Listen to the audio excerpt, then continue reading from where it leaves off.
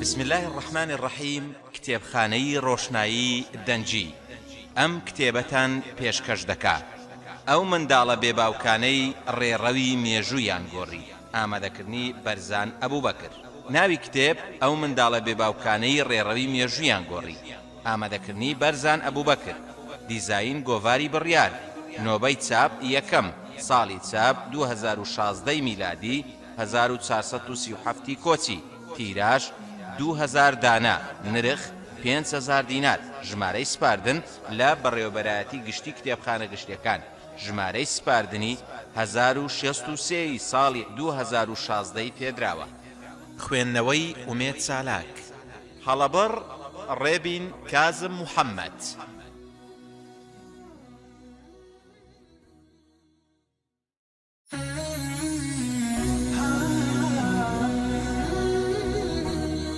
بەناوی خودای بەخشندە و میهرەبان.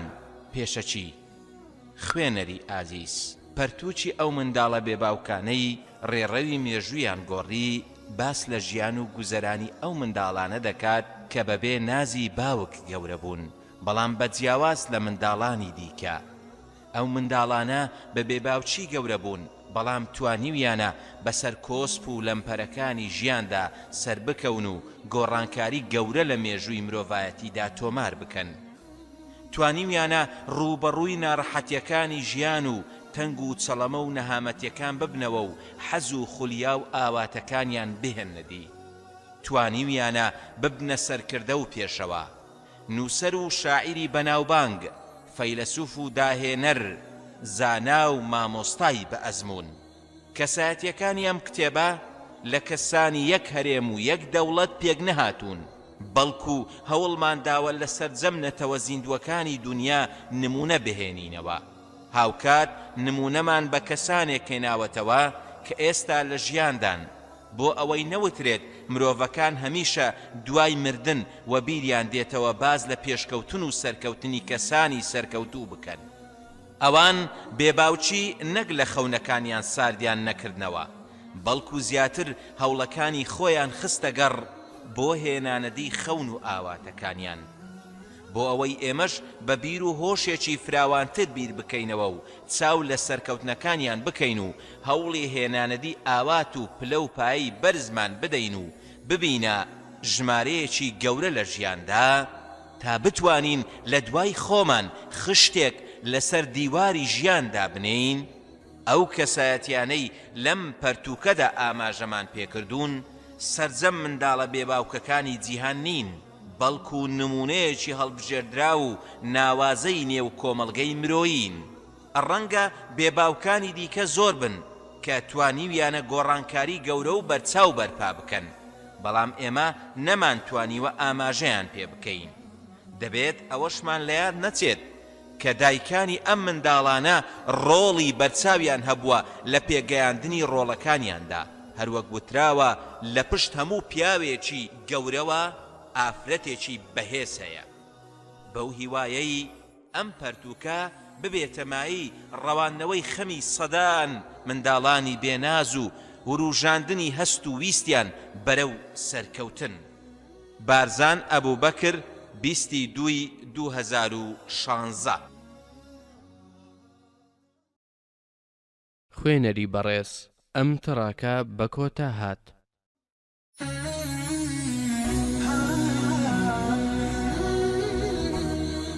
ناوەڕۆک ئەو منداڵە بێباوک و دایکەی بوو بە پێشەوای هەموو مرۆڤایەتی پێغەمبەر موحەممەد صەڵی الله عەلەیه وسەلەم. ئەو منداڵە بێباوکانەی بوونە پێشەوا و سەرکردە: نلسۆن ماندێلا، عەبدوڕەحمان داخل، بیل کلینتۆن، گێرهارد شرۆیدەر، جەنگیز خان، سیمۆن پۆلیڤار. ئەو منداڵە بێباوکانەی بوونە پێشەنگ و زانا: پێشەوا بوخاری، پێشەوا شافعی، پێشەوا ئەحمەدی کوڕی حەمبەل، پێشەوا غەزالی، سوفیانی ثەوری، پێشەوا ئیبن الجەوزی، شێخ محەممەدی خال، شێخ عەبدوڕەحمان سەعدی، پێشەوا عەبدولعەزیز بن باز، پێشەوا ئەبوو حەسەنی نەدەوی. ئەو منداڵە بێباوکانەی بوونە فەیلسوف و داهێنەر: نیوتن، ستیڤ جۆبس، کۆنفوشیۆس تۆلستۆی. ئەو منداڵە بێباوکانەی بوونە نووسەرێکی بەناوبانگ و شاعیرێکی لێهاتوو: موتەنەبی، قانیع، عەبدوڕەزاق سەنهوری، حافز ئیبراهیم. ئەو منداڵە بێباوکانەی بوونە خاوەن کار و سەرمایەدار: فریدریک سیمس، پیتەر لینچ.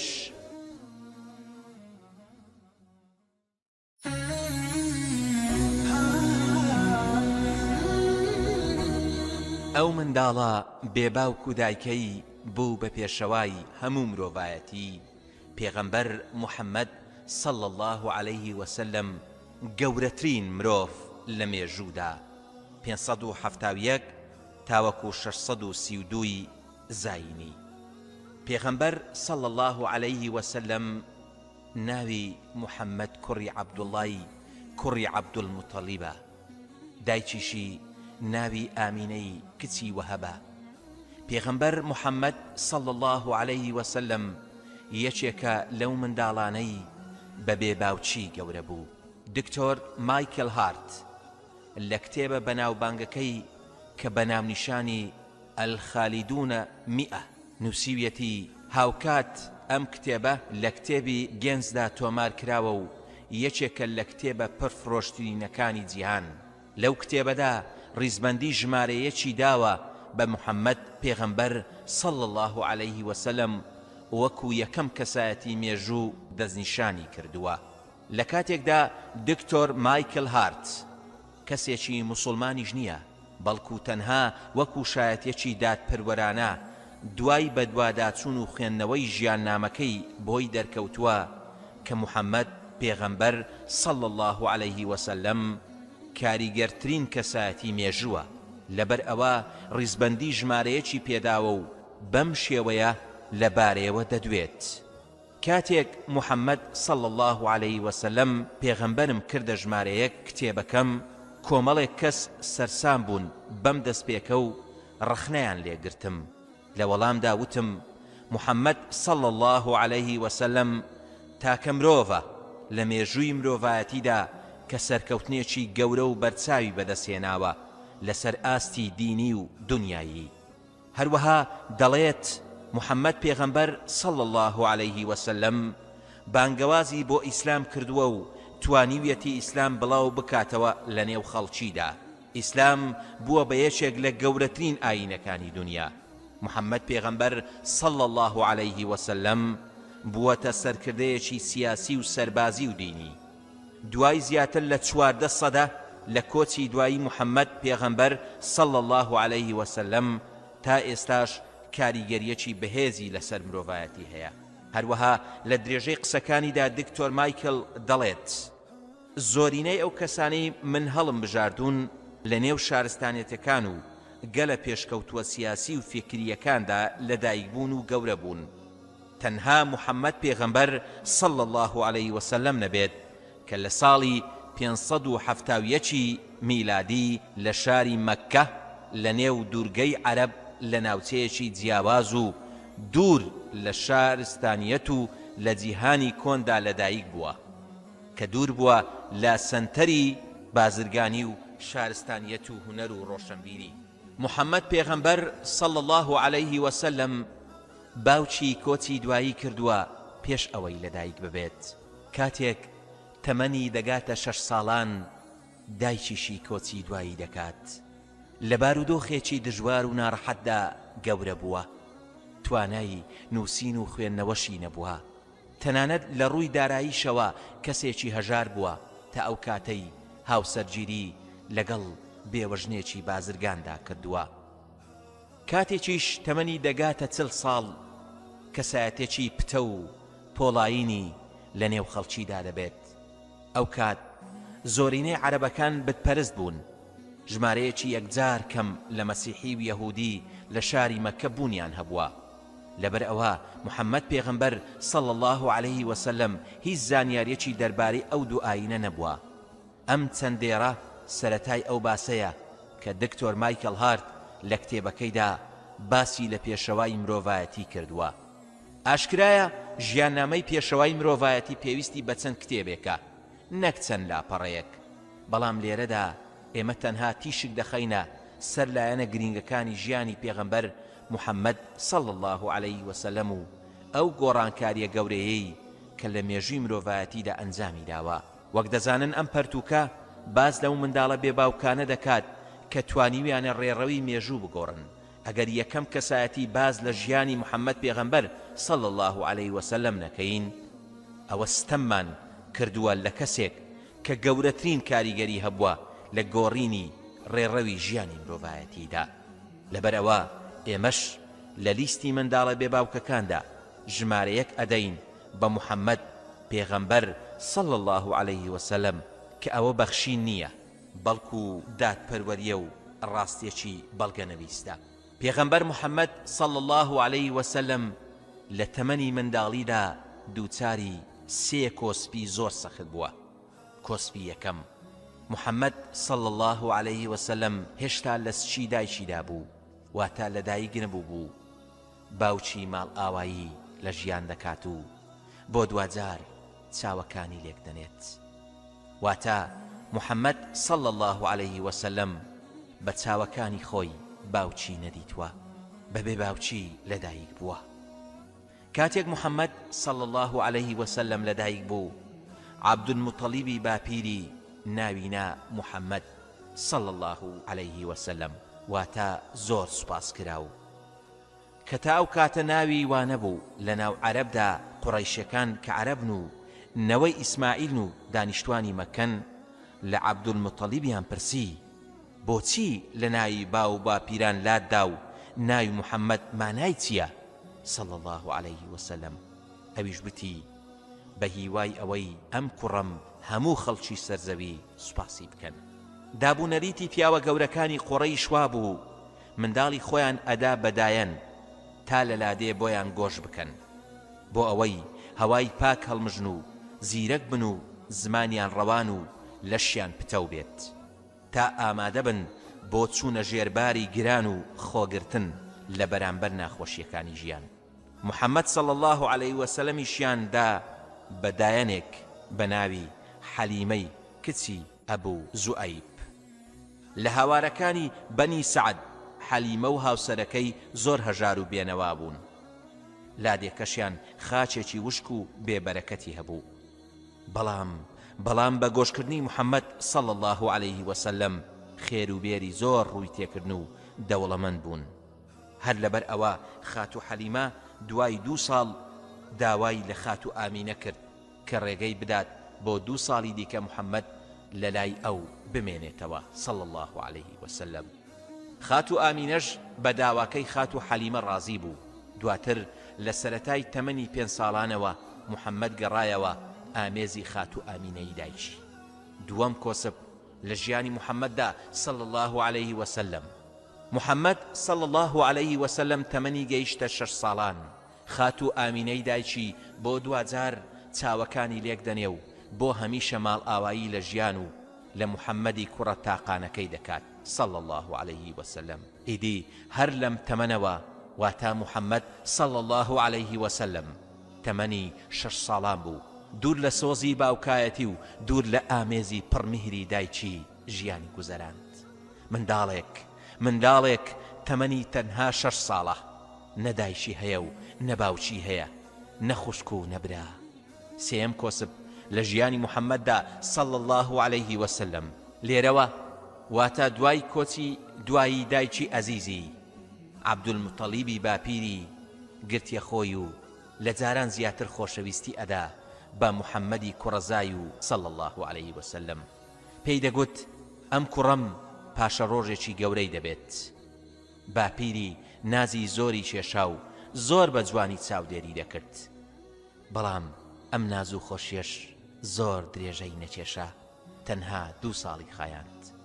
واتە محەممەد صلی الله عليه وسلم تەمەنی بوو بە 8 ساڵان و باپیریشی کۆچی دوایی کرد و دووبارە محەممەد صلی الله عليه وسلم بێناز کەوتەوە. پاشان ئەبوو تاڵیبی مامی سەرپەرشتی محەممەد صلی الله عليه وسلمی گرتە ئەستۆ. ئەبوو تاڵیب پیاوێکی دەستکورد بوو، خاوەنی کۆمەڵێک منداڵ بوو، نەی دەتوانی وەکو پێویست نازی برازاکەی هەڵبگرێت، بەڵام هەتا بڵێ کەسێکی ڕێزدار و خۆشەویست بوو لە لای قوڕیش. محەممەد صلى الله عليه وسلم پێش پێغەمبەرایەتی لەبەر ئەوەی ئەبوو تاڵیبی مامی پیاوێکی هەژار و خێزاندار بوو، محەممەد صلى الله عليه وسلم بووە شوان بۆ ئەوەی هاوکاری مامی بکات و کەمێک باری سەرشانی مامی سوک بکات. شوانی کاری هەموو پێغەمبەران بووە، هەروەکو دەفەرمێت هیچ پێغەمبەرێک سەڵات و سەلامی خوایان پێشکەش بێ نەبووە شوانی نەکرد بێ و مەڕی نە لە وەڕاند بێت. هاوڵان وتیان تۆش ئەی پێغەمبەر صلى الله عليه وسلم فەرمووی بەڵێ منی شوانیم بۆ مەکەیەکان بە مووچەیەکی دیاریکراو دەکرد، بەڵام کاتێک تەمەنی چووە سەر دەستی کرد بە کاری بازرگانی. خات و خەدیجە کاتێک ناوبانجی دەستپاچی و لێهاتووی محەممەدی بیست صلى الله عليه وسلم بانکێشتی کرد و ڕای سپارد تا بە پارە و سامانەکەی بازرگانی بۆ بکات. ئەویش ڕەزامەندی دەربڕی و سەرپەرشتی کاروانێکی بازرگانی خات و خەدیجەی کرد بۆ وڵاتی شام. لەو کاروانەدا خات و خەدیجە خزمەتکارێکی خۆی بە ناوی مەیسەرە لەگەڵ محەممەد صلى الله عليه وسلم نارد. مەیسەرە بەردەوام چاودێری کار و کردەوەی محەممەد صلى الله عليه وسلمی دەکرد. ئەو سەفەرەش زیاتر لە 2 مانجی خایەن، کڕین و فرۆشتنیان بەجێهێنا و بە قازانجێکی زۆرەوە گەڕانەوە. مەیسەرە چووە لای خات و خەدیجە و بە درێژی باسی دڵسۆزی و دەستپاچی و دڵپاچی و میهرەبانی و بەزەی محەممەد صلى الله عليه وسلمی بۆ کرد. هەروەها باسی قازانجی زۆری چەند ئەوەندەی جارانی بۆ کرد. بەم باسەش ڕێزی محەممەد صلى الله عليه وسلم لە دڵی خات و خەدیجەدا هێندەی تر زیادی کرد. خات و خەدیجە بەم هەواڵە زۆر دڵخۆش بوو، لەبەر ئەوە ناردی بە دوای محەممەددا صلى الله عليه وسلم و پێی گوت ئامۆزا ئەگەر تۆ ڕازی بیت ئەوە من ئامادەم ببمە هاوسەری ژیانت. هەرچەندە خات و خەدیجە بە 15 ساڵ لە محەممەد گەورەتر بوو صلى الله عليه وسلم، لەگەڵ ئەوەشدا بێوەژن بوو، پێشتر 2 شووی کردبوو، بەڵام ئافرەتێکی خانەدان و ڕەوشت بەرز و ژیر و کارامە و لێهاتوو بوو. نابێت و ناکرێت محەممەد صلى الله عليه وسلم ئەم داواکاریە ڕەت بکاتەوە، لەبەر ئەوە بە خۆشحاڵیەوە بە داواکەی خات و خەدیجە ڕازی بوو. بۆ ئەم مەبەستە گەڕایەوە ماڵەوە و پرس و ڕاوێژی بە مامی کرد. ئەویش بە خۆشحاڵیەوە ڕەزامەندی نیشاندا. ئیدی گەورە پیاوان و پیاوماقوڵان و نزیکانی خۆیان کۆ کردەوە و بە مەبەستی مارە بڕینی خات و خەدیجە ڕوویان کردە ماڵی خات و خەدیجە. بەم شێوەیە لە تەمەنی 25 ساڵیدا محەممەد صلى الله عليه وسلم بۆ یەکەم جار هاوسەرگیری لەگەڵ خات و خەدیجە کرد. ئەو کاتە تەمەنی خات و خەدیجە 40 ساڵ بوو. الصادق الأمين محەممەد صلى الله عليه وسلم لە هەموو کەسێک پاکتر و چاکتر و ئاکار بەرزتر بوو. قوڕەیشیەکان لەبەر دەستپاچی و ڕەوشت بەرزی نازناوی الصادق الأمینیان پێبەخشی بوو. محەممەد صلى الله عليه وسلم کەسێکی ئاکار جوان و مامەڵەی دروست و هێمن و لەسەرخۆ و میهرەبان بوو، خۆنەویست و بەخشندە بوو، حەزی بە یارمەتی و هاوکاری هەمووان دەکرد. بەڕەوشتە جوان و ناوازەکەی جێگەی خۆی لە دڵی هەموواندا کردبووە. محەممەد صلى الله عليه وسلم هەر لە تەمەنی لاویدا وەکو گەورە و پیاوماقوڵان هەڵسو کەوتی دەکرد، هەرچەندە بێدایک و بێباوک و بێبرا و خوشک و بێباپیر بوو، بەڵام ئەمانە کاریگەری نەرێنیان نەکردە سەر ڕەوشت و ئاکاری بەرز و کەسایەتی. ڕۆڵی محەممەد صلى الله عليه وسلم لە کاتی دروستکردنەوەی کەعبەدا. کاتێک محەممەد صلى الله عليه وسلم تەمەنی 35 ساڵ بوو، لافاوێکی گەورە دیوارەکانی کەعبەی خراپ کرد. لەبەر ئەوە قوڕەیشیەکان ناچار بوون سەر لە نوێ کەعبە دروست بکەنەوە. کاتێک گەیشتنە جێگای دانانی بەردەڕەشەکە لە ناو خۆیاندا تێک چوون لەسەر ئەوەی چێ بەردەڕەشەکە دابنێتەوە. بەمەش ڕەوشەکە نزیک بوو جەنجی لێ بکەوێتەوە. دوجار ڕێکەوتن لەسەر ئەوەی چێ یەکەم کەس لە لای سەفاوە بێت بیکەن بە حەکەم و ناوبژیوان. قەدەر وابوو یەکەم کەس کە هات محەممەد صلى الله عليه وسلم بوو. هەمووتیان محەممەد الئەمین هات. بەڵێ هەمووتیان محەممەد الئەمین هات. هەمومان ڕازین ئەو دادوەری لە نێوانماندا بکات. محەممەد صلى الله عليه وسلم عەباکەی سەرشانی ڕاخست و بەردەکەی خستە ناو عەباکە وتی با سەرۆکی هەر تیرەیەک چمکێکی بگرێ و بەرزی بکاتەوە. بەو شێوەیە هەمووان بەردەکەیان بەرز کردەوە تا گەیشتە جێگاکەی خۆی. پاشان خۆی بەردەکەی هەڵگرت و لە جێگاکەی خۆی داینایەوە. بەو جۆرە هەموویانی ڕازی کرد و ئاژاوەکەی کۆتایی پێهێنا. خوێنەری ئازیز، ئەم چەندێرە کورتەیەک بوو لە ژیانی محەممەد صلى الله عليه وسلم پێش ئەوەی ببێتە پێغەمبەر صلى الله عليه وسلم. لێرەوە باس لە ژیانی محەممەد دەکەین صلى الله عليه وسلم کاتێک دەبێتە پێغەمبەر و ئەو گۆڕانکاریە گەورەیەی کە توانی لە مێژووی مرۆڤایەتیدا ئەنجامی بدات صلى الله عليه وسلم. محەممەد صلى الله عليه وسلم تەمەنی گەیشتە 40 ساڵ. وەکو نەریتی هەمیشەیی لە مانجی ڕەمەزاندا دەڕۆیشتە ئەشکەوتی حەڕا، بیری لە دروستکردنی گەردوون و بوونەوەر دەکردەوە. ئەو کات قوڕەیشیەکان خەڵکانێکی بتپەرست بوون، بەدەستی خۆیان بتیان دادەتاشی و وەکو خوددا سەیریان دەکرد و بڕوایان وابوو خێر و شەڕ، چاکە و خراپە، قازانج و زیانیان بەدەستە. تەنانەت گەربیان ویستایە گەشتێک بکەن دەڕۆیشتنە پەرستگاکانیان و پرس و ڕاوێژیان بە ئەو بتانە دەکرد کە لەلایەن وابوو ئەوانە خوددان. ئەمانە و چەندین نەریتی دیکەی قوڕەیشیەکان بووە هۆی ئەوەی محەممەد صلى الله عليه وسلم ژیرانەتر لەوان بیر بکاتەوە و بە دوای حەقیقەت و ڕاستیدا بگەڕێت. محەممەد صلى الله عليه وسلم لە تەواوی مانجی ڕەمەزاندا لە ئەشکەوتی حەڕا دەمایەوە. جاروبار خات و خەدیجەی خێزانی نان و ئاو پێداویستی بۆ دەبرد بۆ ئەشکەوتی حەڕا. ئەو لە تەنهاییدا بیری دەکردەوە و بەخۆی دەگوت ناکرێت شتێک نەسوودی هەیە و نەزیان، تەنانەت ناتوانێت پارێزگاری لە خۆی بکات، چ جای ئەوەی بتوانێت پارێزگاری لە دەوروبەرەکەی بکات.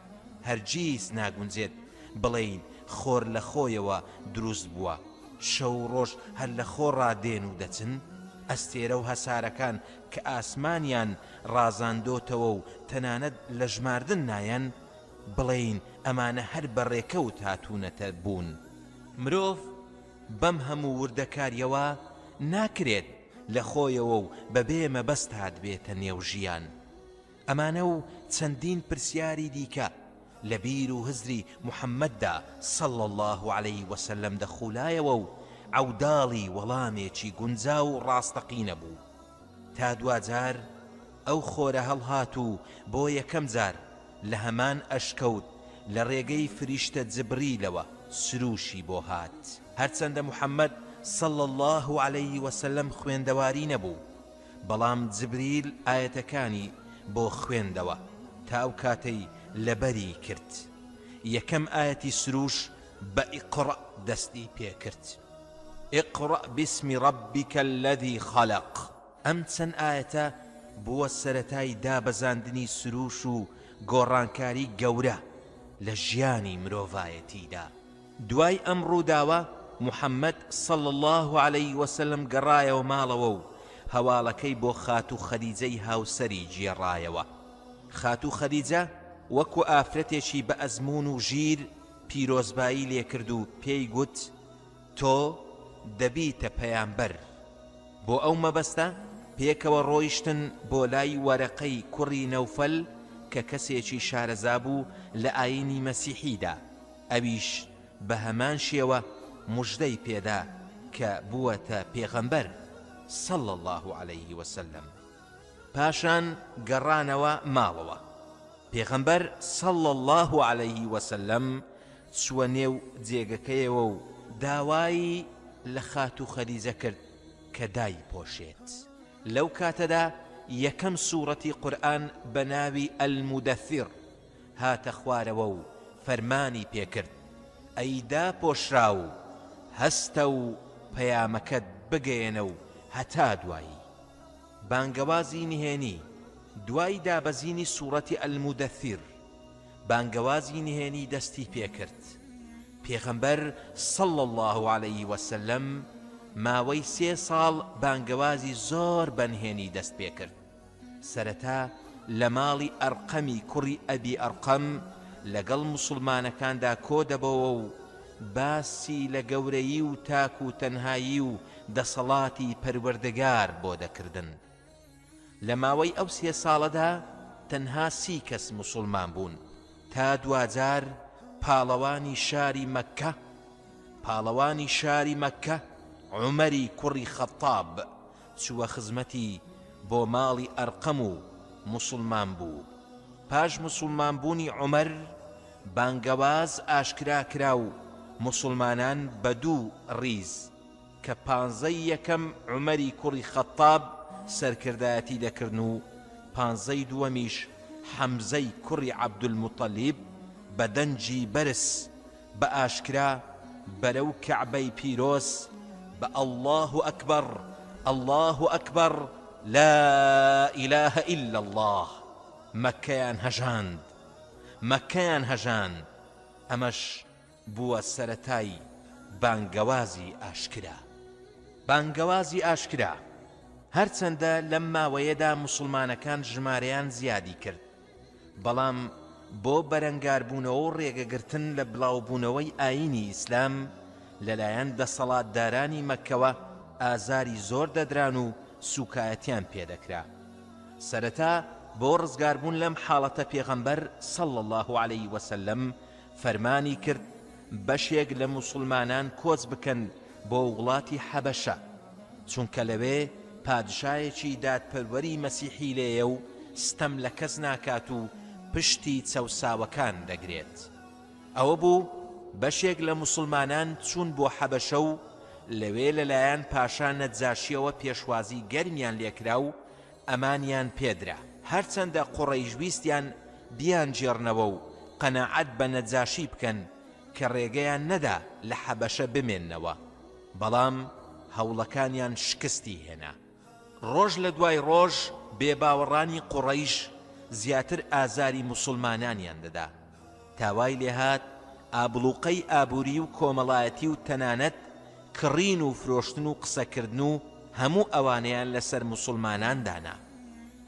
موسڵمانان لە شوێنێکدا کە پێی دەگوترا شیوی ئەبوو تاڵیب ژیانیان دەگوزەراند. ئەم بارودۆخەش ماوەی 3 ساڵی خایان. دوای ئەوەش دوان لە خۆشەویستترین و ئەزیزترینەکانی پێغەمبەر صەڵی الله عەلەیه وسەلەم کۆچی دواییان کرد و بۆ هەمیشە ماڵ ئاواییان لێ کرد. ئەویش خاتوو خەدیجەی خێزانی و ئەبوو تاڵیبی مامی بوو. کارەساتەکە ئەوەندە قورس و گەورە و گران بوو کە ئەو ساڵەی ناونا ساڵی ماتەمینی. پاش تێپەڕبوونی 3 ساڵ بەسەر ئابلوقەی قوڕەیشیەکان دوجار بەویستی خودا و پاشان بە هەوڵی کەسانی دڵسۆز ئابلۆقەکە کۆتایی هات. هاوکات دوای هەڵگرتنی ئابلوقەکەش قوڕەیشیەکان ڕۆژ لە دوای ڕۆژ زیاتر ئازاری پێغەمبەر و موسڵمانانیان دەدا صەڵی الله عەلەیه وسەلەم، بەتایبەت دوای کۆچی دوایی ئەبوو تاڵیب. لەبەر ئەوە پێغەمبەر صەڵی الله عەلەیه وسەلەم بیری لە ڕێگە چارەیە کردەوە تا گیانی موسڵمانان بپارێزێت. سەرەتا شاری تائیفی هەڵبژارد و بەرەو تائیف بەڕێکەوت. ئەو کات تائیف لەلایەن 3 براوە بەڕێوە دەبرا. کاتێک پەیامبەر چاوی پێیان کەوت و مەبەستی هاتنەکەی بۆ ڕوونکردنەوە زۆر بەتوندی و ناشیرینی داواکەیان ڕەت کردەوە و پێیان وت بڕۆ دەرەوە لە شارەکەمان. هەر ئەوەندەش نا، بەڵکو نەفام و کۆیلە و منداڵەکانیان لێهاندان تا بەردبارانیان بکەن و لە شار و دەریان نێن. بەمەش تائیف مێژوویەکی ڕەشی بۆ خۆی تۆمار کرد کە بە درێژایی مێژوو باجەکەی دەدەن. پاشان گەڕایەوە شاری مەککە و بیری لە ڕێگە چارەیەکی دیکە کردەوە. کات مەوسیمی حەج بوو. پێغەمبەر صەڵی الله عەلەیه وسلم لەو کاتانەدا خەڵکی بانگ دەکرد بۆ بڕواهێنان بە خودای تاک و تەنها و واسێنان لە بتپەرستی و هاوڵدانان بۆ خودا. ئەو کات ساڵی 11 پێغەمبەرایەتی بوو. پێغەمبەر صەڵی الله عەلەیه وسلم لە عەقەبە گەیشت بە 6 کەس لە خەڵکی یەثریب کە لە هۆزی خەزرەج بوون. بە مەبەستی حەجکردن هاتبوون بۆ مەککە، بانگی کردن بۆ ئیسلام و باوەڕهێنان بە خودای تاک و هەروەها تەنها و بەدەسەڵات. خەزرەجیەکان بانگەوازەکان قبول کرد و باوەڕیان هێنا. عەقەبەی یەکەم. بۆ ساڵی دواتر واتە ساڵی 12 پێغەمبەرایەتی 12 کەس لە هەردوو تیرەی ئەوس و خەزرەج کە 5یان لەو 6 کەسە بوون کە ساڵی ڕابردوو باوەڕیان هێنا بوو، لەگەڵ 7 کەسی دیکە کە دوانیان لە هۆزی ئەوس بوون، هاتنەوە بۆ مەککە. لە عەقەبە بەیعەتیان بە پێغەمبەر صەڵی الله عەلەیه وسلمدا، داوایان لێکرد کە کەسێک لەگەڵیاندا بنێرێت تا شارەزایان بکات لە ئایینی ئیسلام. پێغەمبەر صەڵی الله عەلەیه وسلم موسعەبی کوڕی عومەیری نارد لەگەڵیاندا. ئەوەش ناونرا پەیمانی عەقەبەی یەکەم. عەقەبەی دووەم. ساڵی داهاتووتر واتە ساڵی 13هەمی پێغەمبەرایەتی کە ژمارەیان 73 پیا و 2 ئافرەت بوو، لە خەڵکی شاری یەثریب باوەڕیان هێنا بوو، هاتن بۆ شاری مەککە. دووبارە لە عەقەبە لەگەڵ پێغەمبەر صەڵی الله عەلەیه وسلم کۆبوونەوە و بەیعەتیان پێدا. ئەم جارەیان بانکێشتیان کرد بۆ شاری مەدینە تا خۆی و موسڵمانان بڕۆن بۆ شاری مەدینە و لە دەست ئەشکەنجە و ئازاردانی قوڕەیشیەکان ڕزگاریان ببێت. پێغەمبەر صەڵی الله عەلەیه وسلم داواکەی قبول کردن. کۆچکردن بۆ مەدینە. سەرەتا موسڵمانەکان بەنهێنی کۆچیان کرد بۆ شاری مەدینە. دواتر پێغەمبەر صەڵی الله عەلەیه وسلم بە هاوڕێیەتی ئەبوو بەکری سیدیق پلانیان دانا بۆ کۆچکردن بۆ شاری مەدینەی پیرۆز. هەرچەندە قوڕەیش ویستیان ڕێگەی لێ بگرن و ڕێگە نەدەن بڕوات بۆ مەدینە و بۆ ئەو مەبەستەش دەگەنجی بەهێزیان هەڵبژارد کە هەر یەکیان لە تیرەیەک بوون بۆ ئەوەی پێش ئەوەی بڕوات بیکوژن. بەڵام پیلانەکەیان شکستی هێنا و نەیانتوانی ڕێگەی لێ بگرن، لەبەرەوەی پێیامبەر صەڵی الله عەلەیه وسلم بە فەرمانی خوددا کۆچی کرد بۆ شاری مەدینە. سەرەڕای ئەو هەموو گەڕان و بەدواداچوونەی ئەبوو جەهل و سوپاکەی کە بە شوێنیاندا ڕۆیشتن، بەڵام نەیانتوانی زیانیان پێبگەێنن، تەنانەت نەیانتوانی شوێن پێشیان هەڵبگرن. کۆتا هەوڵ بڕیاریاندا هەر کەس بە مردوویی یان بە زیندوویی بیانجێڕێتەوە بۆ مەککە 100 حوشتری بە دیاری پێ بدەن. قوڕەیشیەکان لەم هەوڵەشیان شکستیان هێنا. دوجار پێغەمبەری خوا صەڵی الله عەلەیه وسلم و ئەبوو بەکری سیدیق بە سەلامەتی گەیشتنە شاری مەدینەی پیرۆز. پێشوازی دانیشتوانی مەدینە. لەلایەن دانیشتوانی شاری مەدینەوە پێشوازیەکی بێوێنەیان لێکرا. ئەوان بەهاتنی پەیامبەر صەڵی الله عەلەیه وسلم بۆ شارەکەیان لە خۆشیدا شاگەشکە بوون. ئەوەندە خۆشحاڵ بوون کە نەیان دەتوانی تعبیر لەو هەموو خۆشیە بکەن. هەمووان لە هەوڵی ئەوەدا بوون چۆن بتوانن خزمەتێک پێشکەش بکەن. خەڵکی مەدینە پەیمانیاندا بە پێغەمبەر صەڵی الله عەلەیه وسلم کە لە خۆشی و ناخۆشیدا لەگەڵیدا بن. بەڵێنیاندا کە گوێڕایەڵی فەرمانەکانی بن. بەڵێنیاندا بیپارێزن و بە گیانی خۆیان بەرگری لێ بکەن. دکتۆر مایکل لە کتێبی 100 کەسایەتیەکەی جیهاندا دەڵێت کۆچی پێغەمبەر صەڵی الله عەلەیه وسلم بۆ شاری مەدینەی پیرۆز خاڵی وەرچەرخانی ژیانی پێغەمبەر صەڵی الله عەلەیه وسلم بوو، چونکە ژمارەی ئەو کەسانەی لە مەککە بڕوایان پێهێنا و شوێنی کەوتن زۆر کەم بوون، بەڵام ژمارەی ئەو کەسانەی لە مەدینە بڕوایان پێهێنا و شوێنی کەوتن زۆر بوون. پێغەمبەر صەڵی الله عەلەیه وسلم توانی لە ماوەیەکی کەمدا بەهێزترین و قوڵترین کاریگەری لە دڵی خەڵکیدا دروست بکات. هەروەها دەڵێت بۆ یەکەم جار لە مێژوودا پێغەمبەر صلی الله عليه وسلم توانی خەڵکی نیوە دوورگەی عەرەب یەک بخات و دڵیان پڕ بکات لە باوەڕ و ڕێنمونیان بکات بۆ پەرستنی خودایەکی تاک و بەدەسەڵات.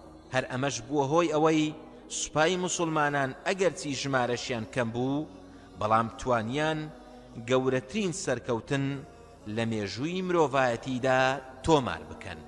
کەسایەتی پێغەمبەر محەممەد صلی الله عليه وسلم.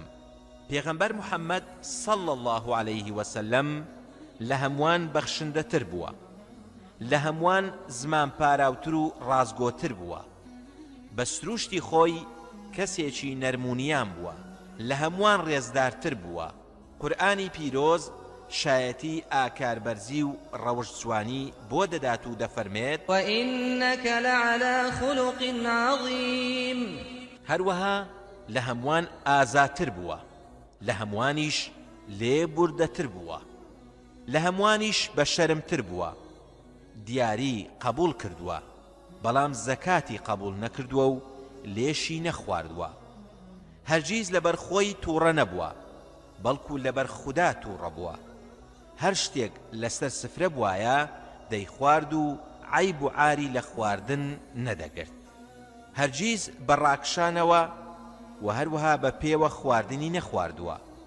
هەژاری زۆری بینیوە، جار هەبووە 3 مانگ تێپەڕیوە ئاگر لە ماڵەکانیدا نەکراوەتەوە، واتە جگەل لە خورما و ئاو چێژ لە ماڵەکانیدا لێ نەنراوە. حەزی بە دانیشتن لە کۆڕ و کۆمەڵی هەژاراندا کردووە، سەردانی نەخۆشی کردووە و لەگەڵ جەنازەدا دەڕۆیشتە گۆڕستان. سوعبەتی دەکرد بەڵام جگەل لە حەق شتێکی دیکەی نەدەگوت. پێدەکەنی بەبێ قەهقەهە هاوکاری خێزانەکانی دەکرد لە کاروباری ماڵەوەدا.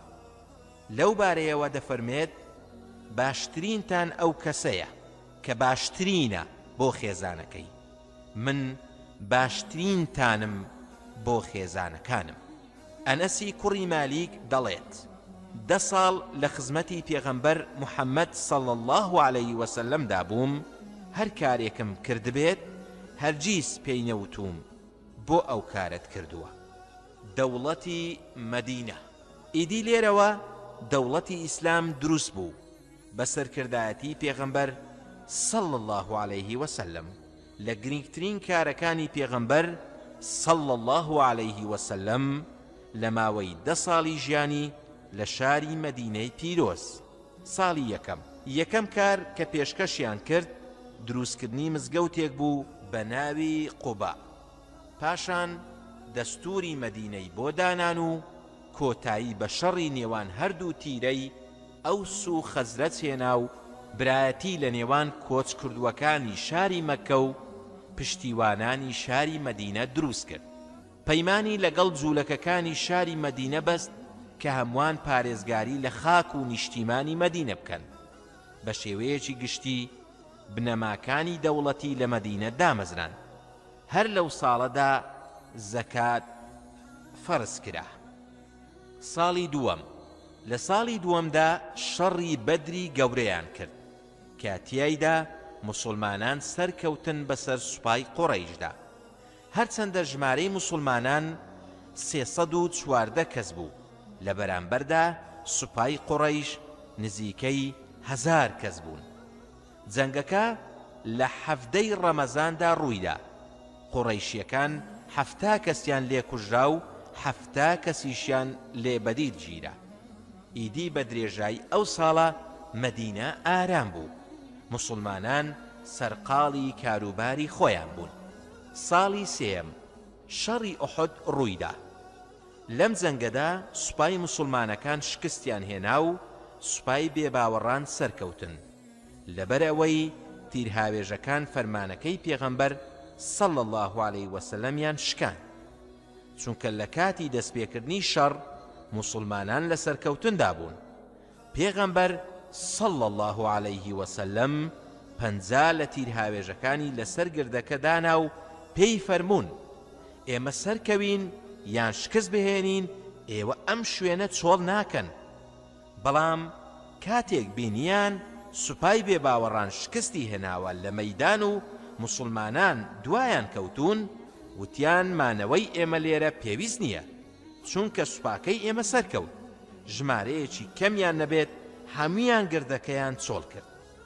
خالیدی کوڕی وەلیدیش کە ئەو کات بێباوەڕ بوو، ئەو دەرفەتەی قۆستەوە و چووە سەرگردەکە و پشتی لە موسڵمانان گرت و بانجی سوپای بێباوەڕانی کرد.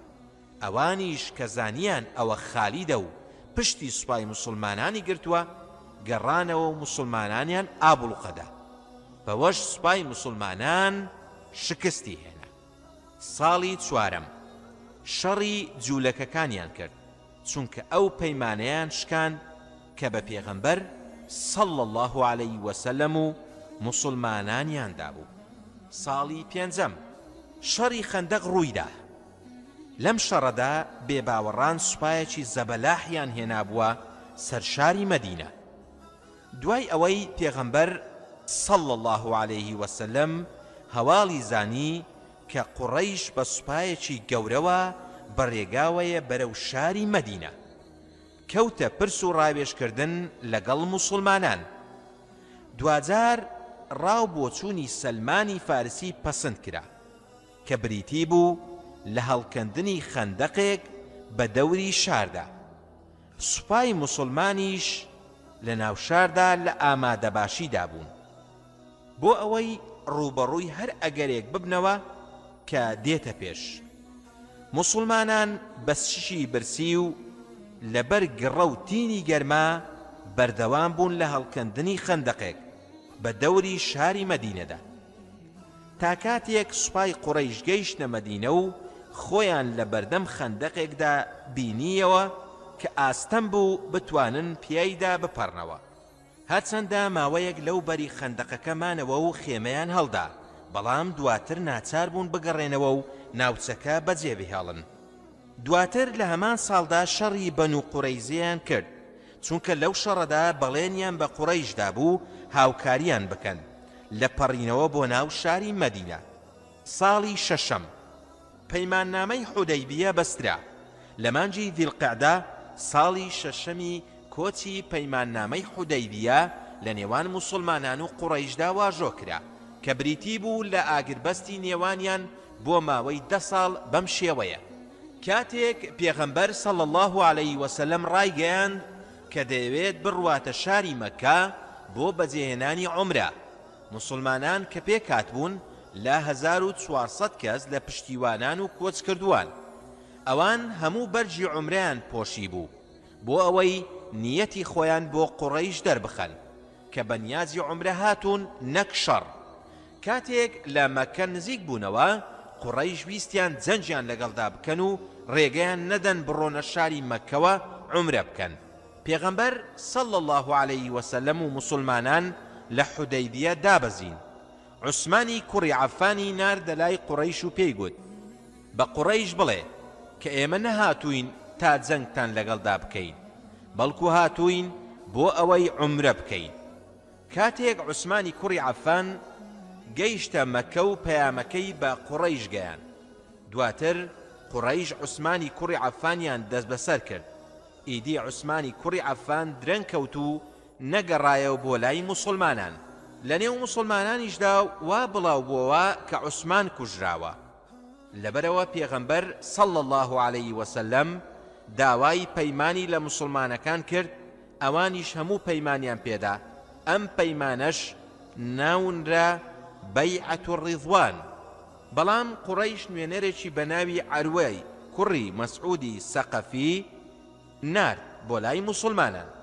کاتێک گەڕایەوە بۆ لای قوڕەیش وتی ئەی گەلەکەم، من بە نوێنەرایەتی ڕۆیشتوم بۆ لای پاشاکانی فارس و ڕۆم و نەجاشی.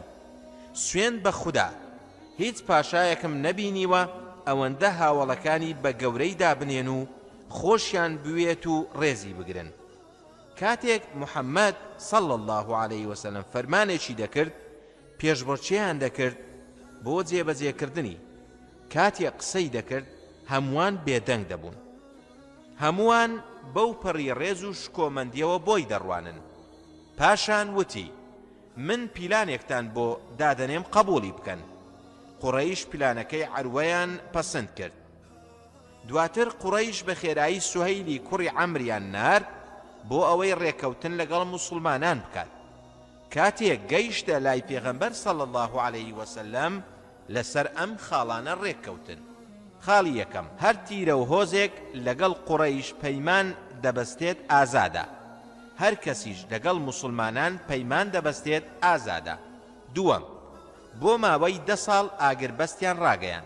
سێم، دەبێت ئەم ساڵ موسڵمانان بگەڕێنەوە بۆ مەدینە و ساڵی ئایندە بێنەوە بۆ مەکە و عومرەکەیان بەجێ بهێنن. چوارەم، هیچ لایەنێک بۆی نییە دەستدێژی بکاتە سەر هیچ هۆزێک کە هاوپەیمانی قوڕەیشە یان هاوپەیمانی موسڵمانانە. پێنجەم، هەر کەس لە قوڕەیش بەبێ پرسی خاوەنەکەی موسڵمان بوو دەبێت بیجێڕنەوە بۆ ناو قوڕەیش. بەڵام ئەگەر موسڵمانێک پەشیمان بۆوە هاتە ناو قوڕەیش ئەوە قوڕەیش نایجێڕێتەوە بۆ ناو موسڵمانان. هۆزی خوزاعە بوونە هاوپەیمانی موسڵمانان، بەنو بەکریش بوونە هاوپەیمانی قوڕەیش. ساڵی حەوتەم، پێغەمبەر صلی الله علیه وسلم و موسڵمانان بۆ یەکەم جار دوای کۆچڕۆیشتن بۆ شاری مەکەی پیرۆز و عومرەیان بەجێهێنا، لە هەمان ساڵدا شەڕی خەیبەر ڕوویدا. موسڵمانان سەرکەوتن بەسەر جوولەکەکاندا. هەروەها لە هەمان ساڵدا پێغەمبەر صلی الله علیه وسلم هاوسەرگیری لەگەڵ خات و سەفیەدا کرد. ساڵی هەشتەم، لە ساڵی هەشتەمی کۆچیدا موسڵمانان بەبێ شەڕ فەتحی مەکەیان کرد، چونکە قوڕەیش پەیماننامەکەی شکاندبوو. پەلاماری هۆزی خوزاعەیاندا بوو کە هاوپەیمانی موسڵمانان بوون. ئیدی مەکە لە بتپەرستی پاک کرایەوە و گەڕایەوە ژێر دەسەڵاتی موسڵمانان. هەروەها لەم ساڵەدا جەنجی موئتە ڕوویدا لە نێوان موسڵمانەکان و ڕۆمەکاندا. هاوکات جەنجی حونەین لە دژی هۆزەکانی هەوازن و سەقیف ڕوویدا. ساڵی نۆیەم، غەزای تەبوک ڕوویدا کە کۆتا جەنگ بوو کە پێغەمبەر صلی الله علیه وسلم بەشداری تێدا کرد. هەر لەو ساڵەدا وەفد و نوێنەری هۆزەکانی دوورگەی عەرەبی دەهاتن بۆ لای پێغەمبەر صلی الله علیه وسلم، پۆل پۆل دەهاتنە نێو ئیسلامەوە. ئەو ساڵە ناونرا ساڵی وەفدەکان. ساڵی دێم، لەم ساڵەدا پێغەمبەر صلی الله علیه وسلم حەجی ماڵ ئاوایی کرد بە بەشداری زیاتر لە 100,000 لە هاوڵانی. ساڵی یازەم، لەم ساڵەدا پێغەمبەر صلی الله علیه وسلم لە تەمەنی 63 ساڵیدا بۆ هەمیشە ماڵ ئاوایی لە ژیان کرد کە کۆی تەمەنی 40 ساڵی پێش پێغەمبەرایەتی و 23 ساڵیش پێغەمبەر بوو صلی الله علیه وسلم. لەو 23 ساڵەشدا 13 ساڵ لە مەکە بوو، 10 ساڵیش لە مەدینە بوو. بەم شێوەیە پێغەمبەر صلی الله علیه وسلم تەنها لە ماوەی 23 ساڵی پێغەمبەرایەتیدا توانی بە جوانترین شێوە پەیامی خودایی بگەیەنێت و خەڵکی لە بتپەرستی و نەزانین و نەفامی ڕزگار بکات. لەو ماوە کورتەدا توانی دەوڵەتی ئیسلامی دروست بکات و ژمارەیەکی زۆر لە خەڵکی بانگ بکات بۆ ئایینی پیرۆزی ئیسلام و گەورەترین شوێنەوار لە دڵی شوێن کەوتوانیدا دروست بکات. ئەو ئاینەی بە تەنها خۆی دەستی کرد بە بانگەواز بۆی. دوای تێپەڕبوونی زیاتر لە 14 سەدە و لە ئێستادا شوێن کەوتوانی بە زیاتر لە 1.5 ملیار مەزەندە دەکرێن. وتەی زانایان و ناوداران سەبارەت بە پێغەمبەر صلی الله علیه وسلم بوسورت سمیت لە کتێبەکەیدا بە ناونیشانی محەممەد والمحەممەدیەدا دەڵێت محەممەد نە سوپایەکی ئامادەکرا و تایبەت بەخۆی هەبوو، نە چاودێرێکی تایبەت، نە کۆشکێکی ڕازاوە و بڵند و نەموچەیەکی تایبەت. ئەگەر بگونجێت کە بوترێت کەسێک حکم و فەرمانڕەوایی بە قەدەری خوا کردووە ئەوە محەممەدە صلی الله علیه وسلم، چونکە توانی کە دەسەڵات بگرێتە دەست بێ ئەوەی هۆکارەکانی لە بەردەستا بێت یان کەس و کاری یارمەتی بدەن و لەگەڵیدا بن.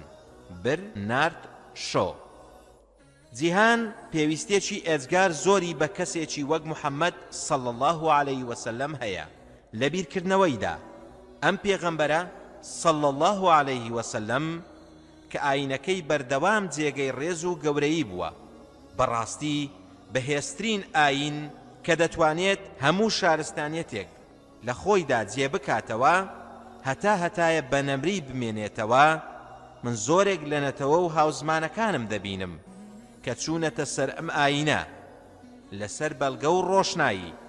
ئەم ئاینە لە داهاتوودا گۆڕەپانێکی فراوانی بۆ دروست دەبێت لەم کیشوەرەدا، مەبەستی کیشوەری ئەوروپایە. ساند هێلەر، زانا و ڕۆژهەڵاتناسی ئەڵمانی ساند هێلەر دەڵێت محەممەد صلى الله عليه وسلم سەرۆکی وڵات بوو، هەروەها شەونخۆنی دەکرد لە پێناو ژیان و ئازادی گەلەکەی. تۆڵەی لەو کەسانە ئەسەندەوە کە خراپەیان ئەنجامەدا و لە ڕێ دەردەچوون لە کۆمەلگاکەیدا کە پڕ بوو لە کەس و کۆمەڵانێک کە دڕندە بوون. پێغەمبەر صلى الله عليه وسلم بانجی دەکردن بۆ یەکخواپەرستی و واسێنان لە زوڵم و ستەم. بەڕاستی لەسەرخۆ و نەرمونیان بوو لە بانگەوازەکەیدا، تەنانەت لەگەڵ دوژمنەکانیشیدا لە کەسایەتی ئەودا دوو سیفەتی سەرەکی تیا بەدی دەکرا کە لە جوانترین و باشترین سیفات و ڕەوشتێک بوون کە مرۆڤایەتی هەڵی گرت بن، ئەوانیش دادپەروەری و بەزەیی. تۆماس کارل دەڵێت محەممەد صلى الله عليه وسلم تیشک و تروسکاییەک بووە، هەموو جیهانی ڕوونا کردوتەوە. ئەمەش فەزلی خوایە کە دەیدات بە هەر کەسێک کە بیەوێ. هەروەها دەڵێت ژیانی پێغەمبەری ئیسلامم زۆر بە چاچی خوێندۆتەوە، هیچ شتێکم لێ نەبینیوە تەنها ئاکار و ڕەوشتی جوان نەبێت کە هەر ئەبێ لەودا مسۆگەر بکرێت. ئاواتە خواز بووم کەوا ئیسلام تاکە ڕێگەیەک بوایە بۆ جیهان. ئاڵ دیورانت، نووسەری ئەمریکی ئاڵ دیورانت خاوەنی مەوسوعەی شارستانی قسەت الحەضارەیە کە 30 بەرگە، دەڵێت ئەگەر بڕیارمان دەرکرد لەسەر گەورەی کەسێکی گەورە و کاریگەری لەسەر خەڵک، ئەوە دەڵێین محەممەد صلى الله عليه وسلم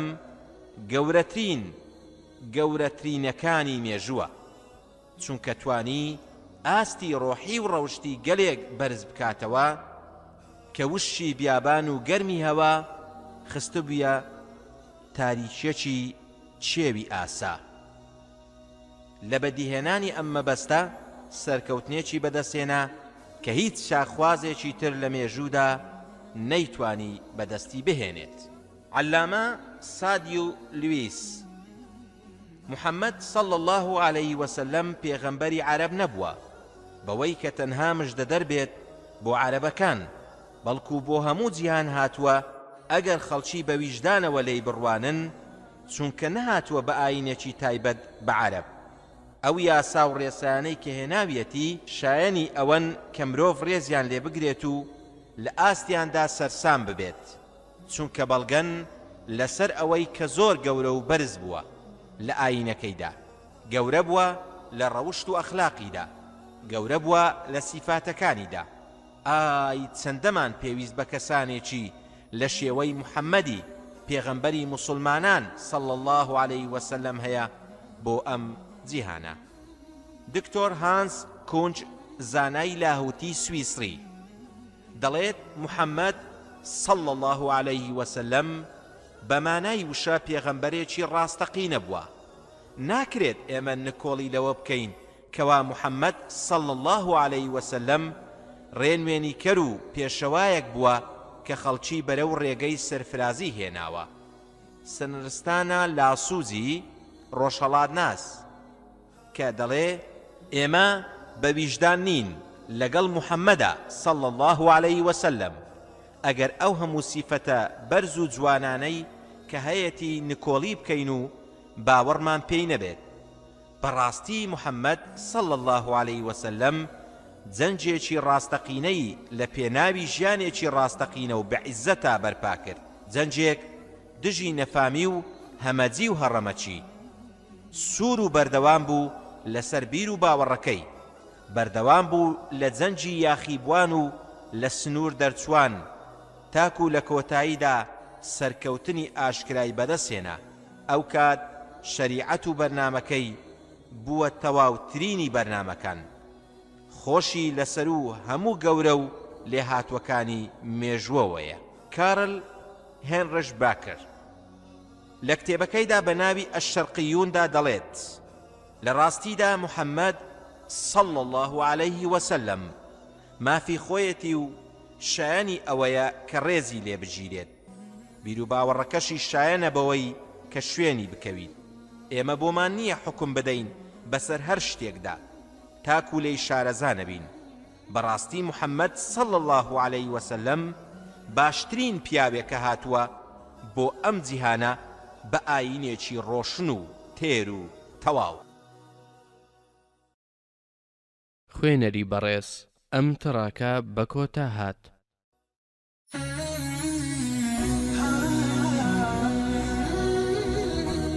ئەو منداڵە بێباوکانەی بوونە پێشەوا و سەرکردە.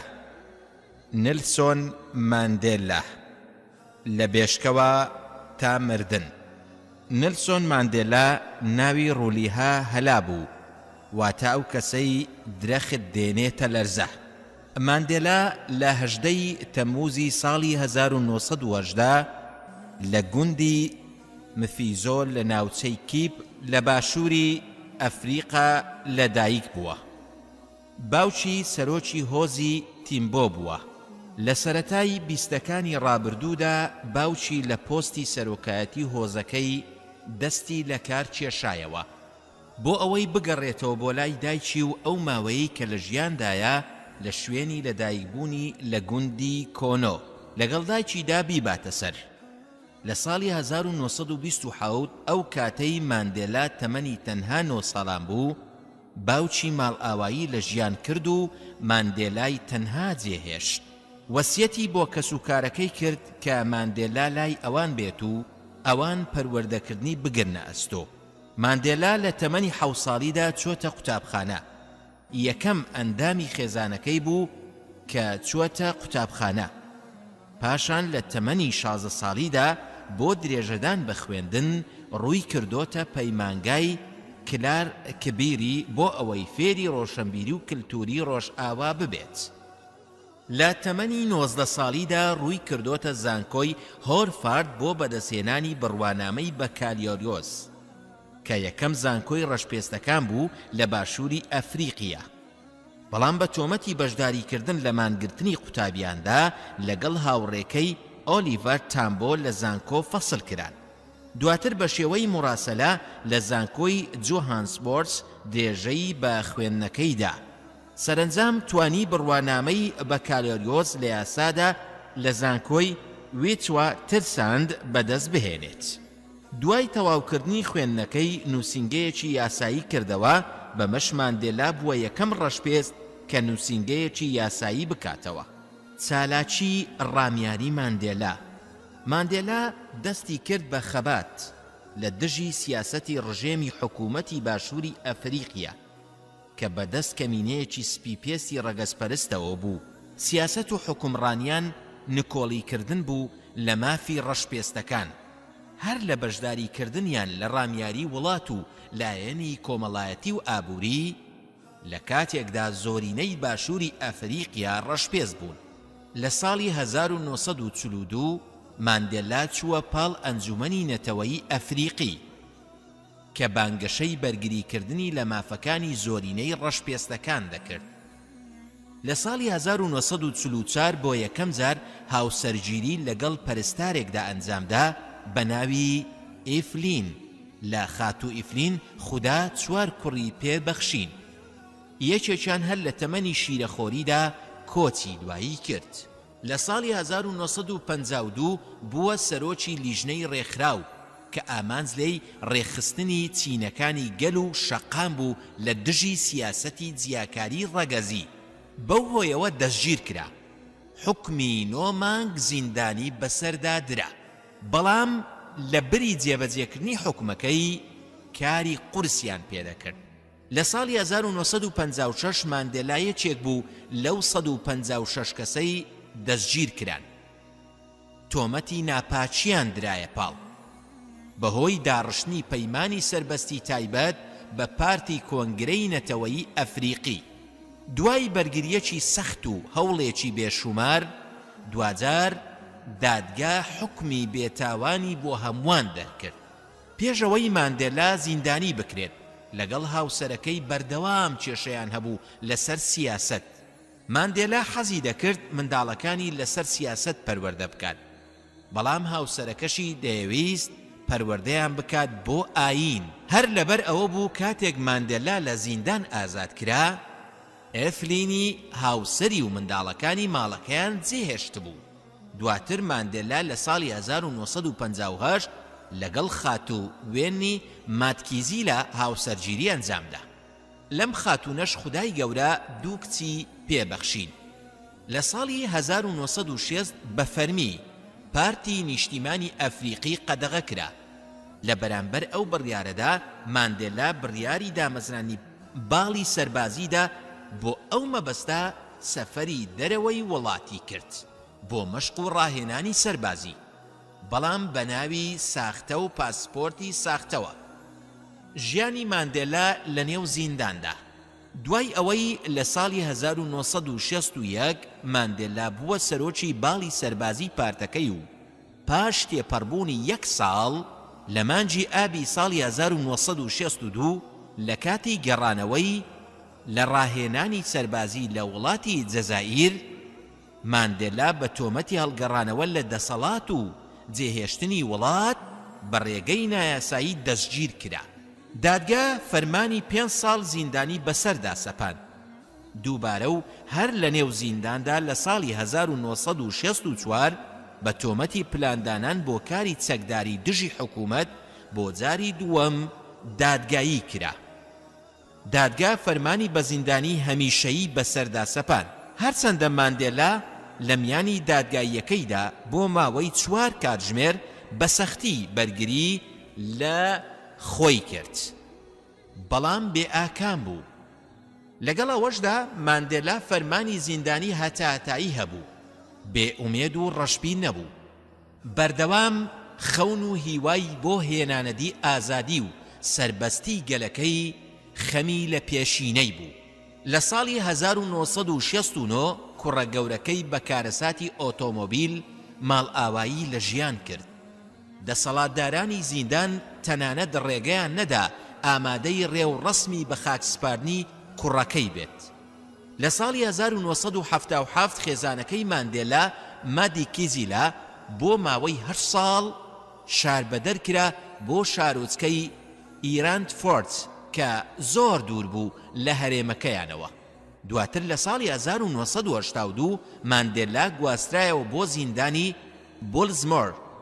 دوای چەندین ساڵ گوزەران لە نێو زینداندا بانگەوازێک کرا بۆ دانیشتن و گفتوگۆ بۆ کۆتایی هێنان بە شەڕ و ئاژاوە و تند و تیژی ناوخۆی وڵات.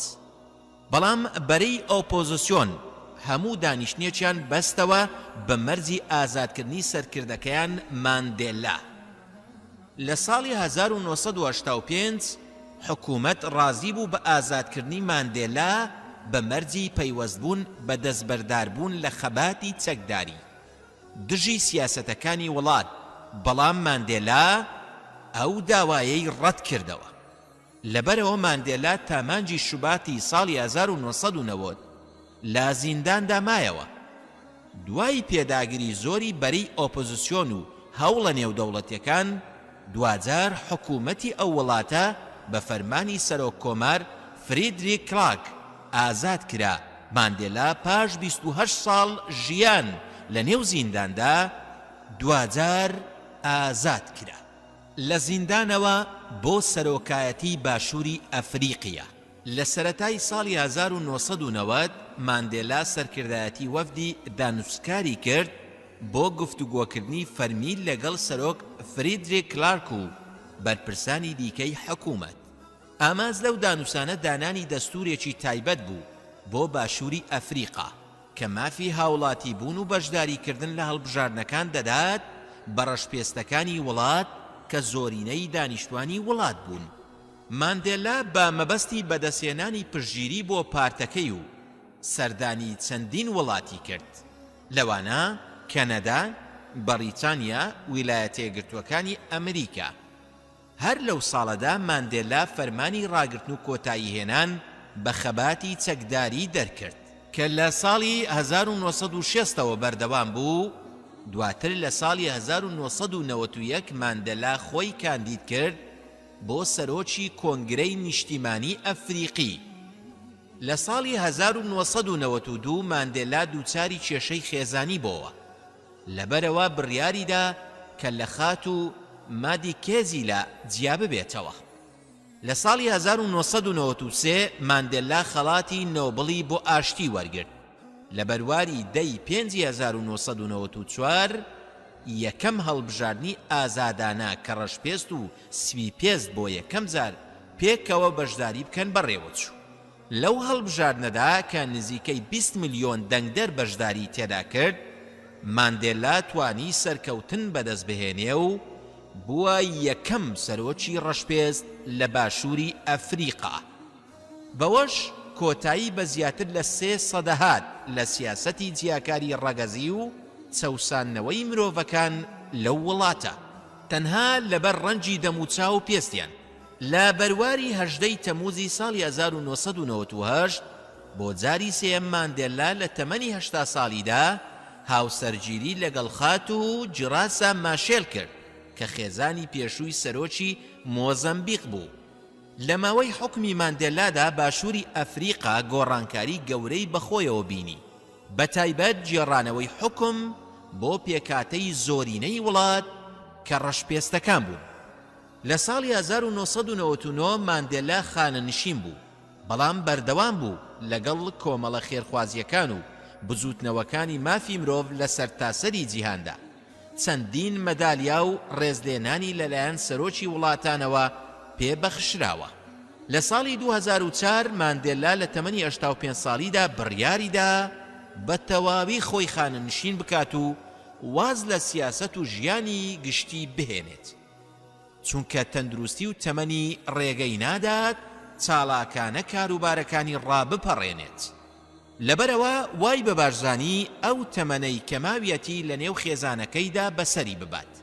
ماندێلا دوای ململانەیەکی سەخت لەگەڵ کۆمەڵێک نەخۆشیدا دوجار لە ئێوارەی پێنجشەممە 5 کانونی یەکەمی ساڵی 2013 سەرۆکی باشووری ئەفریقا جاکۆب زۆما لە ڕێگەی تەلەڤیزیۆنی فەرمی وڵاتەکەیەوە بە فەرمی هەواڵی کۆچی دوایی ماندێلای ڕاگەیاند کە لە تەمەنی 95 ساڵی لە ماڵەکەی خۆیدا لە پایتەختی باشووری ئەفریقا جۆهانسبرگ بۆ دوجار ماڵ ئاوایی لە ژیان کرد.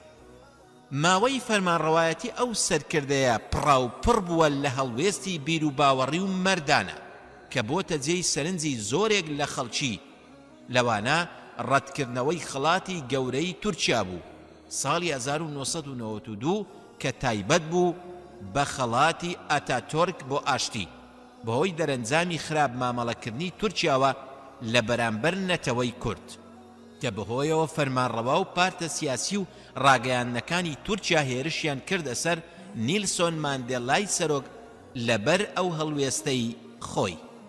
بەڵام لەگەڵ ئەوەشدا نیلسۆن پاشگەز نەبەوە لەو هەڵوێستەی خۆی و تەنها لە ساڵی 2010دا نەبێت کاتێک هەڵوێستە چاکسازیەکانی فەرمانڕەوای تورکیای بەدی کرد لە بەرامبەر کورددا.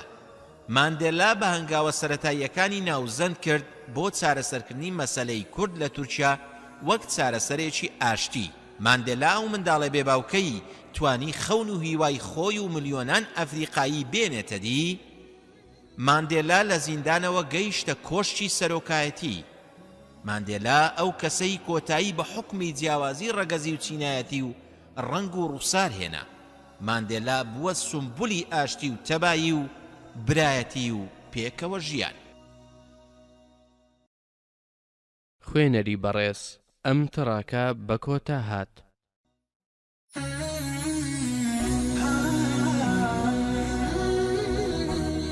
عەبدوڕەحمان داخل 311 بۆ 270 کۆچی.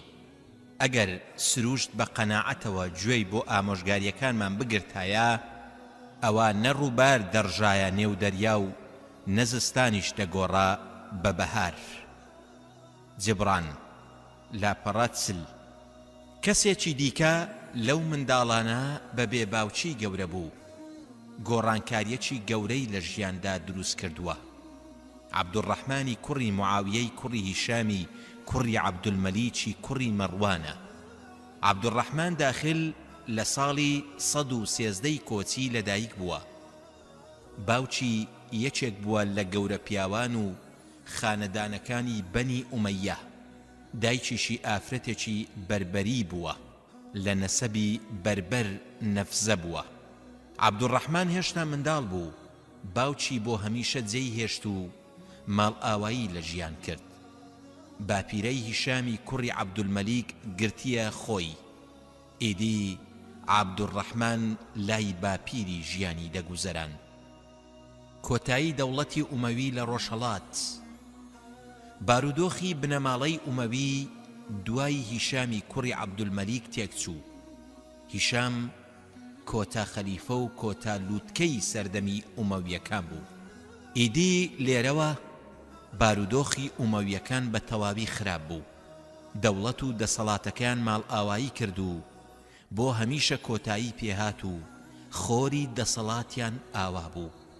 ئەو دەسەڵاتەی تا دوێنێ حکمی لایەکی سەرزەمینی دەکرد. ئەمڕۆ گڵۆڵەی کەوتە لێژی و کۆتایی بە دەسەڵاتەکەی هات.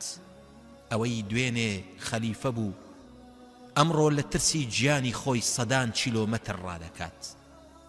دەبێت شار بە شار و گوند بە گوند ڕابکات و خۆی بشارێتەوە. لێرەوە سەرەتای سەرهەڵدانی دەوڵەتی عەباسی دەستی پێکرد. ئاڵای ڕەشی عەباسیەکان لەسەر بەرزاییەکانی خەلافەت دەشەکایەوە. خەڵکی لە شاری کوفە بەیعەتیاندا بە ئەبوو عەبدوڵڵای سەفاح کە یەکەم خەلیفەی دەوڵەتی عەباسی بوو. لەشکری نارد بۆ گرتنی مەڕوانی کوڕی موحەممەد، کۆتا خەلیفەی ئومەوی. لە نێوان ئەو دوو تاقمەدا جەنگێکی گەورە ڕوویدا بە ناونیشانی جەنگی ئەلزاب ئەکبەر لە ساڵی 132 کۆچی. لەو جەنگەدا خەلیفە مەڕوان تێکشکا و زۆرینەی سوپاکەی کوژران. ئەوەشی کەمایەوە ڕایان کرد لەم شار بۆ ئەو شار، لەم گوند بۆ ئەو گوند. سوپای عەباسیەکانیش دوایان کەوتن بۆ ئەوەی بە تەواوی ئەو سوپایە لەناو بەرن و جارێکی دیکە ئەگەری سەرهەڵدانەوەیان نەبێت. سوپاتێک شکاوە هەڵاتوەکەی ئومەوی گەیشتنە میسر و لە گوندی ئەبوو بەسیر چوونە نێو کەنیسەیەکەوە و خۆیان حەشاردا. لەشکری عەباسیەکان لەوێش کۆڵیان لێ نەدان و جێپێیان هەڵگرتن و لە شەڕێکدا کە نزیکەی 10 ڕۆژی خایان دوجار بە کۆتایی هاتنی دەوڵەتی ئومەوی کۆتایی پێهات و خەلافەت گوێزرایەوە بۆ بەنی عەباس. عەباسیەکان بە کوشتنی مەڕوانی کوڕی موحەممەد نەوەستان، بەڵکو هەموو ئەو کەسانەیان کوشت کە سەر بەو دەسەڵاتە بوون و سەرباز و دڵسۆزی ئومەویەکان بوون. لەو شەڕەدا زۆرێک لە بەنی ئومەیە و لایەنگرانیان کوژران، زۆریشیان خۆیان بەدەستەوەدا و داوای ئەمانیان کرد. ئەوانیش ئەمانیان پێدان و لەگەڵ خۆیان بردیانن بۆ سەربازگەکانیان. بەڵام عەباسیەکان خیانەتیان لە ئەمانەتەکەیان کرد و سولەیمانی کوڕی عەلی واتە مامی سەفاح هەموو ئومەویەکانی کوشت و لاشەکەی فرێدانە سەر شەقامەکان تا سەگ تەرمەکانیان بخوات. عەباسیەکان تەنها بە کوشتنی زیندوەکانی بەنی ئومەیەوە نەوەستان، بەڵکو هەڵسان بە تێکدانی گۆڕی گەورە پیاوانی ئومەوی و ئاسەواریان سڕینەوە. دڵڕەقی و بێبەزەی عەباسیەکان گەیشتووە ئاستێک کە مێژوونووسی بەناوبانگ محەممەد الخوضەڕی دەڵێت دڵڕەقی و بێبەزەی عەباسیەکان لە مامەڵەیان لەگەڵ بەنی ئومەیە گەیشتە ئاستێک کە هیچ وێنەی نەبوو لە مێژوودا، واتە هیچ دەوڵەتێک بەرامبەر ئەو دەوڵەتەی کە داگیری کردووە هاوشێوەی عەباسیەکان ئەو کارەیان نەکرد بوو بە درێژایی مێژوو. سەربازەکانیان کوشتن، دواتر دیلەکانیان کوشتن، هەموو ئەوانەی ئەمانیان پێدان کوشتیانن. بەوەشەوە نەوەستان گۆڕی خەلیفە و گەورە پیاوانیشیان هەڵدایەوە ئاسەواریشیان نەهێشتن. لەبەردەم ئەم قەسابخانە گەورە بێبەزەیانەدا هیچ کەس لە بەنی ئومەیە ڕزگاری نەبوو، هەموو کوژران، جگەل لە ژمارەیەکی کەم نەبێت کە توانیان ڕابکەن و خۆیان بشارنەوە. عەباسیەکان لە هەر شوێنێک بیان بیستایە ئومەویەکان هەن دەچوونە سەریان و کوشت و بڕیان دەکردن. پاک و بێگەردی بۆ خودا، بەرزکەرەوە و نزمکەرەوە تەنها خۆیەتی.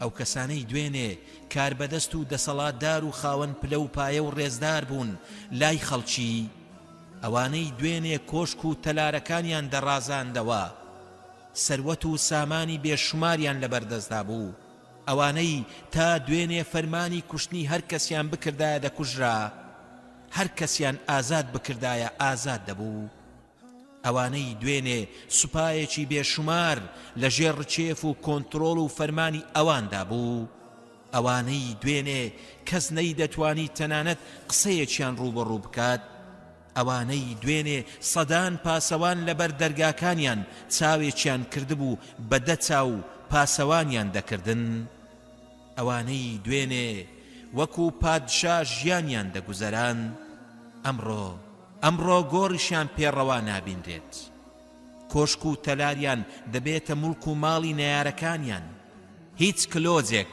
لەم زەمینە بەرینەدا نادۆزنەوە خۆیانی تێدا حەشار بدەن.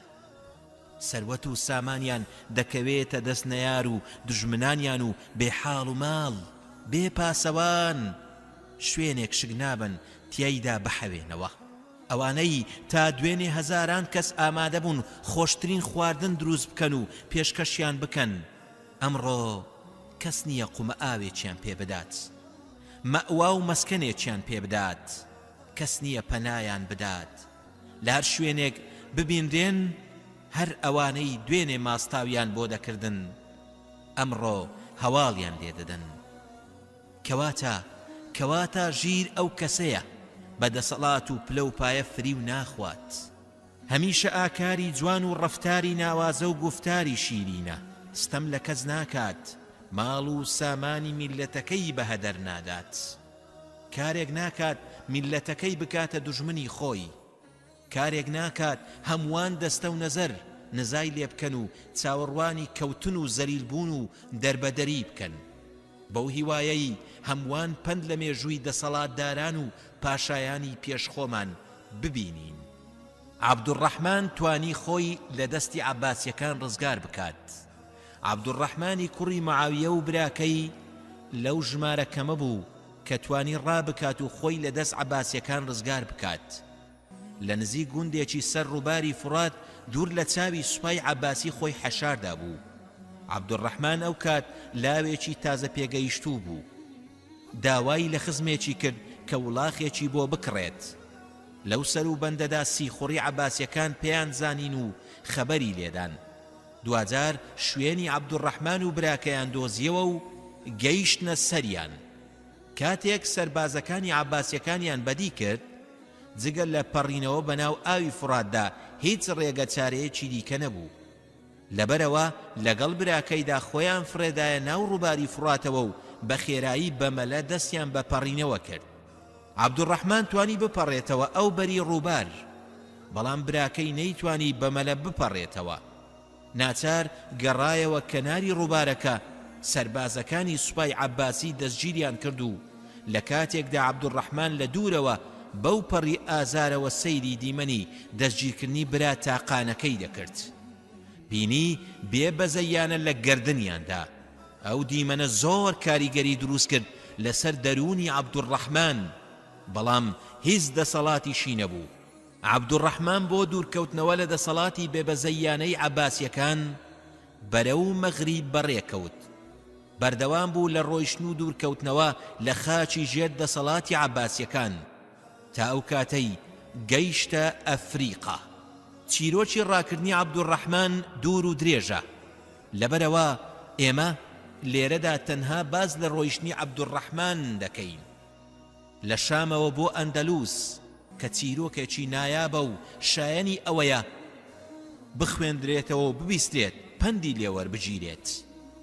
عەبدوڕەحمان لە ئەفریقا تا ئەو کاتە هیچ کام لە ئومەویەکان لە ئەفریقا نەبوون، هەر لە خەیاڵیشیاندا نەبوو بگەنە ئەفریقا، هیچ هیوایەکیان نەبوو کە ئەفریقا ببێتە پەناگەیەک بۆیان.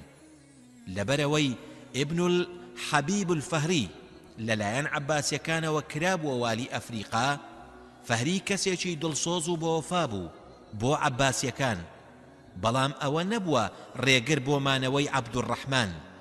ئەو توانی ماوەی 5 ساڵ لە ئەفریقا بمێنێتەوە.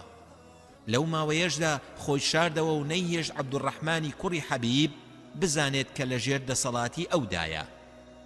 عەبدوڕەحمان لەو ماوەیەدا زۆر لە ناڕەحەتی و دەردەسەری و هەژاریدا دەژیا، بەڵام دوای ئەو چەند ساڵە کەمێک خۆشی ڕووی تێکرد.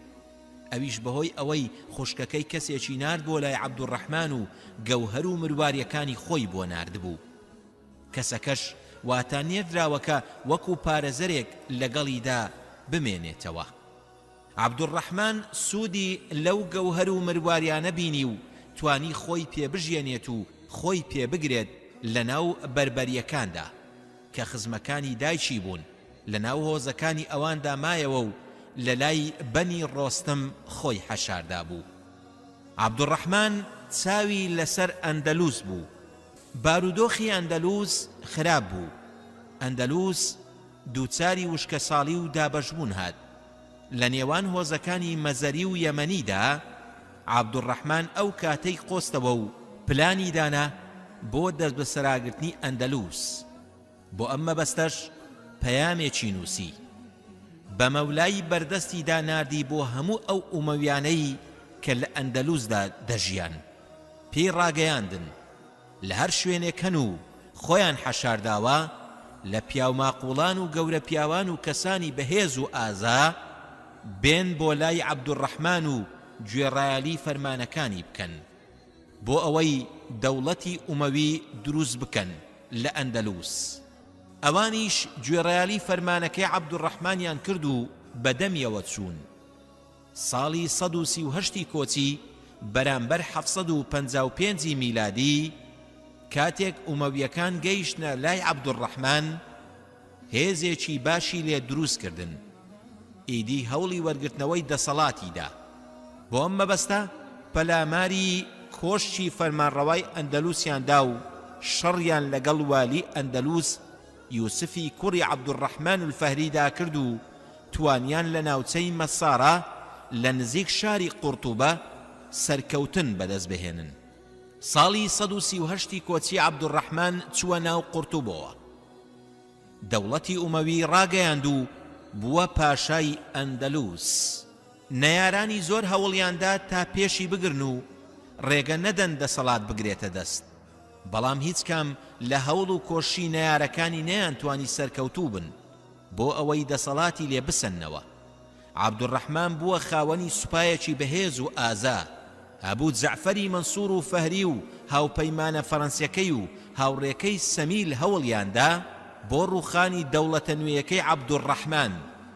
بۆ ئەم مەبەستە بە سوپایەکی زەبەلاحەوە هێرشیان کردە سەر دەوڵەتە نوێیەکەی عەبدوڕەحمان داخیل، بەڵام سەرجەم هەوڵەکانیان شکستی هێنا.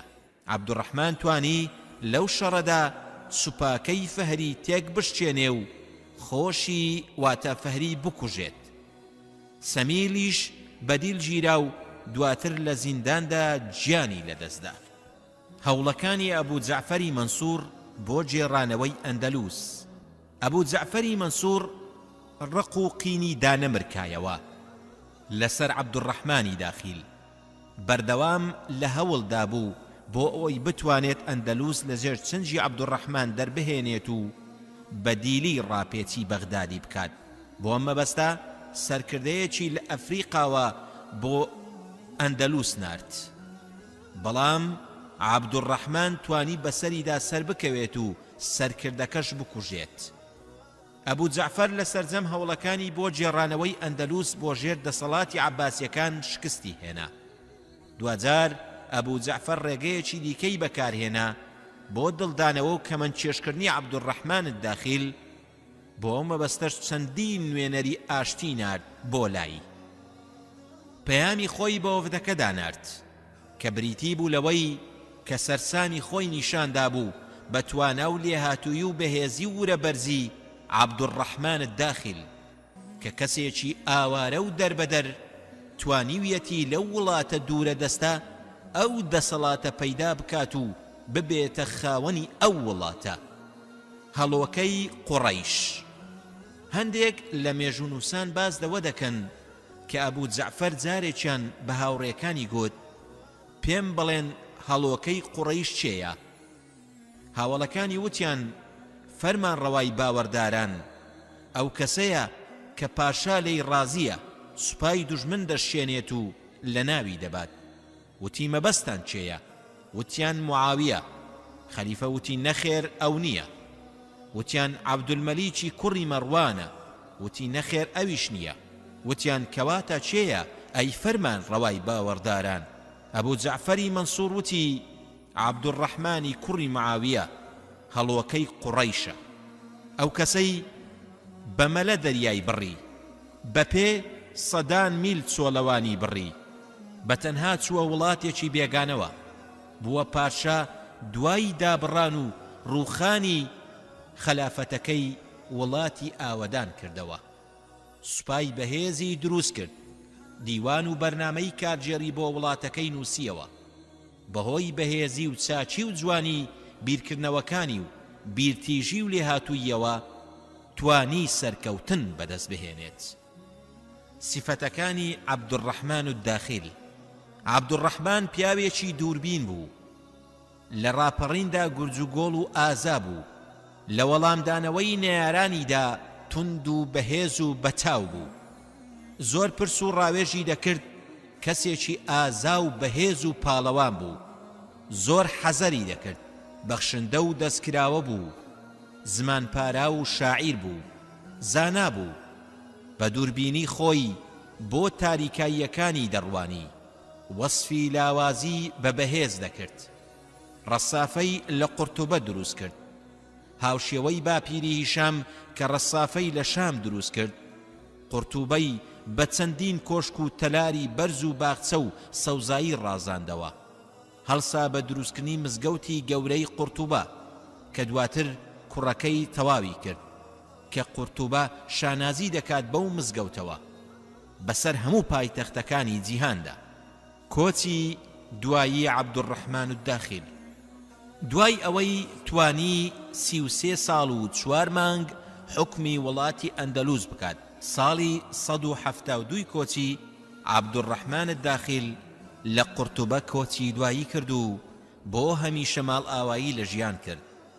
گۆڕەکەی عەبدوڕەحمان داخیل تا ئێستاش لە قورتوبەیە. عەبدوڕەحمان داخیل هەوڵی دەدا شان لە شانی دەوڵەتی عەباسی بدات لە ڕووی پێشکەوتن و شارستانیەتەوە.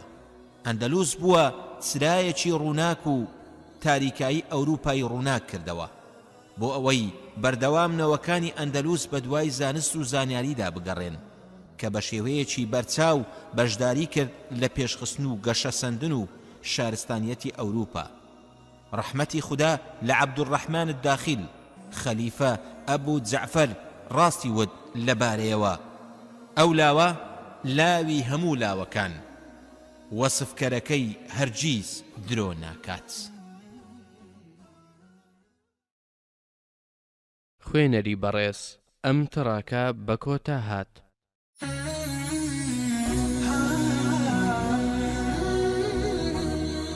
بل کلینتۆن پێویستە هیممەت بەرزی لە مادەڕەقەکان دروست بکرێت. شکسپیر ئەو کاتەی باوچێک ماڵ ئاوایی لە ژیان دەکات و منداڵەکانی تەنیا جێدەهێڵێت، هەمووان ئەسرین هەڵدەوەرێن و ئاخ هەڵدەچێشن و لە ناخەوە بەزەییمان بە منداڵەکانی دادێتەوە. ئێمە بێ ئاگاین لەوەی کە خوددا کەس تەنها جێناهێڵێت. ئەگەر بەوردی چاوێک بە لاپەڕەکانی مێژوودا بخشێنین، دەبینین کە زۆرێک لەو منداڵانە بوونەتە کەسانی ناودار و بە ئەزمون و کاریگەر و لێهاتوو. لێرەدا باز لە چیرۆکی منداڵێکی دیکەی بێباوک دەکەین کە توانیویەتی ببێتە سەرۆکی وڵاتەکەی. لە یەکێک لە قوتابخانە ئەمریکیەکاندا مامۆستا لە قوتابیەکانی پرسی کاتێک گەورە بوون دەتانەوێت ببن بە چی؟ هەر یەک لە قوتابیەکان پیشەیەکیان بۆ خۆیان هەڵبژار. قوتابیە گوتی پزیشک، یەکێکی دی ئەندازیار، مامۆستا پارێزەر، هەتا دوایی. تەنها یەک قوتابی نەبێت وتی دەمەوێت ببم بە سەرۆکی ویلایەتە یەکگرتووەکانی ئەمریکا. ئەم وەڵامە قاقای پێکەنینی لە نێو پۆلەکەدا دروست کرد. تەنانەت ئەو هەواڵە گەیشتە کە سوکاری منداڵەکە و دراوسێکانی و دەرەوەی قوتابخانەش هەمووان بە وەڵامی ئەو خوێندکارە قاقایان لێدەدا.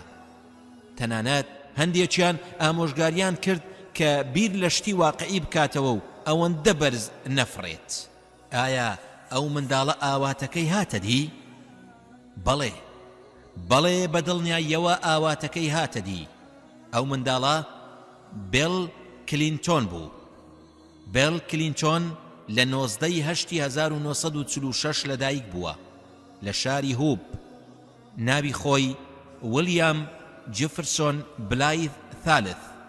باوچی بە ڕووداوی هاتوچۆ کاتێک ویستویەتی لە شیکاغۆوە بگەڕێتەوە بۆ هوب گیانی لەدەستداوە. ئەو ڕووداوەش 3 مانگ بەر لە لەدایک بوونی بیل کلینتۆنەوە بووە. دوای کۆچی دوای باوچی لەگەڵ دایکی و باپیری لە ماڵی باپیریدا ژیان دەگوزەرێنن. دایکی پەرستار بووە، باپیریشی بەقاڵ بووە و شەوانەش لە کارگەیەکی دارتاشی پاسەوان بووە. دواتر دایکی شووی کردوتەوە بە ڕۆجەر کلینتۆن. ئەمە ئەو ناوەیە کە کلینتۆن نازناوەکەی هەڵگرتووە، واتە نازناوی کلینتۆنی لە هاوسەری دایکیەوە ڕۆجەر کلینتۆن هەڵگرتووە.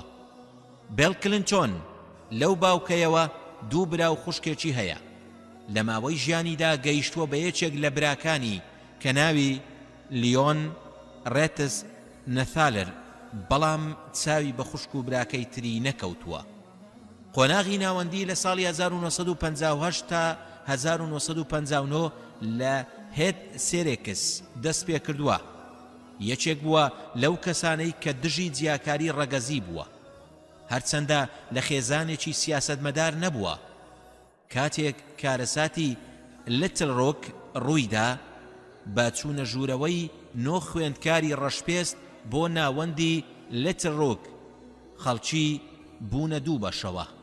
بەشێکیان ڕێگریان دەکرد لە قوتابی ڕەشپێستەکان بۆ ناوەندەکانی خوێندن بۆ ناو قوتابخانەی سپی پێستەکان، بەشەکەی دیکەیان پشتگیریان لێ دەکردن. بن کلینتۆن یەکێک بوو لەو کەسانەی کە پشتگیری لێ دەکردن. بەنسبەت بن کلینتۆنەوە خوێندنی ئامادەی قۆناغێکی گەورە بوو. ئەو حەزی بەکاری قوتابخانە و تێکەڵاوی هاوڕێکانی دەکرد. قوتابخانەکانی هێد سێرکس خوێندکارە ڕەشپێستەکانیان وەرنەدەگرت. ئەوانیش بە ناچاری دەڕۆیشتن بۆ قوتابخانەی لانکستین.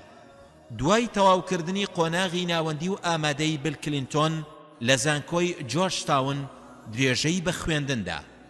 لەو زانکۆیەدا یەکێک بوو لە خوێندکارە چالاک و ناودارەکان، بەشداری کاروباری خوێندکارانی ڕامیاری و سندیگای دەکرد و کاری خۆبەخشانەی ئەنجام دەدا. هەروەها لە هەمان کاتی خوێندنیدا هاوکاری لیژنەی پەیوەندیەکانی دەرەوەی و لای سیناتۆر فلبرایت دەکرد. خوێندنی لە زانکۆی ئۆکسفۆرد تەواو کرد. لە زانکۆدا پێشبڕکێی خوێندکارە سەرکردەکانی دەکرد. خاوەنی بیرۆکەی جوان و قەشەنگ بوو.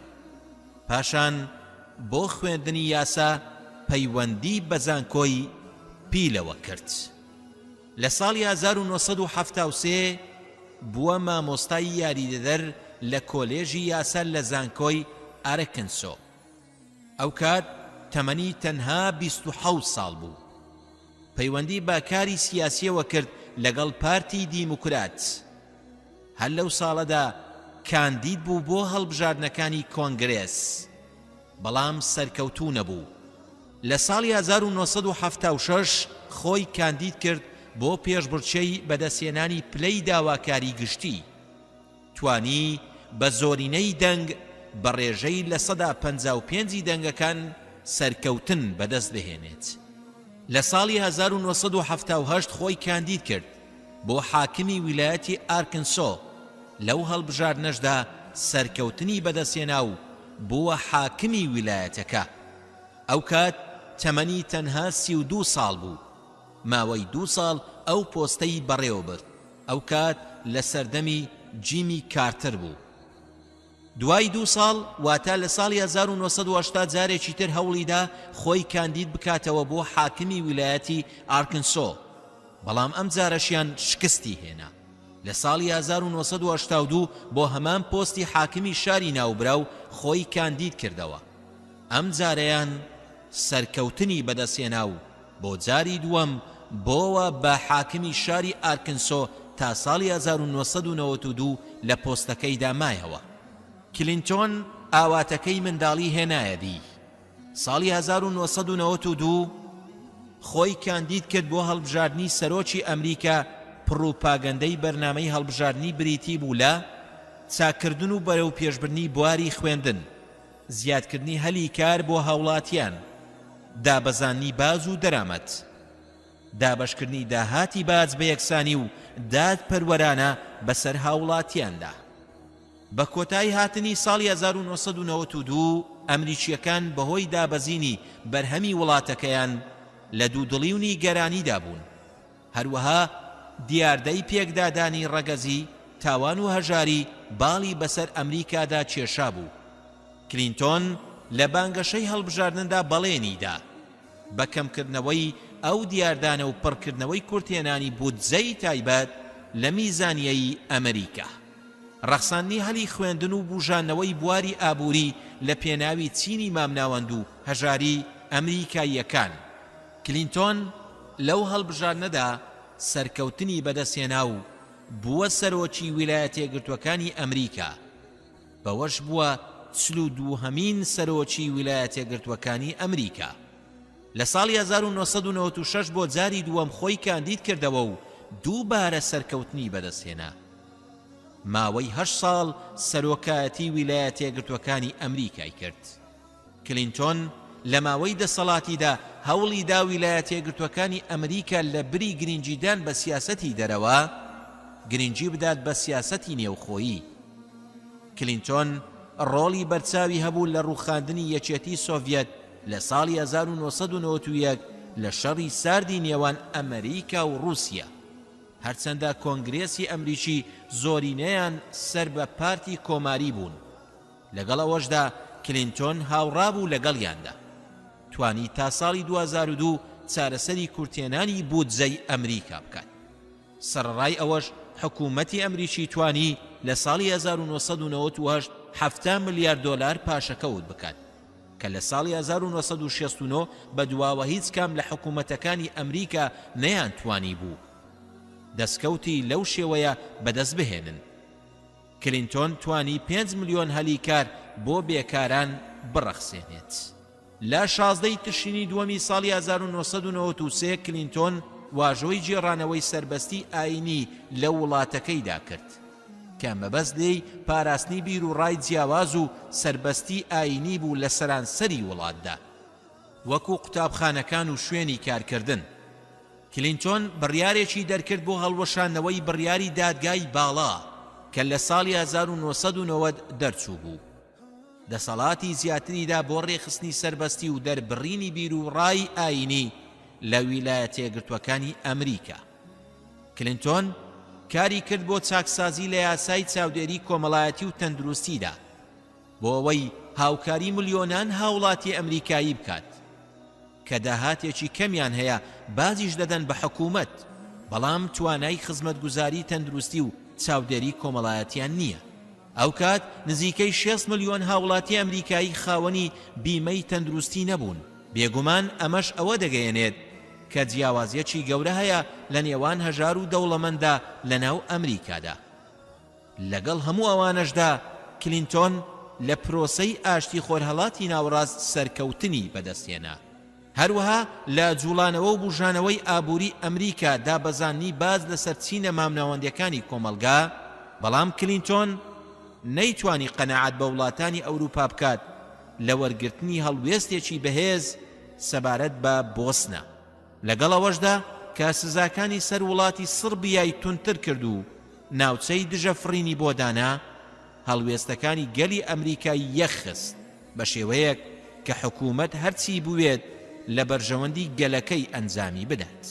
کلینتۆن تا ئێستاش لە ژیاندایە و وانە بەو کەسانە دەڵێتەوە کە بەنیازن ببنە سەرۆکی ویلایەتە یەکگرتووەکانی ئەمریکا.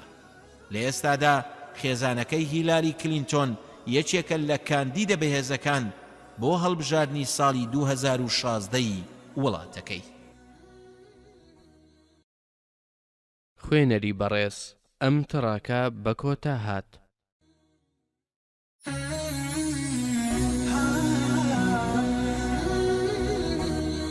گێرهارد شرودەر.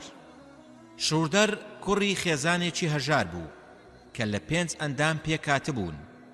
لە 7 نیسانی ساڵی 1944 لە شارۆچکەی مۆزەمبێرگ فوهرین لە نزیک شاری لیب لە ویلایەتی نوردراین فیستیڤالن لەدایک بوو.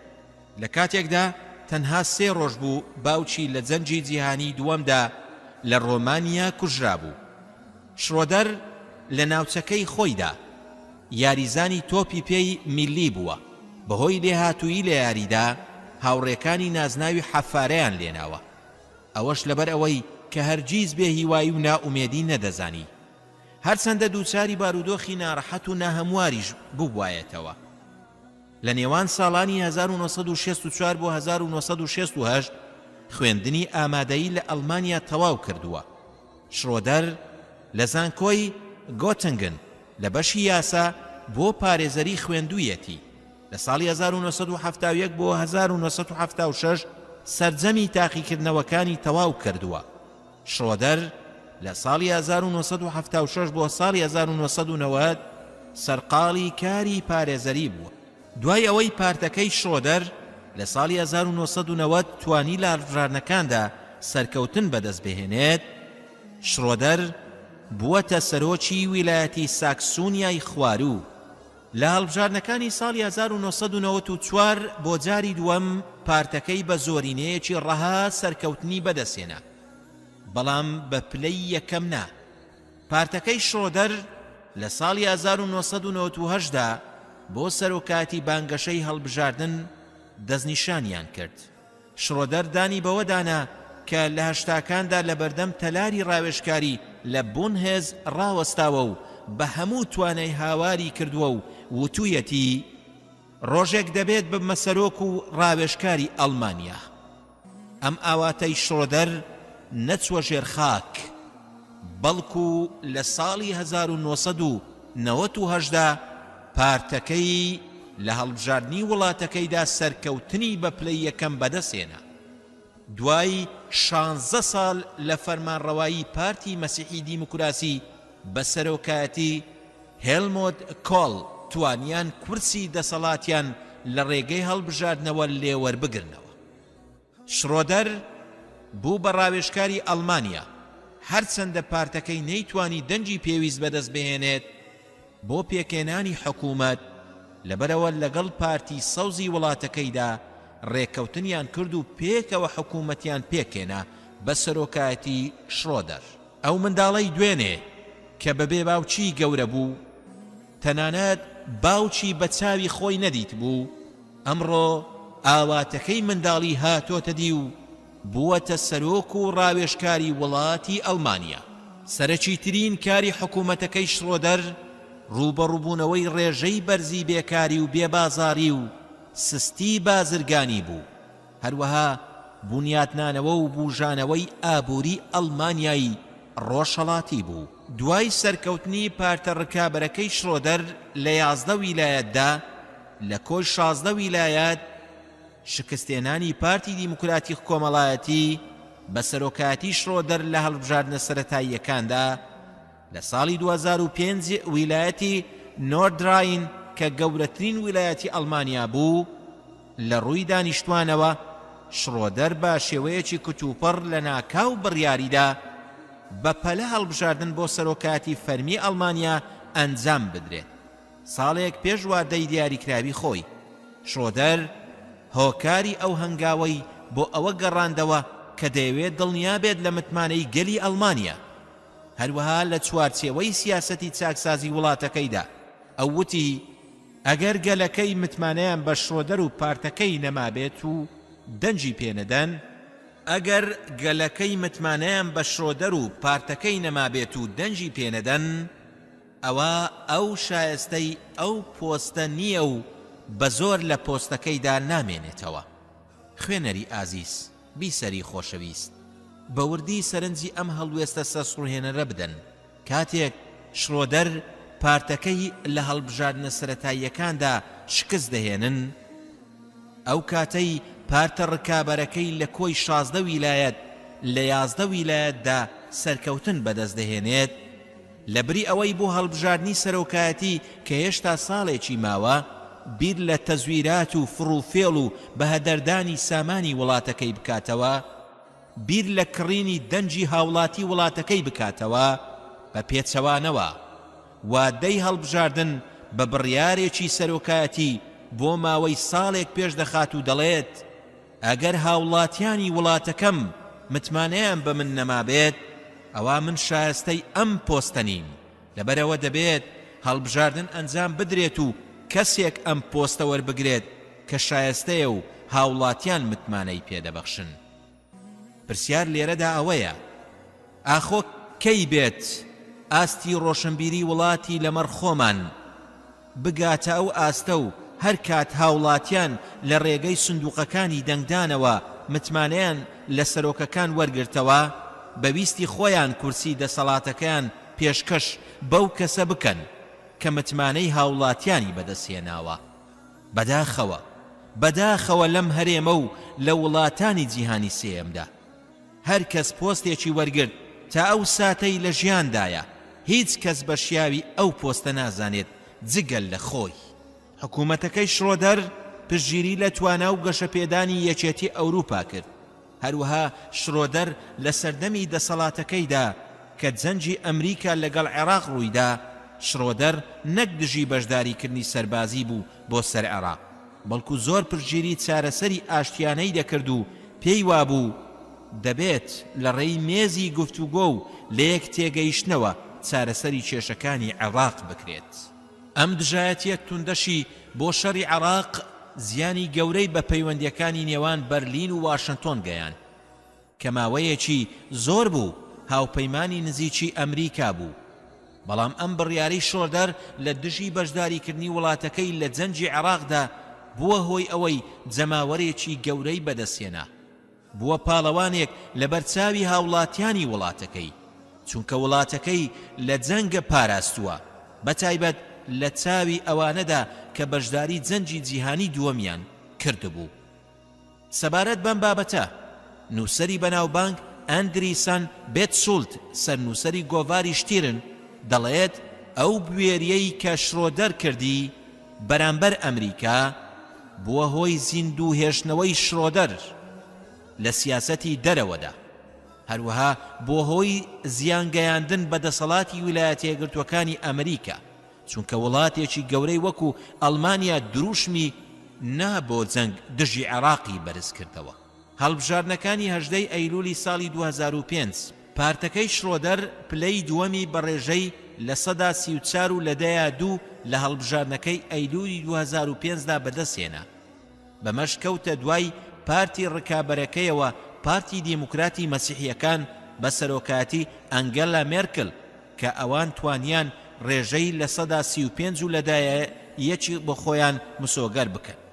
ئەم ئەنجامەش سوپرایزێک بوو بەنیسبەت ئەو پێشات و چاوەڕوانیەی کە پارتەکەی شڕۆدەر کردبووی، چونکە ئەوان بە پێی هەڵبژاردنە سەرەتاییەکان پێیان وابوو لە هەڵبژاردندا دووچاری شکستێکی گەورە دەبن. لە یەکەم کاردانەوەیدا شڕۆدەر پاش ڕاگەیاندنی ئەنجامەکانی هەڵبژاردنەکە وتی ئەڵمانیا نوێنەرێکی نوێی هەڵبژاردووە هەرچەندە ئەوان لە مێرکل ڕازی نین کە ببێتە ڕاوێژکاری ئەڵمانیا بەڵام لای ئەوان یاسا لەسەر و هەمووانەوەیە. دوایی گفتوگۆ و ڕاگۆڕینەوەیەکی سەخت و دژوار لەگەڵ پارتی ڕکابەردا بە سەرۆکاتی ئەنگێلا مێرکل هەردوو پارتەکە بڕیاریاندا پێکەوە حکوومەتێک پێک بهێنن بە سەرۆکاتی مێرکل. بەوەش مێرکل بووە یەکەم ئافرەتی ڕاوێژکار لە ئەڵمانیادا لە 22 تشرینی دووەمی ساڵی 2005 دوای ئەو ڕێکەوتن نامەیە شرۆدەر بڕیاریدا لە کاری سیاسی دوور بکەوێتەوە و خۆی تەرخان بکات بۆ کارێکی نوێ وەکو پارێزەر هەروەها نووسینەوەی ژیان نامەی خۆی لە دووتوێی کتێبێکدا. بیسەری خۆشەویست خوێنەری ئازیز سەرنج بدە سەرۆکی وڵاتێکی گەورەی وەکو ئەڵمانیا کاتێک بە ڕێژەیەکی زۆر کەم شکست دەهێنێت بەرامبەر بە پارتە ڕکابەرەکەی بێ ئەوەی کێشە و گرفت و ناڕەحەتیەک بۆ وڵاتەکەی دروست بکات زۆر بەلایەوە ئاساییە کە بگەڕێتەوە سەر پیشەکەی پێشووی کە کاری پارێزەریە. ئەم خاڵە تەنها ئەوە ناگەیەنێت کە ئەوان ئاستی ڕۆشنبیریان ئەوەندە بەرزە بڕوایان بە دەستا و دەستکردنی دەسەڵاتە بەڵکو لە خاڵێکی دیکەدا ئەوەمان پێدەڵێت کە سەرۆکەکانی ئەوان لە ماوەی دەسەڵاتیاندا نابنە بازرگانێکی گەورە و پۆستەکەیان بۆ کۆکردنەوەی سەروەت و سامانێکی بێشوماریش بەکار ناهێنن تا خۆیان و نەوەکانیان پێویستیان بەکارکردن و خۆماندووکردن نەبێت بەڵکو ئەوان دوای تەواوکردنی خولی سەرۆکایەتیەکانیان دەگەڕێنەوە سەر کارەکانی پێش سەرۆکایەتیان و دوور لە سیاسەت و دەستێوەردان لە کاروباری دەوڵەتەوە ژیان دەگوزەرێنن. هیوام وایە ئێمەش بگەیناوە ئاستەی کە هەر کات متمانەی دەنگدەرانمان لە دەستدا زۆر بە سانایی مامەڵە لەگەڵ دۆخەکەدا بکەین و بەبێ دروستکردنی کێشە و ئاژاوە لە وڵاتدا بگەڕێینەوە سەرکاری ئاسایی خۆمان. ئەوەش کورتەیەک بوو لە ژیانی ئەو منداڵەی کە بەبێ باوچی گەورە بوو بەڵام توانی ببێتە سەرۆک و ڕاوێژکاری وڵاتێکی پیشەسازی وەکو ئەڵمانیا. خوێنەری بەڕێز ئەم تڕاکە بە کۆتا هات.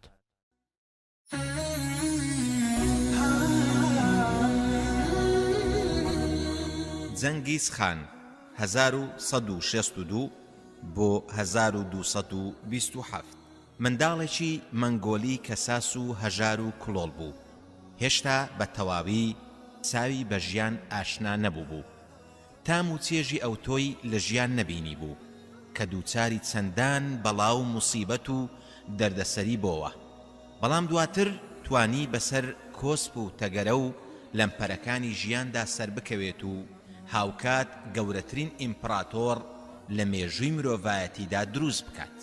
بڕواناکەم کەس هەبێت ناوی جەنگیزخانی نەبیست بێت تەنانەت ئەو کەسەش کە حەز بە خوێندنەوە ناکات یان هەر خوێندەواری نییە ئاشنایە بە ناوی جەنگیز خان چونکە چەندەها فیلم و دراما لەسەر ژیانی جەنگیز خان نمایش کراوە. جەنگیز خان ناوی تیمۆژینە واتە پۆڵای بەهێز. مێژونووسان ڕای جیاوازیان هەیە لەسەر بەرواری لەدایک بوونی. هەندێک پێیان وایە کە تیمۆژین ساڵی 1162 زاینی لەدایک بووە. باوکی سەرۆکی هۆزی کیاد بووە. باوشی کەسێکی ئازا و بەهێز و چاونەترس بووە. تەنانەت هۆزەکانی دەوروبەری لێی ترساون و حیسابیان بۆ کردووە. زۆری نەبرد باوکی تیمۆژین لە ساڵی 1175 لەلایەن دوژمنەکانیەوە دەرمان خوارد کرا و ماڵ ئاوایی لە ژیان کرد. ئەو کات تیمۆژین تەمەنی تەنها 13 ساڵان بوو. ئیدی بەرپرسیارەتێکی سەخت و دژواری بۆ کوڕە گەورەکەی تیمۆژین بەجێهێشت. ئەو کات تیمۆژین لەبەر کەمی تەمەنی توانای بەڕێوەبردنی هۆزەکەی نەبوو. هەر بۆیە زۆرێک لە گەورە پیاوانی هۆزەکەی لێی هەڵگەڕانەوە و قبوڵیان نەکرد. منداڵێکی تەمەن 13 ساڵان فەرمانڕەوایەتیان بکات. خێزانەکەی تیمۆژین ئەو پۆستەیان لەدەستدا. ئیدی تیمۆژین و خێزانەکەی لە ژیانێکی سەخت و دژواردا ژیاریان دەگوزەرە کە ئەو کات جگەر لە هەندێک مەڕووماڵات خاوەنی هیچ شتێکی دیکە نەبوون، بەڵام ئەم بارودۆخە زۆری نەخایەن. دایکی تیمۆژین خێزانە پەڕاگەندەکەی لە خۆ گرت و لەگەڵ کوڕەکانیدا دەستیان کرد بە تێکۆشان و هەوڵدان بۆ وەرگرتنەوەی دەسەڵات. توانی لە پلانەکەیدا بە هاوکاری کوڕە گەورەکەی تیمۆژین کە نیشانەی سەرکردە و سەرکردایەتیکردنی تێدا بەدی دەکرا سەرکەوتوو بێت. تیمۆژین جەستەیەکی بەهێز و داڕژا و پتەوی هەبوو. ئیدی تیمۆژین سەرنجی چەندین کەسی هۆزەکەی بۆ لای خۆی ڕاکێشا و توانی سوپایەکی بەهێز پێک بهێنێت. سەرەتا دەستیان کرد بە ڕاهێنانێکی سەخت و بەهێز بۆ ئەوەی جەنگاوەرانی سوپاکەی توانایان زۆر لەسەر و توانای جەنگاوەرێکی ئاساییەوە بێت. هەموو جار دڵنیای دەکردنەوە کە سوپایەکی ئامادەکرا و بەهێز توانای سەرکەوتن و خۆڕاگری زیاتری هەیە. تیمۆژین توانی هۆکارەکانی جەنگ و چەک و کەرەسەی جەنگی بۆ سوپاکەی ئامادە بکات. سەرجەم ئەفسەرانی سوپاکەی لەسەر بنەمای لێهاتووی و بەهێزی دیاری دەکرد، نەک لەسەر بنەمای نزیکی و خۆشەویستیان بۆ بنەماڵەکەی. ئەمەش وای کردبوو کە ئەفسەرانی سوپاکەی زۆر دڵسۆز بن بۆ تیمۆژینی سەرکردەیە. جەنگیزخان بوو بە فەرمانڕەوای وڵاتی مەنگۆلیا. دوای ئەوەی تیمۆژین توانی جڵەوی سەرکردایەتی هۆزەکەی بگرێتەوە، دەست و سوپایەکی بەهێزی مەشق پێکرا و دروست بکات، ئیدی دەستی کرد بە جێبەجێکردنی پلانەکەی. سەرەتا دەستی کرد بە فراوانکردنی خاچی ژێردەسەڵاتی. ئەویش لەسەر حیسابی دراوسێکانی توانی دەست بگرێت بەسەر ناوچەیەکی گەورەی مەنگۆلیادا. ساڵی 1203 زاینی عەشیرەتی کەڕاییتی مەغۆلی تێکشکان شاری قەرەقومی داگیر کرد و کردی بە پایتەختی دەسەڵاتی خۆی. دواتر سەرۆک عەشیرەتەکانی دیکە پابەندبوونی خۆیان بە تیمۆژینەوە ڕاگەیان. لە ئابی ساڵی 1206 بووە فەرمانڕەوای وڵاتی مەنگۆلیا. هەر لەو ساڵەدا نازناوی سەرۆکی هۆزەکانی پێبەخشرا. جەنگیزخان کە بە مانای فەرمانڕەوایی گشتی دێت، لەو کاتەدا جەنگی لەگەڵ هۆزی تارتاردا ئەنجامدا، ئەو هۆزەی کە باوچیان دەرمان خوارد کردبوو. جەنگیزخان هیچ ڕەحم و سۆزێکی پێنەکردن. سەرجەمی پیاوەکانی ئەو هۆزەی کوشت و تەنها منداڵ و ژنانی هێشتەوە. ئەوانیشی بەدیرگرت و کردنی بە کۆیلە. بەمەش کۆتایی بە هۆزی تارتار هێنا. لە ساڵی 1218 جەنگیزخان بەرەو مەملەکەتی خوارزم واتە ئۆزبەکستان و تورکمانستانی ئێستا بەڕێکەوت. ساڵی 1220 هەردوو شاری بۆخارا و سەمەرقەند کە ئێستا لە ئۆزبەکستانن لەگەڵ نەیسابور لە ئێران وێران کرد. هەروەها هێرشی کردە سەر دوو سوپای بچووک کە سەر بە دەشتی باکووری قەزوین بوون.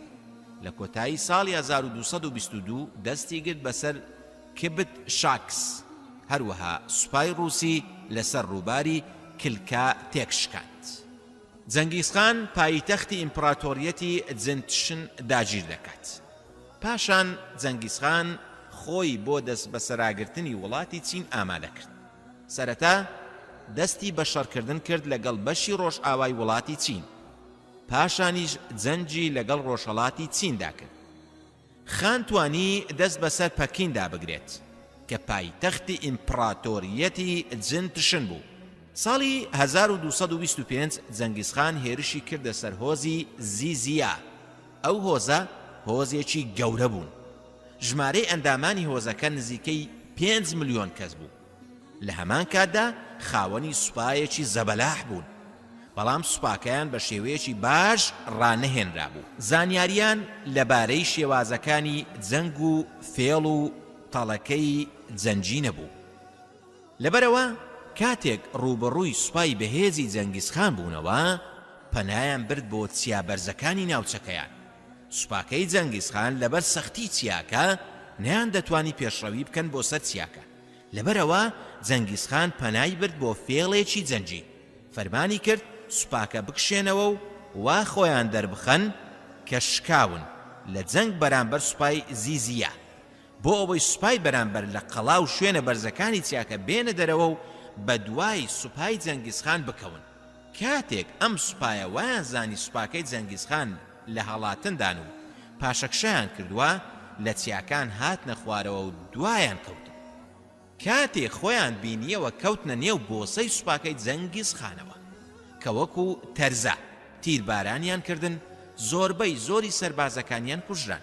دواتر توانیان سەرکردەی سوپاکە بەدیل بگرن. سەرکردەکەیان بردە لای جەنگیزخان.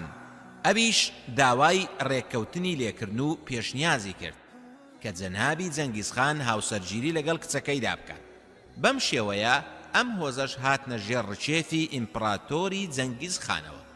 دوای ئەوەی جەنگیزخان بووە سەرکردەی گشتی سەرجەم هۆزەکانی مەغۆڵ و سەرکەوتنە یەک لە دوای یەکەکانی هەڵسا بە چەند کارێکی گرنگ وەکو دابەشکردنی ئەرکەکان بەسەر جێگرەکانیدا، چ کاروباری شارستانی بێ یا سەربازی، دیاریکردنی لیژنەیەک بۆ چاودێریکردن و دڵنیابوون لە جێبەجێکردنی فەرمانەکان، هەروەها دیاریکردنی کۆمەڵێک پاسەوانی تایبەت و بەهێز بۆ پارێزگاریکردن لە جەنابی جەنگیزخان کە ژمارەیان نزیکەی 10,000 سەرباز بوو. هەروەها پارێزگاریکردن لەو بارمتانەی کە لە خێزانە بەهێزەکان و خاوەنی جەماوەری زۆرن، هەروەها هانی گەلەکەیدا بۆ گرنگجیدان بە خوێندنەوە و نووسین. یەکەم دەستوری یاسای مەنگۆلی دامەزران بە ناونیشانی یاسا یان یاسالک کە لە چەند بڕگەیەک پێکات بوو. بە پێی جیرانەوەیەک مەغۆڵەکان شاری یەنشوانی پایتەختی تانگۆتی چینی گەماڕۆ دەدەن. پاشا لێشیان و سوپاکەی بەرگریەکی سەخت دەکەن و جەنگیزخان بەمە زۆر تووڕ دەبێت. لیشیان تێدەگات بەرگریکردن لە بەرامبەر مەغۆڵەکان بێسوودە، بۆیە ئامادە دەبێت بە مەرزی پاراستنی ژیانی خۆی و خەڵکی شار خۆی بەدەستەوە بدات. جەنگیزخانیش بەڵێنی پێدەدات، بەڵام خانی مەنگۆڵ نەخۆش دەکەوێت و هەست بە نزیک بوونەوەی مەرجی خۆی دەکات. بۆیە فەرمان بۆ سەرکردەکانی سوپا دەردەکات هەواڵی نەخۆشکەوتنی پەردەپۆش بکەن و وەسیەت دەکات ئەگەر مرد لیشیان و خەڵکەکەی بکوژێن. دوای هەر ڕۆژ نەخۆشی جەنگیزخان کۆچی دوایی دەکات. هەرچەندە گۆڕەکەی جەنگیزخان ڕای جیاوازی لەسەرە و هەندێک پێیان وایە جەنگیزخان بە شێوەیەکی نهێنی بە خاک سپێردراوە و تا ئێستا ئەو نهێنی ئاشکرا نەبووە، بەڵام هەندێک لە مێژوونووسان پێیان وایە لە حەدیسە بووە لە ئەردووسی پاشان تەرمەکەی گوازراوەتەوە. ڕەشیدین فەزوڵڵاش لە کتێبی جامیع التەواریخدا دەنووسێت گۆڕی جەنگیزخان لە چیای بەرخان خەلدونە، لەو شوێنەی ڕووبارەکانی ئۆنۆن و کۆرەلێنی لێ هەڵدەقوڵێن. بە پێی جیرانەوەیەکی دیکە جەنگیزخان وەسیەتی کردووە کوڕە خۆشەویستەکەی تۆڵۆن خان شوێنی بە خاکسپاردنی باوکی هەڵبژێرێت. ئەویش تەرمەکەی بردووە و لە ژێر دارێکدا لە قەرەقوم بە خاچی سپاردووە کۆمەڵێک چەکداری عەشیرەتی قیات ساڵانێکی زۆر پاسەوانی شوێنی گۆڕەکەیان کردووە. دواتر ژمارەی دارەکان زیادی کردووە و شوێنی گۆڕەکە دیار نەماوە. بەم جۆرە دەوڵەتی مەغۆڵ توانیان زۆرێک لە دەوڵەتانی سەرزەوی داگیر بکەن. ئیمپراتۆرەکەیان سەدان ساڵ درێژەی کێشاوە، تەنانەت ماوەیەکی زۆر حکمی وڵاتی هیندیان کردووە تا ئەو کاتەی بەریتانیا هیندی داگیر کردووە و کۆتا پاشای مەغۆڵیەکانی لا بردووە. ماوەتەوە بڵێین جەنگیزخان سەرەڕای ئەوەی لە ڕووی سەربازیەوە واتە ڕەفتارەکانی بەرامبەر بەو سوپایانەی جەنجی لەگەڵداکردوون وەحشیانە و دڕندانە بووە، بەڵام مێژوو خاڵی نییە لە دەستکەوتەکانی و ئەو شارستانیەتەی کە جەنگیزخان بەدەستهێناوە بۆ گەلەکەی لە کاتی هێرشە سەربازیەکانیدا بۆ سەر ڕۆژ ئاوایی ئەم چوارداهێنانە گەورەی گواستۆتەوە بۆ ڕۆژ ئاوای ئاسیا و ئەوروپا، کاغەز، چاپ، بارود و قیبلەنامە. لە هەمان کاتدا شارستانیەتی ڕۆژ ئاوای پێشکەشی وڵاتی چین کردووە. هەروەها بازرگانی لە نێوان چین و ئەوروپا بە شێوەیەکی بەرچاو پێشخستووە. لە کۆتاییدا دەتوانین بڵێین جەنگیزخان ئەو سەرکردەیە کە گەورەترین هێرشی سەربازی لە مێژووی مرۆڤایەتیدا ئەنجام داوە، هەروەها گەورەترین ئیمپراتۆری دامەزراندووە کە هەموو مرۆڤایەتی پێی ئاشنایە.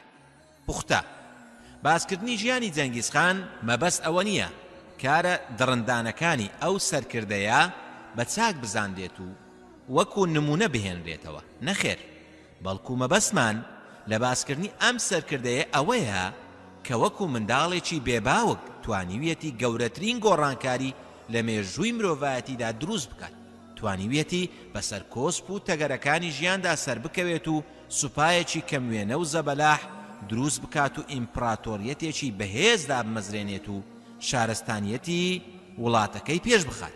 کەواتە باسوود لە خاڵە بەهێزەکانی ئەم سەرکردەیە وەربگرین و لە خاڵە نەرێنی و قێزەونەکانیش خۆمان بەدوور بگرین. سەرگوزشتەیەک لە ژیانی جەنگیزخان و هەڵۆکەی. خۆشەویستترین هاوڕێی جەنگیزخان هەڵۆ ڕازگۆیەکەی بوو. ئەو هەڵۆیەی بەردەوام لەسەر باسچی بوو.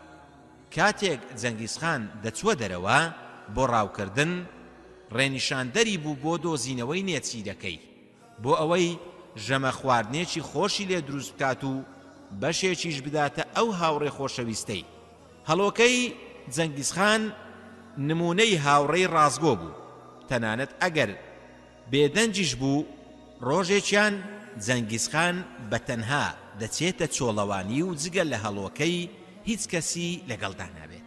بەردەوام دەبن لە ڕۆیشتن و تینوێتی بڕستیان لێ دەبڕێت. جەنگیزخان دەیەوێت ئاو بخواتەوە، چاو دەجێڕێت و کانیاوێک لە خوارەوەی شاخێک دەدۆزێتەوە. جامەکەی دەخاتە ناو کانیاوەکە و پڕی دەکات لە ئاو. کاتێک دەیەوێت بیخواتەوە، هەڵۆکە جامەکەی لەدەست فرێدەدا و ئاوەکەی دەڕێژێت. جەنگیزخان جارێکی دیکە جامەکەی پڕ دەکاتەوە لە ئاو. کاتێک جامە ئاوەکە دەخاتە سەر لێوەکانی، دووبارە هەڵۆکەی بە باڵەکانی لە جامە ئاوەکە دەدات و ئاوەکەی ناوی دەڕژێت. بۆ جاری سێم ئەو حاڵەتە ڕوویدایەوە. بۆیە جەنگیزخان زۆر تووڕە بوو. شمشێرەکەی دەرهێنا، کاتێک هەڵۆکە نزیک بۆەوە بۆ ئەوەی جارێکی دیکە ئاوەکە بڕێژێت، جەنگیزخان شمشێرێکی وەشاند و سەری لە جەستەی جیا کردەوە هەڵۆکەی کوشت.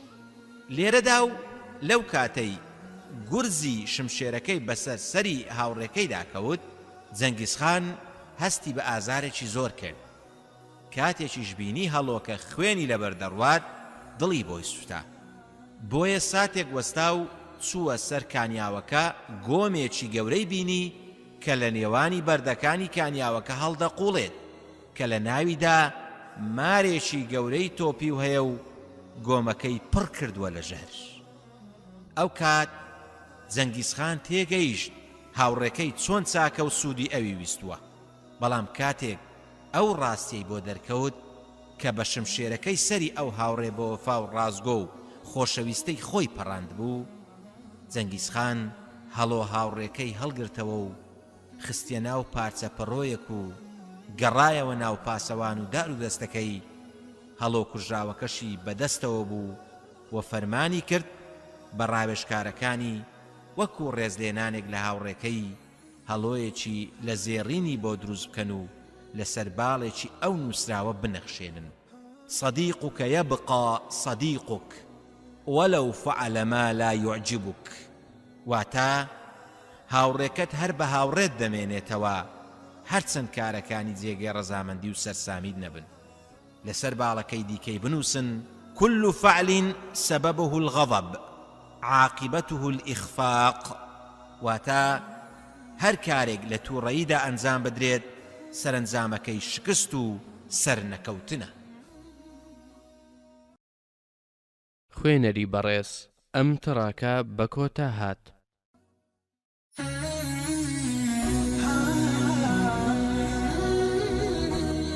سمیۆن بولیفار 1783 تا 1830. سیمۆن بولیفار لە 24 تەمووزی ساڵی 1783 زاینی لە شاری کاراکاس پایتەختی ڤەنزوێلا چاوی بە دنیا هێناوە. هێشتا بۆلیفار منداڵ بوو. دایک و باوکی کۆچی دواییان کرد و بۆ هەمیشە ماڵ ئاواییان لە ژیان کرد. بۆلیفاریان تەنها و دوور لە ناز و ئەوینی دایک و ئامێزی باوک جێهێشت. بەڵام لەبەرەوەی دەوڵەمەند بوون سەروەتێکی زۆریان بۆ بۆلیڤار بەجێهێشت بوو. ئەوەش بووە هۆی ئەوەی بۆلیڤار بە هەژاری ژیانی نەگوزەرە. سیمۆن بۆلیڤار لە ماوەی خوێندنیدا سەرقاڵی فەلسەفە بووە، وانەی تایبەتی لای فەیلسوفی ناودار جان جاک ڕۆسۆ خوێندووە. ڕۆسۆ کاریگەریەکی قوڵی لە دەروون و کەسایەتی بۆلیڤاردا جێهێشت بوو. بۆلیڤار لە تەمەنی لاویدا گەشتی بۆ سەرجەم وڵاتانی ئەوروپا کردووە، لەگەڵ کچێکی ئیسپانی هاوسەرگیری ئەنجام داوە، بەڵام تەمەنیان پێکەوە زۆر درێژەی نەچێشە، کەمتر لە ساڵێک ژیانی هاوسەریان بەردەوام بوو. هاوسەرەکەی کۆچی دوایی کرد و بۆ هەمیشە ماڵ ئاوایی لە بۆلیڤار و ژیان کرد. ئەوەش دووەم کارەساتی سەخت بوو کە ژیانی بۆلیڤاری هەژاند. سەرەتا دایک و باوکی، دواتریش هاوسەرەکەی بۆلیڤار دووچاری خەمێکی گەورە بووە.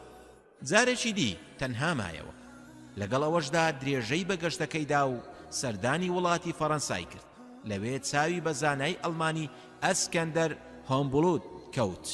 ئەم زانایە قەنەعەتی بە بۆلیڤار هێنا کە دۆخێک هاتۆتە ئاراوە کە وڵاتە ژێردەستەکانی وڵاتی ئیسپان لە حاڵەتی ڕزگاربوون لە ژێردەستی ئیسپانیادا نزیک بوونەتەوە. واتە بارودۆخی سیاسی لەبارە بۆ ئەوەی شۆڕش لە دژی داگیرکەری ئیسپانی ساز بکرێت. ئەم بیرۆکەیە کاریگەری لەسەر دەرونی بۆلیڤار جێهێشت. بەردەوام بیری لەسەر بەخۆی وڵاتەکەی دەکردەوە. بۆلیڤار بەڵێنیدا کە تا ئەو ساتەی وڵاتەکەی لە دەستی داگیرکەری ئیسپانی ئازاد نەکات، بەردەوام هەوڵ و کۆشش بکات و بێماندوو بوون لە خەبات بەردەوام بێت، چونکە ئەو ئاسوودە و ئارام نابێت تا وڵاتەکەی ئازاد نەکات. لە ساڵی 1807 بۆلیڤار گەڕایەوە ڤەنزویلا و پەیوەندی کرد بە کۆمەڵەی نیشتیمانیەوە. ئەوانەی لە دژی داگیرکەری ئیسپانی بڕیاری خەبات و تێکۆشانیاندا بوو بۆ ئازادکردنی وڵاتەکەیان لە ژێردەستی داگیرکەر ئامادە بوون گیانی خۆیان بەخت بکەن. شۆڕژجێڕان و خەباتکاران توانیان لە 19 نیسانی ساڵی 1810 حاکمی ئیسپانی فێنسێند دی بڕوخێنن. دواتریش فەرمانی سەربازیان بەسەردا سەپان.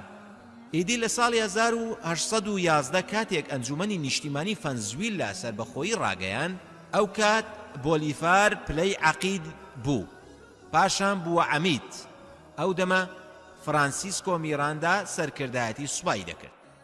بەڵام ئیسپان خۆی بە دۆڕاو نەدەزانی، لەبەرەوە هەڵسا بە هێرشێکی پێچەوانە بۆ سەر ڤەنزویلا، تا میراندیان ناچار بە واژووکردنی ڕێککەوتنێ کرد.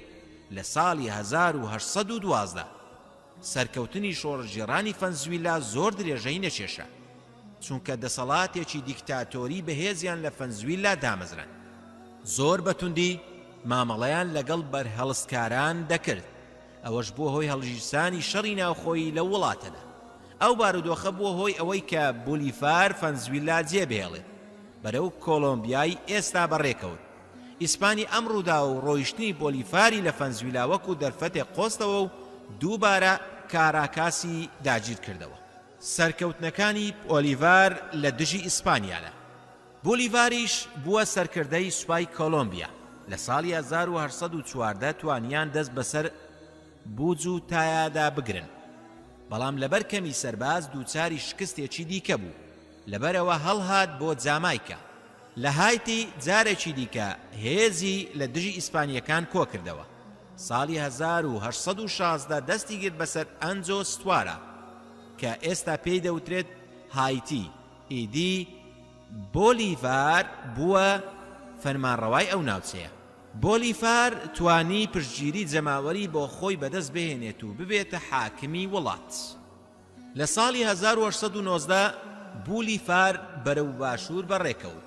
توانی لە بۆیۆکا سوپای ئیسپان تێک بشکێنێت. بووە ئازادکەری وڵاتی کۆلۆمبیا. هێرشەکەی لە مێژووی سەربازیدا بە هێرشێکی گەورە و بەهێز و کەموێنە ناو دەبرێت، چونکە سوپایەکی بچووک کە تەنها لە 2500 کەس پێکات بوو لە کەشێکی بارانەویدا بە توو لە ڕێگایەکدا ڕێگەیان گرتەبەر و چەندین دەریاچە و شاخیان بڕی کە ئیسپانیەکان پێیان وابوو بڕینی ئەو ڕێگەیە نەکەر ئاستەمە، بەڵکو کاری لەو شێوەیە هەر ناکرێت. دوای سەرکەوتنی لەو شەڕەدا بەسەر هێزەکانی ئیسپانیادا بولیفار کۆماری کۆلۆمپیای گەورەی ڕاگەیان بووە سەرۆکی سەربازی ئەو وڵاتە کە ئێستا ناسراوە بە دەوڵەتی کۆلۆمبیا و دەوڵەتی فەنزویلا. کۆماری بولیفار لە پێشڕەوی و ئازادکردنی وڵاتانی ئەمریکای باشوور بەردەوام بوو. لە حوزەیرانی ساڵی 1821 توانی کاراکاس ڕزگار بکات. هەروەها لە ئایاری ساڵی 1822 ئیکوادۆری ڕزگار کرد. دوای ئەو سەرکەوتنانی بولیفار هێزەکانی داگیرکرد تەنها پێرۆیان بەدەستەوە مایەوە. بولیفار توانی لە ساڵی 1824 پیرۆش ئازاد بکات، جگە لە بەشی سەرەوەی پیرۆ کە ئەویش دوای ساڵێک یاریدەرەکەی ئازادی کرد. بولیفاریش بووە یەکەم سەرۆکی کۆماری کۆلۆمبیا لە 7 دیسەمبەری ساڵی 1819. دوای ساڵێک لە ئازادکردنی کۆلۆمبیا دانانی دەستور بۆ وڵاتی بۆلیفار بە یەکێک لە گرنگترین بڕیارە ڕامیاریەکان هەژمار دەکرێت. ئەوەش بوو بە هۆی مانەوەی ناوی بۆلیفار بە زیندوی. بۆلیفار پێکاتەی یەکێتیەکەی لە سەرجەم وڵاتەکانی ئەمریکای باشوور لە دژی ئیسپانیا پێکێنا. ئەوەش بووە هۆی بنیاتنانی پەیوەندێکی بەهێز لە نێوان ئەو دەوڵەتانە و دەوڵەتانی ویلایەتە یەکگرتووەکانی ئەمریکا. بەڵام ئامانجەکانی وڵاتی کۆلۆمبیا بەدی نەهات. لە ساڵی 1830 کۆلۆمبیای گەورە بوو بە 3 هەرێمی سربەخۆ: کۆلۆمبیا، ئیکوادۆر، فەنزویلا. بولیڤار دووچاری بێهیوایی بوو لەوەی کە نەیتوانی بە یەکگرتنی ئەو دەوڵەتانە خەونەکەی بەدی بهێنێت. هەستی کرد کە ئەوە گرێچوێرەیەکە لە بەردەم ڕێگای ئاشتیدا. بولیڤار دوای ئەو هەموو تێکۆشان و خەباتە لە ئیبریلی ساڵی 1830 دەستی لە پۆستەکەی کێشایە. بولیڤار لە ژیانیدا ئەم پۆستانەی وەرگرتووە: دووەم سەرۆکی فەنزویلا، یەکەمین سەرۆکی کۆلۆمبیا، یەکەمین سەرۆکی کۆلۆمبیای گەورە کە پێکات بوو لە کۆلۆمبیا و فەنزویلا و ئیکوادۆر، یەکەم سەرۆکی بۆلیڤیا، نۆیەم سەرۆکی پیرۆ. بولیڤار وڵات جێدەهێڵێت. دوای وەرگرتنی سەرجەم ئەو پۆستانە و خەباتێکی زۆر لە دژی ئیسپان، پاش هەوڵدان و تێکۆشانێکی زۆر و بەدەسێنانی سربەخۆیی بۆ تەواوی بولیڤیا و کۆلۆمبیا و ئیکوادۆر و پیرۆ و فەنزویلا، پاش ئەوەی توانی نازناوی پاشا وەربگرێت، دوای ئەوەی چەند جارێک کورسی دەسەڵاتی گرتۆ دەدەست، دواتر بڕیاریدا وڵاتەکەی جێبهێڵێت لەسەر بانکهێشتی کەسێکی ئیسپانیا کە زۆر پێی سەرسان بوو بەرەو ئیسپانیا بەڕێکەوت. ئەوەش بە بڕیارێکی سەرسوڕهێنەر هەژمار دەکرێت، چونکە ئەو پیاوەی کە هەموو تەمەنی لە دژی ئیسپانیا جەنگاوە ئێستا لە ماڵی ئیسپانیەکدا و لە کانونی دووەمی ساڵی 1830 کۆچی دوایی دەکات و بۆ هەمیشە ماڵ ئاوایی لە ژیان دەکات. پوختە بولیڤار بەبێ باوچی گەورە بوو، بەڵام توانی ببێتە ئەو سەرکردەی کە دژایەتی ئیمپراتۆری ئیسپانی بکات و سربەخۆیی بۆ وڵاتەکەی بەدەست بهێنێت. خوێنەری بەڕێز، ئەم تڕاکە بە کۆتا هات.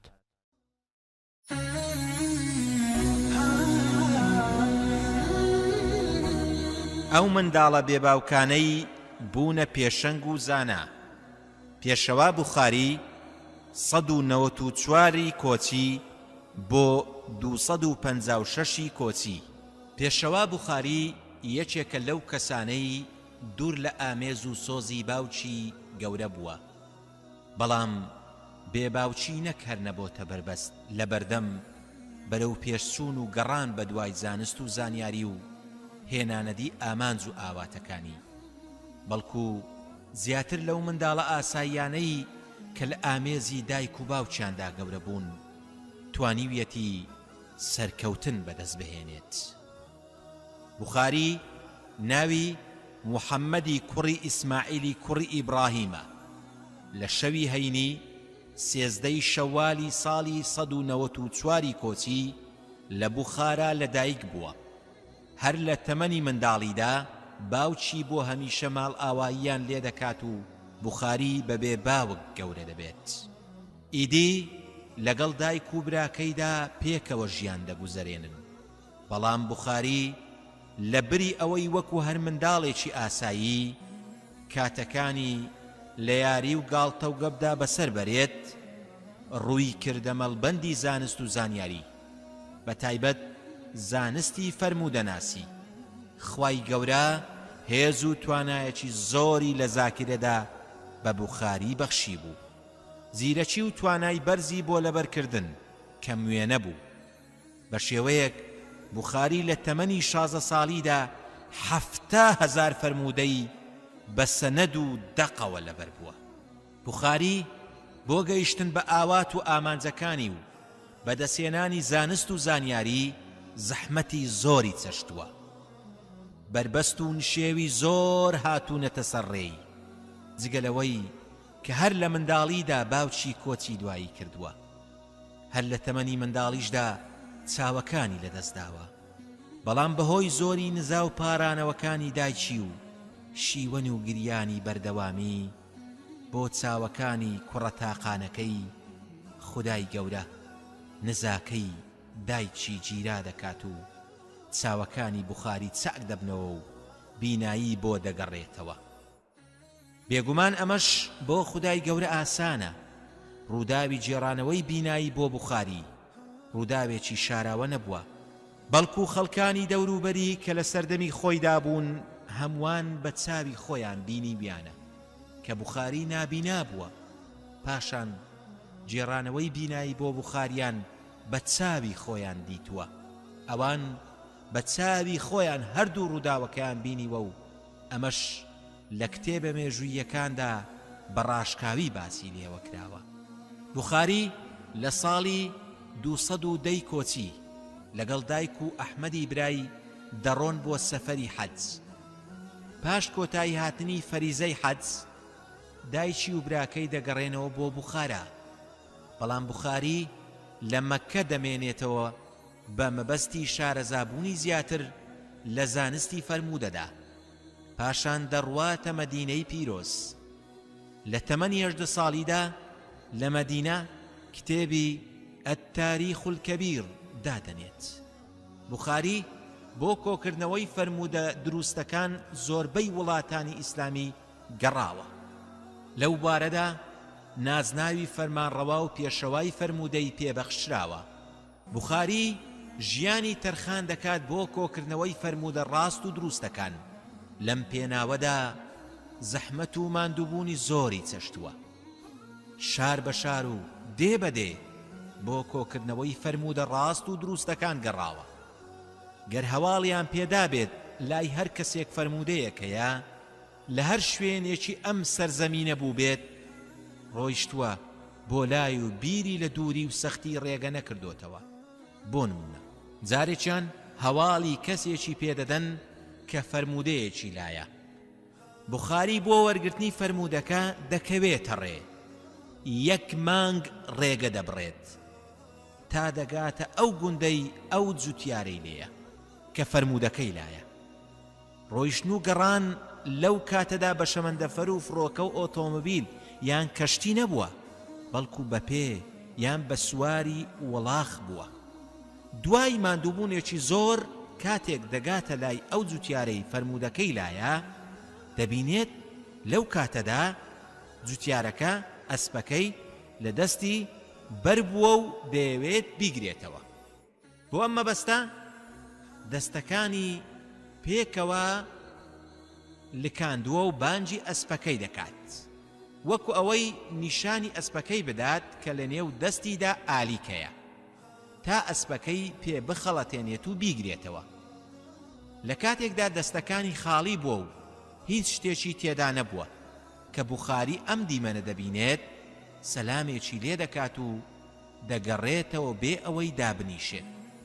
جوتیارەکە بانجی دەکات و دەڵێت لە ڕێبوارێکی ماندوو دەچیت، بۆچی هاتی و دانەنیشتی و دەگەڕێیتەوە؟ بوخاری دەڵێت بەڵێ ڕێگەیەکی زۆرم بڕیوە تا بێم بۆ لای تۆ. پێیان وتم فەرموودەیەکت لایە. جوتیارەکە وتی بەڵێ فڵانە فەرموودەم لایە. ئەوە ڕاستە. بوخاری دەڵێت گەرچی ڕێگەیەکی دوور و درێژم بڕیوە، بەڵام فەرموودە لە کەسێک وەرناگرم کە درۆ لەگەڵ وڵاخە بێزمانەکەیدا بکات، چونکە هیچ گەرانتیەک نییە کە لەگەڵ منیشدا درۆ نەکات. ئێمە فەرموودە لە کەسانی ڕازگۆ وەردەگرین هەرچەندە جوتیارەکە پێداگری کرد کە ئەو فەرموودەی لایە و ڕازگۆیە لە جێڕانەوەی، بەڵام بوخاری قبوڵی نەکرد کە فەرموودەکە وەربگرێت. بەڕێی خۆی داگەڕایەوە. بوخاری بەو شێوەیە فەرموودەکانی کۆکردوتەوە کە لە پێناوی کۆکردنەوەی هەر فەرموودەیەکدا زەحمەتێکی زۆری کێشاوە و چەندین کیلۆمەتری بڕیوە. نمونەیەکی دیکە سەبارەت بە لێهاتووی بوخاری لە زانستی فەرموودەدا. یەکێک لە زانایانی فەرموودە دەڵێت بیستمان کە بوخاری هاتووە بۆ بەغداد. زانایانی فەرموودە بۆ هەڵسەنگاندنی پێشەوا بوخاری کۆبوونەوە. بۆ ئەم مەبەستە 100 فەرموودەیان هێنا. سەرجەمی فەرموودەکانیان هەڵگێڕایەوە، سەنەدی ئەمیان خستە سەر ئەو، مەتنی ئەمیان هێنایە لای ئەو. ئەم 100 فەرموودەیە لەلایەن 10 کەسەوە خوێندرایەوە. هەر یەکەیان 10 فەرموودەیان گێڕایەوە بۆ پێشەوا بوخاری. ئەویش گوێی بۆ گرتبوون. کاتێک هەر یەکەیان 10 فەرموودەکەیان بۆ خوێندەوە کە تەواو بوون، پێشەوا بوخاری بەم شێوەیە وەڵامی دانەوە: یەکەم کەس یەکەم فەرموودەت بەم شێوەیە گێڕایەوە، بەو شێوەیە هەڵەیە، ئەمە ڕاستەکەیەتی. فەرموودەکەی بۆ ڕاست کردەوە. پاشان وتی فەرموودەی دووەمت ئاوا گێڕایەوە، بەو شێوەیە هەڵەیە، ئاوا ڕاستەکەیەتی. هەتا هەردە فەرموودەکەی بۆ ڕاست کردەوە. پاشان کەسی دووەم، دواتر کەسی سێم، بەو شێوەیە بەردەوام بوو تا هەر 100 فەرموودەکەی بۆ ڕاست کردنەوە. ئەو کات هەمووان شاهدی لێ هاتووی و بەتواناییان لە زانستی فەرموودەدا بۆ پێشەوا بوخاریدا. بەو شێوەیە سەحیحی بوخاری بووە بە دووەم کتێب لە دوای قورئانی پیرۆز کە موسڵمانان پشتی پێدەبەستن و هەر فەرموودەیەک لە سەحیحەکەی بوخاریدا هاتبێت، موسڵمانان بێ دوودڵی وەری دەگرن و گومانیان لە دروستی فەرموودەکە نییە. بوخاری پێشمردنی دەڵێت فەرموودەم لە 1080 کەس وەرگرتووە. هەر یەک لەوان ئەم فەرموودەیان لەلا بووە کە دەفەرمێت الئیمان قول وعمل يزيد وينقص. بە کوردیەکەی ئیمان کردار و گفتارە، زیاد و کەم دەکات. صحیحی بوخاری لە بەناوبانگترین کتێبەکانی بوخاریە کە 7275 فەرموودەی لەخۆ گرتووە. بوخاری یەکەم کەس بووە کە کتێبی فەرموودەی داناوە، توانیویەتی 600,000 فەرموودە کۆبکاتەوە. بۆ گەڕان بە شوێن فەرموودەدا و فێربوونی زانستی فەرموودە ئازار و ناڕەحەتی زۆری چەشتووە. بوخاری 100,000 فەرموودەی صحیح و 200,000 فەرموودەی لاوازی لەبەر بووە. بوخاری خاوەنی یادگایەکی بەهێز و بیرێکی تیژ و ناوازە بووە. بوخاری یەکێکە لەو کەسانەی کە بەبێ باوچی گەورە بوو، بەڵام توانی گەورەترین سەروەری لە ژیانیدا تۆمار بکات. بوخاری و هاوێنەکانی کەسانێک بوون کە لە دنیا ماندوو بوون بۆ ئەوەی لە دوا ڕۆژدا بحەسێنەوە.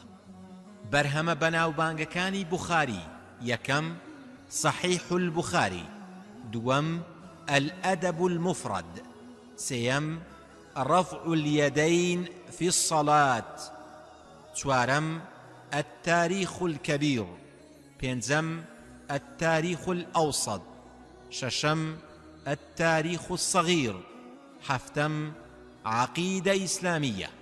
کۆچی دوایی پێشەوا بوخاری.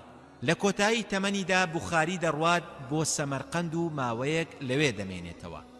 پاشان نەخۆش دەکەوێت و دوجار لە شەوی جەژنی ڕەمەزاندا لە بەرواری 1 شەوال ساڵی 256 کۆچی بۆ دوجار چاوەکانی لێکنا و لە تەمەنی 62 ساڵیدا ماڵ ئاوایی لە ژیان کرد.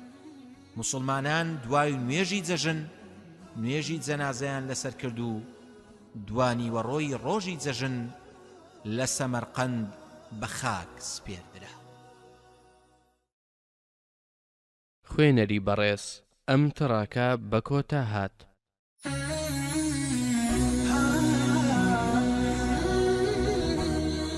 پێشەوە شافعی 150 کۆچی تا 204 کۆچی بەرامبەر 767 تا 820 میلادی چرا ناڵێت ڕێگا تاریکە بەڵکو دەڵێت ئەوە منم ڕووناکم.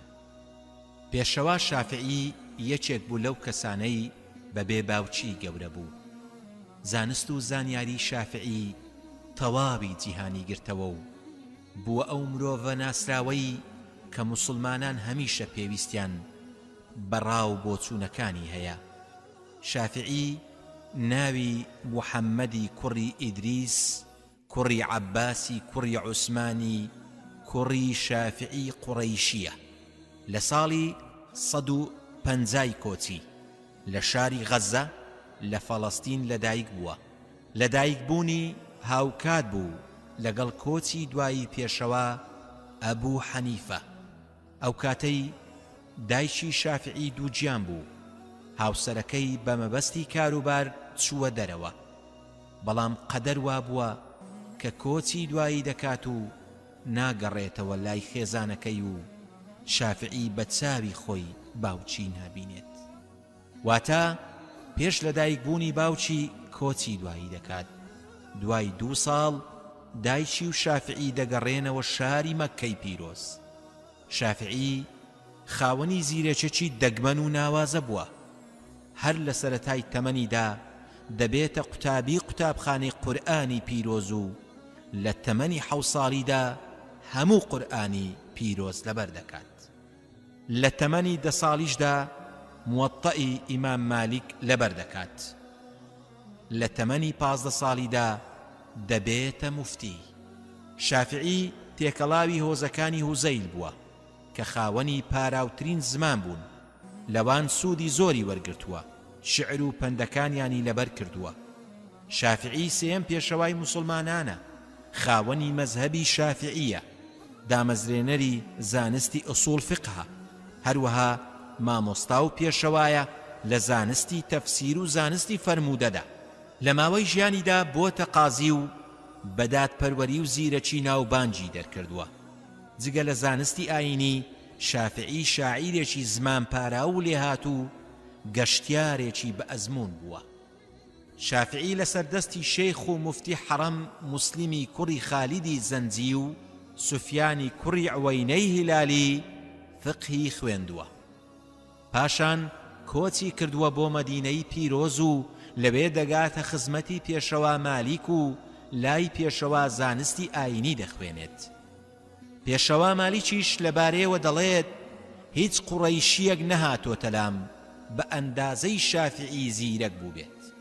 پاشان چووەتە وڵاتی یەمەن و دواتریش لە ساڵی 184 کۆچی چووەتە شاری بەغداد. بووەتە قوتابی لای قازی محەممەد کوڕی حەسەن شەیبانی، وانەی مەزهەبی ئەبوو حەنیفەی خوێندووە. بەمەش فقهی حیجازی کۆکردۆتەوە. مەزهەبی مالیکی لە مەدینەی پیرۆز لە سەردەستی پێشەوا مالیک و مەزهەبی ئەبوو حەنیفەی لە عێراق لای محەممەدی کوڕی حەسەن شەیبانی خوێندووە. دواتر شافعی دەگەڕێتەوە بۆ شاری مەککە، ماوەی 9 ساڵ لە شاری مەککە مایەوە و لە حەرەمی پیرۆزدا وانەی وتۆتەوە. پاشان بۆ جاری دووەم لە ساڵی 195 کۆچی گەڕایەوە شاری بەغدا و لەوێ کتێبی ڕیسالەی داناوە کە بنەمای دامەزراندنی زانستی ئوسوڵ فقه بووە. ماوەی 2 ساڵ لە بەغداد ماوەتەوە. لەو ماوەیەدا مەزهەبی سربەخۆی تایبەت بەخۆی وتۆتەوە و پێشەوایەتی کردووە. لە قوتابیە ناودارەکانی شافعی لە شاری بەغداد پێشەوە ئەحمەدی کوڕی حەنبەل ئەبوو سەور زەعفەرانی و کەرابیسیە. دواتر چووە بۆ وڵاتی میسر. لە میسر شافعی سەر لە نوێ تەسنیفی کتێبی ڕیسالەی کردوتەوە کە لە شاری بەغداد داینابوو. پاشان بۆ جاری سێم دەگەڕێتەوە بۆ شاری بەغداد تا ساڵی 200 کۆچی لە بەغداد دەمێنێتەوە. دواتر دەگەڕێتەوە بۆ وڵاتی میسر و لە شاری فستات میوانی عەبدوڵڵای کوڕی حەکەم بووە. لەوێ سەرقاڵی وانەوتنەوە و بڵاوکردنەوەی زانست بووە. تا دوجار لە ساڵی 204 کۆچی لە میسر کۆچی دوایی کردووە. شافعی خودی خۆی مەزهەبەکەی تەدوین کردووە. لە دانراوە کۆنەکانی شافعی کتێبی الحجة کتاب الأم کە لە ئێستادا ئەم کتێبە بە 7 بەرگ چاپ کراوە. مەزهەبی شافعی لە وڵاتەکانی حیجاز و عێراق و میسر و شام و فەڵەستین و عەدەن و حەزرەمەوت بڵاو بۆتەوە. هەروەها مەزهەبی زۆرینەی خەڵکی ئیندۆنوسیا و سریلانکایە و بەشێک لە موسڵمانانی فیلیپین و هند و چین و ئوسترالیا پەیڕەوی مەزهەبەکەی دەکەن. وتەی پێشەوا و زانایان سەبارەت بە پێشەوا شافعی. پێشەوا ئەحمەدی کوڕی حەنبەل لەبارەی پێشەوا شافعیەوە بەم جۆرە دەدوێت: خودای گەورە بۆ سەدەی یەکەمی ئاینی ئیسلام عومەری کوڕی عەبدولعەزیزی ناردووە و بۆ سەدەی دووەم پێشەوا شافعی ناردووە. هەروەها دەڵێت شافعی وەکو خۆر وایە بۆ دنیا، وەکو تەندروستی وایە بۆ خەڵکی. ڕەبیعی مرادی دەڵێت شافعی لە تەمەنی 15 ساڵیەوە مفتی بووە، هەموو شەوێک شەو نوێژی کردووە تا ئەو کاتەی ماڵ ئاوایی لە ژیان کردووە. یونسی کوڕی سەدەفی دەڵێت هیچ کەسم نەبینیوە لە شافعی عاقڵتر بێت. زەهەبی دەڵێت شافعی خاوەنی عەقڵێکی حەکیم و زمانێکە کە هیچ قسەیەکی پێ نەکردووە سوودی نەبوو بێت. لەوتە ناودارەکانی پێشەوا شافعی فێربوونی زانست و زانستخوازی لە نوێژی سونەت باشترە. سەبارەت بە زانایانی بواری فەرموودەوتویەتی ئێوە دەرمانسازن، ئێمە پزیشک. ئەگەر ئاوی سارد زیان بە پیاوەتیم بگەیەنێت نایخۆمەوە. زانست ئەوەیە سوود دەگەیەنێت، نەک ئەوەی لەبەر دەکرێت. شافعی و هەڵوێستێکی ناوازە. جارێکیان شافعی بە سواری ئەسپێکی ڕەسەن بەلای 2 گەنجدا تێپەڕی. یەک لە گەنجەکان وتی ئەوە شافعیە. هاوڕێکەی تر وتی شافعی چێیە؟ وتی ئەو زانایەکی پایەبەرزە، خاوەنی چەندین سیفاتی جوان و ناوازەیە. یەک لە سیفەتەکانی ئەوەیە کە هەرگیز سوێن ناخوات و لە قسەکانیدا سوێن بەکار ناهێنێت. هاوڕێکەی وتی با تاقی بکەینەوە، لەسەرەوە ڕێککەوتن کە بڕۆن بۆ لای و پێی بڵێن ئەو ئەسپەی بە تۆیە هی ئەوانە و لێیان دزراوە. دواتر کێشەکە دەگەیەنە لای قازی و ئەو کات شافعی بۆ ئەوەی بیسەلمێنێت کە ئەو ئەسپاهی خۆیەتی ناچار بە سوێن خواردن دەبێت. بەو شێوەیە پیلانیان بۆ داڕشت. ڕۆیشتنە لای شافعی و پێیان گوت کە ئەو ئەسپاهی ئەوانە. شافعی زۆر بە ئارامیەوتی بەڵام ئەم ئەسپا بە ساوایی بە دیاری بۆیان هێناوم، خۆم گەورەم کردووە. گەنجەکان لەسەر داواکەیان سوور بوون، هەر بۆیە کێشەکەیان گەیاندە لای قازی. قازی پرسی بەڕێز جەنابی شافعی، ئێمە دەزانین کە ئەو ئەسپەی خۆتە و گومانمان لە بەڕێستان نییە، بەڵام ئەم 2 گەنجە ئامادەن سوێن بخۆن کە ئەو ئەسپەهی ئەوانە، بۆیە دەبێت بەڕێستان سوێن بخۆن کە ئەو ئەسپەهی خۆتانە. شافعی ڕەتی کردەوە کە سوێن بخوات. قازی گوتی ئەگەر بەڕێستان سوێن نەخۆن ئەوە ئەسپەکە دەدرێت بەو 2 گەنجە. شافعی ئامادەم دەست لە ئەسپەکەم هەڵگرم، بەڵام ئامادە نیم سوێن بخۆم. دواتر دادگا بڕیاریدا ئەسپەکە بدات بە 2 گەنجەکە، لەبەر ئەوەی شافعی ئامادە نەبوو سوێن بخوات. بەڵام هەرکە گەیشتنە دەرەوەی دادگا 2 گەنجەکە ڕۆیشتن بۆ لای پێشەوا شافعی و زۆر داوای لێبوردنیان لێ کرد و وتیان ئێمە تەنها مەبەستمان تاقیکردنەوەی ئەو قسەیە بووە کە بەڕێستان هەرگیز سوێن ناخۆن. ئێستا بۆمان دەرکەوت کە بەڕێستان پابەندن بە بەڵێنەکەتانەوە. دەزانن پێشەوا شافعی لە وەڵامدا چی گوت؟ وتی من ئەو ئەسپەم ناوێتەوە چونکە لێی کەوتمە گومانەوە. لە کاتێکدا ئەسب لەو کاتەدا وەکو ئۆتۆمبیلی ئەم سەردەمە بووە. خوێنەری بەڕێز ئەم تڕاکە بە کۆتا هات.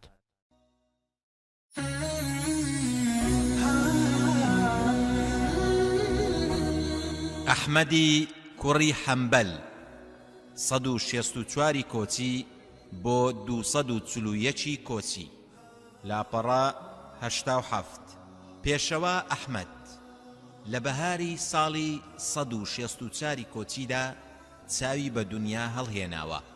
هەر لە تەمەنی منداڵیدا باوچی کۆچی دوایی دەکات. دوور لە سۆز و ئامێزی باوچی لەگەڵ دایکیدا ژیان دەگوزەرێنێت. لەو سەردەمەدا کارکردن و پەیداکردنی بژێوی بە تایبەت بۆ ئەو مناڵانەی باوچیان ماڵ ئاوایی لە ژیان کردووە نەریتێکی ئاسایی بووە. بەڵام دایکی پێشەوە لە بری ئەوەی منداڵەکەی ئاراستەی بازار بکات بۆ پەیداکردنی پارە و سامان، ئاراستەی مزگەوتی دەکات بۆ پەیداکردنی زانست و زانیاری. پێشەوە هەر لە تەمەنی منداڵیدا تەواوی قورئانی پیرۆز لەبەردەکات.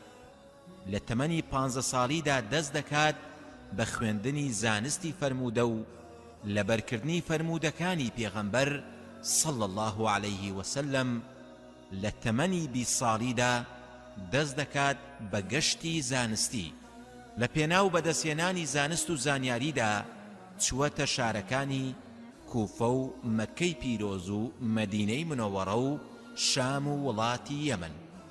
پاشان گەڕاوەتەوە شاری بەغداد و لە ساڵانی 195 تا 197 بووەتە قوتابی پێشەوا شافعی. لە گەورەترین و زیرەکترین و ناودارترین قوتابیەکانی پێشەوا شافعی بووە. هەروەها زانستی لە زانا و پێشەوایانی عێراق وەرگرتووە. لەوانە ئیبراهیمی کوڕی سەعید و سوفیانی کوڕی عەیینە و یەحیای کوڕی سەعید و یەزیدی کوڕی هارون و ئەبوو داودی تەیالیسی و وەکیعی کوڕی جەڕاح و عەبدوڕەحمانی کوڕی مەهدی. دوای ئەوە بووەتە موشتەهید و خاوەنی مەزهەبێکی سربەخۆ و پێشەوای فەرموداناسان. موسنەدەکەی زیاتر لە 40,000 فەرمودەی لەخۆ گرتووە. پێشەوا ئەحمەد خاوەنی زاکیرەیەکی بێوێنە و بەهێز بووە. شافعی لەبارەیەوە دەڵێت هیچ کەسم لە بەغداد بەجێ نەهێشتووە بە ئەندازەی پێشەوا ئەحمەد فەقیه و دنیانەویست و خۆپارێز و زانا و خاوەن زاکیرەیەکی بەهێز بێت. پێشەوا ئەحمەد کەسێکی زۆر ئارامگر و خاوەن ئیرادە و خاوەن بۆچوونی دروست و بەڵگەی بەهێز بووە. لە وتنی حەق و ڕاستی بەرامبەر خەلیفەکانی ئەو سەردەما زۆر ئازا و بوێر بووە. لە سەردەمی خەلیفە مەئموندا لە ساڵی 212 کۆچی ناکۆچی سەبارەت بە خەلق القورئان ڕوویدا کە بیر و باوەڕی موعتەزیلەکان بووە. ئەو کات فەرمانی خەلافەت دەرچوو کە هەر کەس دان نەنێت بەو بابەتەدا ئەوە سزا دەدرێت و لە کار و فەرمان و پیشەی دەوڵەت دوور دەخرێتەوە. هەروەها دووچاری لێدان و زیندان دەبێت. پێشەوا ئەحمەد بە توندی بەرپەرچی دانەوە و دانی بە بیرۆکەکاندا نەنا، وەکو چیایەکی بەهێزی خۆڕاگر بەڕوویاندا وەستایەوە. ئەوەش بووە هۆی ئەوەی لەوانەوتنەوە دووریان خستەوە و سزایاندا و زیندانیان کرد تا ساڵی 218 کۆچی. تاو کاتەی خەلیفە مەئمون کۆچی دوایی کرد و براکەی موعتەسەم بووە خەلیفە. ئەویش بە هەمان شێوەی خەلیفە مەئمون پێشەوا ئەحمەدی زیندانی کرد و فەرمانی کرد ڕۆژانە بە قامچی لێ بدەن تا لە هۆش خۆی دەچێت. سزای خەلیفە موعتەسەم بۆ پێشەوا ئەحمەد ماوەی 28 مانگ بەردەوام بوو. یەکێک لە جەلادەکان دوای ئەوەی پەشیمان بۆەوە دەیگوت 80 جەڵدەم لە ئیمام ئەحمەد داوە، ئەگەر لە فیلم بدایە بێگومان دەکەوت. ئارامگری پێشەوا ئەحمەد. خەلیفە موعتەسەم گفتوگۆیەکی بۆ ماوەی 3 ڕۆژ ساز کرد لەگەڵ تەواوی زانا و پسپۆڕانی ئەو کاتە سەبارەت بە ڕووداوی خەلق القورئان یان خولق القورئان. پێشەوا ئەحمەد بە بەڵگەی زۆر بەهێز و دەرخستنی ڕاستی و دروستی بۆ چوونەکانی دەیگوت من کەسێکم زانستێک فێر بووم کە هیچ کەس لەو بوارەدا لە من شارەزاتر نییە. بەڵگەیەکم لە قورئان و سونەتدا بدەنێ تا منیش دان بە بیرۆکەتاندا بێنم. هەموو جارێک کە زۆریان بۆ دەهێنا کە دان بنێ بە بیرۆکەیاندا دەیگوت چۆن شتێک بڵێم کە نەگوتراوە.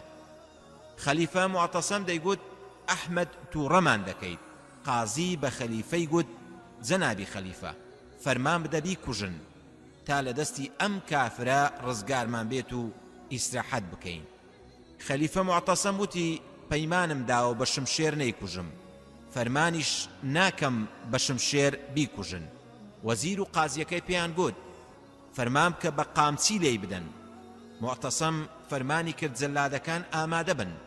بە یەک لەوانی گوت بە چەند قامچی دەتوانی بیکوژیت؟ وتی بەدە قامچی. وتی لێیدا. بە لێدانی قامچیەکان پێشەوا تەواوی جلوبەرگەکانی لەبەردا شڕ و شیتاڵ بوو. بە چاوی پڕ لە گریانەوە دەیگوت خودایە عەورەتم بپارێزە. دوای ئەوەی پێشەوا بەرگەی قامچیەکانی جەلادەکەی گرت، معتەسەم فەرمانی کرد جەلادی دیکەی بۆ بانگ بکەن. فەرمانی کرد لێی بدەن. لەگەڵ وەشاندنی قامچی یەکەم پێشەوای خۆڕاگر و بە ئیمان وتی بسم الله بسم الله. کاتێک قامچی دووەمیان لێداوتی لا حول ولا قوة إلا بالله. کاتێکیش قامچی سێمیان لێدا فەرمووی قورئان کەلامی خوای گەورەیە و مەخلوق نییە. لەگەڵ قامچی چوارەمدام ئاەتەی خوێندەوە قل لن يصيبنا إلا ما كتب الله لنا. بەو شێوە بێبەزەیانە جەلادەکان 19 قامچیان لێدا.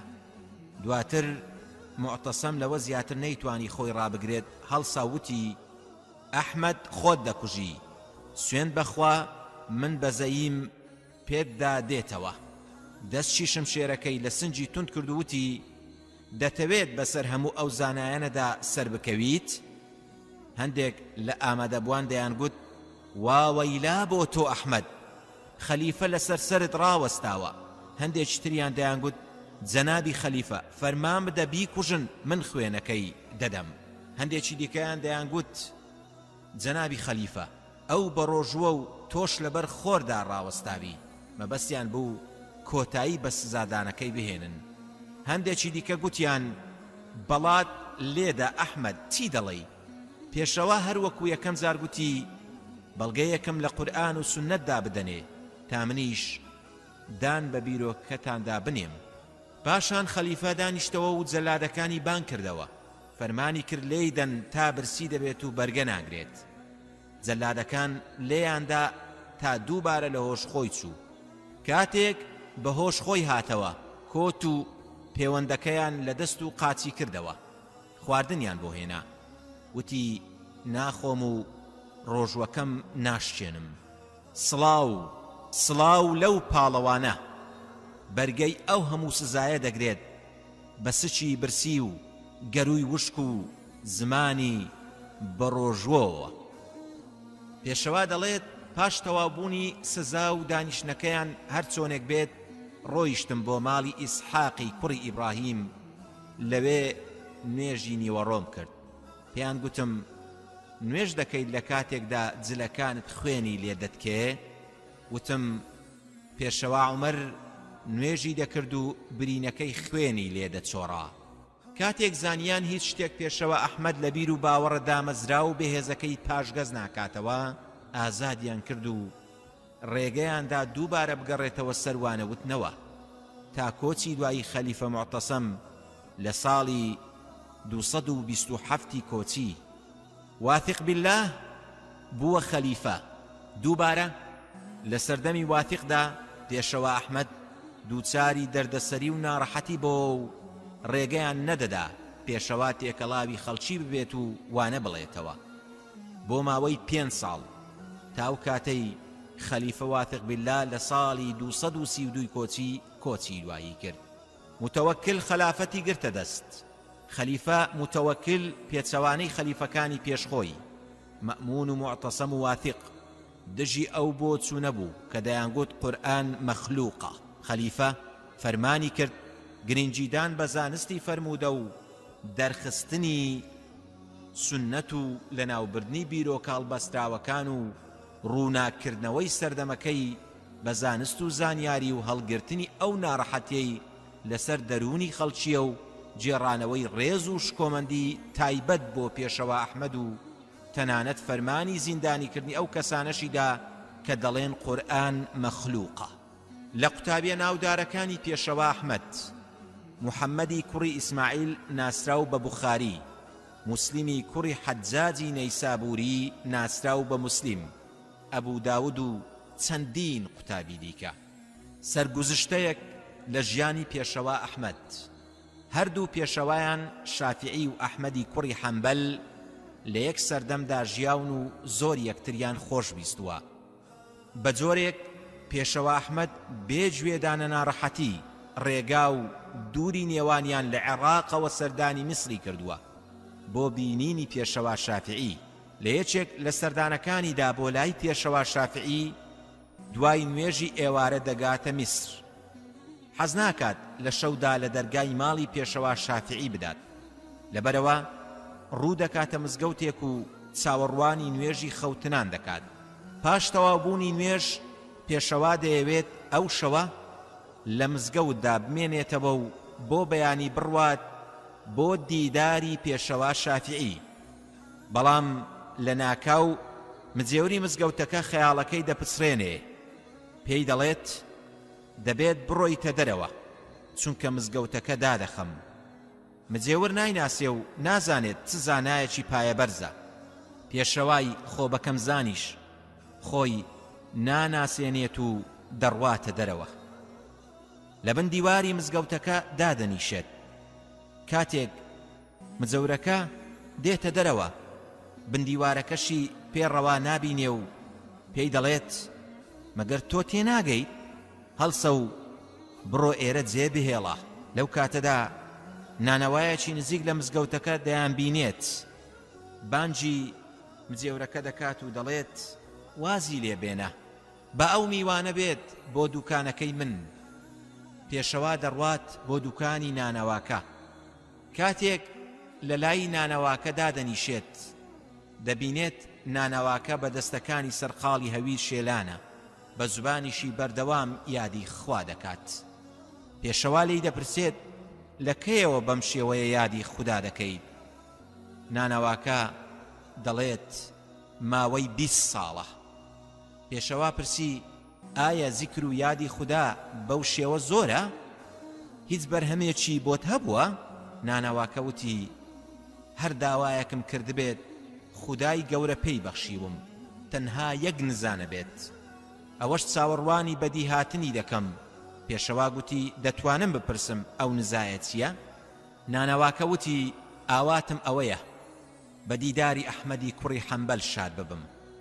پێشەوا لەوە زیاتر خۆی پێنەگیرا وتی کەواتە ئەو نزایەشت قبول بوو، ئەو کەسەی ئێستا میوانی تۆیە ئەحمەدی کوڕی حەنبەلە.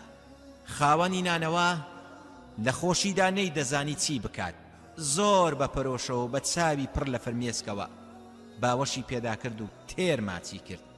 پاشان وتی بفەرموو با دوکانەکە دابخەین و بەرەو ماڵ بڕۆین تا میوانداریت بکەین و خزمەتت بکەین.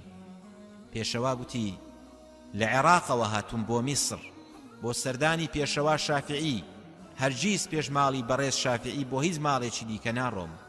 سەیری ئەو خۆشەویستی و وەفاداریە بکە. لەو کاتەدا کە لە مزگەوت دەردەکرێ و شوێنێک شک نابات بۆ حەوانەوە و ناشیەوێت لە شەودا لە دەرگای پێشەوا شافعی بدات، لە هەمان کاتدا نایەوێت پێ بخاتە ماڵی هیچ کەسێکەوە پێش ئەوەی سەردانی ماڵی پێشەوای هاوڕێی بکات. ماڵاوایی پێشەوا ئەحمەد. دوجار پێشەوا ئەحمەد لە ڕۆژی هەینی لە ساڵی 241 کۆچی لە تەمەنی 77 ساڵیدا ماڵاوایی لە ژیان کرد و چاوەکانی بۆ هەمیشە لێک ناو دڵە گەورەکەی لە لێدان کەوت. لە ڕۆژی بە خاک سپاردنیان پێشەوا ناودارەدا شەقامەکانی شاری بەغداد لێوان لێو بوون لە قوتابی و شوێن کەوتوانی.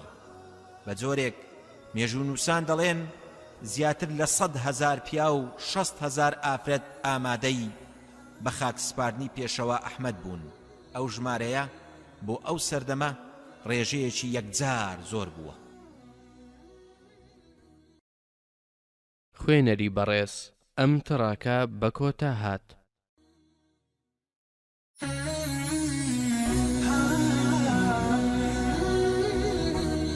پێشەوە غەزالی لاپەڕە 95 پێشەوە غەزالی 450 کۆچی بۆ 505 کۆچی. هەموو شتێک سەرەتا بچووکە پاشان گەورە دەبێت، بەڵام بەڵاو موسیبەت سەرەتا گەورەیە و پاشان بچووک دەبێتەوە. زانای پایەبەرز ئەبوو حامیدی غەزالی ناوی محەممەدی کوڕی محەممەدە.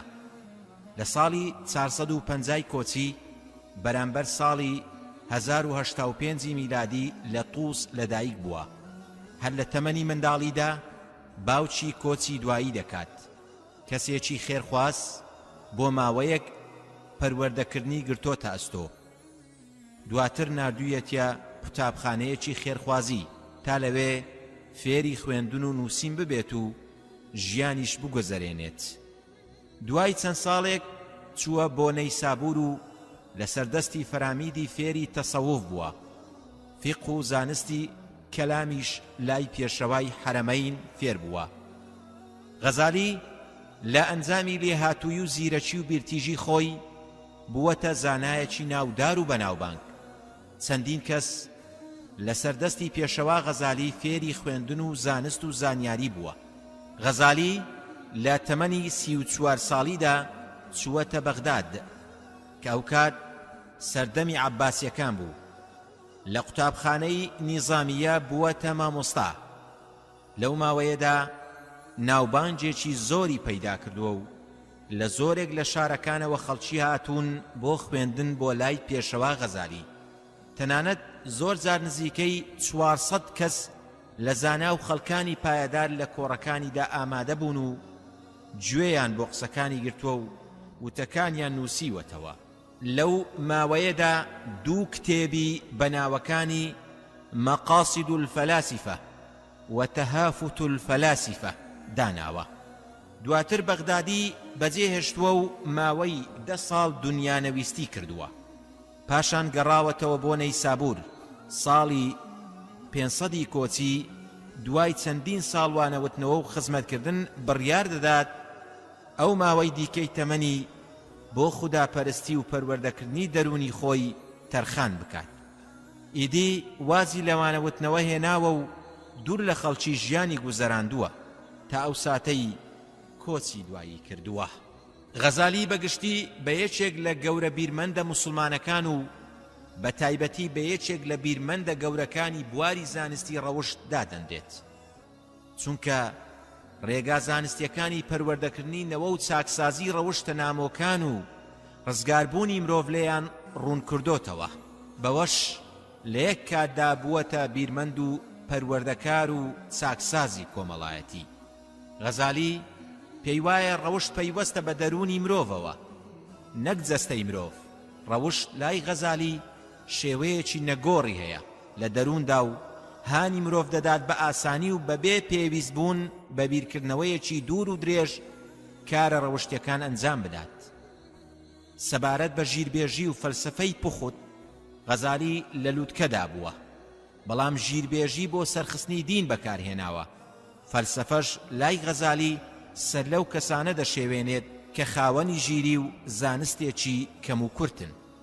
بەرهەمەکانی پێشەوا غەزالی لە گرنگترین کتێبەکانی پێشەوا غەزالی مەقاصد الفەلاسفە 487 کۆچی، تەهافت الفەلاسفە 488 کۆچی، فضائح الباطنية، الاقتصاد في الاعتقاد 488 كوتي، أيها الولد 501 كوتي، المنقذ من الظلال 502 كوتي، المستصفى في علم أصول الفقه 503 كوتي، الجام العوام عن علم الكلام 504 كوتي بو 505، أحياء علوم الدين 488 کۆچی کە سەبارەت بەم کتێبە وتراوە من لم يقرأ إحياء ليس من الأحياء، واتا هركس إحياء علوم الدين نخوێنێتەوە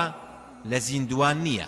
ئەمانە لە بەناوبانگترین دانراوەکانی پێشەوا غەزالین، جگە لەمانەش چەندین دانراوی دیکەی هەیە، وەکو الوصيد في المذهب، الوجيز في فقه الإمام الشافعي، القسطاس المستقيم، التبر المسبوك في نصائح الملوك، كيمياء السعادة. غزالي لبواركاني فلسفة وفقه شافعي زانستي كلام تصوف منطق ڕۆڵێکی کارا و دیاری هەبووە. پێشەوا غەزالی لە ساڵی 505 کۆچی لە تووس کۆچی دوایی کردووە و بۆ دوجار ماڵ ئاوایی لە ژیان کردووە. غەزالی ئەو منداڵەی بەبێ باوچی گەورە بوو، بەڵام بوو بەو زانە پایە بەرزەی کە ناوی بۆ هەمیشە زیندوو بمێنێتەوە.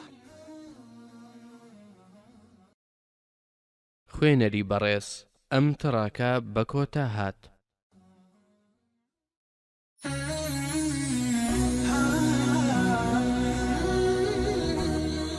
سوفیانی ثەوری 97 بۆ 161 کۆچی بەڕێزترین کەس ئەو کەسەیە کە دنیای دەستی هەموو کەسێکی وەلاناوە، محەممەد بن عەلی بن حوسەین. سوفیانی ثەوری سوفیان کوڕی سەعیدی مەسروقی ثەوری کوفیە، لە ساڵی 97 کۆچی لەدایک بووە. باوکی یەکێک بووە لە زاناکانی کوفە، بەڵام ڕەنگە سوفیان زۆر سوودمەند نەبوو بێت لە زانستەکەی باوکی، چونکە تەمەنی 9 ساڵان بوو کە باوکی ماڵ ئاوایی لە ژیان کرد و سوفیانی تەنها جێهێشت. دایکی لە ئامێزی گرت و زۆر بە جوانی پەروەردەی کرد. هەر لە تەمەنی منداڵیەوە لە بری ئەوەی وەکو نەریتی ئەو کاتە بینێرێت بۆ پەیداکردنی درهەم و دینار، ناردی بۆ فێربوونی زانستی فەرموودە و کۆڕی زانست و زانیاری. بۆ پەیداکردنی بژێوی ژیانیان دایکی دەستی کردە تەشیڕستن و لەو ڕێگەیەوە بژێوی خۆی و کوڕەکەی پەیدا دەکرد. ڕۆژێکیان بەرهەمەکەی فرۆشت بە 10 درهەم و بانگی سوفیانی کردووتی کوڕی شیرینم، ئەوە 10 درهەمە، بڕۆ فێری زانستی فەرموودە ببە. هەر کات هەستت کرد ئەو زانستەی فێری بوویت، کاری لە بیر و هۆش و دڵ و دەروون و کردەوەت کردووە، وەرەوە تا 10 درهەمی دیکەت پێ بدەم. خۆ ئەگەر هیچ کاریگەریەکی لەسەر دروست نەکردی، ئەوە واز لە ڕێگەی زانست بهێنە، چونکە زانست تەنها کاریگەری لەسەر کەسانی چاک و دڵسۆز دروست دەکات. سوفیان ڕێگەی زانست و زانیاری گرتە بەر و لای چەندین زانای سەردەمی خۆی زانستی فەرموودەی خوێندووە، بەهێزی یادگە و بیرتیژی سوفیان. سوفیان خاوەنی زاکیرە و یادگەیەکی بێوێنە بووە. خۆی دەڵێت دڵم ماڵ ئاوایی لە هیچ شتێک نەکردووە خیانەتی لێ بکات. هەروەها دەڵێت گوێزکەشم گوێی لە هیچ شتێک نەبووە لە بیری چوو بێتەوە. جارێکیان چووە ژوورەوە بۆ لای هیشامی کوڕی عەروە، گوێی بۆ وتەکانی گرت. پاشان هەموو ئەوەی کە بیست بووی بێ زیاد و کەم بۆ ئامادەبوانی دووبارە کردەوە. سوفیان پێشەوای باوەڕدارانە لە زانستی فەرموودەدا، 300,000 فەرموودەی لەبەر بووە. سوفیان جگە لەوەی زانا و شارەزایەکی بێوێنەی زانستی فەرموودە بووە، لە هەمان کاتدا خاوەن وەرع و دنیانەویست و خوداپەرستێکی بێوێنە بووە. سوفیان خوداپەرستێکی کەموێنە بوو. سوفیان لەگەڵ ئەوەی خاوەنی زانستێکی بێوێنە بوو، بەشێکی زۆری کاتەکانی بۆ خوداپەرستی تەرخان کرد بوو. یەکێک لە پێشینان دەڵێت سوفیانم بینی لە دوای نوێژی مەغریب سوزدەی برد، سەری بەرز نەکردەوە تا بانگی عیشای فەرموو. پێشینێکی دیکە دەڵێت کاتێک لە کەعبەی پیرۆز تەوافم دەکرد، سوفیانم بینی لە سوزدەدا بوو، 7 تەوافم کرد، هێشتا سوفیان سەری لە سوزدە بەرز نەکردبووەوە. سوفیان زۆر جار بە درێژایی شەو تا بەرەبەیان دەمایەوە، سەرقاڵی خوداپەرستی و بیرکردنەوە بوو. یەکێکی دیکە لە سیفەتی خوداپەرستی سوفیان زۆر دەگریا، زۆر بیری مردنی دەکردەوە. هەندێک لە پێشینان دەڵێن سوفیان لە هەر کۆڕ و کۆبوونەیەکدا بوایە باسێکی مردنی دەکرد. لەگەڵ هەموو ئەمانەشدا کەسێکی دەروون بەرز و دنیا نەویست بووە، هیچ شتێکی لە کەس قبول نەکردووە، تەنها پشتی دەبەست بەڕەنجی شانی خۆی. هەمیشە ئامۆژگاری قوتابیەکانی دەکرد کە هەوڵ بدەن لەبەری ڕەنجی شانی خۆیان بخۆن و داوای هیچ شتێک لە کەس نەکەن. سوفیان دەیگوت کاری پاڵەوانەکان ئەوەیە کە ڕزق و ڕۆزی حەڵاڵ پەیدا بکەن و ببەخشن بە ماڵ و منداڵەکانیان. هەموو جارێک دەیگوت ماڵ و سامانی حەڵاڵ قەلغانی باوەڕدارە. سوفیان لەگەڵ ئەو هەموو دنیا نەویستیە و خوداپەرستیە و زانست و زانیاییەی کەسێکی قسەخۆش و سوعبەتچی بووە. دانرا و بەرهەمەکانی پێشەوا سوفیانی سەوری یەکەم کەس بووە کە کتێبی سەبارەت بە زانستی فەرموودەی هەڵبەسترا و داناوە لە شاری کوفە. هەروەها دوو کتێبی لەسەر زانستی فەرموودە نووسیوە بە ناونیشانی الجامع الكبير، الجامع الصغير. هەروەها کتێبێکیشی سەبارەت بە فەرائیز نووسیوە. وتەی زانایان و پێشینان سەبارەت بە سوفیانی ثەوری. پێشەوا مالیک لەبارەی پێشەوا سوفیان دەڵێت جاران عێراق پارە و سامان و پۆشاچی بۆ دەناردین، بەڵام ئێستا سوفیانمان بۆ دەنێرێت. پێشەوا ئەحمەدی کوڕی حەمبەل سەبارەت بە پێشەوا سوفیان دەڵێت ئەو پێشەوا ئیەیە کە هیچ کەس پێشی ناکەوێت. سوفیانی کوڕی عوەینەش دەڵێت زانایانی فەرموودە سێ کەسن: ئیبن عەباس، شەعبی و سوفیانی ثەوری. پێشەوا زەهەبی لەبارەی سوفیانەوە دەڵێت لە زانستی فەرموودەدا پێشەوا بووە، لە فقهدا پێشەوا بووە، سەرکردە بووە لە دنیانەویستیدا. دنیانەویستی سوفیان زانایەک بووە لە زانا ناودارەکان. دار و دەستەکەی ئەبوو جەعفەر وتیان سوفیان باشترین کەسە کە بیکەیتە قازی وڵات. ئەبوو جەعفەریش فەرمانی کرد بانکێشتی بکەن بۆ کۆشک. کاتێک زانای پایەبەر سوفیانی ثەوری گەیشتە کۆشکی خەلافەت، ئەبوو جەعفەر پێی گوت دەمەوێت تۆ بکەم بە قازی وڵات. سوفیان وتی بەڵام من بۆ پۆستی قازی شیاو نیم. خەلیفە وتی نەخێر، تۆ دەبیت بە قازی وڵات. دووبارە زانای دنیانەویست پۆستەکەی ڕەت کردەوە، وتی من شیاوی ئەو پۆستە نیم. بۆ جاری سێیەم خەلیفە پێداگری کرد و وتی بەڵێ تۆ دەبیت بە قازی. سوفیان وتی نەخێر، من نامەوێت ببم بە قازی. ئەبوو جەعفەر زۆر تووڕە بوو، ئاوڕیدایە و وتی شمشێر بەدەست. وتی بەڵێ قوربان، ڕاخەر و شمشێر ئامادە بکە. ڕاخەر پارچە پێستێک بووە، ڕایان دەخست بۆ ئەوەی خوێنەکە بچێتە ناویەوە و نەکەوێتە سەرزەویەکە. سوفیان وتی بەنیازن چی بکەن؟ وتیان ئەتکوژین. وتی واتە یان دەبێت ببم بە قازی یان دەمکوژن؟ وتیان بەڵێ، ڕێگەی سێم لە ئارادانیە.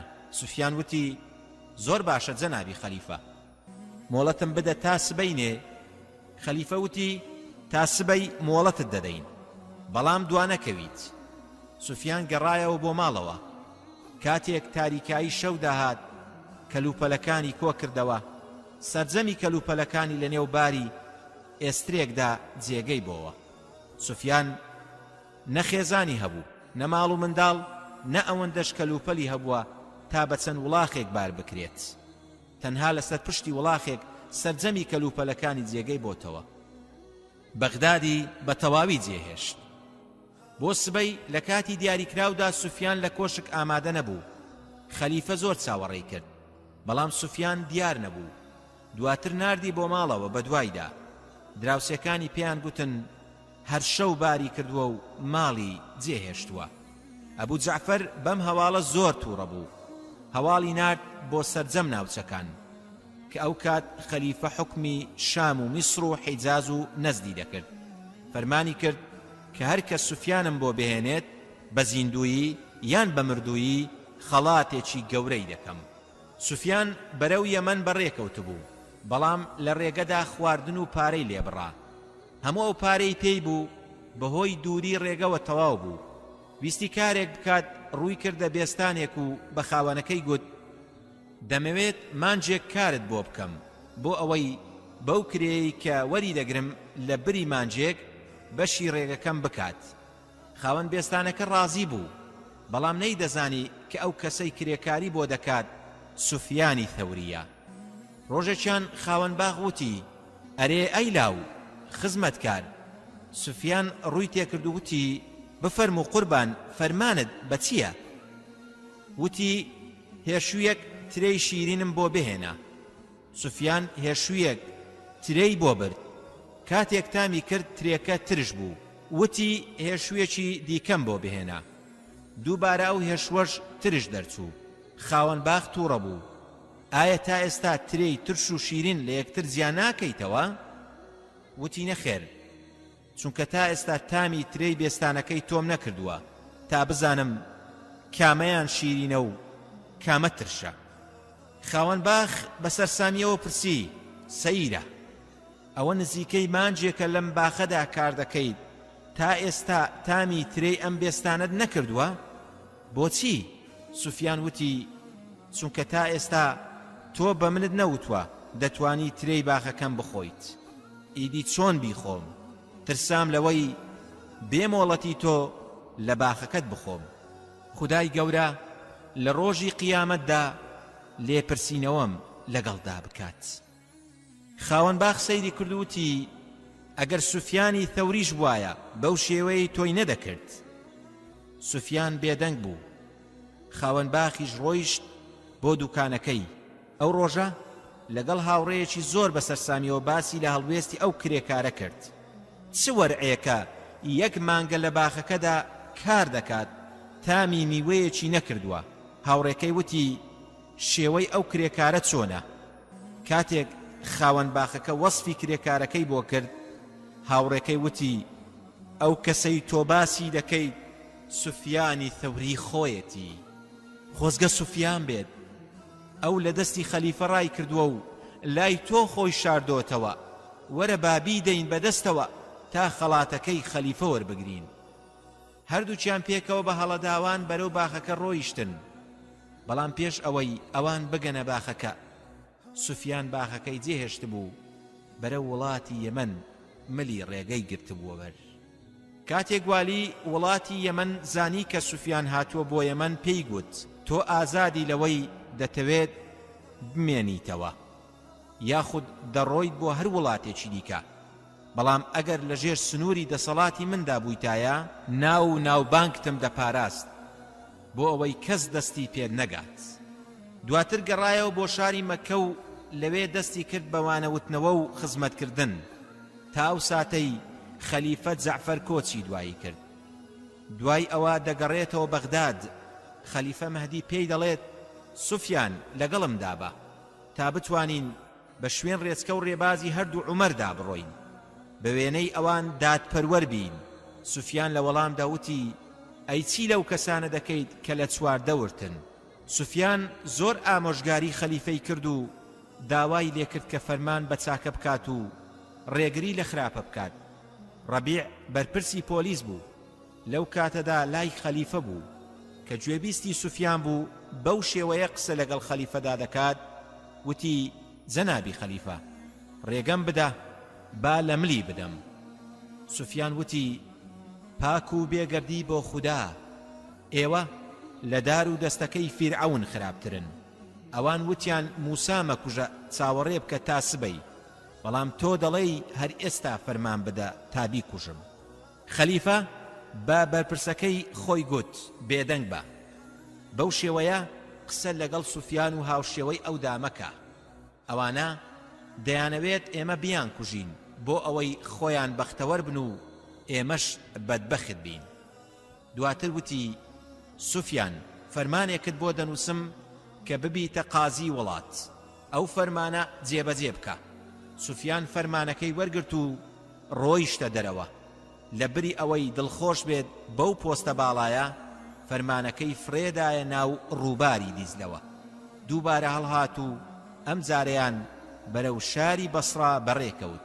سوفیان لە بەسڕا مایەوە تا ئەو ساتەی ماڵ ئاوایی لە ژیان کرد. خوێنەری بەڕێز ئەم تڕاکە بە کۆتا هات.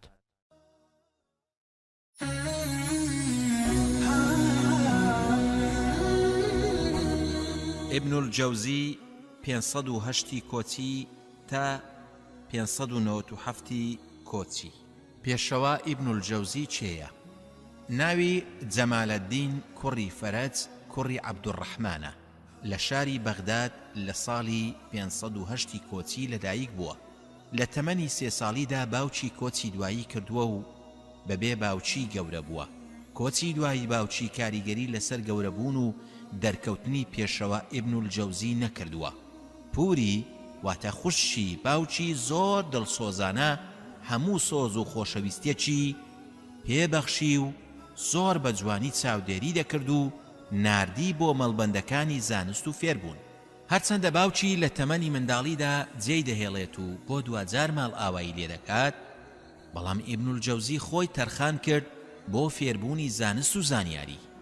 ئەو سامانەشی کە لە باوکیەوە بۆی جێما بوو لە ڕێگەی فێربوون و زانست و زانیاریدا خەرجی کرد. لەبەرەوە دەبینین پێشەوە ئیبن الجەوزی زیاتر لە کتێبێکدا باز لە ژیاننامەی خۆی دەکات. هەروەکو لە کتێبی سەید الخاتردا دەڵێت هەر کەسێک هۆگری خۆشی و شادی بێت دەبێت سۆز و خۆشەویستی بۆ خۆی هەبێت. من لە خۆشی و بەختەوەری و ناز و نیعمەتدا گەورە بووم. کاتێک ناز و نیعمەت و خۆشی و شادی کەم بوو شوێنەواری نەخۆشیم تێدا دەرکەوت کە بوو بەهۆی دابڕانم لە زۆربەی پەرستشەکان. من پێش نەخۆشیەکەم هەموو ڕۆژێک 5 جوزئم لە قورئان دەخوێن، بەڵام لە ڕۆژانی نەخۆشیەکەمدا تەنانەت نەمدەتوانی قورئانیش بخوێنم. بەخۆمم گوت پارویەک بۆتە هۆی ئەوەی کاریگەری هەبێت لەسەر خوێندنەوەی 5 جوزء قورئان کە خوێندنی هەر پیتێک 10 چاکەت بۆ دەنووسرێت. لە کاتێکدا خواردن گوێڕایەڵیەکی گەورەیە، بەڵام زۆر خواردن زیانێکی گەورە بەجەستە دەگەیەنێت. مرۆڤی ژیر خواردنێک دەدات بە جەستەی کە دەگونجێت لەگەڵ جەستەیدا. کاتێک ئیبن الجەوزی گەورە بوو هەستی کرد کە پێویستە ئاوڕێک بداتەوە بەلای فێربوونی زانست و زانیاریدا. گەیشتە و قەناعەتەی کە کاتێک مرۆڤ دەیەوێت کارێک بکات هەموو بەڵاو ناڕەحەتیەکانی لەسەر ئاسان دەبێت. لەبەرەوە ورە بەرزی بۆ فێربوونی زانست و زانیاری بوو بەهۆی ئەوەی هەموو کۆسپ و لەمپەرەکانی ڕێگەی فێربوونی زانستی وەلانا و بەکەم دەهاتنە پێش چاوی. لای پێشەوە ئیبن الجەوزی فێربوونی زانست و زانیاری لە بەتامترین خواردن خۆشتر بووە. لەبارەی خۆیەوە دەڵێت ئەو کاتەی لە قۆناغی داواکردنی زانستدا بووم سەختترین و ناخۆشترین ناڕەحەتیەکان لە لای من لە هەنجوین شیرینتر بوو. هەموو ناڕەحەتیەکانم فەرامۆش کرد. لە پێناوی ئەو شتەی داوای دەکەم و دەمەوێت فێری ببم. ئیبن الجەوزی دەڵێت لەبیرم دێت ئەو کاتەی لاو بووم کۆلێرەیەکی وشکم بەدەستەوە گرت و بەڕێکەوتم بۆ فێربوونی زانستی فەرموودا. لە بەردەم ڕووباری عیسادا دانیشتم. نەمدەتوانی بەبێ ئاو کۆلێرەکە بخۆم. هەر پارویەک کۆلێرەم دەخوارد و قومێک ئاوم بەسەردا دەکرد. تەنها چاوم لەسەر فێربوونی زانست و زانیاری بوو. لەزەتم لە هیچ شتێک نەدەبینی، هێندەی بەدەسێنانی زانیاری. ئیبن الجەوزی هەر لە منداڵیەوە بە وەرع و دونیانەویستی و خۆپارێزی ژیاوە. حەزی بە تێکەڵاوی خەڵکی نەدەکرد لە ترسی بە فیڕۆچوونی کاتەکانی و کەوتنە نێو تاوانەوە.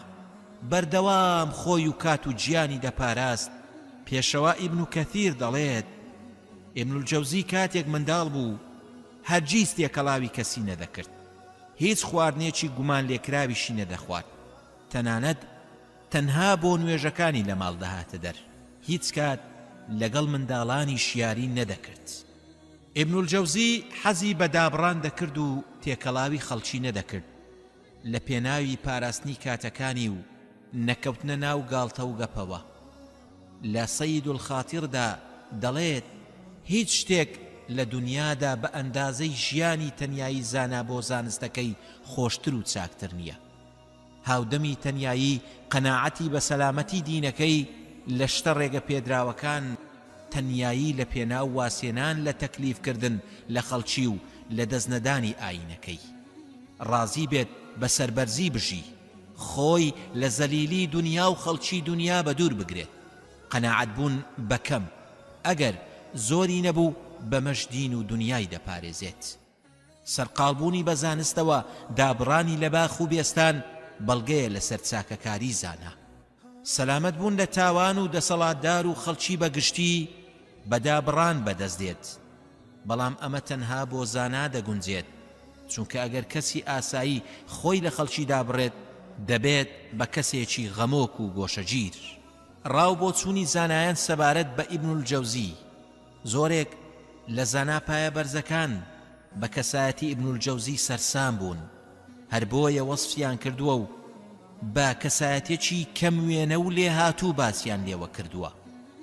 ئیبن خەلەکان لەبارەیەوە دەڵێت ئەو عەلامەی سەردەمی خۆی بووە. لە زانستی فەرموودەدا پێشەوای سەردەمی خۆی بووە، لە زۆربەی هونەرەکانی ژیاندا شارەزا بووە. باسی لە چەند دانراوێکی کردووە و دەڵێت کتێب و دانراوەکانی ئەوەندە زۆرن نزیکە نەژمێردرێن. بەدەستی خۆی شتی زۆری نووسیوە. زۆرێک لە خەڵکی دەڵێن ئەگەر کتێبەکانی کۆبکەیتەوە لەگەڵ ماوەی تەمەنیدا بەراوردی بکەیت و کتێبەکانی بەسەر ڕۆژەکانی تەمەنیدا دابەش بکەیت، ئەوە هەر ڕۆژێک چەندین لاپەڕەی بەردەکەوێت. حافظی کوڕی دەبیثی دەڵێت ئیبن الجەوزی قسەی لە هەموو خەڵکی جوانتر بوو، لە هەمووان ڕێک و پێکتر بوو، زمانی لە هەموو کەس شیرینتر بوو. تەمەن و زانستەکەی لێوان لێو بوو لە بەرەکەت. خەڵکی زیاتر لە 40 ساڵ گوێیان بۆ وتەکانی ئیبن الجەوزی گرت. ئیبن کەثیر ڕەحمەتی خودای لێبێت دەڵێت ئیبن الجەوزی تاقانە بوو لە لێهاتووی لە ئامۆژگاریکردن و بانگەوازدا. هیچ کەس پێشی نەکەوتووە لە ڕێگە و ڕێباز و شێوە و ڕەوانبێژی و زمان پاراوی و زمان شیرینیدا بێوێ نەبوو. زۆر بە جوانی لە مانای وشەکاندا ڕۆدەچوو، زۆر بە جوانی مانای وشەکانی لێک دەدایەوە. شتە نامۆکانی دەچوان بەو شتانەی هەستی پێدەکرێت تا بە ئاسانی بیسەر لێی تێدەگەیشت. بە شێوەیەک کۆمەڵێک مانای لە وشەیەکی سادە و ساکاردا کۆ دەکردەوە. ئیبن الجەوزی زۆر حەزی بە متاڵاکردن کردووە و شەیدای خوێندنەوە بووە. سەبارەت بە خوێندنەوەی خۆی دەڵێت لە ماوەی ژیانمدا زیاتر لە 20,000 کتێبی قەبارە گەورەم خوێندوتەوە و هێشتا حەزم بە خوێندنەوە بووە. ئیبن الجەوزی ڕۆڵێکی گەورە و بەرچاوی هەبووە لە خزمەتکردنی کۆمەلگادا. قوتابخانە و کتێبخانەیەکی گەورەی دامەزراندووە، کتێبەکانی کردووەتە وەقف، واتە هەموو کەس مافی هەیە بەکاریان بهێنێت. لە چەندین قوتابخانەی شاری بەغداد وانەی بووتۆتەوە. هەوڵ و تێکۆشانی ئیبن الجەوزی لە پلە و پای ئامۆژگاری وانەوتنەوەدا تەنها لە قەڵەمەکەیدا کۆنە بووە. بەڵێ تەنها لە قەڵەمەکەیدا کۆنە بووە. دانراوەکانی پلە و پایە و ناوبانگێکی گەورەیان هەبوو. هەروەها ئامۆژگاری و بانگەواز و ڕێنمونی خەڵکی تایبەت و گشتی لە کارە پێشینەکانی بوو. لە پێناوی خوددا لە لۆمەی لەو مەکاران نەدەترسا. خەلیفە و کار بەدەستان و دەسەڵاتداران لەوانەکانیدا ئامادە دەبوون. جارێکیان لەو کاتەی وتاری دەدا ئاوڕیدایە و بەلای خەلیفە المستەضع العەباس وتی ئەی فەرمان ڕەوای باوەڕداران، ئەگەر قسە بکەم ئەوە لە تۆ دەترسم، بەڵام ئەگەر بێدەنگ بم دەترسم بەڵایەکت بەسەردا بێت. ئەگەر پێیان وتی لە خوددا بترسە، زۆر لە کەسێک چاکترە کە پێت دەڵێت ئێوە ئالوبەیتن و خوددا لێتان خۆش بووە.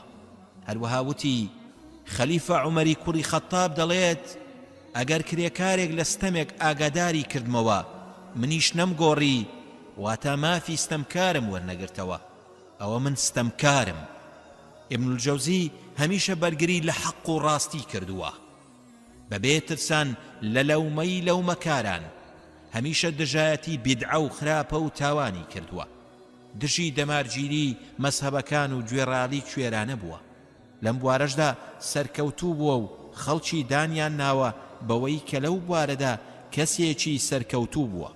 خۆی دەڵێت خەڵکانێک دەرکەوتن قسە لەسەر بیدعە و دەمارگیری بۆ مەزهەبەکان دەکەن.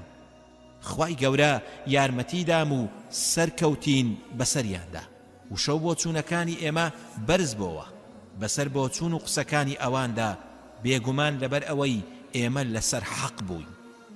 ناڕەحەتی و دەردەسەریەکانی لە پێناوی حەق و ڕاستیدا.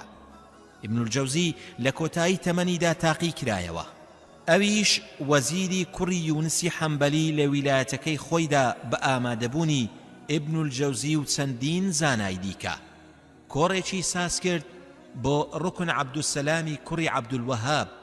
بڕیاریاندا کە هەموو کتێبەکانی بسووتێنن، کتێبەکانی سەبارەت بە بێدینی و ئەستێرەپەرستی و بۆچوونەکانی ئەوائیل و چەندین شتی دیکە بوو. وەزیر قوتابخانەکەی باپیری لێسەندەوە و تەسلیمی ئیبن الجەوزی کرد. بەڵام دوای ماوەیەک ئیبن القەساب کە پشتیوانی لە ئیبن عەبدولسەلام دەکرد هەوڵی دەستگیرکردنی وەزیر یونس و هاوڵەکانیدا. ڕوکن وتی ئیبن الجەوزی لەکوێیە؟ ئەو لە گەورە هاوڵانی کوڕی یونسە. وەزیر قوتابخانەکەی باپیرمی بەخشیوە بە ئیبن الجەوزی. سەرجەمی کتێبەکانی منی بەڕاوێژی ئەو سووتاند. ئیبن قەساب نامەیەکی نارد بۆ خەلیفە ناسر کە مەیلی بەلای تەشەیوعدا هەبوو. تێیدا نووسی بووی کە ئیبن الجەوزی تەسلیمی ڕوکن عەبدولسەلام بکات. ئەویش ڕۆیشت بۆ قوتابخانەکەی ئیبن الجەوزی و قسەی ناشرینی بە زانای پایە بەرزوت و سوکایەتی زۆری پێکرد. قوتابخانەکەی داخست و شوێنکەوتوانی بڵاوە پێکرد. پاشان سواری کەشتێکی کرد و بردی بەرەو شاری واسط لە ماڵێکدا زیندانی کرد. ئیدی خۆی جلو بەرگەکانی دەشۆری و چێشت و نانی دروست دەکرد. ماوەی 5 ساڵ بەو شێوەیە مایەوە. چەندین ناڕەحەتی و دەردەسەری ڕووی تێکرد. بەڵام ئارامگرتن و وەرە بەرزی و خۆڕاگری و وەستان لە ڕووی ستەمکار و ملهوڕان لە نەریتی زانایان و تێکۆشەرانی دڵسۆز و پایەبەرز بووە. زانایی پایەبەرز لە ماوەی ژیانیدا زنجیرەیەک هەوڵی بەردەوامی داوە بۆ دروستکردنی پەیوەندی لە نێوان زانست و کارکردن بە زانست بە پەیوەندێکی بەهێز و پتە و لە کتێبی سەید الخاتر لە ژێر ناونیشانی العولەماء العاملون وەصفی ئەو زانایانەی کردووە کە شایستەی وەصفن، زەمی ئەوانەش کە شایستەی زەمکردنن. پێشەوا ئیبن الجەوزی فەرمودەناس و مێژوونووس و زانای بەناوبانجی عێراق بووە و هەموو قورئانی پیرۆزی لەبەر بووە. خاوەنی ڕاوەی قورئانی پیرۆزە، نزیکەی 200 کتێبی داناوە. زانایەکی بەناوبانگ و بە ئەزمون بووە. خەلیفە و وەزیرەکان پێشەوا و گەورە بەرپرسان لە دانیشتنەکانیدا ئامادە دەبوون و گوێیان بۆ ئامۆژگاریەکانی دەگرت. دەڵێن هەندێ جار لە کۆڕەکانیدا 100,000 کەس ئامادە بوون. پێشەوا ئیبن الجەوزی دەڵێت بە پەنجەکانم 2000 مجەلەدم نووسیوە. لەسەر دەستی ئەو 100,000 کەس پەشیمان بوونەتەوە و دەستیان لە تاوان هەڵگرتووە. هەر لەسەر دەستی ئەو 20,000 کەس موسڵمان بوون. خوێنەری بەڕێز ئەم تڕاکە بە کۆتا هات.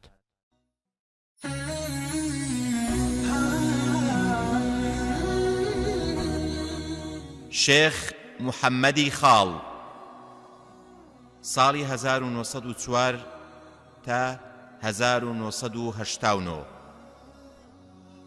زانای پایەبەرزی کورد مامۆستا شێخ محەممەدی خاڵ کوڕی شێخ عەلی کوڕی شێخ ئەمینی خاڵە. لە ساڵی 1904 شێخ محەممەدی خاڵ باڵایەک لە زانست و درەختی زاراوە و زمان لە گوێکانیاوی کللتوری کوردی لە گەڕەکی گۆیژە لەدایک دەبێت. بەقەد باڵای گۆیژە خزمەتی بە ئاین و کللتوری گەلی کورد کردووە. خاڵ هەر لە تەمەنی منداڵیەوە فێرخوازێکی شەیدا بووە.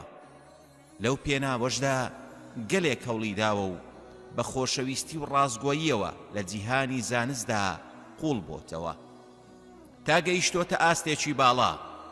خاڵ سەرەتا لە سەردەستی باوکی خوێندنەوەی قورئانی پیرۆز فێر بووە و دواتریش فەرهەنگی ئەحمەدی تەواو کردووە.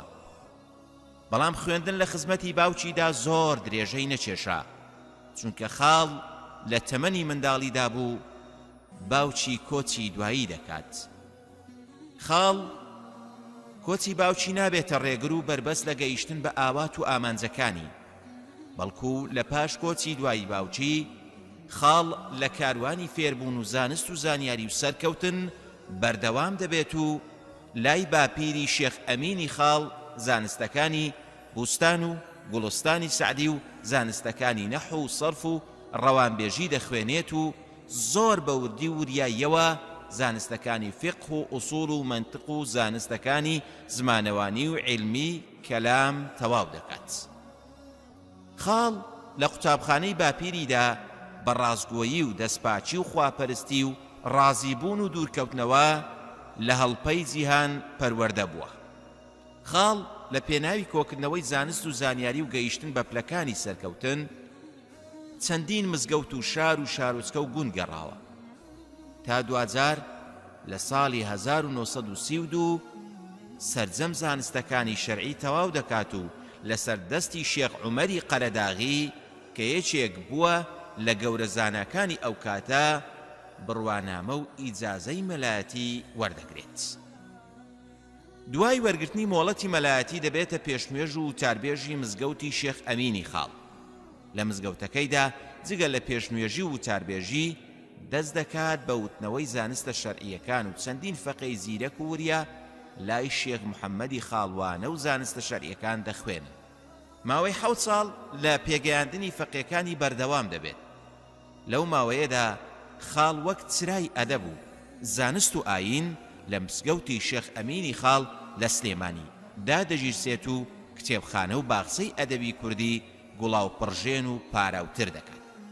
مامۆستای خاڵ کەسایەتێکی کۆمەڵایەتی و ڕەوش جوان و زمانپاک و دڵفراوان و مێشکراوە و لەسەرخۆ بووە و تا ڕادەی خواپەرستی باوەڕی بە ڕازگۆیی و لێبردن و ڕێزگرتن لە ماف و دادوەری هەبووە. خاڵ لە ناخی دەرونیەوە دژی هەموو جەور و ستەمێک بووە کە لە نەتەوەکەی دەکرا. لە ساڵی 1934 دەستی کردووە بە نووسینی یەکەم تەفسیری کوردی کە لە جوزئی عەممەوە دەستی پێکرد و لە ساڵی 1935 چاپ کراوە.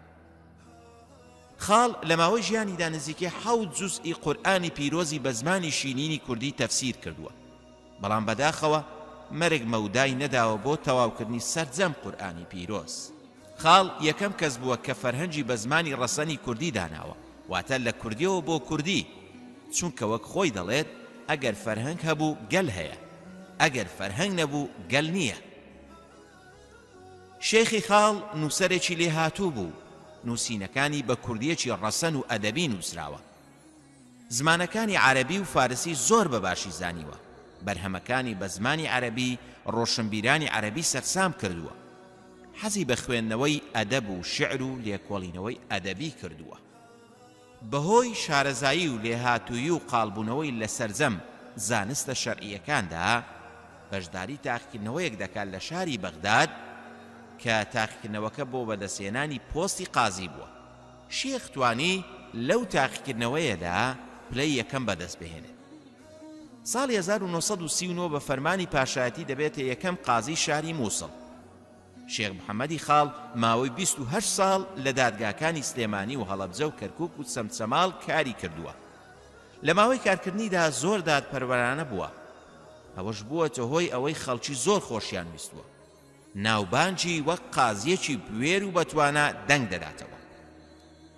پاشان بە فەرمانی پاشایەتی دەبێتە یەکەمین ئەندامی دادگای پێداچوونەوە لە بەغدا. لە سەرەتای چلەکاندا شێخ محەممەدی خاڵ دەچێتە نێو دنیای ڕۆژنامەگەری و چەندین لێکۆڵینەوەی زمانەوانی و ئەدەبی و توێژینەوە و لێکدانەوەی بۆ قورئان لە گۆڤاری گەلاوێژدا بڵاو کردوتەوە. بەهۆی بلیمەتی و توانە هەمەلایەنەکانیشیەوە لە سەرجەم بوارەکاندا ناوبانجی بە نێو نێوەندە ڕۆشنبیریەکاندا بڵاو دەبێتەوە. خاڵ لە ڕێی بەرهەمەکانیەوە لە خزمەتکردنی زمان و مێژوو کەلتور و کتێبخانەی کوردی بووە پێشەنگ و ڕابەری ڕۆشنگەری و ڕۆڵێکی دیار و بەرچاوی هەبوو. بەرهەمەکانی خاڵ، تەفسیری خاڵ، فەرهەنگی خاڵ، پەندی پێشینانی کوردی، دەستنووسی نامەخانەکان، ڕۆژنامەگەری، کۆمەلگای مرۆیی چ لە مێژووی دێرین چ لە مێژووی نوێ و لە ڕۆژگاری ئەمڕۆژدا بەسەر چەندین میلەت و نەتەوە و تیرە و هۆزدا دابەش دەبن کە هەر یەکەیان خاوەنی زمانی خۆیەتی و هەر زمانێکیش خاوەنی خەسڵەت و ئاواز و ڕواڵەت و ناوەڕۆکی تایبەتە. جیاواز لەبانی تر بە شێوەیەک بەر لە سنووری جوگرافی زمانەکان جۆری نەتەوە و گەلانی جیهان لە یەکتر جیا دەکەنەوە. شێخ محەممەدی خاڵ لە پێشەچی فەرهەنگەکەیدا زمان بە ئامراز و میکانیزمی گەیاندنی خەیاڵ و بیر لە یەکێکەوە بۆ یەکێکی تر و بۆ لێک تێگەیشتن و نزیکبوونەوەی گەلان وەسف دەکات، بۆ ئەوەی گەلان بە ژیری لە یەک تێبگەن و بە ئاشتیش پێکەوە بژین. زمان لە دیدی خاڵدا گەورەترین شۆڕشی لە بیر و هۆشی مرۆڤایەتیدا بەرپا کردووە و هەر بەهۆی زمانی شەوەیە کە شارستانیەتی مرۆڤایەتی بەم خۆناغە بەرزەی ئێستا گەیشتووە. بۆیە خاڵ دەڵێت هەر گەل و نەتەوەیەک زمان و فەرهەنگی هەبوو میلەتێکی زیندووە، هەر گەلێکی زمانی کۆکراوەی نەبوو بە زیندوو هەژمار ناکرێت. لەسەر گرنگی زمان خۆی بەم شێوەیە دەدوێت. زمان بۆ گەلان لە هەموو قەڵایەکی ئاسنین و لە هەموو قولەیەکی مسین باشتر و چاکترە، چونکە قەڵا داگیر دەکرێت و قولەش تێک دەشێندێت. بەڵام زمان لە ناو ناچێت، لەبەرەوە گەلی ژێردەستەی خاوەن زمان وەک ئەو دیلە وایە کە کلیلی بەندیخانەکەی لە گیرفاندا بێت، ڕۆژێک دێت ڕزگاری دەبێت. خاڵ سەرچاوەی زمانی کوردی دەباتەوە بۆ سەر زمانی ئاری و هەروەک ئینگلیزی و فەڕەنسی و فارسی و ئەڵمانی و ئیسپانی و یۆنانی، زمانی کوردیش بە لقێک بە زمانی ئاری لە قەڵەم دەدات. بۆ سەلمانی بۆ چوونەکەشی بەراوردێکی زانستی وردی لە نێوان زمانی ئینگلیزی و فەڕەنسی و زمانی کوردی کردووە. چەندین وشەی هاوبەشی ئەو زمانانەی لە بەرامبەر زمانی کوردی داناوە کە لە ڕووی مانا و فۆنەتیکەوە هاومانا و ئاوازن، لە ناوەڕۆکیشدا هاومانان. ئینگلیزی کوردی باد واتە بەد یاو خود خراپ، جەکەل چەقەڵ، برۆ برۆ، درۆپ دڵۆپ، لاب لای لایە. فەڕەنسی کوردی ژەنوو ئەژنۆ، ئوێ ئاو، پاپیلۆن پەپولە. بەم شێوەیە ڕەگ و ڕیشەی زمانەکانی فارسی و کوردی و فەڕەنسی و ئینگلیزی و ئەڵمانی دەباتەوە سەرزمانی ئاری و نەتەوەی کوردیش بە کۆنترین نەتەوەی ئاری دەزانێت. لەو بڕوایەشدایە کە زمانی کوردی 3000 ساڵ لەمە و بربەهێزترین و دەوڵەمەندترین زمان بووە کە دواتریش بەهۆی هەلومەرزی سیاسی و ئابووری و جوگرافی و کۆمەڵایەتیەوە ئەم زمانەی بەسەر چەند شێوەزارێکدا و لە سنووری خاچی کوردستانی گەورەدا دابەش بووە.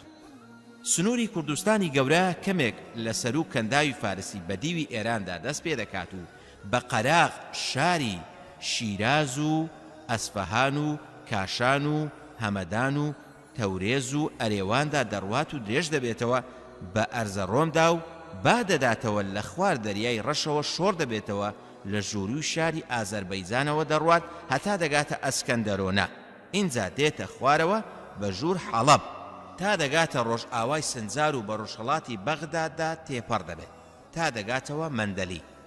لە ڕووی ڕێزمان و ئاوازی زمانی شەوە خاڵ بە وردی و زانستی باز لە یاسا و ڕێساکانی زمانی کوردی دەکات و ئەو ڕاستیە دەسەلمێنێ کە زمانی کوردی زمانێکی دەوڵەمەندە لە وشە و زاراوەدا و بە پێزە لە ناوڕۆک و تۆکمە و پتەویشە لە فۆرمدا. خاڵ دەڵێت ئەگەر زمانی کوردی پتە و نەبوایە بەرگەی هەموو ئەو ڕۆژگارە دژوار و سەختەی نەدەگرت و هەر زوو وەک چەندی زمانی تر کە تیا چوون زمانی کوردیش تیا دەچوو. لەبەرەوە تا ئەمڕۆژ فەرهەنگی خاڵ بە گەورەترین گەنجینەی زاراوە کوردیەکان دادەندێت و ئەو فەرهەنگە نۆبەرەی فەرهەنگی کوردیە. بە سەرجەم شێوەزارەکانەوە. لەبەرەوە دەتوانین شێخ محەممەدی خاڵ بە تانینی زمانەوانی هندی و ئیبن و منزوری عەرەبی کە خاوەنی لیسان العەرەبن بچوێنین. یەکەم ڕۆشنبیری کوردە کە خەمی جوگرافی کوردستانی گەورە بوو بێت و بە قەڵەمە پڕ بڕشتەکەی پرۆژەی زمانی گەلەکەی گەڵاڵە کردووە و زۆرێک لە زارەوە وشەی کوردی لە فەوتان و لە ناوچوون پاراستووە. بۆ ئەم بەبەستەش وەک خۆی ئاماژەی پێدەکات گەلێک کۆشی کردووە و ڕەنجی زۆری داوە، تەنانەت بۆ گەیشتن بەڕاستی و بنج و بناوانی ئەو وشانەی کە کۆی کردوونەتەوە چەندین کوێرە دێی کوردستان گەڕاوە. خۆی دەڵێ بۆ دەستخستنی زاراوە کوردیەکان چووە بۆ لای ڕاوکەر و جوتیار، هەندێک جاریش چووە بۆ لای ناڵبەند و کەوشدرو. لەگەڵ بڵاوبوونەوەشیدا فەرهەنگی خاڵ لە ناوەندە ڕۆشنبیریەکاندا بە گەرمی پێشوازی لێکرا و لەلایەن پینەمێرد و تۆفیق وەهبی و ئەمین زەچی بەگ و چەندین نووسەر و ڕۆشنبیری کوردەوە بە پرۆژەیەکی زۆر گەورە و تۆکمە لە قەڵەم درا و بە سەرەتا و بناغەش بۆ فەرهەنگەکانی پاش خۆی نرخاندوویانە. تێکشکاندنی بربەستەکانی گۆشەگیری و تێکەڵاوی خاڵ لەگەڵ سەرجەم چین و توێژە جیاوازەکانی کۆمەڵ تێگەیشتن و بیرفراوانی ئەو لە ئاین دەسەلمێنێ. ئەمەش بە واتایی کە ئاین چۆن چەمکێکی ڕۆحیە و پەیوەندی تاک بە پەروەردگارەوە ڕێکدەخات، بە هەمان شێوە ئاین چەمکێکی کۆمەڵایەتی و ڕۆشنبیریشە، ڕەگ و ڕیشەی بەنێ و سەرجەم کایەکانی ژیانی کۆمەڵایەتیدا شۆڕ بۆتەوە. هەر لەم سۆنگەیەوە خاڵ بە پێویستی زانیوە کە مامۆستایان و زانە ئاینەکان بەم تێگەیشتنەوە وێنەی ئاینی ئیسلام بکەن. خاڵ خۆی هەر بە جلوبەرجی مەلایەتیەوە سەرۆکایەتی لقی سلێمانی یەکێتی نووسەرانی کوردی کردووە. زانستی تەفسیر و ڕاوەکردنی قورئانی پیرۆز گرنگترین و هەستیارترین چەمکە لە زانستە ئیسلامیەکاندا. لە سەرەتای سەردەمی ئیسلام و پاشان لەگەڵ پێشکەوتن و فراوانبوون و جیابوونەوەی زانستەکان ڕاوەی قورئان بە شێوەیەک فراوان بوو کە چەندین لە قوپۆپی لێ جیابۆتەوە. دواتریش ئەم زانستە زۆرترین پانتایی لە نێو زانستە ئیسلامیەکاندا وەرگرت، بە شێوەیەک کە دەوترێت تەواوی زانستەکان ئامڕازێکن بۆ شیکردنەوە و تێگەیشتن لە قورئان. کتێبخانەی کوردی تا سەردەمی خاڵ لەم بوارانەدا هەژار بووە. لایەنێکی دیکە کە شێخ محەممەدی خاڵ ئاوەڕی لێدەداتەوە بریتی بووە لە زیندووکردنەوەی دەستنووسە کۆنەکان کە ئەگەری فەوتان و لە ناوچوونیان هەبوو. بەڵام خاڵ لە زیندووکردنەوە و نوێکردنەوەی دەستنووسە کۆنەکان ڕۆڵێکی باڵای جێڕا کە مێژوویان بۆ زیاتر لە 1000 ساڵ دەگەڕێتەوە. خاڵ 646 دەستنووسی کۆ کردوتەوە و شوێنی بۆ تەرخان کردوون. لە ڕێگەی چەند وەفدێکەوە حکوومەتەیەک لە دواییەکەکانی عێراق هەوڵی گواستنەوەی ئەو دەستنووسانە دەدەن بۆ بەغدا. تەنانەت لەو کاتەدا سەرۆک کۆماری عێراق چەچێکی دەخاتە بەردەست و دەڵێت چەندت پێویستە بینووسە و واژۆی بکە لە بەرامبەر ئەو دەستنووسانەدا. خاڵ دلێرانە ڕەتی دەکاتەوە دەڵێت ئەمە سەروەت و سامانی کوردە و تەنانەت ناتوانم یەک لاپەڕەشی بفرۆش. خاڵ لەگەڵ ئامادەکردنی ڕاوەی قورئانی پیرۆز و یەکەم فەرهەنگی کوردی و کۆکردنەوەی دەستنووسە کۆنەکان بە سوودوەرگرتن لە کتێبخانە دەوڵەمەندەکەی کە کتێبخانەکەی خاڵ نزیکەی 15,000 کتێبی لە خۆگرتووە، ڕۆڵی گەورەی لە بزاوی ڕۆژنامەگەری کوردیدا جێڕاوە. خاڵ لە چلەکاندا وەک یەکەم مامۆستای ئاینی دەچێتە بواری ڕۆژنامەوانی و لەلایەکەوە کار لەسەر شعری ئەدیبانی کورد و کار لەسەر بوژاونەوەی فەرهەنگی زمان و کەلەپور و فۆلکلۆری کوردی و لەلایەکی دیکەشەوە کار لەسەر ڕاستکردنەوەی تێڕوانینە باوەکانی ئەو کاتە لەبارەی پەیام و دەقەکانی قورئان دەکات.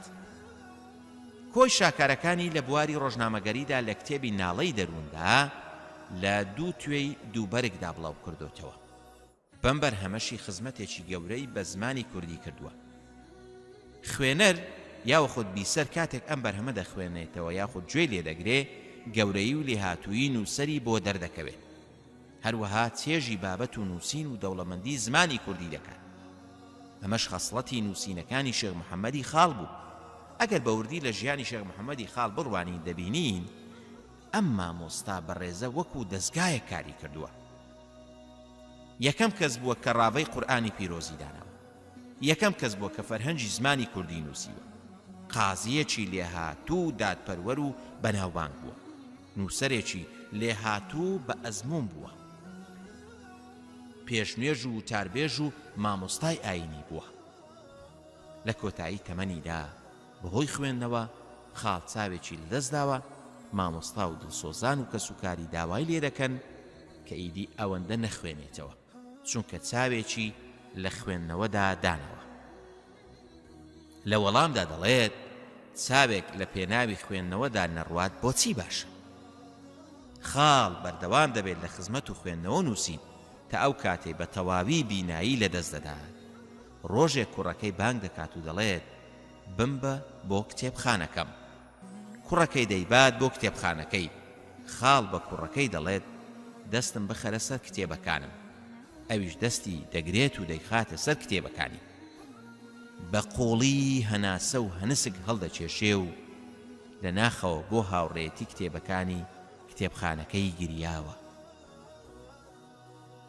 کۆچی دوایی شێخ محەممەدی خاڵ.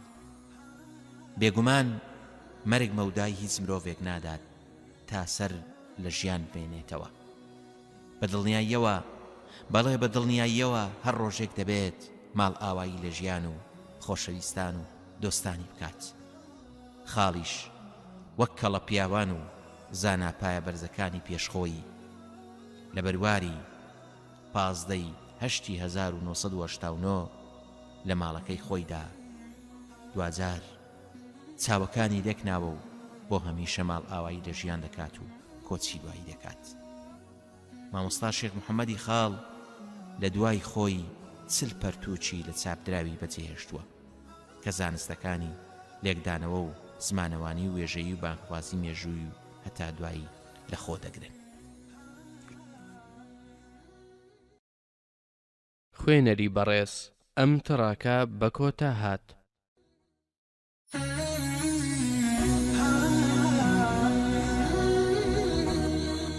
شێخ عەبدوڕەحمان سەعدی 1307 کۆچی تا 1376 کۆچی. شێخ عەبدوڕەحمان سەعدی کێیە؟ سەعدی ناوی عەبدوڕەحمانی کوڕی ناسڕی کوڕی عەبدوڵڵایە لە بنەماڵەی سەعدی لە هۆزی تەمیمە لە بەرواری 12 محەڕەمی ساڵی 1307 کۆچی لە شارۆچکەی عەنیزە سەر بە پارێزگای قەسیم لەدایک بووە. شێخی سەعدی تەمەنی 4 ساڵان بووە کە ئەزیزترین کەسی ژیانی دایکی میهرەبانی ماڵ ئاوایی لە ژیان کردووە و شێخی سەعدی بێناز جێهێشتووە. مردنی دایکی کۆتاخەمی شێخی سەعدی یاخود بڵین ئەو منداڵە 4 ساڵانەی ئەو کات نەبوو، بەڵکو لە تەمەنی 7 ساڵیدا باوکیشی کۆچی دوایی کرد و بۆ هەمیشە ماڵ ئاوایی لە ژیان و لە کوڕە تاقانە بێنازەکەی کرد. لێرەوە ژیانێکی سەخت دەست پێ دەکا. تەمەنی تەنها 7 ساڵە، نەدایکی لە ژیاندا ماوە نەباوک. هیدی شێخی سەعدی بەبێ باوک و دایک گەورە بوو، دوور لە نازی دایک و بەدەر لە ئامێزی باوکی ژیانی منداڵی و هەرزەکاری گوزەران. بەڵام مردنی دایک و باوشی نەبووە هۆی بەلاڕێدا ڕۆیشتنی شێخی سەعدی، بەڵکو لەسەر جوانترین پەروەردە و باشترین ئاکار و ڕەفتار گەورە بوو. هەر لە سەرەتای تەمەنیەوە بە زیرەکی و بیرتیژی و حەز و ئارەزووی بە خوێندن و زانست و زانیاری بەدەرکەوت. شێخی سەعدی دوای کۆچی دوایی باوچی دەستی کرد بە خوێندنی قورئانی پیرۆز. کاتێک تەمەنی گەیشتە 11 ساڵ تەواوی قورئانی پیرۆزی لەبەر کرد. پاشان خۆی سەرقاڵ کرد بە خوێندن و فێربوونی زانست و زانیاری. لە لای گەورە زانایانی سەردەمی خۆی دوای تێکۆشان و هەوڵدان و ماندووبوون بۆ فێربوونی زانست و زانیاری توانی سەرجەم زانستە شەریعەکان فێر ببێت. کاتێک تەمەنی گەیشتە 23 ساڵ بووە مامۆستا و وانەی دەگوتەوە و لە هەمان کاتدا وانەشی دەخوێن. شێخی سەعدی هەموو کاتەکانی تەمەنی لە فێرکردن و فێربوونی زانستدا بەسەر بردووە. تەواوی خوێندکارەکانی بە پەرۆشەوە هەوڵیان دەدا زانست لە شێخی سەعدی وەربگرن. هەندێک لە مامۆستاکانی شێخی سەعدی. یەکێک لە مامۆستاکانی شێخی سەعدی کە زانستی لێوەرگرتووە شێخ ئیبراهیمی کوڕی حەمدی کوڕی جاسرە. ئەو یەکەم کەس بوو قورئانی پیرۆزی لەلا خوێن. شێخی سەعدی ئەم مامۆستایی بە مامۆستای فەرموودە وەسف کردووە. مامۆستای بە دنیا نەویست و خوداناس و خۆشەویستی بۆ هەژاران و بەدەمەوە چوونیان و جێبەجێکردنی پێداویستەکانیان وەسف کردووە. لەگەڵەوەشدا لە ڕووی داراییەوە کەسێکی دەستکورد بووە. یەکێکی دیکە لە مامۆستاکانی شێخی سعدی محەممەدی کوڕی عەبدولکەریمی شەبلە، وانەکانی فقه و زانستی زمانی عەرەبی و چەند وانەیەکی دیکەی لەلا خوێندووە. یەکێکی دیکە لە مامۆستاکانی ساڵحی کوڕی عوسمانی قازیە، وانەکانی یەکتاپەرستی و ڕاوەی قورئان و فقه و ئوسوڵ و لەقەکانی و زانستی عەرەبی لەلا خوێندووە. لە هەمووان زیاتر لای ئەم مامۆستایە خوێندوویەتی و پەیوەست بووە پێوەی تا ئەو ساتەی ماڵ ئاوایی لە ژیان کردووە. هەروەها لای ئەم مامۆستا بەڕێزانش زانستی فەرموودەی خوێندووە: عەبدوڵڵای کوڕی عایض، شێخ سوعەیبی توێجری، شێخ عەلی سەنانی، سەخی عەلی ناسر ئەبوو داودی. هەروەها ئیجازەی لەسەر دەستی ئەم مامۆستایانەش وەرگرتووە: شێخ محەممەد کوڕی شێخ عەبدولعەزیز، محەممەد المائع کە ئەو کات بەڕێوەبەری ڕۆشنبیری بوو لە وڵاتی سعودیە. هەروەها لای شێخ محەممەد شەنقیتی زانستی تەفسیر و زانستی فەرموودە و زانستی عەرەبی خوێندووە، وەکو نەحو و سەرف و هاوشێوەکانی. کورتەیەک لە ئاکارە بەرزەکانی شێخی سعدی. یەکێک لە لایەنە گەورەکانی شێخی سعدی ئاکار و ڕەوشتی جوان و ناوازەیەتی. سعدی لەگەڵ گەورە و بچوو، دەسەڵاتدار و بێدەسەڵات، دەوڵەمەند و هەژاردە، کەسێکی خاچی و خۆ بەکەمزان بووە. شێخی سعدی هەندێک لە کاتەکانی لە کۆبوونەوە لەگەڵ ئەو کەسانەدا بەسەردەبرد کە حەزیان بە دانیشتن بوو لەگەڵیدا. دانیشتنەکەی بۆ دەکردنە کۆڕی زانست و زانیاری. هەمیشە کۆڕەکانی پێکات بوون لە توێژینەوەی زانستی و باس و خواسی کۆمەڵایەتی، بە شێوەیەک کە سوودی زۆری بە ئامادەبووان دەگەیان. شێخی سعدی ڕێڕەوی دانیشتن ئاساییەکانی دەگۆڕی بۆ دانیشتنی خوداپەرستی و کۆڕی زانستی. لەگەڵ هەموو کەسێک قسەی دەکرد، بابەتە بە سوودەکانی دنیا و دواڕۆژی تاوتوێ دەکرد. هەمیشە چارەسەری کێشە و گرفتەکانی خەڵکی بە شێوەیەک دەکرد کە هەردوو لا پێی ڕازی بن.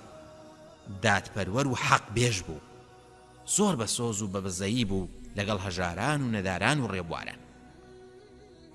هەموو کات بە پێی توانای خۆی دەستی یارمەتی بۆ درێژ دەکردن. ئەو وەکو نەریتی هەمیشەی خۆی هاودەمی چاکەکارانی دەکرد. لە هەموو بۆ نەخێرخوازیەکاندا بەشداری دەکرد. لایەنێکی دیکەی ئاکاری بەرزی شێخی سعدی ئەدەبی بەرز و داوێنی پاک و دەستپاک و دەروپاک و سووربوونی بوو لەسەر هەموو کارێکی باش. لە کەسە چاکەکان بوو، بە زانست و زانیاری و کردەوەی چاک پێشەنجی خەڵکی بوو. کەسێکی تێگەیشت و پێگەیشتوو بوو. کاتەکانی بۆ فێرکردن زۆر جوان ڕێخست بوو. کاری دەکرد بۆ مشتومڕ و گفتوگۆی زانستیانە لە نێوان قوتابیەکانیدا بۆ تیشکردن و بەهێزکردنی بیر و زیهنیان. هەوڵی دەدا قوتابیەکانی بیر و هەزریان بخەنە کار و بە دوای زانستدا بگەڕێ. کۆشی دەکرد بۆ ئەوی زانست لای خوێندکارەکانی خۆشەویست بکات. هەر کەسێک دەقێکی لەبەر بکردایە خەڵاتی دەکرد. لەگەڵەوەشدا هەرگیز هیچ کام لە قوتابیەکانی لە دیاریەکانی بێبەش نەدەکرد. قوتابیەکانی هەمیشە ڕاوێژیان پێدەکرد بۆ هەڵبژاردننی بە سوودترین کتێب بۆ خوێندن و خوێندنەوە. ئەوان هیچ کات لە دانیشتن و وانەکانی شێخی سعدی بێزار و ماندوو نەدەبوون، چونکە تام و چێژیان لە دانیشتنەکانی دەبینی. هەر ئەو هۆکارە بوو وای کردبوو کە قوتابی گەلێکی زۆری هەبوو، وانەیان لەسەر دەستی دەخوێن.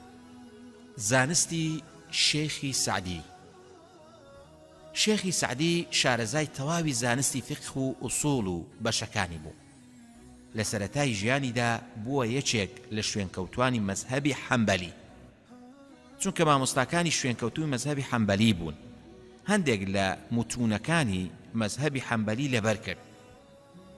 سەرەتا موسەنیفێکی لە فقهی حەمبەلی دانا، 400 دێر بەیتی بە شێوەی شعر ڕێخست بوو کە بە شێوەیەکی کورد شەرحی کرد بوو.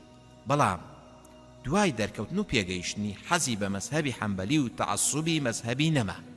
ئیدی خۆی سەرقاڵ کرد بە کتێب و دانراوەکانی شێخی ئیسلام ئیبن تەیمیە و قوتابیەکەی ئیبن القەییم و زۆر سوودی لێبینین. لە زانستی ئوسوڵ و یەکتاپەرستی و تەفسیر و فقه و چەندی زانستی دیکە لە زانستە بە سوودەکان. لەبەر ڕۆشنایی کتێبەکانی هەردوو شێخان ئیبن تەیمیە و ئیبن القەییم پەیوەست نەما بە مەذهەبی حەنبەلیەوە، بەڵکو تەرجیحی هەر شتێکی دەکرد کە بەڵگەی شەرعی ڕاست و دروستی لەسەر بوایە. لە ئەدەبی شێخی سەعدی ئەوە بوو کە هەرگیز توانجی لە زانایانی مەذهەبەکان نەدەدا. وتەی سەرزاری هەمیشە ئەوە بوو دەیگوت خوددا ئێمەش و ئەوانیش ڕێنمونی بکات بۆ ڕێگای ڕاست و دروست و ڕۆشن. شێخی سەعدی لە زانستی تەفسیردا کەسێکی لێهاتوو بوو، چەندین تەفسیری دەخوێندەوە و لێهاتوانە لە مەبەست و ناوەڕۆکیان تێدەگەیشت. تەفسیرێکی ناوازەشی لە چەند بەرجێکدا دانا کە بە شێوەیەکی ئاشکرا و ڕوون ڕاوەی کردووە، بێ ئەوەی کاتی پۆلێنکردن و پاگنووسکردنی تەفسیر و کتێبەکانی هەبێت. هەمیشە بۆ قوتابیەکانی بە لەبەر قورئانی دەخوێند و تەفسیری بۆ دەکردن. سوود و واتا و مەبەستەکانی قورئانی بە شێوەیەکی زۆر جوان لێک دەدایەوە. واتا و مەبەستەکانی قورئانی هەڵدەهێنجە بە شێوەیەک کە گوێگران و ئامادەبووان لە کاتی داڕشتنی چیرۆکەکان و تەفسیر و ڕاوای ئاەتەکاندا بێدەنگ و بێچپە دەبوون و سەرسام دەبوون بە ڕەوانبێژی و زۆری زانستەکەی و فراوانی و جوانی دەربڕینەکانی. هەرکەس لەگەڵیدا دابنیشتایە و گوێی بۆوانەکانی ڕادێرایە دەیزانی کە شێخی سەعدی چەندە بەتوانە و خاوەن زانستە. هەروەها هەرکەس کتێب و دانراوەکان و فتواکانی بخوێندایەتەوە بە هەمان شێوە لێهاتووی شێخی سەعدی بۆ دەردەکەوت. دانراوەکانی شێخی سەعدی: تەفسیری قورئانی پیرۆز بە ناونیشانی تەیسیر الکەریم المەنان لە 8 بەرگدا لە ساڵی 1344 تەواوی کرد.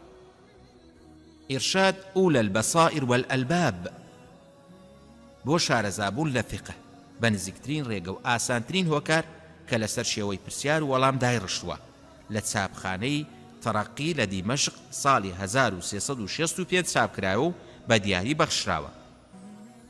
الدرة المختصرة في محاسن الإسلام، الخطب العصرية القيمة کە پێکاتبوو لە کۆمەڵێک وتاری زۆر بەهێز بۆ وتاری هەینی و جەژنەکان و هەموو ئەو شتانی لەگەڵ ئەو کاتەدا دەگونجا و پێویستی خەڵک بوو.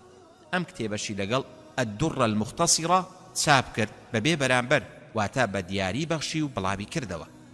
القواعد الحسان لتفسير القرآن ساڵی 1366 چاپ کراو. ئەم کتێبەشی بە دیاری بەخشی و بێ بەرامبەر بڵاوی کردەوە. تنزية الدين وحملته ورجاله ساڵی 1366 چاپ کرا. الحق الواضح المبين في شرح توحيد الأنبياء والمرسلين، توضيح الكافية الشافية، الوسائل المفيدة للحياة السعيدة لتسابخاني قاهرة لسر أرشي خوي تسابكرا وبدياري بخشرة. القول السديد في مقاصد التوحيد صالي 1367 لمصر تسابكرا. مختصر في أصول الفقه، تيسير اللطيف المنان في خلاصة تفسير القرآن، الرياض الناظرة. مەبەستی شێخی سەعدی لە دانراوەکانی مەبەستی شێخی سەعدی لە دانراوەکانی تەنها بڵاوکردنەوەی زانست و بانگەواز بووە بۆ ڕێگەی حەق و ڕاستی. هەر لەبەر ئەم هۆکارە بووە سەرجەم ئەو بەرهەمانەی لەسەرەوە ئاماژەمان پێکردووە بە چاپگەیان. زۆرێک لە دانراوەکانی بە دیاری بەخشیە و بێ بەرامبەر دابەشی کردووە بێ ئەوە هیچ قازانجێکی مادی لێ بکات. کۆچی دوایی شێخ عەبدوڕەحمان سەعدی لە ساڵی 1376 کۆچی لە تەمەنی 69 ساڵیدا لە شارۆچکەی عەنیزە سەر بە ناوچەی قەسیم کۆچی دوایی کردووە و بۆ هەمیشە ماڵ ئاوەی لە ژیان کردووە.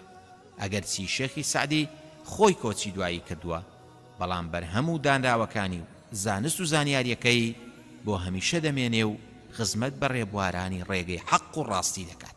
بە کورتی شێخی سەعدی زانا و ناودار و عەلامە و مفەسیرێکی لێهاتوو بوو.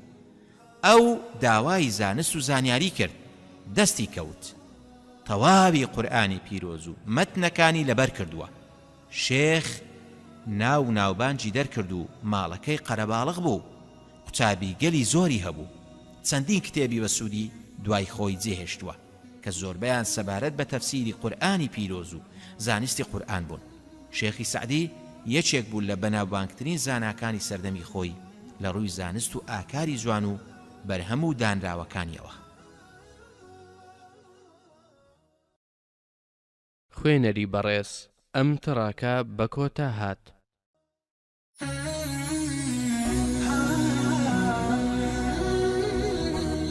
پێشەوا عەبدولعەزیز بن باز 22 نۆڤەمبەر ساڵی 1910 بۆ 13 مایۆ ساڵی 1999 ئارامگرتن و کات زیاتر هێز دروست دەکات، لەوەی تووڕەبوون و هەڵەشەیی دروستی دەکات.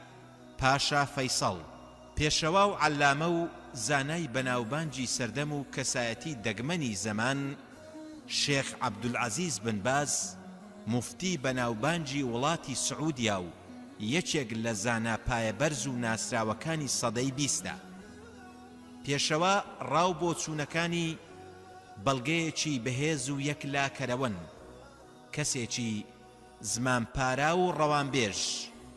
لە مامەڵەدا کەسێکی نەرمونیان و لەسەرخۆ بوو، هەرگیز لە لۆمەی لەومەکاران و گلەیی گازاندەکاران نەدەترسا. ژیانی ئەو زانا پایەبەرزە سوود و قازانجی زۆری بۆ جیهانی ئیسلامی هەبوو.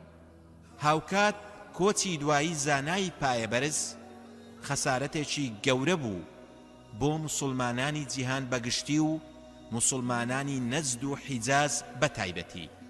زانای پایەبەرز پێش ئەوەی زانا و موفتیەکی لێهاتوو بێت پەروەردەکارێکی لێهاتوو بوو بۆ موسڵمانان. شێخ عەبدولعەزیز بن باز چێیە؟ شێخ عەبدولعەزیز بن باز لە 22 یەکی 1910 لە شاری ڕیاض لەدایک بووە.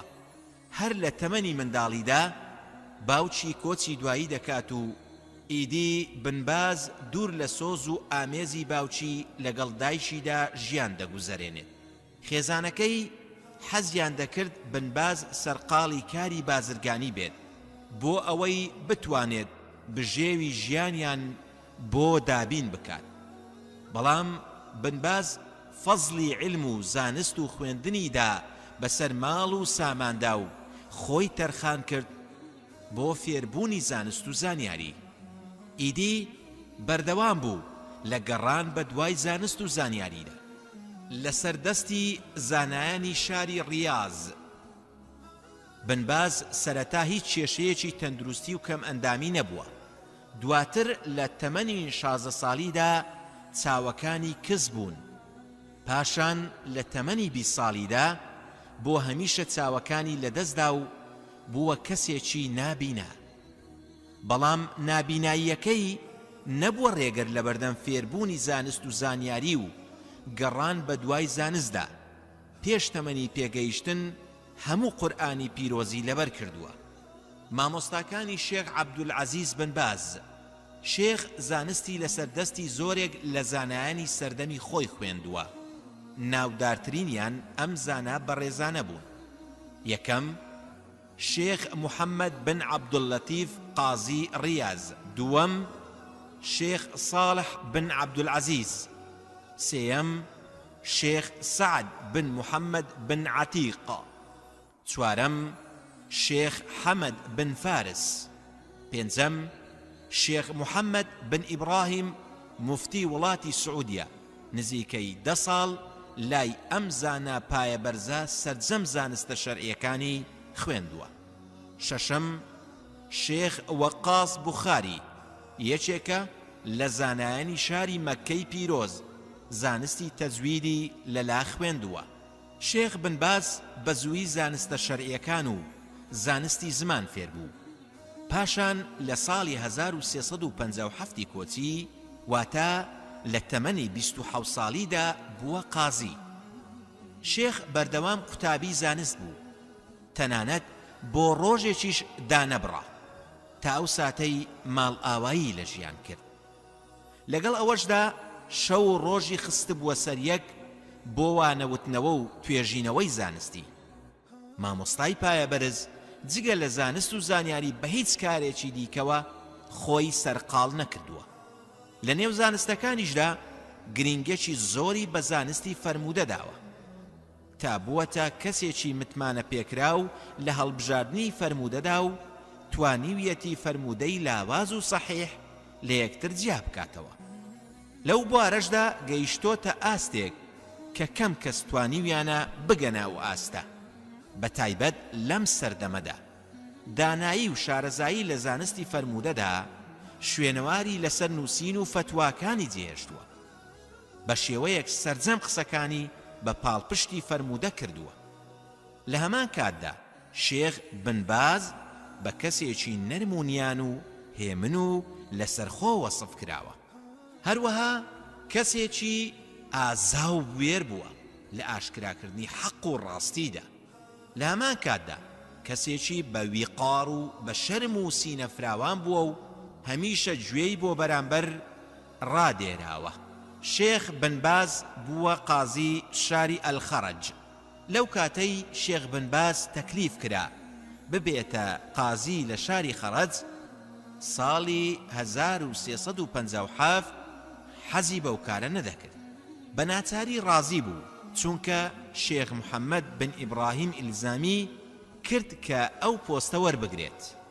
ئەو کاتەی گەیشتە شارەکە چووە مزگەوتی گەورەی شارەکە و 2 ڕکەعات نوێژی کرد و پاشان چووە لای ئەمیری شارەکە و لەگەڵ خەڵکی شار کۆبەوە و وتارێکی کاریگەر و بە پێزی پێشکەشکردن.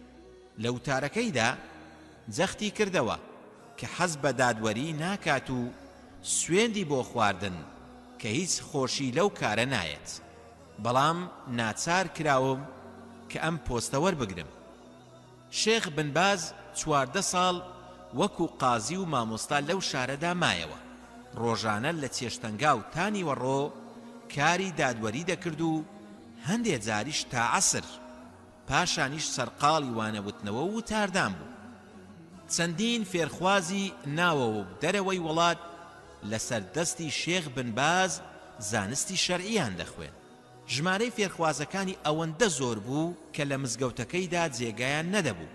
لەبەر ئەوە داوای لە پاشای سعودیا کرد کە بینایەک بۆ شوێنی نیشتەجێبوون بۆ فێرخوازەکانی دروست بکات. ئەویش پێشنیارەکەی پەسەند کرد و باڵەخانەیەکی بۆ دروستکردن. بەڵام لەبەرەوەی ڕۆژ بە ڕۆژ ژمارەی فێرخوازەکان لە زیادبووندا بوون، باڵەخانەکەش بەشی نەکردن. ناچار شێخ بن باز هەڵسا بە کرێگرتنی چەند خانوویەک لە نزیک باڵەخانە و مزگەوتەکە بۆ فێرخوازەکانی. بە کورتی زانای پایەبەرز جگە لە کاری دادوەری لەو ماوەیەدا سەرقاڵی ئەم کارانەش بوو. پێشنوێژ و وتاربێژی مزگەوتی گەورەی شارەکە، گرنگیدان بە فەرمان بە چاکە و بەرگری لە خراپە، فتوای شەرعی لەسەر ئاستی شار و وڵات، بەڕێوەبردنی کاروباری مارەکردن و پرۆسەی هاوسەرگیری، دابەشکردنی میراتی و جێبەجێکردنی ڕاستپاردە و دەسەڵات لە کۆشکدا. لە هەمان کاتدا وانەی دەوتەوە و حەڵقەکانی وانەوتنەوەکەی ڕۆژانە تا درەنگانێک بەردەوام بوو، جگە لە ڕۆژانی سێشەمە و هەینی. چەندین قوتابی خۆیان یەکلا کردبەوە بۆ خوێندنی زانستە شەرعیەکان لەسەر دەستی شێخ بن باز.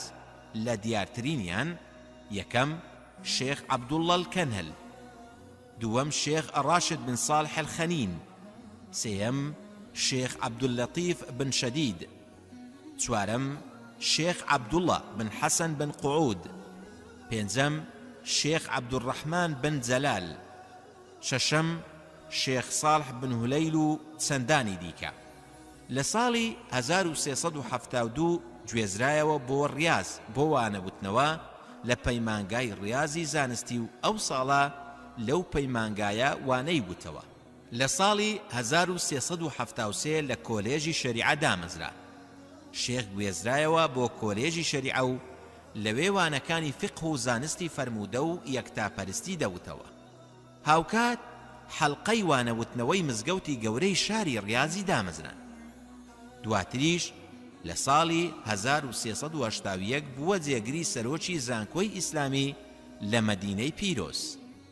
لەو کاتەش کە لە مەدینەی پیرۆز بوو، زۆرێک خوێندکاری لەو شارە هەبوو کە وانە و زانستە شەرعیەکانی پێدەگوتن. هەروەها لە ساڵی 1390 بووە سەرۆکی زانکۆی مەدینەی پیرۆز تا ساڵی 1395 لەگەڵ ئەوەشدا حەڵقەی تەدریسی لە مزگەوتی نەبەوی هەبووە. پۆستەکانی شێخ بن باس.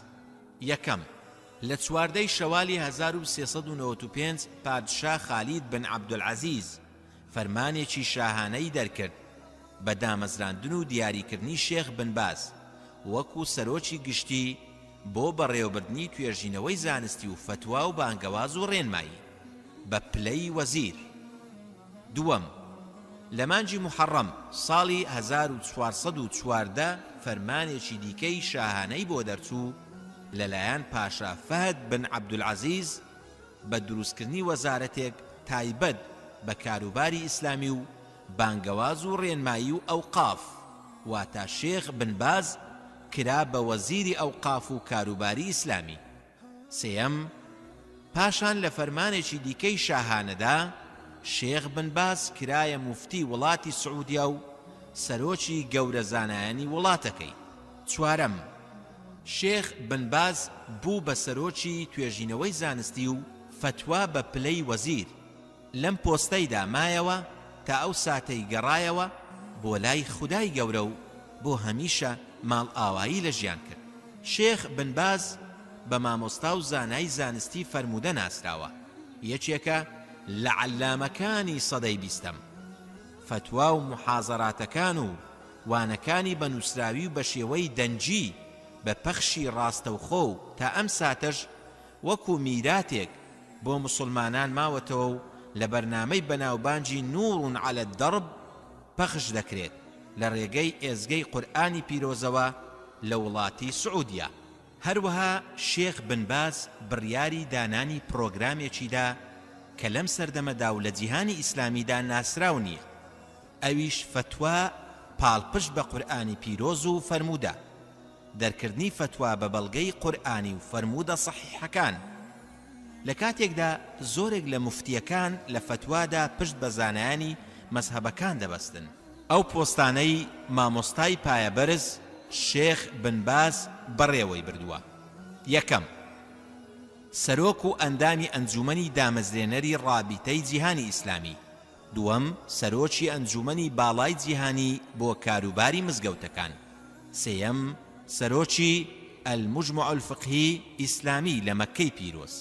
چوارەم، ئەندامی ئەنجومەنی باڵا لە زانکۆی ئیسلامی لە مەدینەی پیرۆز. پێنجەم، ئەندامی دەستەی باڵا بۆ بانگەوازی ئیسلامی. خەڵاتەکانی شێخ بن باز. یەکەم، خەڵاتی جیهانی مەلیک فەیسەڵی پێبەخشرا بۆ خزمەتی ئیسلام لە ساڵی 1402. شێخ بن باز ئەم خەڵاتەی فرۆشت و پارەکەی بەخشی بە خانەی فەرموودە وەکو هاوکاری بۆ زانستخوازانی فەرموودە و چاودێریکردنیان. ئەمەش گرنگی پێدانی شێخ بن باز دەگەیەنێت بە فەرموودەکانی پێغەمبەری ئازیز صلى الله عليه وسلم. لەبارەی شێخ بن بازەوە شێخ ئەحمەد یاسین دەڵێت شێخ بن باز عەلامە و مەرجەعی ئیسلامیە لەسەر ئاستی جیهان. ئەو بە درێژایی ژیانی لە بەرگریدا بووە لە ئیسلام و موسڵمانان. زانای پایەبەرز خاوەنی زانستێکی گەورە و ناوازە بووە و بەردەوام دەستی بە ڕێبازی پێشینی ئەم ئومەتەوە گرتووە و لەسەر مەنهەجی قورئان و سونەت بانگەوازی بۆ ئیسلام کردووە. ئەو دەڵێت هەڵوێستی مامۆستای پایەبەرزمان لە یاد ناچێت کاتێک هەندێک کەس چوون بۆ لای و داوای ڕاوبۆچوونیان لێکردووە سەبارەت بە ئاشتی لەگەڵ ئیسرائیل. جەنابی شێخ بەیاننامەیەکی دەرکردووە کە تیایدا هاتووە کە سەرجەم خاچی فەڵەستین خاچی ئیسلامە و هەرگیز ناکرێت سازشی لەسەر بکرێت.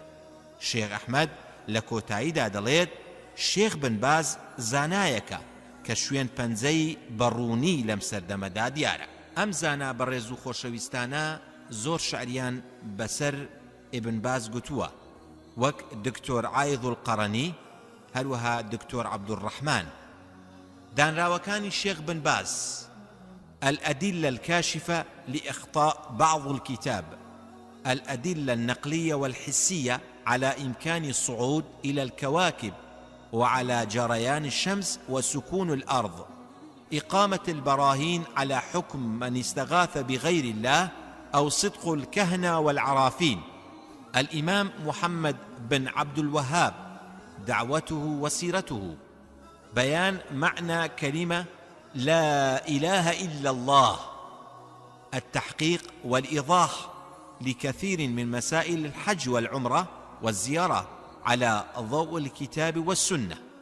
تنبيهات هامة على ما كتبه محمد علي الصابوني في صفات الله عز وجل، وجوب العمل بالسنة وكفر من أنكرها، الدعوة إلى الله سبحانه وأخلاق الدعاة، الولاء والبراء في الميزان، الرسائل والفتاوى النسائية.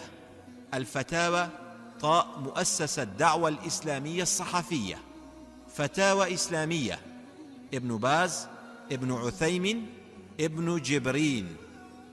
فتاوى المرأة لابن باز واللجنة الدائمة، جمع وترتيب محمد المسند. أمانو كومليك كتابي تر سرزمي أنبر همانا بتاب جينراون جگە لەمانەش تعلیقی لەسەر کۆمەڵێک کتێب نووسیوە.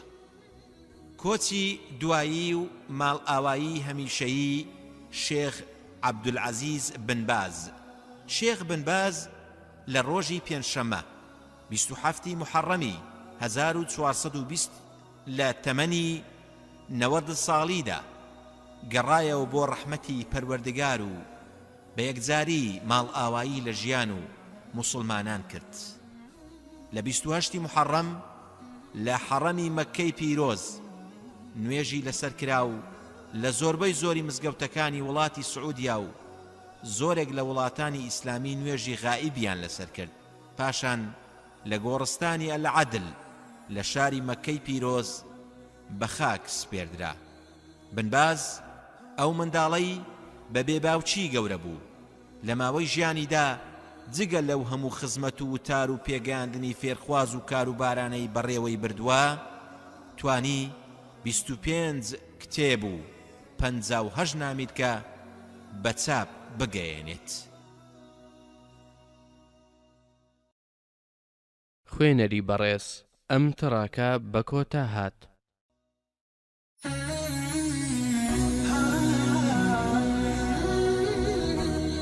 پێشەوە ئەبوو حەسەن نەدەوی 1332 کۆچی تا 1421 کۆچی، زانایەکی خوداپەرست، بانگخوازێکی تێکۆشەر، ئەدیبێکی لێهاتوو، جوانناس لە شێوە و شێواز، ڕاستگۆ لە قسەکردن و نووسین، پێشەوا و بانگخوازێکی گەورە و ناودار، خاوەنی پەرتوگەلێک کە بەناودارترین پەرتوکە ئاینیەکانی ئەم سەردەمەدا دەنرێن، بەناوبانگترین کتێبی بەناونیشانی بە هەڵوەشانی موسڵمانان جیهان چ زیانێکی کردووە. پێشەوە بڵێسەیەکی درەوشاوە بوو. پێشەوا نەدەوی دیاردەیەکی هزریە کە جوانترین بۆ چوونی هەبووە لە بانگەوازدا، زانستخواز بووە لە پێناوی ئاین و موسڵمانان و سەرخستنی ئیسلام و شارستانیەتی ئیسلامیدا. ناڕەحەتی و دەردەسەری زۆری چەشتووە. سەرەتای ژیانی پێشەوا نەدەوی. پێشەوا لە گوندی تەچیە لە وڵاتی هند ساڵی 1332 کۆچی بەرامبەر 1913 میلادی لەدایک بووە.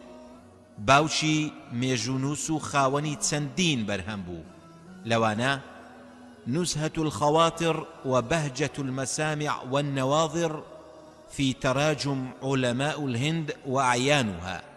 بەڵام قەدەر وابوو پێشەوا سوودی ئەوتۆ لە زانستەکەی باوکی نەبینێت، چونکە پێشەوا لە تەمەنی 9 ساڵیدا بوو کە باوکی ماڵ ئاوایی لە ژیان کرد. دایکی و براکەی پەروەردەکردن و بەخێوکردنیان گرتە ئەستۆ. براکەی بەڕێوەبەری کۆڕی گەورەی زانایان بوو. لە سەردەستی دایکی فێری قورئانی پیرۆز و هەردوو زمانی ئاردۆ و فارسی بوو. پاشان بە ساڵێک دوای کۆچی دوایی باوچی دەستی کرد بە فێربوونی زمانی عەرەبی. پێشەوە یەکێک بوو لەو کەسانەی زۆر گرنگی بە فێربوونی زمان دەدا. یەکێکی دیکە لەو زمانانەی کە فێری بوو زمانی ئینگلیزی بوو، بۆ ئەوەی گرنگی بە زانستەکەیان بدات و وەکو چەچێک لە بانگەوازکردندا بەرەو حەق و ڕاستی بەکاری بهێنێت. دواتر لە سەردەستی شێخ خەلیل کوڕی محەممەد یەمەنی هەوڵی پەرەپێدانی زمانی عەرەبیدا تا بوو بە شەیدای ئەدەبی عەرەبی. نەدەوی زۆر خۆی ماندوو کرد بەم سێ کتێبەوە: نهج البلاغة، دلائل الإعجاز، والحماسة. پاشان پەیوەندی کرد بە بەشی زمانی عەرەبی زانکۆی لەکناو لە کۆلێژی ئاداب کە زانکۆیەکی یەمەنی بوو، خوێندن تیایدا بە زمانی ئینگلیزی بوو. پێشەوە بچووکترین خوێندکاری زانکۆ بوو. ماوەی 2 ساڵ زانستی فەرموودەی لە کۆڕی زانایان خوێندووە. پاشان بووەتە مامۆستا لە خانەی زانیاری کە سەر بە کۆڕی زانایان بوو. لە ساڵی 1934 زانستەکانی تەفسیر و فەرموودەی گوتۆتەوە. هەروەها ئەدەبی عەرەبی و مێژوو زانستی منطقیشی وتۆتەوە. بانگەوازی پێشەوە نەدەوی.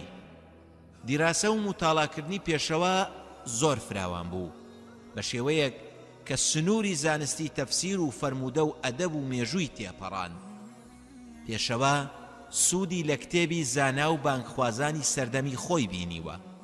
لە ساڵی 1948 هەڵبژێردرا بە ئەندامی ئەنجومەنی کارژێڕی کۆڕی زانایان. دواتر پۆستی یاریدەری کۆڕی زانایانی پێبەخشرا. دوای وەفاتی براکەی دکتۆر عەبدولعەلی ئەلحەسەنی ساڵی 1961 بووە لێپرسراوی گشتی کۆڕی زانایان. پێشەوە لە ساڵی 1943 دا مەڵبەندێکی تایبەت بە فێربوونی زانستی ئیسلامی دامەزران کە تیایدا زانستی قورئان و زانستی فەرموودە دەگوترایەوە کە زۆرینەی کەسانی ڕۆشنبیر و فەرمانبەران لەو مەڵبەندەدا دەیان خوێن. دواتر ساڵی 1951 بزوتنەوەی پەیامی مرۆڤایەتی دامەزران. هەروەها کۆمەڵگەیەکی زانستی ئیسلامی لە ساڵی 1959 دامەزران. بەشداری دامەزراندنی دەستگای فێربوونی ئاینی لە ویلایەتەکانی باکوور لە ساڵی 1960 کردووە. هەروەها لە ساڵی 1964 بەشداری ئەنجومەنی ڕاوێژکاری ئیسلامی بۆ سەرجەمی هند کردووە. ساڵی 1972 لە ئەنجومەنی باری کەسیەتی ئیسلامی بۆ سەرجەم وڵاتی هند بەشدار بووە. بەرهەمەکانی پێشەوە نەدەوی: یەکەم وتاری بە زمانی عەرەبی لە گۆڤاری منار کە لەلایەن عەلامە ڕەشید ڕەڤاوە دەردەچوو لە ساڵی 1931. یەکەم کتێبی بە زمانی ئۆردۆ لە ساڵی 1938 بە ناونیشانی سیرە سەید ئەحمەد شەهید بڵاو کردەوە. ساڵی 1940 کتێبێکی بە ناونیشانی مختارات من ئەدەب العەرەبی دانا. گرنگی زۆری بە منداڵان دەدا. 2 زنجیرە کتێبی بەو ناونیشانانە نووسیوە: چیرۆکی پێغەمبەران و القراءة ڕاشیدە.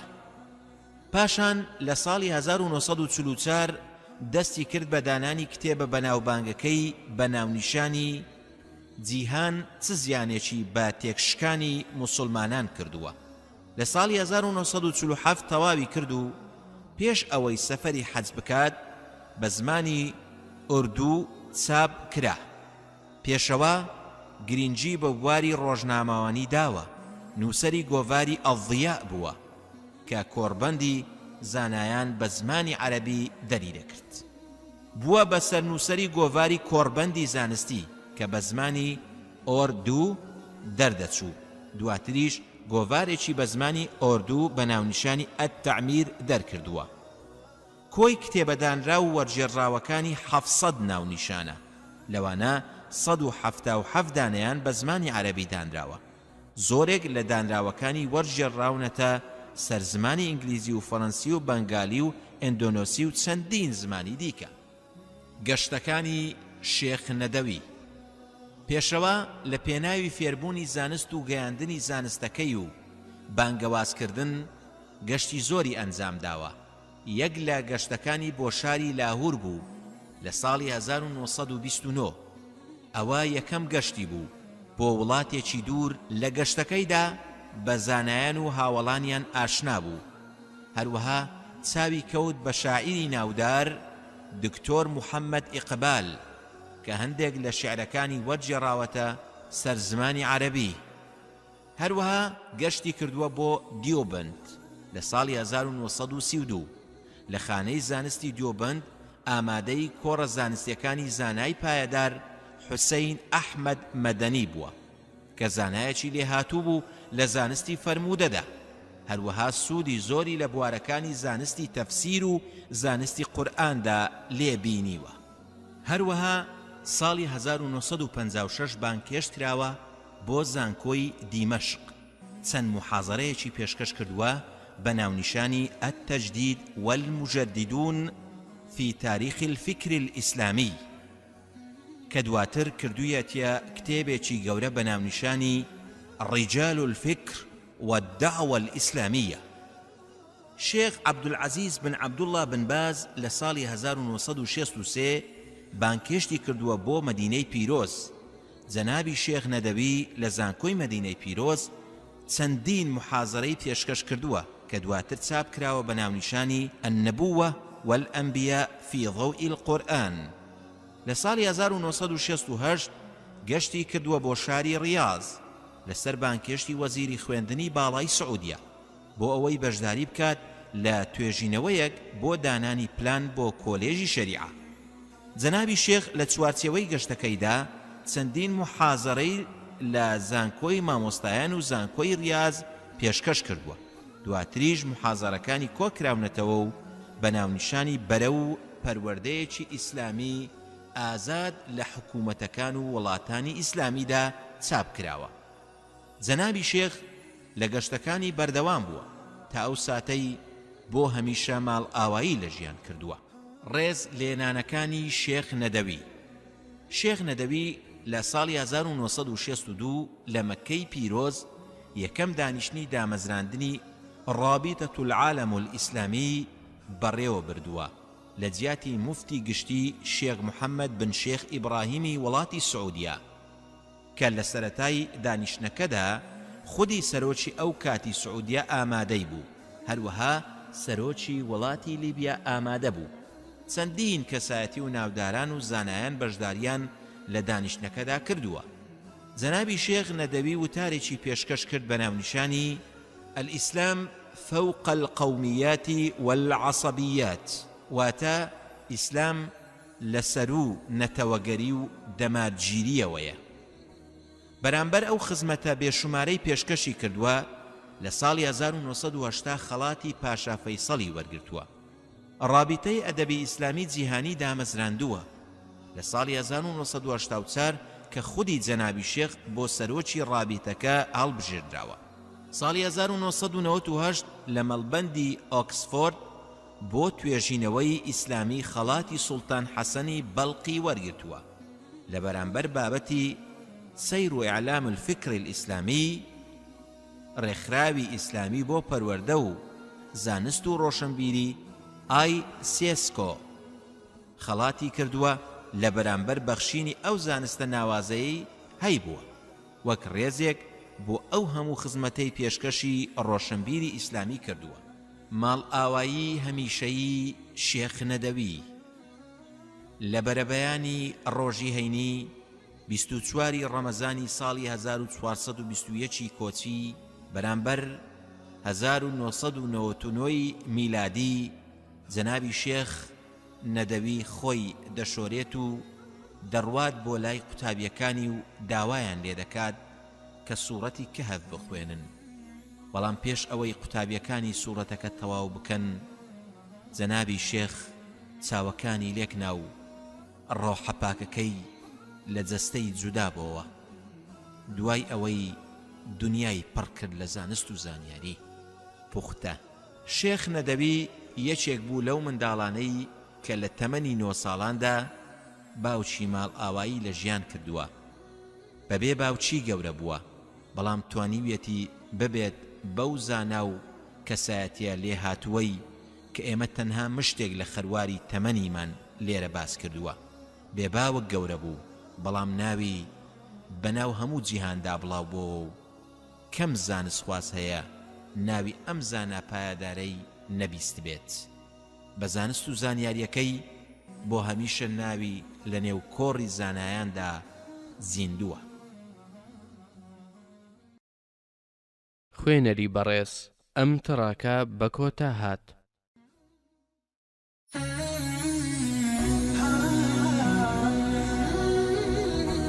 ئەو منداڵە بێباوکانەی بوونە فەیلسوف و داهێنەر نیوتن تاکە پیاوی فیزیایی کە کەس لە ئێمە نییە ناوی نەبیست بێت.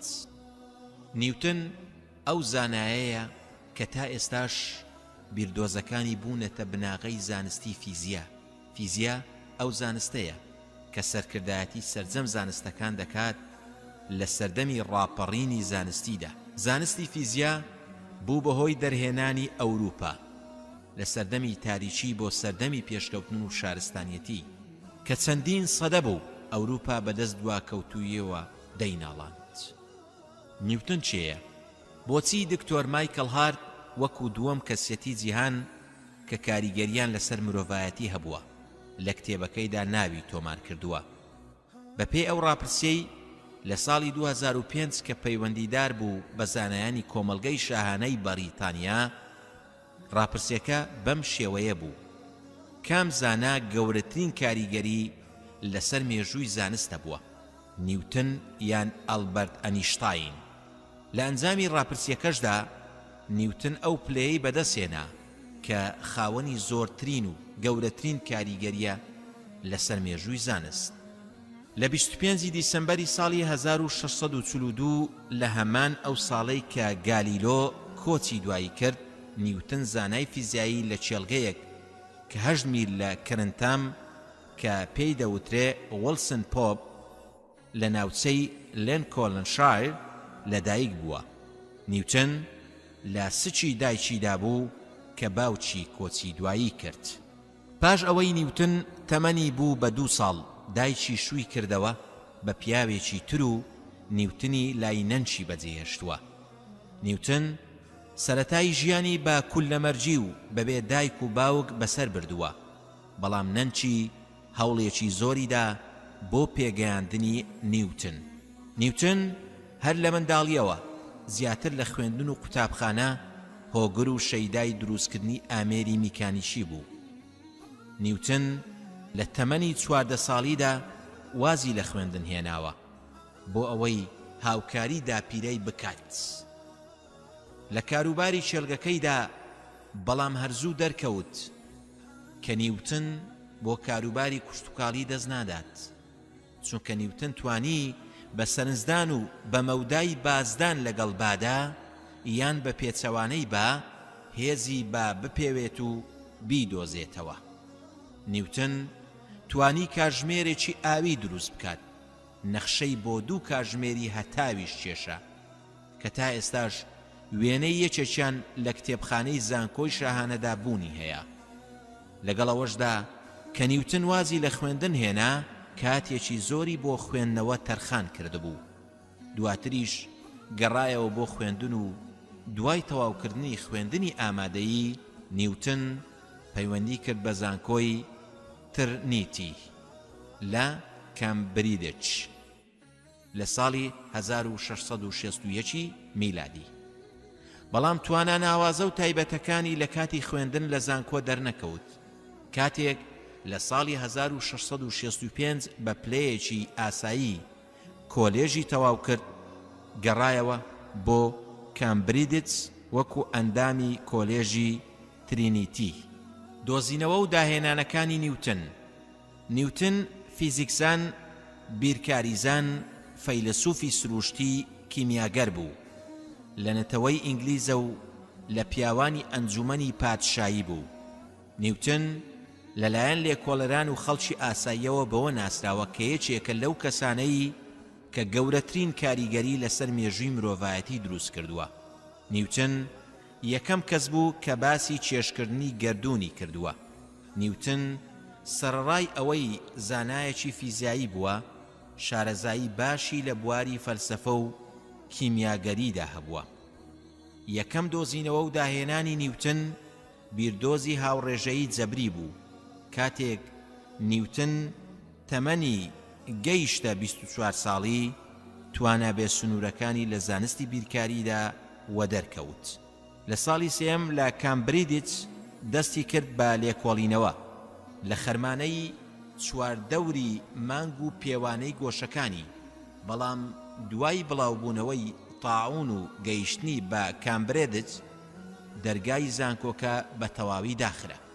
نیوتن گەڕایەوە بۆ شارەکەی خۆی، چەندین مانجی تەرخان کرد بۆ چارەسەرکردنی گرفتە جۆرا و جۆرەکان، بە تایبەت پشڕاستکردنەوەی بۆ چوونەکانی زانا کێبلەر سەبارەت بە سوڕانەوەی هەزارەکان بە دەوری خۆردا. بەڵام چیرۆکی کەوتنە خوارەوەی سێوەکە لە درەختەکە کە لەلایەن ڤۆڵتێرەوە جێڕدراوەتەوە بیرۆکەی چێشکردنی پێشکەش کرد. ئەمە بووە وەڵامی ئەو گرفتە نیوتن بووە داهێنەری یاسای چێشکردن. لە زانستی بینیندا یەکەم تێلێسکۆبی پێچەوانەکاری داهێنا، هەروەها گەشەی بە بیردۆزی ڕەنگەکاندا، پشتبەستوو بەوەی کە پەپکەی شیکەرەوە دەتوانێت تیشی سپی بگۆڕێت بە ڕەنگەکانی پێکێنەری شەبەنجی بینراو. دواتر نیوتن بۆ ماوەی 2 ساڵ لە ساڵی 1670 بۆ 1672 لێکۆڵینەوەیەکی چڕوپڕی لەسەر زانستی بینین زانی ئەنجامدا و توانی بۆ چوونەکانی بەڕێگەی زانستی بسەلمێنێت. نیوتن وەکو زانایەکی بیرکاری ناودار دانی پێدانرا بوو، وەکو نمونەیەک لە کۆلێژەکەی دانرا بوو. جێگە پەنجەی نیوتن لەلایەن ئەندامانی یەکگرتووی ئیمپراتۆری کە هۆن ڕۆبێرت برێل دایمەزراند بوو دیار بوو. دواتر لە زانکۆی لەندەنی شاهانە ناسێنرا بۆ برەودان بە زانستی سروشتی. دوای ئەوە چەندین نووسراوی نووسی بۆ لێکۆڵینەوەکانی زانکۆ وەکو توێژینەوە بڵاو کرایەوە. لقێکی نوێی داهێنا لە بەشی بیرکاری کە ناو دەبرێت بە جیاکاری و تەواوکاری. سەرجەمی ئەم داهێنانەی نیوتن 18 مانجی خایان، واتە لە ساڵی 1665 تا ساڵی 1667 میلادی. لە ساڵی 1703دا نیوتن بەهۆی شارەزاییەوە لە زانستی فیزیادا بوو بە سەرۆکی ئەکادیمیای شاهانە. لە ساڵی 1705 لەلایەن شاژنی بەریتانیە ئەو کاتەوە کە ناوی ئان بوو وەک ڕێزلێنانێک لە کارەکانی نازناوی سوارچاچی لێنرا. پەرتووکەکەی بە ناوی پرەنسیبە بیرکاریەکانی فەلسەفەی سروشتی کە لە ساڵی 1687 دەرچووە بە یەکێک لەو پەرتووکانەی کە گەورەترین کاریگەری لەسەر مێژووی زانستدا هەبووە دەژمێردرێت و بناغەی بۆ بەشێکی گەورە لە میکانیکی کلاسیکی داناوە. لەم پەرتووکەدا نیوتن وەسفی یاسای ڕاکێشانی گەردوونی و هەر سێ یاساکانی جوڵەی کردووە. ژیانی گشتی نیوتن. نیوتن لە ژیانی گشتیدا کەسێکی چالاک بوو. دوای بڵاوکردنەوەی دانراوەکەی بنەماکان نیوتن لە ژیانیدا ژنی نەهێناوە، هیچ کەسی لە پاشخۆی بەجێ نهێشتووە. نیوتن هیچ کات لە ژیانیدا ساماندار و دەوڵەمەند نەبووە. کاتێک هاوڵانی چواردەوری هەستیان کرد بە کەمی داهاتی نیوتن، کاندیدیان کرد بۆ بەڕێوەبەری قوتابخانەی مێنت. لە ساڵی 1689 بەدەسەڵاتی لۆرد هالیفاکس نیوتن لە کارەکەیدا وەکو بەڕێوەبەر مایەوە تا ئەو ساتەی ماڵ ئاوایی لە ژیان کرد. نیوتن خاوەنی چەندین سیفاتی سادە و ساکار بوو، کەسێکی خاچی و بێفیز بوو کە تایبەتمەندی کەسە بلیمەتەکانە، ئەوانەی لە خۆیان بایی نابن و خۆیان بە گەورە نازانن، لە هەموو سەردەمێکدا دەبن بە پاڵەوان. نیوتن دەبێت بە پارێزگاری سکەی دراو. لە ساڵی 1696 لە ساڵی 1699 دووبارە بۆوە بە ئەندامی ئەنجومەنی زانکۆی شاهانە، هەروەها یاریدەدەر لە ئەکادیمیای فەڕەنسی. پاشان بۆ جاری دووەم ساڵی 1701 هەڵبژێردرا بۆ پەرلەمان لە زانکۆ، دواتر بووەتە سەرۆکی زانکۆی مەلەکی لە ساڵی 1703. تایبەتمەندیەکانی کەسایەتی نیوتن. نیوتن هەرگیز چێژی لە مشتومڕ سەبارەت بە دۆزینەوە و داهێنانەکانی زانستی نەدەبینی. کاتێک بیردۆزە زانستیەکانی ڕادەگەیان ڕووبەڕووی بەرهەڵسکاریەکی تون دەبەوە. نیوتن نەیدەتوانی لە ڕەخنەگرتن ڕزگاری ببێت. نیوتن زۆر هەستیار بوو بەرامبەر ئەو ڕەخنانەی ئاڕاستەی دەکران. تەنانەت هاوڕێکانی داوایان لێ دەکرد دۆزینەوە گرنگەکانی بڵاو بکاتەوە. نیوتن بەشێک لە ژیانی بۆ لێکۆڵینەوە و خوێندنی بیرکاری و فیزیا و گەردوونناسی بەسەر برد. نیوتن لە پێش مردنی داوتی دەزانم چۆن بۆ جیهان دەردەکەوم، بەڵام سەبارەت بەخۆم من منداڵێک بووم لە کەناراوەکانی دەریادا یاریم دەکرد. ئەنیشتاین دەڵێت ئەو بیرۆکانەی کە نیوتن لە فیزیادا پەرەی پێدان تا ئەمڕۆژ بە بەردەوامی لە بیرماندا دادەژیرسێت. نیوتن ساڵی 1727 کۆچی دوایی کردووە.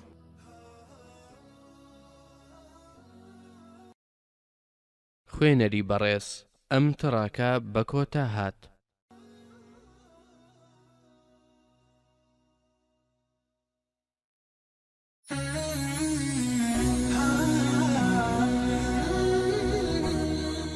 ستیف جۆبس ساڵی 1955 تا 2011. هیچ کەس لەو بڕوایەدا نەبوو منداڵێکی بێباوک و دایک شۆڕشێکی ئەلیکترۆنی لەسەر ئاستی جیهان بەرپا بکات. ستیف جۆبس. ستیف جۆبس بەڕەگە سووریە. لە 24 شوباتی ساڵی 1955 لە ویلایەتی کالیفۆرنیا لەدایک بووە. دوای مردنی باوک و دایکی ئەم خێزانە کلارا جۆبزۆپۆل دەیکەنە کوڕی خۆیان و ئەرچی بەخێوکردن و سەرپەرشتیکردن و پەروەردەکردنی دەگرنە ئەستۆ. ستیف جۆبس تەنها بێباوک نەبووە بەڵکو بێدایکیش بووە، بەڵام ئەم کارە ساتە سەختە نەبووەتە هۆی سەرنەکەوتن و دەرنەکەوتنی جۆبس لە دنیای تەکنۆلۆژیادا. جۆبس لە سەرەتای شەستەکاندا گەورە بوو، هەڵسوکەوت و ئاکاری تا ڕادەیەکی زۆر کاریگەری ئەو بارودۆخەی پێوە دیار بووە کە تیایدا ژیاوە. تەمەنی لاوی جۆبس لێوان لێو بووە لە حەز و خولیا و هیوا و ئاوات و هۆگربوونی بە ئەلیکترۆنیاتەوە. جۆبس لە تەمەنی 13 ساڵیدا و لە پشووی هاویندا بۆ کارکردن و پەرەپێدان بە خولیاکانی لە کۆمپانیای بەناوبانجی هێوڵێت پاکارد یان هێوڵێت باجارد ناسراو بە HP دەستی بەکارکردن کرد. ئەو ژینگەی ستیف جۆبزی تێدا ژیاوە کاریگەری زۆر لەسەر خەونەکانی و کەسایەتی هەبووە کە دەرەنجام ئەنجامەکەی بەدیهێنانی خولیا و ئاواتەکانی لێکەوتەوە.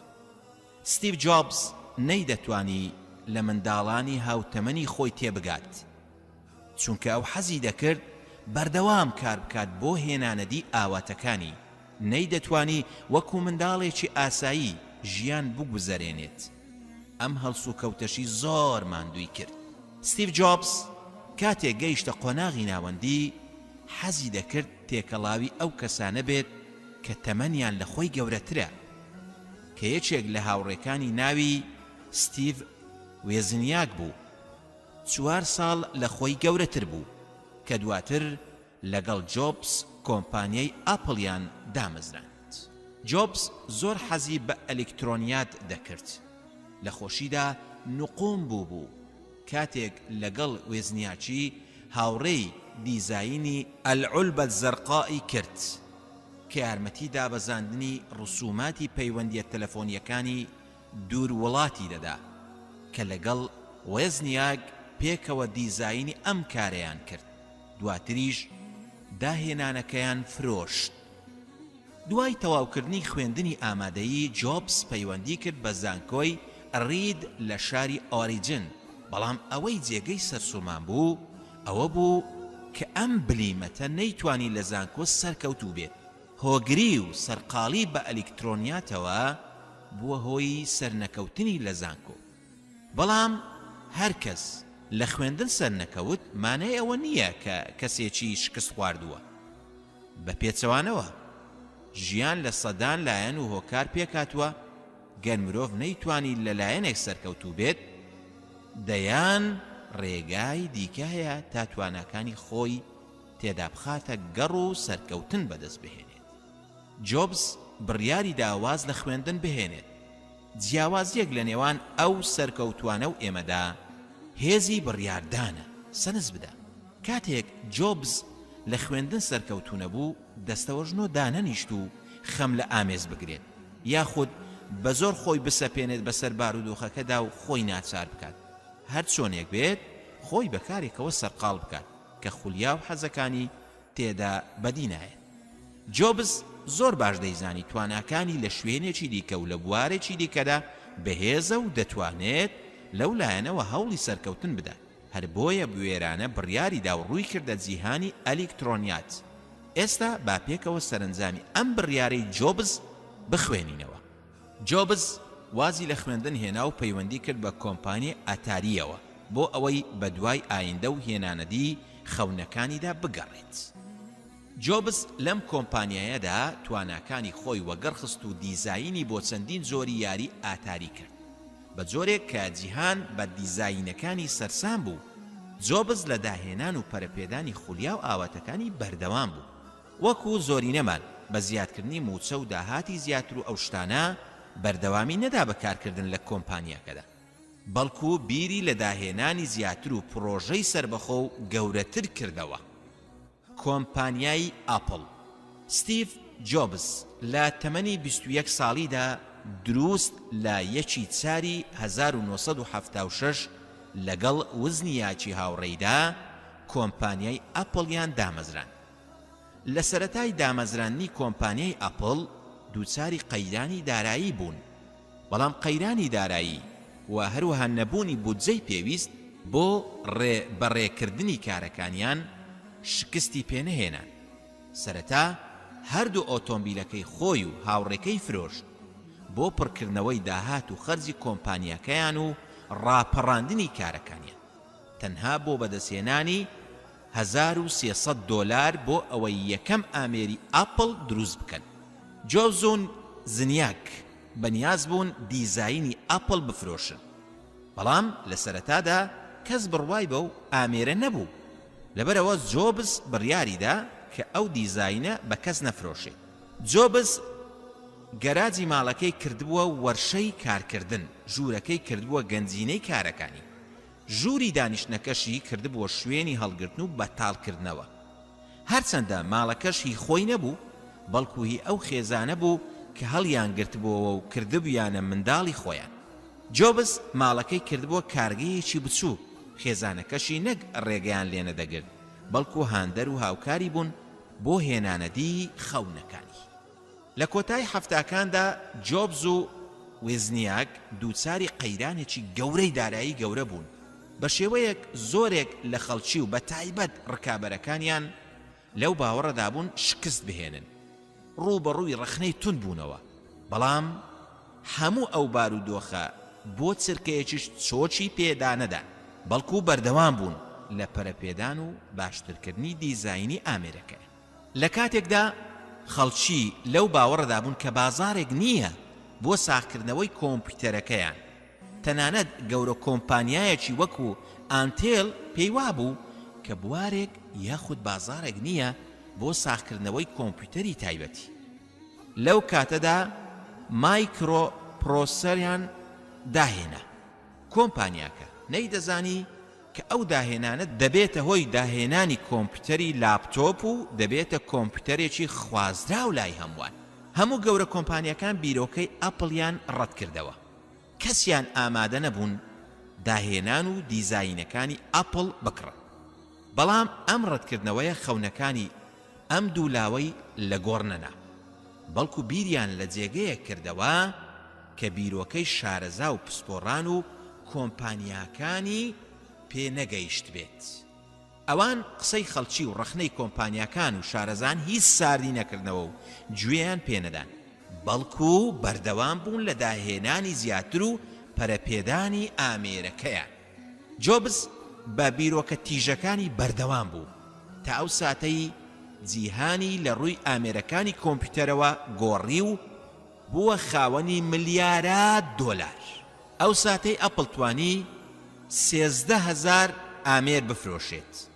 ئیرادەی بەهێزی جۆبز بە هەمووانی سەلمان کە ئەوان لە هەڵەدان ئیدی ئەپڵ دەستی بەسەر جیهانی کۆمپیوتەردا گرت. بەرهەمەکانی ئەپڵ لە ساڵی 1992 گەیشتە 7 ملیار دۆلار. ئەمە بەرهەمی ئەو دوو کەسە بوو کە هێشتێکیان بە بێباوچی گەورە بوو جگەل لە 6 مانگ ئەزموونی کارکردن لەگەڵ کۆمپانیای ئەتاری. هیچ پێشینەیەکی دیکەی نەبوو. هاوڕێکەشی وەزنیاک وازی لە زانکۆ هێنابوو بۆ ئەوەی هاوسەرگیری بکات وەکو کارمەند لە کۆمپانیای HP کاری کردووە. ئەوان تەنانەت لە بەڕێوەبردنیشدا هیچ ئەزمونێکیان نەبوو. کاتێک ئەپڵیان دامەزران لەگەڵ هەموو ئەو قەیرانە داراییانەدا قسە و ڕەخنەی ڕووخێنەری زۆریان ڕووبەڕوو بۆەوە، بەڵام نەیانتوانی لە خەونەکانیان ساردیان بکەنەوە. جۆبز لە داهێنان و پەرەپێدان و بەرەو پێشبردنی کارەکانیدا بەردەوام بوو تا بووە ئەو کەسە بەناوبانگ و داهێنەرەی کە چەندین ڕۆژنامە و گۆڤاری INC بە کەسایەتی ساڵانی 1980 تا 1990 ئەمریکا دەستنیشانی بکەن. خەڵاتەکانی ستیڤ جۆبز. ستیڤ جۆبز چەندەها خەڵاتی بەدەستهێنا، لەوانە ساڵی 1987 خەڵاتی جیفرسۆن بۆ خزمەتگوزاری گشتی، هەروەها خەڵاتی کۆمپانیای INC ساڵی 1989، هەروەها مەدالیای نیشتیمانی بەدەستهێنا. هەموو ئەمانەش بەهۆی ئەو شۆڕشە کۆمپیوتەریەوە بوو کە جیهانی شڵەقات. داهێنانەکانی جۆبز. داهێنانی ئامێری ماکنتوش بە هەموو جۆرەکانیەوە. جۆبز تەنها لە جیهانی کۆمپیوتەردا نەوەستا، بەڵکو داهێنانەکانی بەرەو پێشتر برد تا ئەو ساتەی توانی ئامێرێکی وەکو ئایفۆن دابهێنێت. کاتێک جۆبز داهێنانی ئەم ئامێرەی ڕاگەیان گوتی ئێمە جارێکی دیکە تەلەفۆنمان داهێنایەوە. بە بڕوای جۆبز هێشتا خەون و خولیاکان تەواو نەبوون. داهێنانەکان سنووریان بۆ نییە. بەڵێ داهێنانەکان سنووریان بۆ نییە. لەبەرەوە بەردەوام بوو لە داهێنان تا ئەو ساتەی ئامێری ئایپادی داهێنا کە گۆڤاری تایم بە گرنگترین داهێنانەکانی ساڵی 2002 هەژماری کردووە. ئایپۆدیش یەکێکی دیکەیە لە داهێنانەکانی جۆبز. بەداخەوە ستیڤ جۆبز لە ساڵی 2004 دووچاری نەخۆشی شێرپەنجەی پەنکریاز بوو.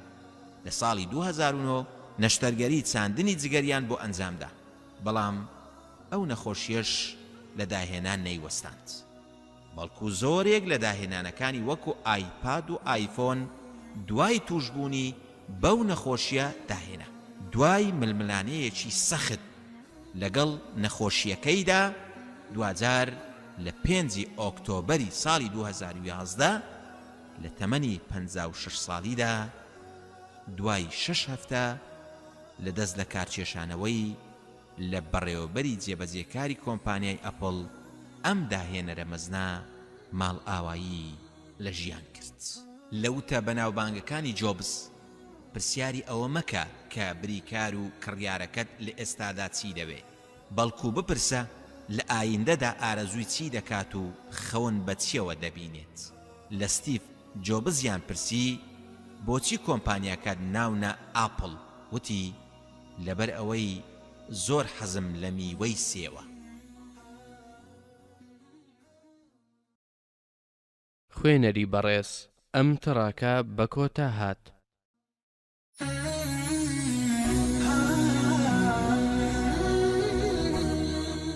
کۆنفۆشیوس 551 تا 479 پێش میلادی.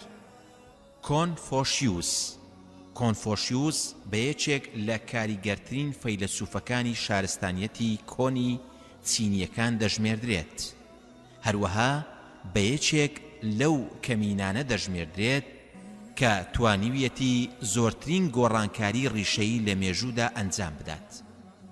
دکتۆر مایکل هارت لە پەرتووکە بەناوبانگەکەیدا بە ناوی ئەلخالیدون المیئە بە پێنجەمین کەسایەتی ناوی بردووە کە کاریگەری گەورەی لە مێژووی مرۆڤایەتیدا ئەنجام داوە.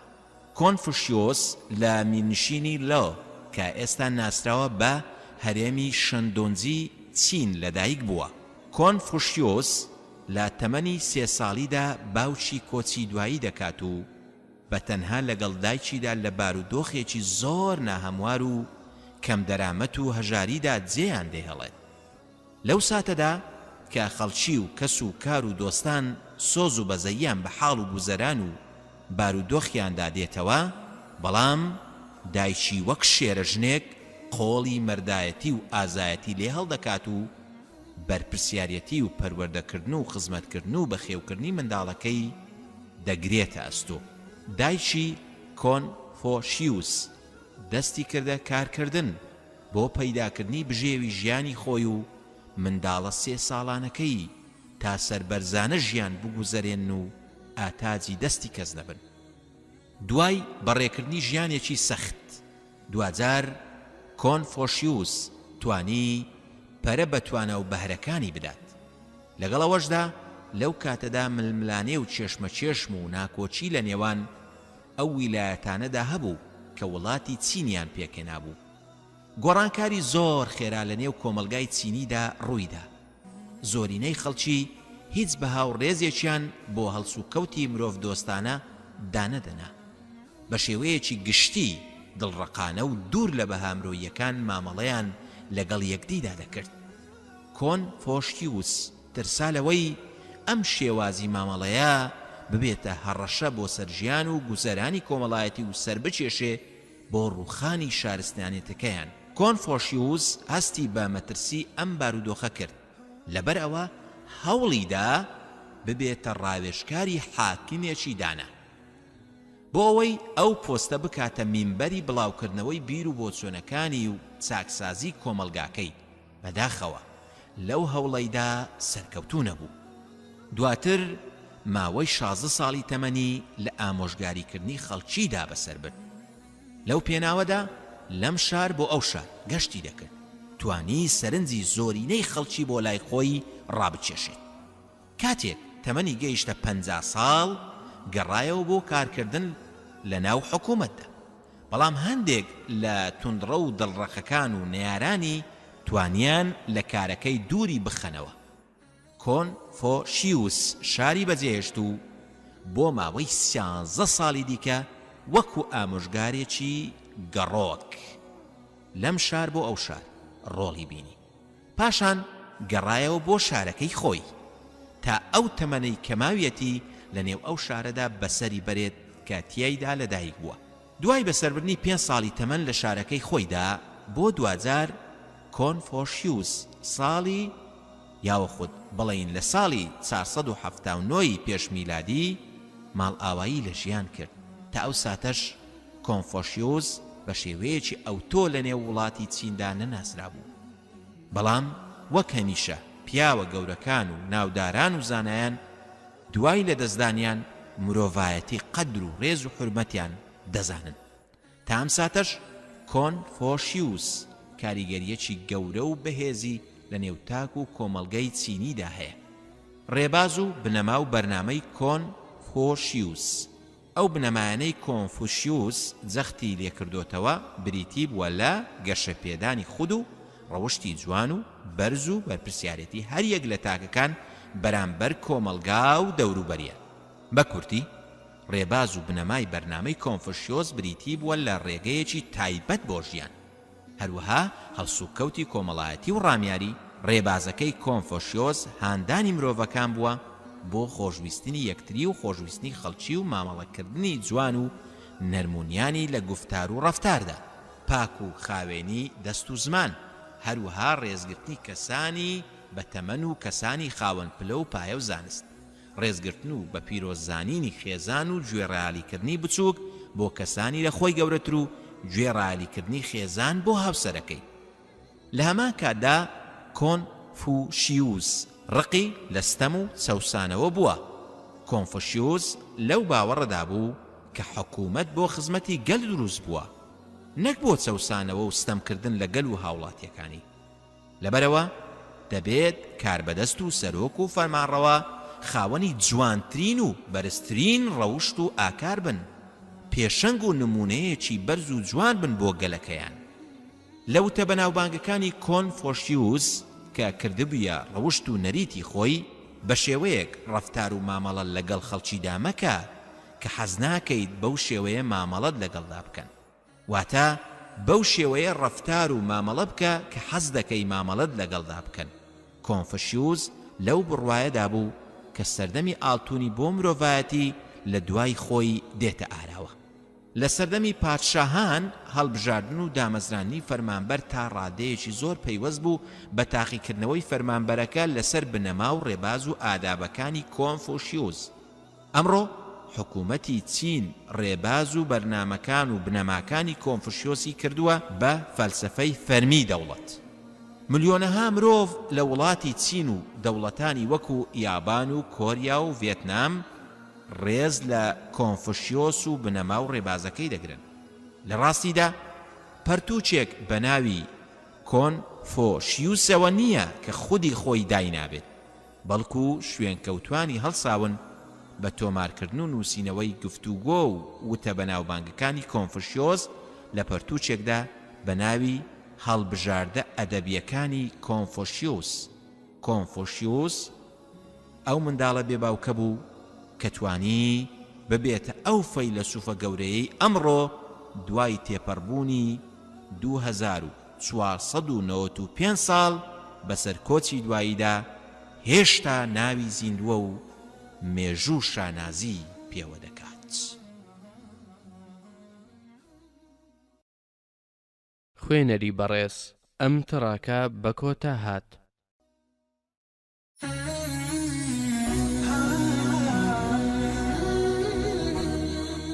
تۆڵستۆی 1827 تا 1910. لیۆ تۆڵستۆی بە گەورەترین ئەدیبەکانی ڕووسی دادەنرێت. هاوکات بە یەکێک لە گەورە ئەدیبەکانی مێژوو ئەژمار دەکرێت. تا ئێستاش ملیۆنان کەس بە کارەکانی تۆڵستۆی سەرسامن و سۆز و خۆشەویستیان بۆ خۆی و شاکارەکانی هەیە. چیرۆکی تۆڵستۆی چیرۆکێکی لێوان لێوە لە داهێنان و دەستکەوت و سەرکەوتن، لە هەمان کاتدا چیرۆکێکی غەمگینە. تۆڵستۆی کێیە؟ تۆڵستۆی لە 28 ئابی ساڵی 1828 لە یاسیانە بۆلیانە لەدایک بووە. هەر لە تەمەنی منداڵیدا دایک و باوکی کۆچی دواییان کردووە و تۆڵستۆی و براکانی دوور لە نازی دایک و باوک گەورە بوون. هەندێک لە خزم و کەسە نزیکەکانیان پەروەردەکردن و بەخێوکردنیان گرتوونەتە ئەستۆ. تۆڵستۆی لە ساڵی 1844 پەیوەندی کرد بە زانکۆی کازانەوە، بەڵام درێژەی بە خوێندن نەدا، چونکە بە زانکۆ خۆشحاڵ و سەرسام نەبوو. لەبەرەوە دەستی کرد بە کاری ئازاد و گۆڕانی ڕیشەیی لە ژیانیدا. سەرەتا لە خۆیەوە دەستی بە گۆڕان و خۆڕۆشنبیرکردن کرد و دەستی کرد بە نووسین. لە سەرەتای قۆناغی یەکەمی ژیانیدا تۆڵستۆی 3 کتێبی نووسی بە ناوەکانی منداڵی 1852، مێرد منداڵی 1854، لاویەتی 1857. دوای ئەو بەروارە تۆڵستۆی پەیوەندی کرد بە ریزەکانی سوپاوە و بەشداری چەندین شەڕی کردووە. تەواوی ئەزمونەکانی لە جەنگدا لە ڕۆژنامەکاندا بڵاو کردوتەوە. لەو بارەیەوە کتێبێکی نووسی بە ناونیشانی قەوقاز لە ساڵی 1863. پاش تەواوکردنی خزمەتی سەربازی تۆڵستۆی هاوسەرگیری لەگەڵ سوفیا ئەندەری فنە ئەنجامدا. سەرەتا ژیانیان زۆر بەختەوەر بوو. لە ماوەی ژیانی هاوسەریاندا 13 منداڵیان بەرهەمهێنا. دیارە ئەو کات بوونی منداڵی زۆر نەریت و کلتور بووە، بەڵام پێکەوە ژیانیان تاسەر بەردەوام نەبوو، چونکە ژنەکەی لە دابشکردنی زەوی و زاردا بەسەر جوتیاراندا و هاوکاریکردنیان لە گەڵیدا ناکۆک بوو، لەبەرەوە ڕۆژ بە ڕۆژ لە یەکتر دوور دەکەوتنەوە. تاوایان لێ هات حەز بە دیتنی یەکدی نەکەن. دوجار لە ئەنجامی دروستبوونی ناکۆچی و کێشە و گرفتی نێوانیان لە یەکتر جیابوونەوە. تۆڵستۆی سازشی لە هەموو سەروەت و سامان و ماڵەکەی کرد بۆ هاوسەرەکەی. سەرجەم منداڵەکانیشی درا بە هاوسەرەکەی جگەل لە کچە بچکۆڵانەکەی کە ناوی ئەلێکسەندرا بوو. تۆڵستۆی ئەوەندە لە ژیانی خێزانی خۆی ناڕازی بوو، تەنانەت وەسیەتی کرد لە کاتی مردنیدا ڕێگە نەدرێ ژنەکەی بێتە سەرگۆڕەکەی. پاشان تۆڵستۆی دەستی کرد بە گۆڕانێکی نوێ لە ژیانی خۆیدا. لە پەیامەکانیدا بانگەشەی بۆ ئاشتی و خۆشەویستی و پێکەوە ژیان و هەڵوەشانەوەی کۆلایەتی و دەرەبەگایەتی دەکرد. دواتر هەوڵی جێبەجێکردنی ئەم بەرنامە و پلانانەیدا. تۆڵستۆی دوای دابڕانی لە خانەوادەکەی ژیانێکی کولەمەرجی دەژیا، جلو بەرجی زبر و هەژارانەی دەپۆشی. بە دەستی خۆی پێڵاوەکانی خۆی دروست دەکرد، خواردنی سادە و ئاسایی دەخوارد. دواتر تۆڵستۆی گەشتی کرد بۆ وڵاتانی ئەوروپای ڕۆژئاوا. لەوێ بەڕێگەکانی وانەوتنەوە سەرسام بوو، لەبەرەوە کاتێک گەڕایەوە زێدی خۆی دەستی کرد بە پراکتیزەکردنی ئەو بیردۆزە پەروەردەیەی کە فێری بوو. بۆ ئەم مەبەستەش هەڵسا بەکردنەوەی قوتابخانەیەکی تایبەت بۆ منداڵانی جوتیارەکانی ناوچەکە. هەروەها گۆڤارێکی پەروەردەیی بە ناونیشانی یاسنایە بۆلینیا دەرکرد. تێیدا باسی لە بیرۆکە پەروەردەیەکانی دەکرد بە مەبەستی سوودگەیاندن و گەیشتنی پەیامەکانی بە خەڵکی. گۆڤارەکەی لە ناو خەڵکیدا بڵاو کردەوە. یەکێکی دیکە لە بەرهەمەکانی تۆڵستۆی دانانی کتێبێک بوو بە ناونیشانی شەڕ و ئاشتی کە بە یەکێک لە ناودارترین کارەکانی ئەژمار کرا. ئەم کتێبە سەرجەم خۆناغە جیاوازەکانی ژیانی لەخۆگرتووە، هەروەها ڕووداوە ڕامیاری و سەربازیەکان کە لە ساڵانی 1805 بۆ 1820 لە ئەوروپا ڕوویانداوە. تێیدا وەسف کردووە، هەروەها باس لە جەنجی ناپلیۆن لەگەڵ رووسیادا دەکات. لە بەناوبانگترین کتێبەکانی بەناونیشانی ئانا کارنینە کە تیایدا چارەسەری کێشە و گرفتە کۆمەڵایەتی و ئاکاری و فەلسەفیەکانی کردووە بە شێوەی تراژیدیایەکی سۆزداری. لەو بەرهەمەدا ئانا کارنینە ڕۆڵی سەرەکی دەبینێت. تۆڵستۆی لە ماوەی ژیانیدا وەکو فەیلسوفێکی ئاکاربەرز و خاوەن ویژدان هەڵساوە بە بیرۆکەی بەرگریکردنێکی ئاشتیانە بۆ بەرهەڵستیکردنی توند و تیژی. بیرۆکانی بەڕوونی لە کتێبەکانیدا بەرجەستە بووە. تۆڵستۆی یەکێک بوو لەو کەسانەی کاریگەری کردە سەر ناودارانی سەدەی 20م، لەوانە غاندی و مارتن لۆثەر کینگ کە ئەم دوو کەسایەتیە بە سیاسەتی بەرگری ئاشتیانەی دژی توند و تیژی ناسراون. تۆڵستۆی لە خوێندنەوەی کتێبە ئاینەکاندا ڕۆچووە، بانگەشەی بۆ ئاشتی کردووە، دژی توند و تیژی بووە، بە خێراییش بۆچوونەکانی بڵاو بوونەوە. خەڵکانێکی زۆر بە بیر و بۆچوونەکانی تۆڵستۆی سەرسام بوون. خەڵکی پۆل پۆل سەردانیان دەکرد بۆ ئەو شوێنەی کە لێی نیشتەجێ بوو، لەگەڵ جوتیارەکان ژیانێکی سادەی دەگوزەراند و وازی لە هەموو سەروەت و سامانی خانەوادەکەی هێنابوو. بەرهەمێکی دیکەی بەناوبانجی تۆڵستۆی پەرتوچێک بوو بە ناونیشانی هونەر چییە کە تیایدا هونەری ڕوون کردوتەوە کە پێویستە خەڵکی ئاراستە بکرێن بۆ ڕەوشت و ئاکاری بەرز و جوان، هەروەها کار بکرێت بۆ چاکردنی بارودۆخیان. بێگومان دەبێت هونەر ئاسان بکرێت و لەگەڵ هەموو خەڵکی بەگشتی بدوێ، واتە هەموو کەس لە هونەر تێبگات و بزانێت چۆن مامەڵەی لەگەڵدا دەکات. تۆڵستۆی لە کۆتایی ژیانیدا گەڕایەوە بۆ نووسینی چیرۆکە خەیاڵیەکان، کتێبێکی نووسی بە ناونیشانی مردنی ئیڤان ئیلێچ لە ساڵی 1886 لەگەڵ هەندێک کاری شانۆیی بە ناونیشانی هێزی تاریکی لە ساڵی 1888 لە بەناوبانگترین شاکارەکانیشی لە کۆتایی تەمەنیدا نووسی بە ناونیشانی زیندوو بوونەوە لەگەڵ چەندین بەرهەمی دیکە. هەروەها کتێبێک بە ناونیشانی حاجی مراد کە دوای مردنی خۆی چاپ کرا کە تیایدا زۆر بە قوڵی زانستی دەروونناسیشی کردوتەوە. تۆڵستۆی زۆر سەرسام بووە بە کەسایەتی پێغەمبەر صلی الله عليه وسلم. چەندین وتەی بە نرخ و بە پێزی لەو بارەیەوە وتووە، لەوانە ئەوەندە شانازی بەسە بۆ پێغەمبەر محەممەد سەلامی خوای دەبێت کە ئومەتێکی زەلیل و خراپەکاری ڕزگار کردووە و لە سەرجەم نەریتە خراپەکان دووری خستوونەتەوە و ئاراستەی کردوون بەرەو دەواازەی پێشکەوتن و شارستانیەت. شریعەتی پێغەمبەر محەممەد صلی الله عليه وسلم لەگەڵ جیهان و ژیانی مرۆڤایەتی و لەگەڵ عەقڵ و ژیری و داناییدا دەگونجێت.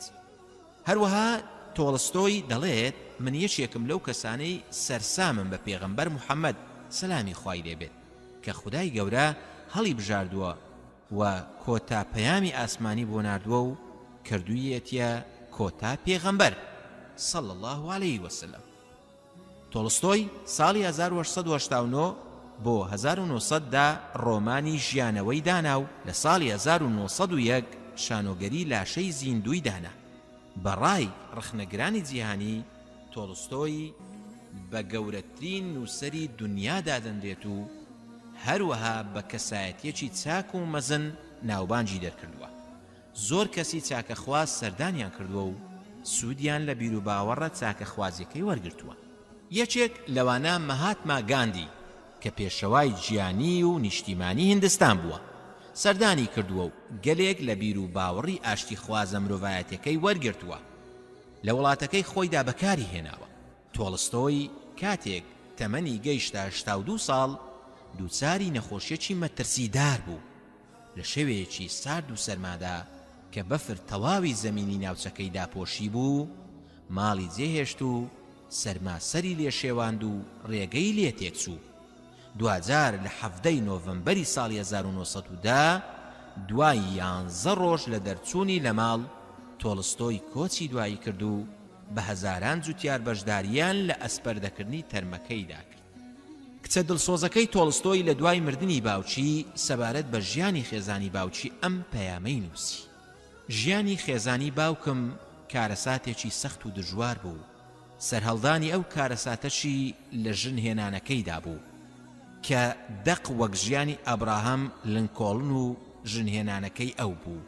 باوکم ژنەکەی لێی ببووە دەرد و بەڵا بەسەریەوە، چونکە ژنەکەی پارە و سامان و خۆشگوزەرانی دەویست، بەڵام باوکم حەزی بە پارە و سامان نەدەکرد و بە دوو شتی کەم نرخی دادەنان. ژنەکەی حەزی دەکرد بەهۆی پارە و سامانەوە ناوبانگ دەربکات، بەڵام باوکم نەیدەویست بە پارە و سامان ناوبانگ پەیدا بکات، بەڵکو وەک گوناهێک سەیری ماڵ و سامانی دنیای دەکرد و هەموو کات دەیگوت گەورەی و دەسەڵات بەهێز و دەزوەشاندن نایانە دەست، بەڵکو بە خۆشەویستی و خزمەتکردنی مرۆڤایەتی دەست دەکەون. هەر کاتێک کە ژنەکەی دەیزانی کە تۆڵستۆی کتێبێکی بڵاو کردوتەوە و لە بەرامبەردا هیچ بڕەپارەیەکی لە بڵاوکەرەوەکەی وەرنەگرتووە، بەجارێک هەڵدەچوو ماڵەکەی لێ دەکردە دۆزەخ. لەبەرەوە دوجار لە یەکتری جیابوونەوە. تۆڵستۆی شارەزای زمانەکانی ئینگلیزی، فەڕەنسی، ئەڵمانی، ئیتاڵی بوو. تۆڵستۆی بەڕای زۆرێک لە نووسەران بە گەورەترین نووسەری سەدەی 20 ئەژمار دەکرێت. لە کاتێکدا ئەو تەنها 10 ساڵ لە سەدەی 20 ژیانی گوزەراندووە.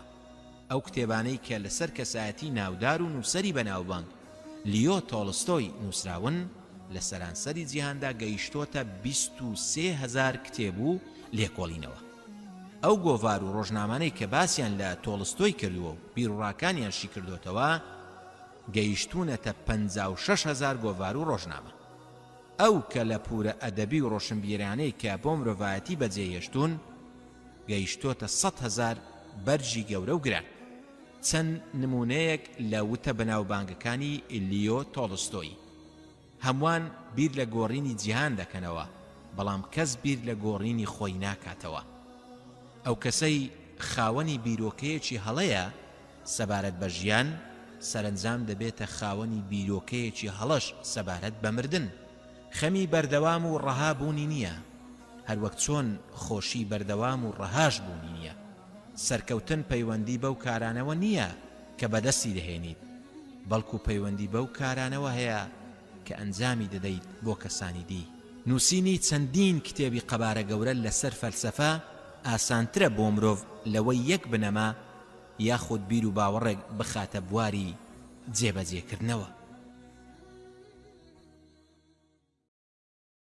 خوێنەری بەڕێز ئەم تڕاکە بە کۆتا هات.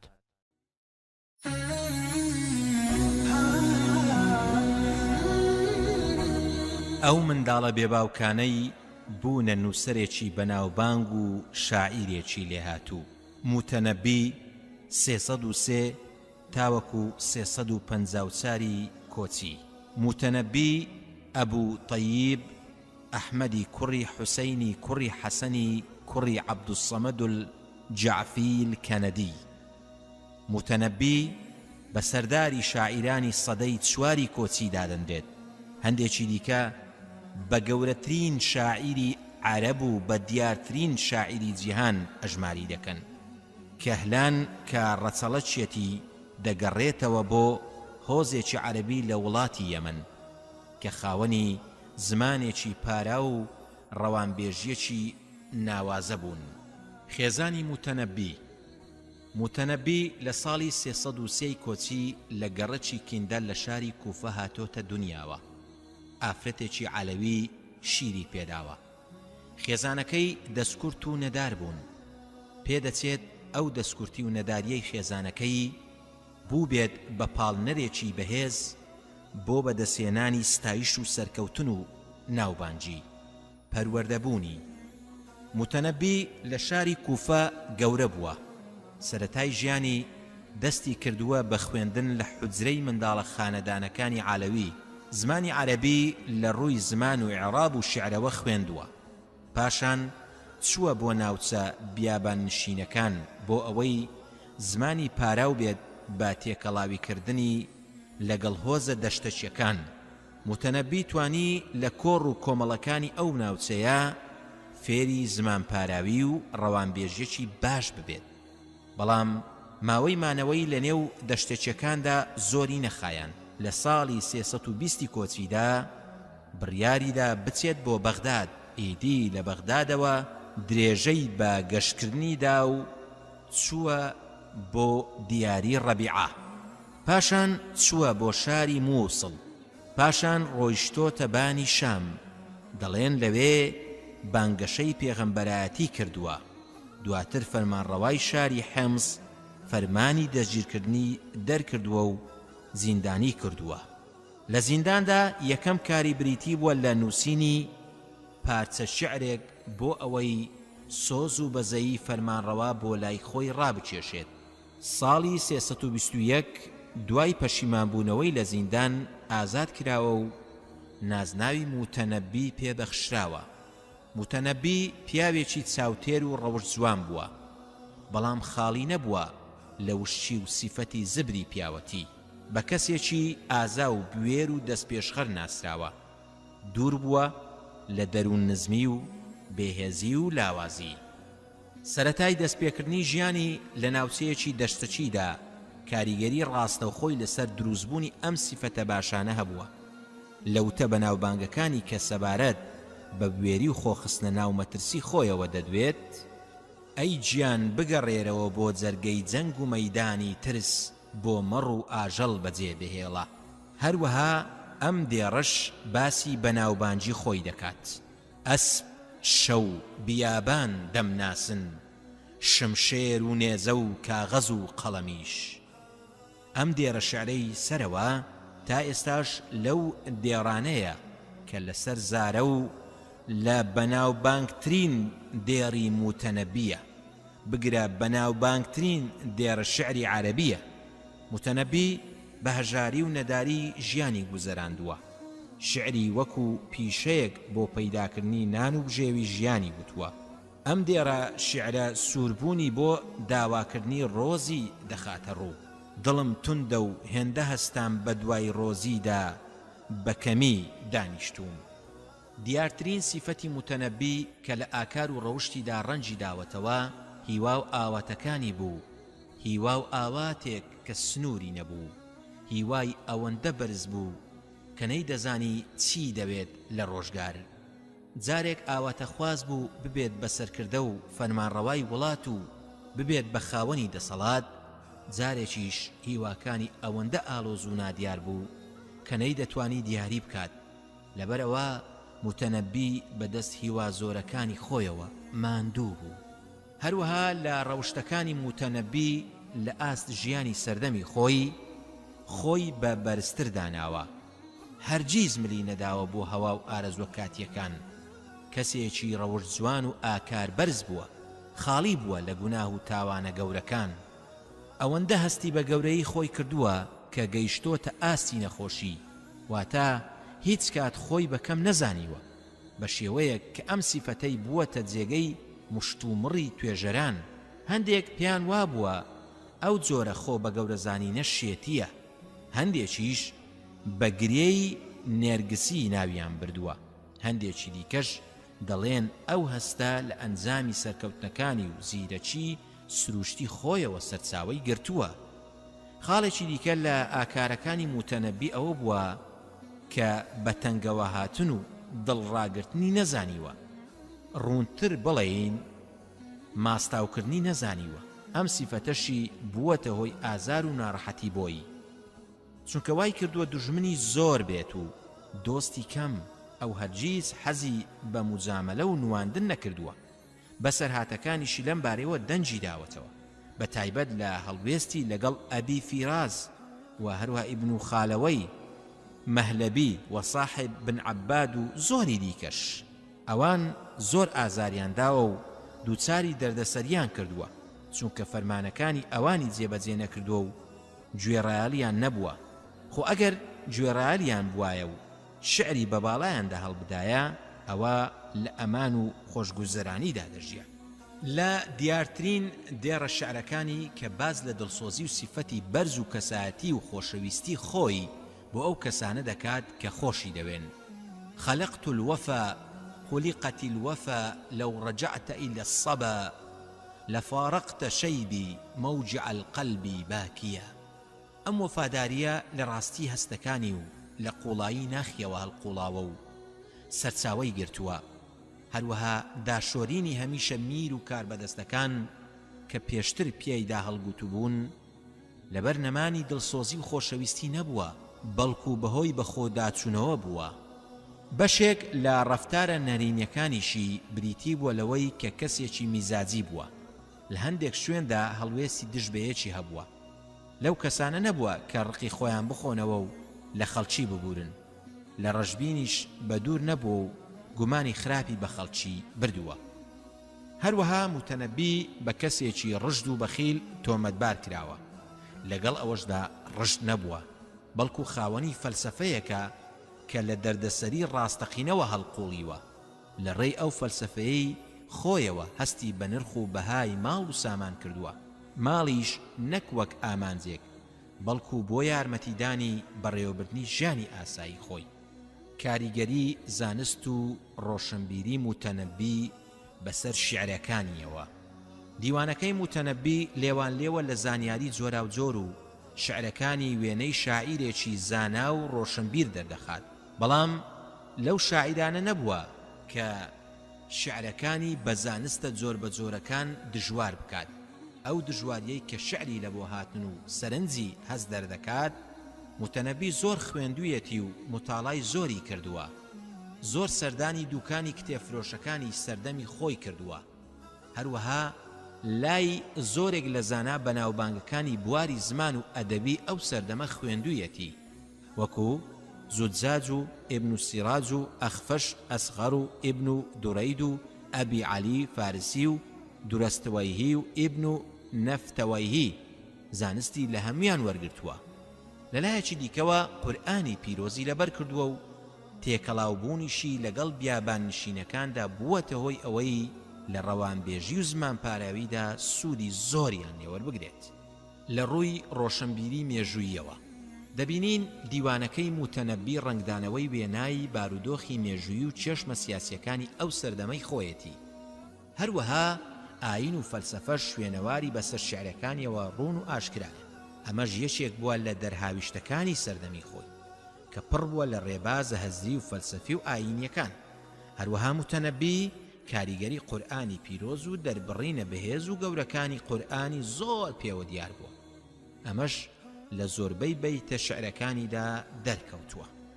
گەشتەکانی موتەنەبی دوای ئەوەی لە ستەم و فێڵی دوژمنەکانی گەیشت و لە زیندانی حێمس ئازاد کرا، پەیوەندی کرد بە تەنوخیەکانەوە لە لازقیە. ماوەیەک لای ئەوان مایەوە، پەیوەندی پتەوی لەگەڵ نەوەکانی ئیسحاقی تەنوخی بەست. لە شیعرەکانیدا بە جوانترین شێوە باسی لێوەکردوون کە بە یەکێک لە شیعرە زۆر جوانەکانی موتەنەبی ئەژمار دەکرێت. پاشان ڕۆیشتووە بۆ کوفە، ماوەیەکیش لە کوفە سەرقاڵی زانست بووە، لەگەڵ ئەوەشدا ستایشی جوانیەکانی خەڵکی کردووە و بە شیعرەکانی ڕووداوەکانی سەردەمی خۆی تۆمار کردووە. پاشان لە ساڵی 326 کۆچی کوفەی جێهێشتووە و بۆ جاری دووەم چووە بۆ وڵاتی شام. سەردانی چەند شارێکی کردووە لە وڵاتی شام تا ساڵی 328 کۆچی لە ڕکێف و ئامێزی بەدری کوڕی عەمار ئۆقرەی گرت. بەدر باش و خۆشمامەڵە بووە. موتەنەبی لە کۆشکەکەی ئەودا هەستی بە ئۆقرەییە کردووە و زۆر دڵخۆش بووە و هیوا و ئاواتەکانی نوێ بوونەتەوە. بەڵام ئەم جێگەیەش بۆ هەمیشە درێژەی نەچێشا. دوژمنان و نێرانی هەوڵیاندا نێوانی موتەنەبی و فەرمانڕەوا تێک بدەن، چونکە شاعیرانی ئەو کاتە بەخیلیان پێبردووە و ویستویانە فێڵی لێ بکەن. ئیدی فەرمانڕەوا وردە وردە موتەنەبی وەلاناوە. بایەغدانی زۆری موتەنەبی بە خۆی و شارەزانەبوون بە ژیانی کۆشک و ماستاونەکردن بۆ فەرمانڕەواکان کەلێنی کردۆتە نێوان ئەو فەرمانڕەوە. تاوای لێهات لە کۆشی بەدر دەرچوو. ژیان وایە هەمیشە کەسە زیرەک و سەرکەوتوەکان نەیاریان زۆرە و مرۆڤەکان لێ ناگەڕێن بە ئاسوودەییدا بنیشن، چونکە دەزانن کە خۆری ئەوان دەرکەوت ئیدی چراکەی ئەوان باوی نامێنێ. دوای دەرچوونی لە کۆشی بەدر موتەنەبی ڕووی کردە دیمەشق. لە چیای جەرش لای ئەبوو حەسەنی عەلی کوڕی ئەحمەدی خوراسانی لایدا یەکدیان خۆشویست و ڕێز و وەفا لە نێوانیاندا هەبوو. ماوەیەک لە لای ئەبوو حەسەن حەوایەوە. پاشان ڕۆیشت بۆ ئەنتاکیا. لە ساڵی 334 کۆچی بۆ لای ئەبوو عەبدوڵڵای موحەممەد کوڕی عەبدوڵڵای کوڕی موحەممەدی خەسیبی. لەو ماوەیەدا نامەیەکی لە داپیریەوە پێگەیشت کە داوای لێکرد بوو بێت سەردانی بکات، چونکە تامەزرۆی بینینیەتی بۆ بەدەمەوەچوونی داواکەی داپیرەی بەرەو کوفە بەڕێ دەکەوێت. بەڵام تا موتەنەبی گەیشتە کوفە بەداخەوە داپیرەی کۆچی دوایی دەکات و ماڵاوایی لە ژیان دەکات کە بەم شێوەیە لە پارچە شعرێکدا شیوەنی بۆ دەکات. ألا لا أرى الأحداث حمدا ولا ذمة فما بطشها جهلا ولا كفها حلمة. ئیدی دووبارە موتەنەبی ڕۆیشتەوە بۆ دیمەشق. لەو کاتەدا سەیف الدەولە لە شەڕدا بوو لەگەڵ ڕۆمەکاندا. دەستی بەسەر زۆرێک لە ناوچەی شامدا گرتبوو. سەرباری زۆری شاعیر لە کۆشی شانەی سەیف الدەولە زۆر پێویستی بە شاعیرێکی گەورەی وەکو موتەنەبی بوو تا ڕوودا و پاڵەوانەتەکانی تۆمار بکات. کۆمەڵێک کۆنراوەی هۆنیەوە کە بەشێکی دیاری دیوانەکەی پێک دەهێنێت. خوێنەری بەڕێز ئەم تڕاکە بە کۆتا هات.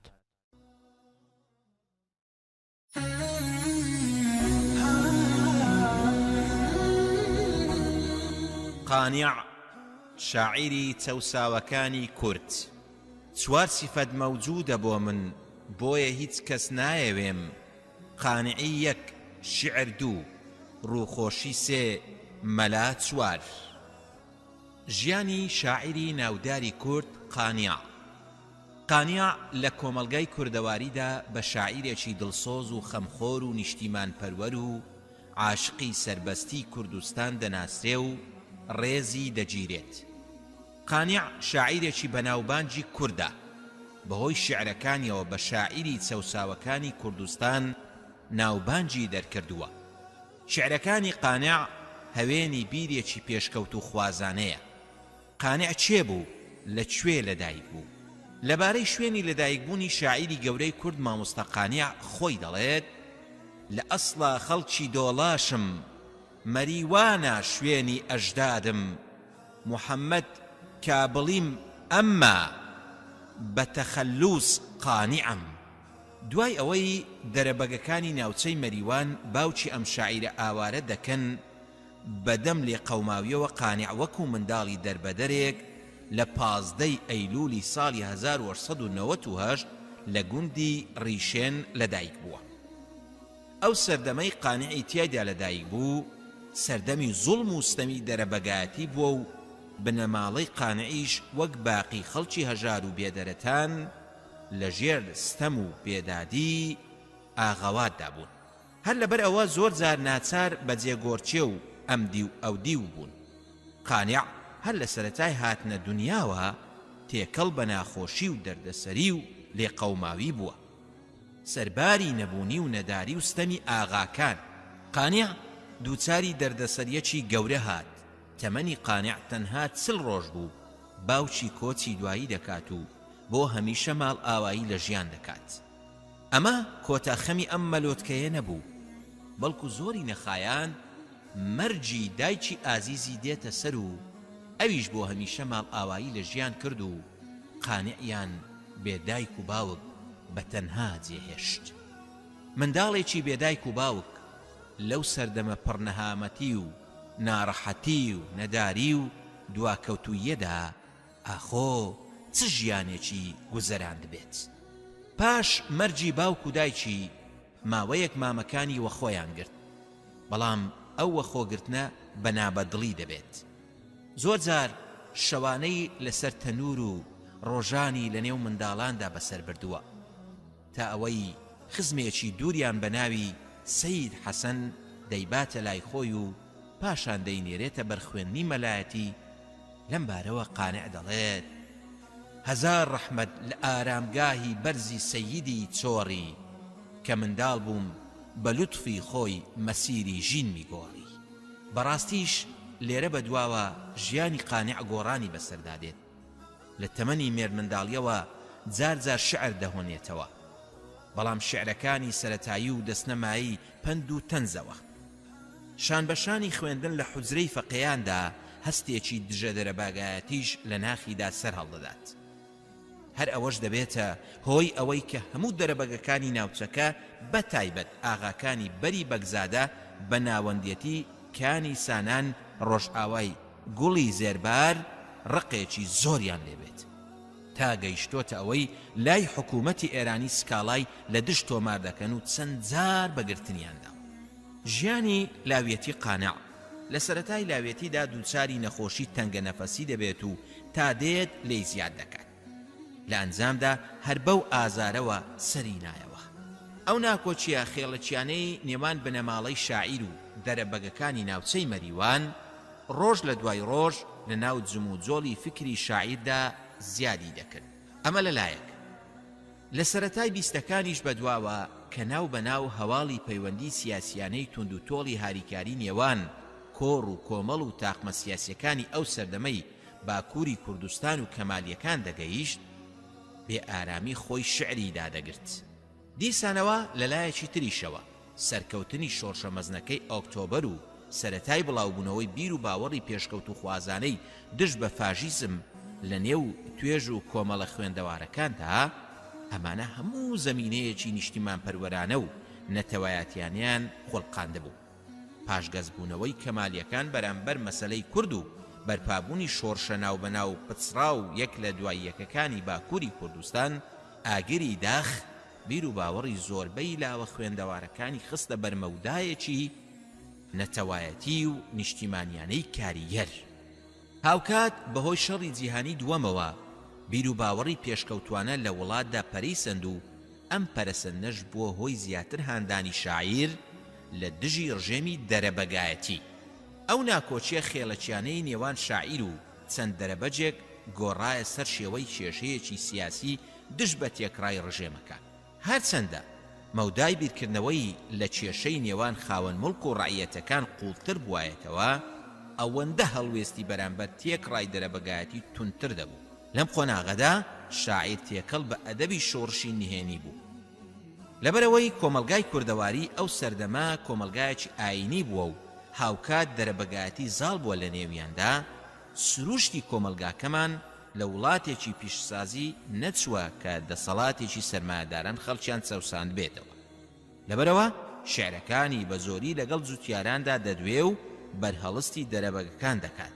شاعیر لەو باوەڕەدا بووە کە لە وڵاتێکی فرەنەتەوەدا ئاستەمە کە هەموو نەتەوەکانی ناو چوارچێوەی ئەو وڵاتە وەک یەک بژین و لە ڕووی یاسایی کۆمەڵایەتیەوە یەکسان بن و ئابووری وڵات بە ئابووری هەموو نەتەوەکان وەک یەک بدرێنە قەڵەم و وەکو یەک سەربەستی سیاسیان بدرێتێ. بۆیە هەمیشە لە هەڵوێستی سیاسیانەی نێتەوە سەرچەکانی ئەو جۆرە وڵاتانە سڵەمیوەتەوە و لە شعرەکانیدا ئەمەی بەلادێنشینەکان گەیاندووە. قانیع وەکو باقی فەقیەکانی کوردستان زۆربەی شارەکانی کوردستان دەگەڕێت بۆ فێربوونی زانست و زانیاری. لەوانە سنە، مەهاباد، شنۆ، هەولێر، کۆیە، کەرکووک، سلێمانی و بیارە. دواتر دەگەڕێتەوە بۆ مەریوان. دوای گەڕانەوەی بۆ مەریوان قانع ژیانێکی سەقامگیری نابێت بەهۆی دژایەتیکردنی ئاغاوات هەمیشە لەلایەن چەکدارەکانی حکوومەتی ئێران و چلکاوخۆرانی ئاغاکان دژایەتی کراوە. قانع بۆ بژێوی ژیانی بێجگە لە مەلایەتی خۆی بە کارەکانی ڕۆژنامەگەری، ئاشەوانی و موچەخۆری و حکوومەت و هەتا دوایی ئەنجام داوە. قانیع مرۆڤێکی دەروون بەرز و سەربەرز بووە و باوەڕی بە نوێبوونەوە بووە و هیچ کات لە یەک شوێندا و لە یەک بۆ چووندا قەتیس نەماوە. ڕەنگە بۆ ئەو سەردەمە نەتوانین وێنەیەکی دیکەی وەکو مامۆستا قانیع ببینینەوە کە وەک ئەو توانی بیەتی لەگەڵ کات و زەمان بچێتە پێش. قانیع هیچ کات چەوساوەکان و هەژارانی نەک هەر لەبیر نەکردووە، بەڵکو دانستە خۆی شێوەیەک لە ژیانی هەڵبژارد کە بێسێود و خستیە ناوچینی چەوساوە. بۆیە لە ناخی دڵەوە نادات پەروەری و چەوسانەوەی هاوار دەکرد و زەحمە کێشانی بۆ مافخوازی هان دەدا. با هەموو جوتیار و پاڵە و ڕەنجدەران یەکگرن تا دەبنە هێز و پشتیوان. گەر سەرنج لە سەرجەم دیوانەکانی قانیع بدەین، بەشی هەرە زۆری باسی کورد و کوردستان و مەینەت و چەرمەسەری ئەم نەتەوەیە و هاوکات هاوار بۆ بەدەوڵەتبوون و سربەخۆیی کوردستانە. ئەگەرچی قانیع لە درێژەی تەمەنیدا قۆناغی فکری جیاوازی ئەزمون کردووە، بەڵام هەمیشە لە یەک ڕوانگەدا ڕاوەستاو بووە، ئەویش کوردبوون و بانگەشەی نەتەوەبوونی کورد و ڕزگاری کوردستان بوو. هەر لە تەمەنی لاویەتی کە جیاوازی ستەمی سینایەتی دژی دەرەبەگەکان هەست پێ دەکات، هاوکات خۆی دەناسێ و وەها هەستی نەتەوەیی بەرز و قوڵ بۆوە کە خەباتی چینایەتی دژی دەرەبەگایەتی نەیتوانیوە بەسەر هەستی نەتەوەییدا زاڵ بێت. قانیع هەمیشە هەستی نەتەوەیی و خەبات بۆ ڕزگاری کوردستانی لە پێشەوەی کارەکانی دیکەی داناوە و بانگەشەی بۆ کردووە. هەر ئەو هەستەیە کە کاتێک دەبیستێ کە لە مەهاباد بەڕێبەری قازی محەممەد بزاوتێکی ڕزگاری خوازانە سەری هەڵداوە، دەست بەجێ بە پێی پیادە بەرەو مەهاباد دەکەوێتە ڕێ و پێش ڕۆژی ڕاگەیاندنی کۆماری کوردستان و هەڵکردنی ئاڵای کوردستان لە دووی ڕێبەندان خۆی دەگەیەنێتە مەهاباد. قانیع هەتا ڕوخانی کۆمار لە مەهاباد دەمێنێتەوە و بە تەواوی تواناوە خزمەتی کۆمار دەکات.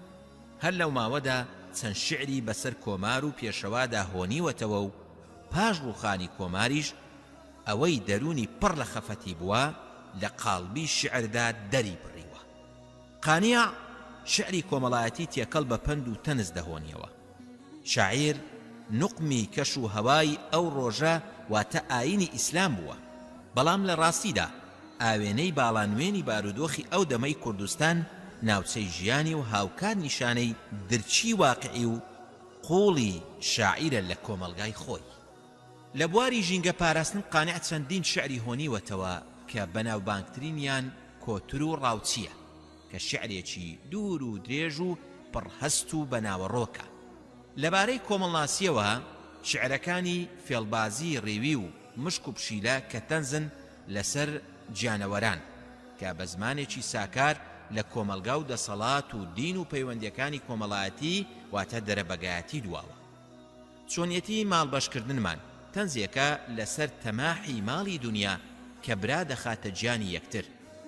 لە چۆنیەتی باوک مردنماندا باسی داب و نەریتی دواکەوتوانە دەکات. مازوو چنینی لادێ کە کۆمەڵە شعرێکە لە فۆلکلۆر و دڵداری و داب و نەریتی بەشێک لە خەڵکی ناوچەکە. هەرکام لەو شیعرانە لە سەردەمی خۆیدا دەم بەدەم لە نێو جەماوەری خەڵکدا دەگەڕان و لە پەروەردەکردنی لاوان دەوری کاریگەریان دەجێڕا. قانیع و خۆڕاگری و بەکردەوە گەیاندنی قسەکانی. قانیع چەندجار بە دەستکیسی ئاغاواتی ناوچەی مەریوان لەلایەن حکوومەتی ئێرانەوە بەند کراوە و هەر جارە و پاش ئازار و ئەشکەنجە و زیندان لە باوەڕەکانی خۆی داکۆچی کردووە و هیچ کات ملی بۆ دوژمنانی خۆی و نەتەوەکەی دانە نەواندووە. یەکێک لە باشترین نمونەکانی ئەو کاتە بوو کە لەگەڵ یەکێک لە کوڕەکانی دەگیرێن و پاش چەرمەسەریەکی زۆر دەیبن بۆ تاران و لە زیندانی قەسر کە یەکێکە لە زیندانە پڕ لە تاوانکاریەکانی دەسەڵاتدارانی ئەو کات و ئێستای حکوومەتی ئێرانە ڕای دەگرن. مامۆستا قانیع کە هەر لە منداڵیەوە تووشی نەخۆشی تەنگە نەفەسی بوو لە زینداندا نەخۆشیەکەی بەهۆی ئاوەهەوای خراپی ژوورەکانی زیندانەوە تەشەنە دەکات و وای لێدێت کە ئیتر بە تەمای خۆی نامێنێ. لەو مەرگە ساتەدا کە قانیع لە زیندان چاوەڕوانی مەرگ دەکات دلێرانە و بوێرانە شعری ئاخرین ماڵی ژیانم دەهۆنێتەوە. لەلایەکی دیکەوە پاش کودەتای عەبدولکەریم قاسم لە عێراق شیوعیەکان بەهۆی ئەوەی مامۆستا قانیع ڕووی تێنەکردن بە شێوەی ناڕاستەوخۆ هێندێک قسە و بوختانی ناڕەوایان بە دژی بڵاو کردەوە. بەڵام ژیانی قانیع و ڕەوەندی ڕووداوەکان ئەوەی سەلمان کە بۆ قانیع تەنیا بەرژەوەندی نێتەوەکەی بایەخی هەبووە ئەوەی بە دژی پڕوپاگەندەیان کرد هەمووی بەڵقی سەر ئاو بوو. نمونەی شعری قانیع. قانیع سەرەڕای ئەو هەموو نەهامەتی و دەردەسەری و کۆسپ و تەگەرانەی بەردەمی لەسەر و هەمووشیانەوە مردنی دایک و باوچی بەڵام لە منداڵێکی بێدایک و باوکەوە بووەتە شاعیرێکی گەورەی کرد و لە زۆر بواردا شعری نووسیوە. لەوانە ئاینی، دڵداری، نیشتیمانی، کۆمەڵایەتی، نەتەوایەتی، شۆڕجێڕانە. ئەمانە هەندێک نمونەی شعری قانیعن. نمونەی شعری ئاینی. یا محەممەد لێو بەبار و دڵ بە بوریانم مەکە، ئەی ڕئیسی هەردوو دنیا دیدەگریانم مەکە، دەستە ئەژنۆ و چاوەڕێگەی دەستی یارانم مەکە، من کە ئالی تۆم زەلیلی باری عەسیانم مەکە، غەیری قاپی ڕەئەفەتت بۆ کەس سەناخوانم مەکە، بۆ کەس سەناخوانم مەکە. شعری نیشتیمان پەروەری. ئەی وەتەن، ئەی وەتەن خۆ من بە ناحەق سەرکەز و ئاوارە نیم، ڕۆڵەکەی خۆتم بە پاچی دوژمن و خوێنە خوارە نیم، چونکە ڕۆڵەی کوردستانم وەحشی و پەتیارە نیم. وامەزانە کەوتە ڕۆژی خۆی وەها بێکارە نیم، سەیری مەغزی دوژمن کە تێکەڵی خوێناومە، قوربانی ئەم خاکەیە ئەمڕۆ حەلەبەرمە، سۆزی دڵی پڕدەردە کە خولیایە لەسەرما، ئامادەیی مەیدانم و ئەم بەرگە کە پۆشیم، کفنە نەوەکو چاکەت و پانتۆڵە لەبەرمە. شعری کۆمەڵایەتی. باسێ قاد نەبێت خان و سەراکەت، پارەی قاتێکیان بدە بە براکەت، دەوڵەمەند مەڵێ هەوڵی بۆ خۆیە، نەبوونی هەژار نەبوونی تۆیە. وێنەیەک لە دەریای شعرە جوانەکانی مامۆستا قانیع. سێسێی قانیع. سێشتن لە دنیا بێوەجاغ و جێگەدار، شاعیران یەک، عالیمان دوو، نیشتیمانی کوردەوار.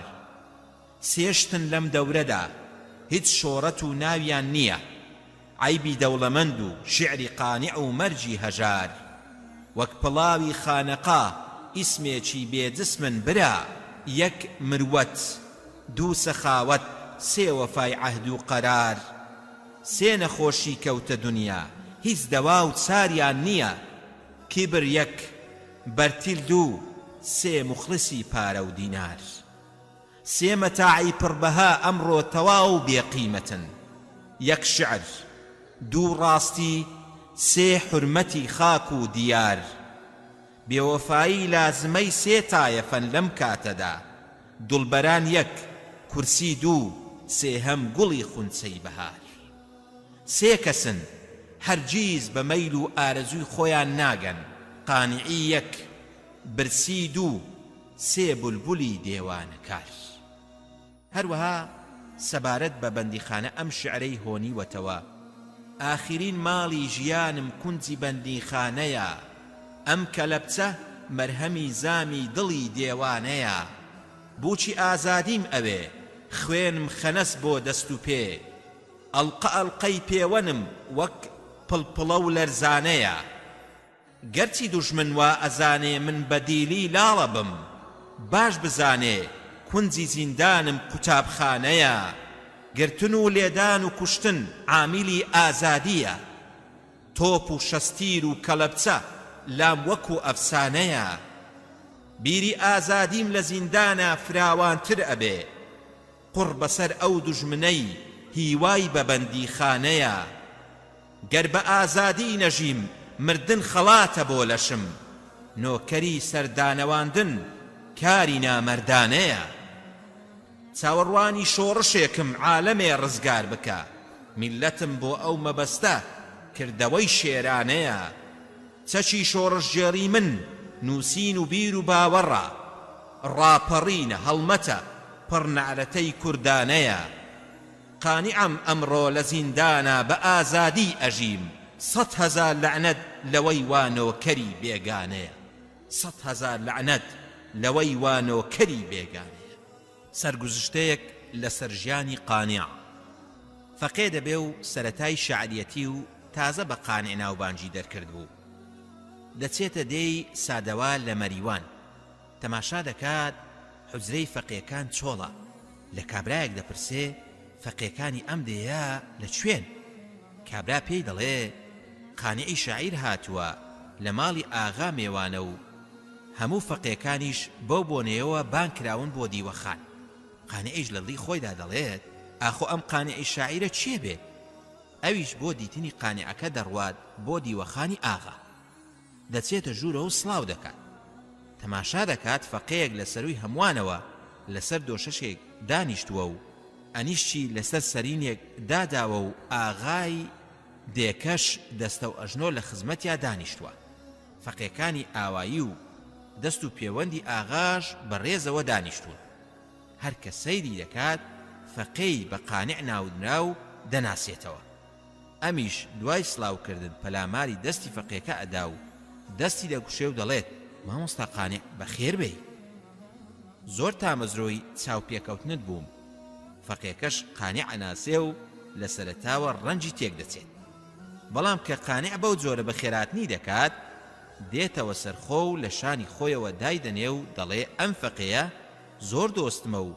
دەمێکە نەمدیوە حەز دەکەم لە لای خۆمەوە دابنیشێت قانیعیش دەڵێت ئەم مامۆستا قانیعە کە ئێستا میوانی ئێوەیە ماوەیەک مامۆستان بووە پاشان ئاغا و خەڵکەکە داوا لە فەقەی بەناو قانیع دەکەن کە هەندێک شعریان بۆ بخوێنێتەوە ئەویش تاک و تەرا شعری ئەم و ئەو دەزانێ و تێکەڵیان دەکات قانیعیش پێی دەڵێت مامۆستا قانیع شعرەکانی ئەو شعرانەی بە دەرس پێدوتوم هەمووانم لەبەر کردووە ئەگەر مۆڵەتم بدەی با بۆیان بخوێنمەوە ئەویش دەڵێ فەرموو قانیع چەند پارچە شعرێک دەخوێنێتەوە و کۆڕەکە گەرم دەکات دوای نان خواردن دەیانەوێت بڕۆن ئاغا وڵاخێک بۆ میوانە بەناو قانیعەکە زین دەکات و خزمەتکارێکیان دەخاتە گەڵ کە لە ئاوایی دەرچوون میوانی بەناو قانیع بە قانیع دەڵێت دەبێت تۆ سواری ئەم وڵاخە بیت چونکە بۆ قانیع زین کراوە ئەویش دەڵێت کەوا بوو با وڵاخەکە و خزمەتکارەکە بگەڕێنەوە و هەردووکمان بە پێ بڕۆین و بەسەربەستی قسە بکەین. لە بەرهەمەکانی قانیع، گوڵاڵەی مەریوان، باخچەی کوردستان، چوارباخی پێنجوێن، شاخی هەورامان، دەشتی گەرمیان، ماڵ ئاوایی هەمیشەیی قانیعی شاعیر. قانیعی شاعیر دوای بەسەربردنی ژیانێکی لێوان لێ و لە دەردەسەری و نەهامەتی دوجار لە ڕۆژی حەفدەی مانجی گوڵان واتە 6 مانجی مای ساڵی 1965 بۆ دوجار ماڵ ئاوایی لە ژیان کرد و بۆ هەمیشە چاوەکانی لێکنا. بە مەرجی قانیع گەلی کورد یەکێک لە خەمخۆران و دڵسۆزان و خزمەتکارانی ڕاستەقینەی خۆی لەدەستدا. قانیع و منداڵە بێباوک و دایکەی توانی سەرجەم کۆسپ و لەمپەرەکانی ژیانی تێک بشێنێت و ببێتە شاعیرێکی گەورەی میلەتەکەی کە بە درێژایی مێژوو نەتەوەکەی شانازی پێوە دەکەن.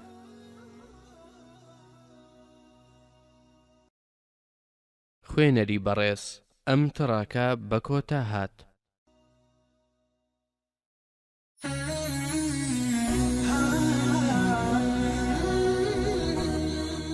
عەبدوڕەزاق سەنهوری مرۆڤە ئاساییەکان مێژوو دەخوێننەوە، گەورەکانیش مێژوو دەنووسنەوە. لە ساڵی 1895 تا ساڵی 1970 عەبدوڕەزاق سەنهوری یەکێکە لە گەورەترین زاناکانی یاسای بواری شارستانی سەردەمی خۆی. سەنهوری لە ساڵی 1895 لە شاری ئەسکەندەریە لەدایک بووە. سەردەمی منداڵی بەبێ باوچی و دوور لە ئامێز و خۆشەویستی باوک گوزەراندووە. ئەو تەمەنی تەنها 5 ساڵان بوو کە باوچی ماڵ ئاوایی هەمیشەیی لە ژیان کرد. سەرەتای فێربوونی لە کتێبەوە دەستی پێکرد، پاشان پەیوەندی کرد بە قوتابخانەی حکومیەوە. لە ساڵی 1913 توانی بڕوانامەی ئامادەیی بە پلەی دووەم لەسەر ئاستی میسر بەدەست بهێنێت. هەروەها توانی لە ساڵی 1970 بڕوانامەی بەکالۆریۆس بە پلەی یەکەم بەدەست بهێنێت. لەگەڵەوەشدا شانبەشانی خوێندنەکەی وەکو فەرمانبەر کاری کردووە بۆ پەیداکردنی بژێوی ژیانی خۆی. دوای بەدەستهێنانی بەکالۆریۆس لە یاسادا بووە بە بریکاری گشتی شاری مەنسوورە لە باکووری مسر. لە ماوەی کارکردنیدا بەشداری لە شۆڕشی 1990دا کرد. ئەوەش بووە هۆی ئەوەی دەسەڵاتدارانی ئینگلیز سزای بدەن بە گواستنەوەی بۆ شاری ئەسیوت لە باشووری مسر. سەرەڕای سزادانی سەرکەوتن و بەرەو پێشچوونی سەنهوری بەردەوام بوو تا لە ساڵی 1920 بووە بریکاری گشتی. لە هەمان ساڵیشدا گواسترایەوە بۆ کاری وانەوتنەوەی یاسایی لە خوێندنگەی دادگای شەرعی کە یەکێکە لە گرنگترین دامەزراوەکانی خوێندنی باڵای میسر کە پشتی هەبووە لە زیندووکردنەوەی بیر و هزری ئیسلامیدا کە لە ساڵی 1970 دروست بوو. سەنهوری ڕۆڵێکی باڵا و ناوازەی هەبوو لە نوێکردنەوە و بەرەو پێشچوونی ئەو بیر و هزرەدا. وانەی بە چەندین زانای بەناوبانگ بووتۆتەوە، لەوانە شێخ محەممەد ئەبوو زەهرا. دواتر سەنهوری لە ساڵی 1921 گەشتی کردووە بۆ وڵاتی فەڕەنسا بۆ درێژەدان بە خوێندن لە بواری یاسادا. سەنهوری لە سەردەمی خوێندنیدا بیر و هزری ئیسلامی بەرجەستە کردووە و دەستی کردووە بە ڕەخنەگرتن لە شارستانیەتی ڕۆژئاوا. هەروەها هێرشی کردوتە سەر هەڵوێستی شێخ عەبدوڕەزاق سەبارەت بە هەڵوێستی بەرامبەر بە خەلیفەی ئیسلامی و کاریگەری پرۆگرامە ئەلمانیەکان بەسەریەوە. لە فەڕەنسا سەنهوری پەیامێکی چاکخوازی دانا بە ناونیشانی مەواد البەرنامج کە تێیدا دید و بیر و بۆچوونی سەبارەت بە چاکخوازی تێدا ڕوون کردبووە. هەروەها بڕوانامەی دکتۆرای بەدەستهێنا بە ناونیشانی القیود التعاقدية على حرية العمل في القضاء الإنجليزي. توانی نامەیەکی دیکەی دکتۆرا سەبارەت بە فقهی خلافە و پێشکەوتنەکانی بەدەست بهێنێت. لەگەڵەوەشدا کە مامۆستاکەی ئاگاداری کردبەوە لە قورسی بابەتەکەی، سەرەڕای ئەوەش کە بارودۆخی ئەوروپا لە ڕووی سیاسی و هزریەوە دوژمنایەتی بیرۆکەیان دەکرد. سەنهوری دوای بەدەستهێنانی ئەو بڕوانامانە لە وڵاتی فەڕەنسا گەڕایەوە بۆ زێری خۆی و بووە مامۆستای کۆلێژی یاسا لە زانکۆی قاهیرە. سەنهوری بەشداری جەنگەکانی سیاسی و هزری کرد کە لە پێش شۆڕشدا ژیانی میسری تەنی بوو. لە هەموو تیارە گۆڕانخواز و چاخوازیەکان نزیک بوو بەبێ ئەوەی سەر بە هیچ ڕێکخرا و پارتێک بێت. سەرنجامیش بووە دامەزرێنەری کۆمەڵەی لاوانی میسری. ئەوەش بۆ هۆی ئەوەی لە ساڵی 1934 لە زانکۆ فەسڵ بکرێت. پاشان لە ساڵی 1935 لەسەر داوای حکوومەتی عێراقی بانکێش کرا بۆ عێراق. لە عێراق کۆلێژی یاسای دامەزران هەروەها گۆڤارێکی بە ناونیشانی ئەلقەضاء دەرکرد. چەندین دەستوری شارستانی بۆ عێراق دانا لەگەڵ دانانی چەندین کتێبی یاسایی بۆ خوێندکارانی عێراق. دواتر لە ساڵی 1937 لە بەغداوە گەڕایەوە بۆ وڵاتی میسر. بووە ڕاگری کۆلێژی یاسا و سەرۆکی وەفدی میسر لە کۆنگرەی نێودەوڵەتی بۆ یاسا بەرامبەر بەلاهای. پاشان ڕاست پێردرا بۆ دانانی پرۆژەیەکی یاسای شارستانی بۆ وەزارەتی دادی میسری و توانی پرۆژەکە بە سەرکەوتویی دابنێ و هاوکات لە بەرامبەردا هیچ خەڵات و دیاریەکی قبول نەکرد. پاشان بۆ جاری دووەم ناچار کرا کە واز لەوانەوتنەوە بهێنێت. لەبەرەوە ڕووی کردە دادگا، بووە قازی دادگای منسوورە. پاشان بووە بریکاری وەزیری داد، هاوکات ڕاوێژکاری وەزیری ڕۆشنبیری بوو، بەڵام دوجار لەبەر هۆکاری سیاسی لە کارەکانی دوورخرایەوە. لە ساڵی 1942 بە ناچاری ڕووی کردە کاری پارێزەری، هەرچەندە حەزی بەو کارە نەدەکرد. پاشان بۆ جاری دووەم لە ساڵی 1943 گەڕایەوە بۆ عێراق بۆ تەواوکردنی پرۆژە یاسای شارستانیەتی نوێ. بەڵام بەهۆی پێداگری حکوومەتی میسر کە لە ڕێگەی وەفدێکەوە زۆر پێداگریان کردبوو بۆ جێڕانەوەی سەنهوری بۆ وڵاتی میسر، ناچار بوو بەغداد جێبهێڵێت و بەرەو دیمەشق گەشت بکات. لەوێش دەستی کرد بە دانانی یاسای شارستانی بۆ ئەو وڵاتە. بەڵام دووبارە بەهۆی پێداگری حکوومەتی میسرەوە ناچار کرا بگەڕێتەوە وڵاتی میسر. لەو ماوەیە کە لە دیمەشق بوو یەکەم کەس بوو کە پلانی دانا بۆ دروستکردنی یەکێتی دەوڵەتانی کەنداو لە ساڵی 1944 پێش ئەوەی جامیعەی عەرەبی دروست ببێت. هەروەها پرۆژەیەکی دانا بۆ پەیمانگای باڵای توێژینەوەی عەرەبی کە جێبەجێکردنەکەی دواخرا بۆ ساڵی 1952 لە چوارچێوەی جامیعەی عەرەبیدا. پاشان لە ساڵی 1945 بۆ ساڵی 1949 سەرپەرشتی وەزارەتی ڕۆشنبیری کرد. لەو ماوەیەدا دوو زانکۆی گەورەی دامەزران، زانکۆی فاروق کە ئێستا پێی دەوترێت ئەسکەندەریە لەگەڵ زانکۆی محەممەد عەلی. لە هەمان کادا ئەندامی کۆمەڵەی زمانی عەرەبی بوو.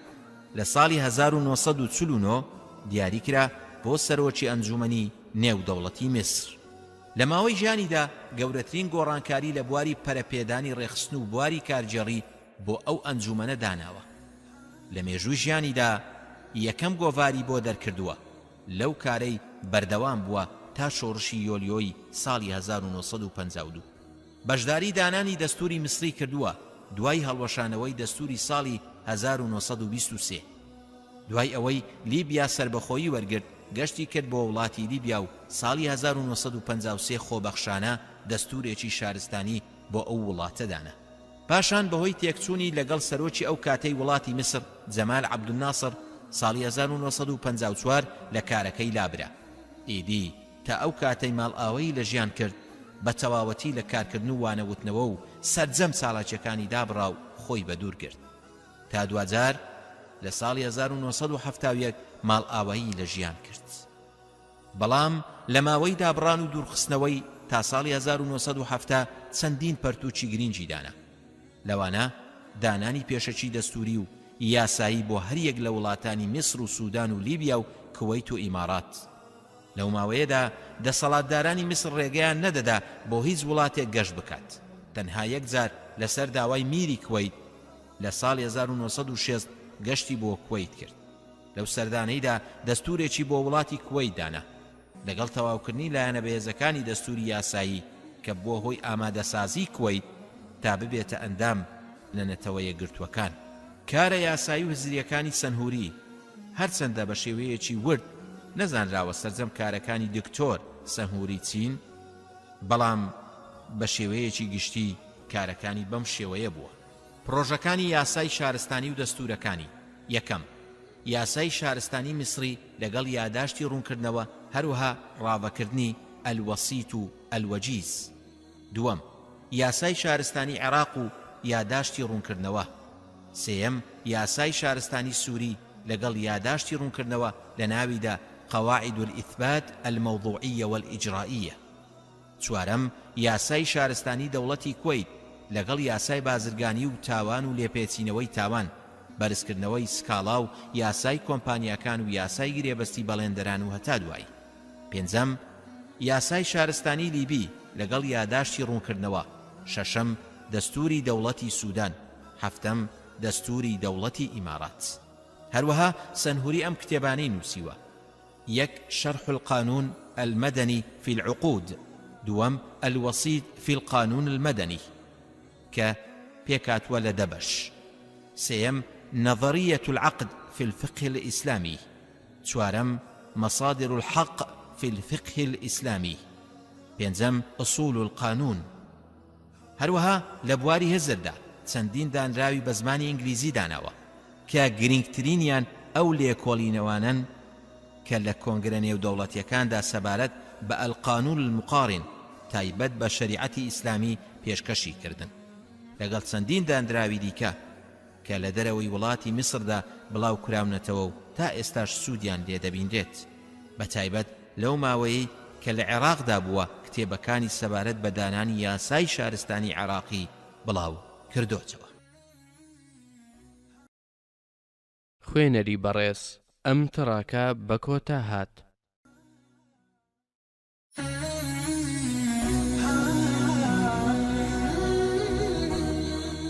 حافظ ئیبراهیم 1872 تا 1932. بەهرە وەکو گوڵ وایە لە ژووری تاریکدا گەشە ناکات، پێویستی بە بڕێک تیشتی خۆر هەیە. ئەدیبی شارەزا و بەتوانا و ناودار شاعیر حافظ ئیبراهیم، شاعیری بەتوانا، یەکێکە لە سوار چاکەکانی شعر لە سەردەمی ڕاپەڕینی شعریدا. حافظ ئیبراهیم کە لە 4 فێبرایەری ساڵی 1872 لە کەشتیەکی بچکۆڵەدا و لە ناو ڕووباری نیلدا لە باوچێکی میسری و دایکێکی تورک لەدایک بووە. حافظ ئیبراهیم هەروەکو منداڵە بێباوکەکانی دیکە هەرزوو باوکی جێی هێشتووە. حافظ تەمەنی تەنها 4 ساڵان بوو کە باوکی ماڵ ئاوایی لە ژیان کردووە. دواتر لەگەڵ دایکیدا ڕۆیشتووە بۆ قاهیرە بۆ ماڵی خاڵی. بەڵام حافظ دوای ئەوەی چاوی کرایەوە و کەمێک گەورە بوو هەستی کرد کە بووەتە بارگرانی بۆ ماڵی خاڵی، بڕیاریدا بڕوات و ماڵی خاڵی جێبهێڵێت و پشت بە خۆی ببەستێت. سەرەتای ژیانی حافظ بە کۆمەڵێک کۆسپ و ناڕەحەتی و دەردەسەری و خەم و ئازار دەستی پێکرد.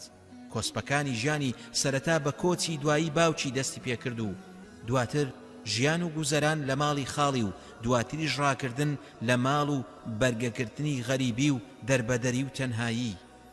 ئەم ناڕەحەتیەش لە شیعرەکانیدا ڕەنجی داوەتەوە. حافظ بە کەسێکی نیشتیمان پەروەری و خۆشەویستی بۆ زمانی دایک و گەلەکەی ناوبانجی دەرکردووە. حافظ دوای تەواوکردنی خوێندن لە سەرەتای دەست بەکاربوونیدا یەکەم کاری پارێزەری بووە. ماوەیە کاری پارێزەری دەکات. دواتر ساڵی 1888 لە قاهیرە پەیوەندی دەکات بە خوێندنگەیەکی سەربازیەوە. لە ساڵی 1891 خوێندنی سەربازی لەو خوێندنگەیە تەواو دەکات و لە ناو سوپای میسریدا پلەی مولازیمی 2 پێدەبەخشرێت.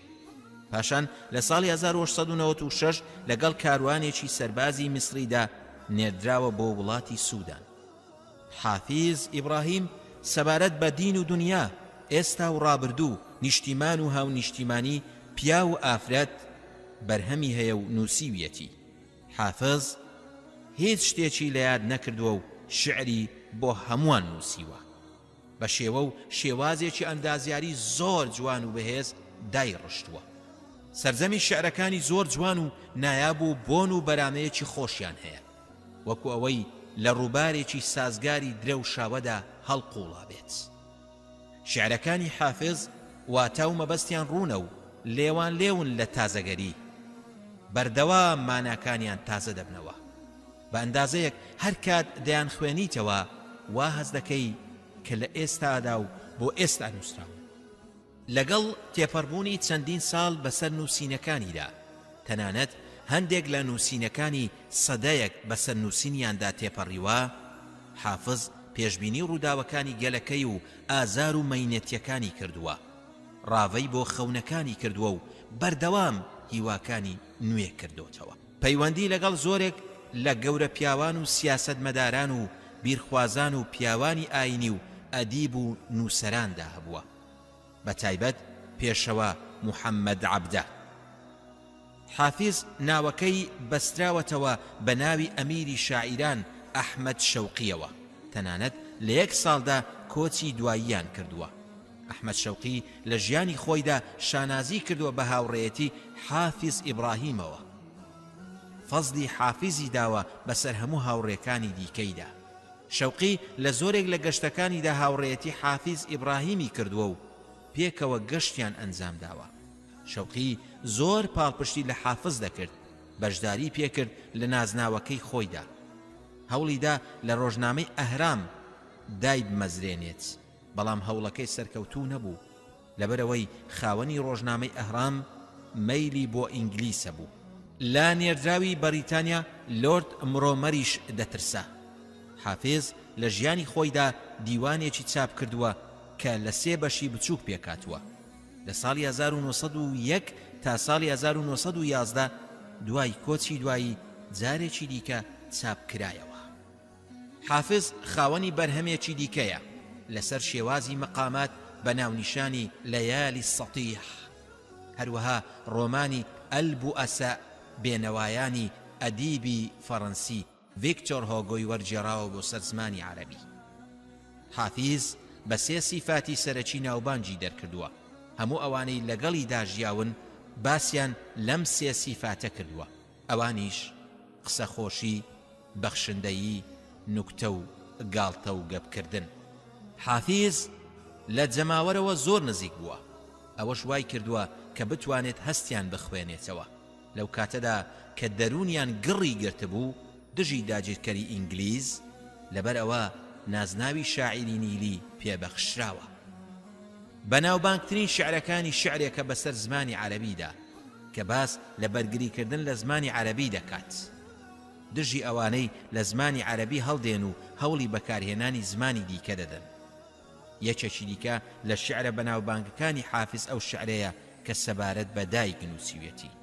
حافظ لە کەسە بە تواناکانی سەردەمی خۆی بووە، نەک تەنها لە بواری شعریدا، بەڵکو لە توانای لەبەرکردن کە چەندان ساڵ بەرگەی گرتووە و دوور بووە لە لاوازبوون و لە بیرچوونەوە. بە درێژایی 6 ساڵ خاوەنی هزر و هۆشێکی هێندە بەهێز بووە کە هەزاران شعری عەرەبی کۆن و تازەی لەبەر کردووە و سەدان کتێبی خوێندۆتەوە. بە شایەتی دۆستان و هاوڕێیانی بە شێوەیەک لە خوێندنەوەی خێرادا لێ هاتوو بووە کە توانیوێتی دیوانە شعرێک بە ماوەیەکی کەم بخوێنێتەوە. دوای خوێندنەوەشی نمونەی بە چەندین شعری دیوانەکە هێناوەتەوە. کۆچی دوایی حافظ لە شەوی 21 یۆنیۆی ساڵی 1932 حافظ دوان لە هاوڕێکانی بانکێش کرد بۆ خوانی ئێوارە، بەڵام نەیتوانی درێژە بەدانیشتن بدات لەگەڵیاندا بەهۆی نەخۆشیەکەیەوە کە هەستی پێکرد دوای ئەوەی هاوڕێکانی بەجێیان هێشت. نەخۆشیەکەی تونتر بوو، داوای لە خزمەتکارەکەی کرد کە بڕوات پزیشک بهێنێت. تا خزمەتکارەکەی گەڕایەوە لەگەڵ پزیشکەکەدا، حافظ لە کۆتایی ژیاندا بوو. کوردوەتەنی گیانی دەدا کاژمێر 5 بەرەبەیانی ڕۆژی پێنجشەمە لە 12 یۆنیۆی ساڵی 1932 ماڵ ئاوایی لە ژیان کرد و لە گۆڕستانی خات و نەفیسە بە خاک سپێردرا. ئەو کاتەی حافظ کۆچی دوایی کرد، شەوقی لە ئەسکەندەریە بوو. سەرەتا سکرتێرەکەی هەواڵی مردنی حافیزی زانی، بەڵام دوای 3 ڕۆژ هەواڵەکەی بە شەوقی ڕاگەیاند. چونکە دەیزانی بە مردنی حافظ زۆر نیگەران دەبێت بەهۆی نزیکی و خۆشەویستی هاوڕێیەتی نێوانیان. شەوقی ماوەیەک سەری داخست و دواتر سەری هەڵبڕی و چەند دێرە شعرێکی بۆ کۆچی دوای حافظ نووسی و تیایدا خەمباری و نیگەرانی خۆی بۆ کۆچی دوای حافظ دەربڕی. قد كنت أوثر أن تقول رثائي يا مصطفى الموتى من الأحياء. خوێنەری بەڕێز ئەم تڕاکە بە کۆتا هات.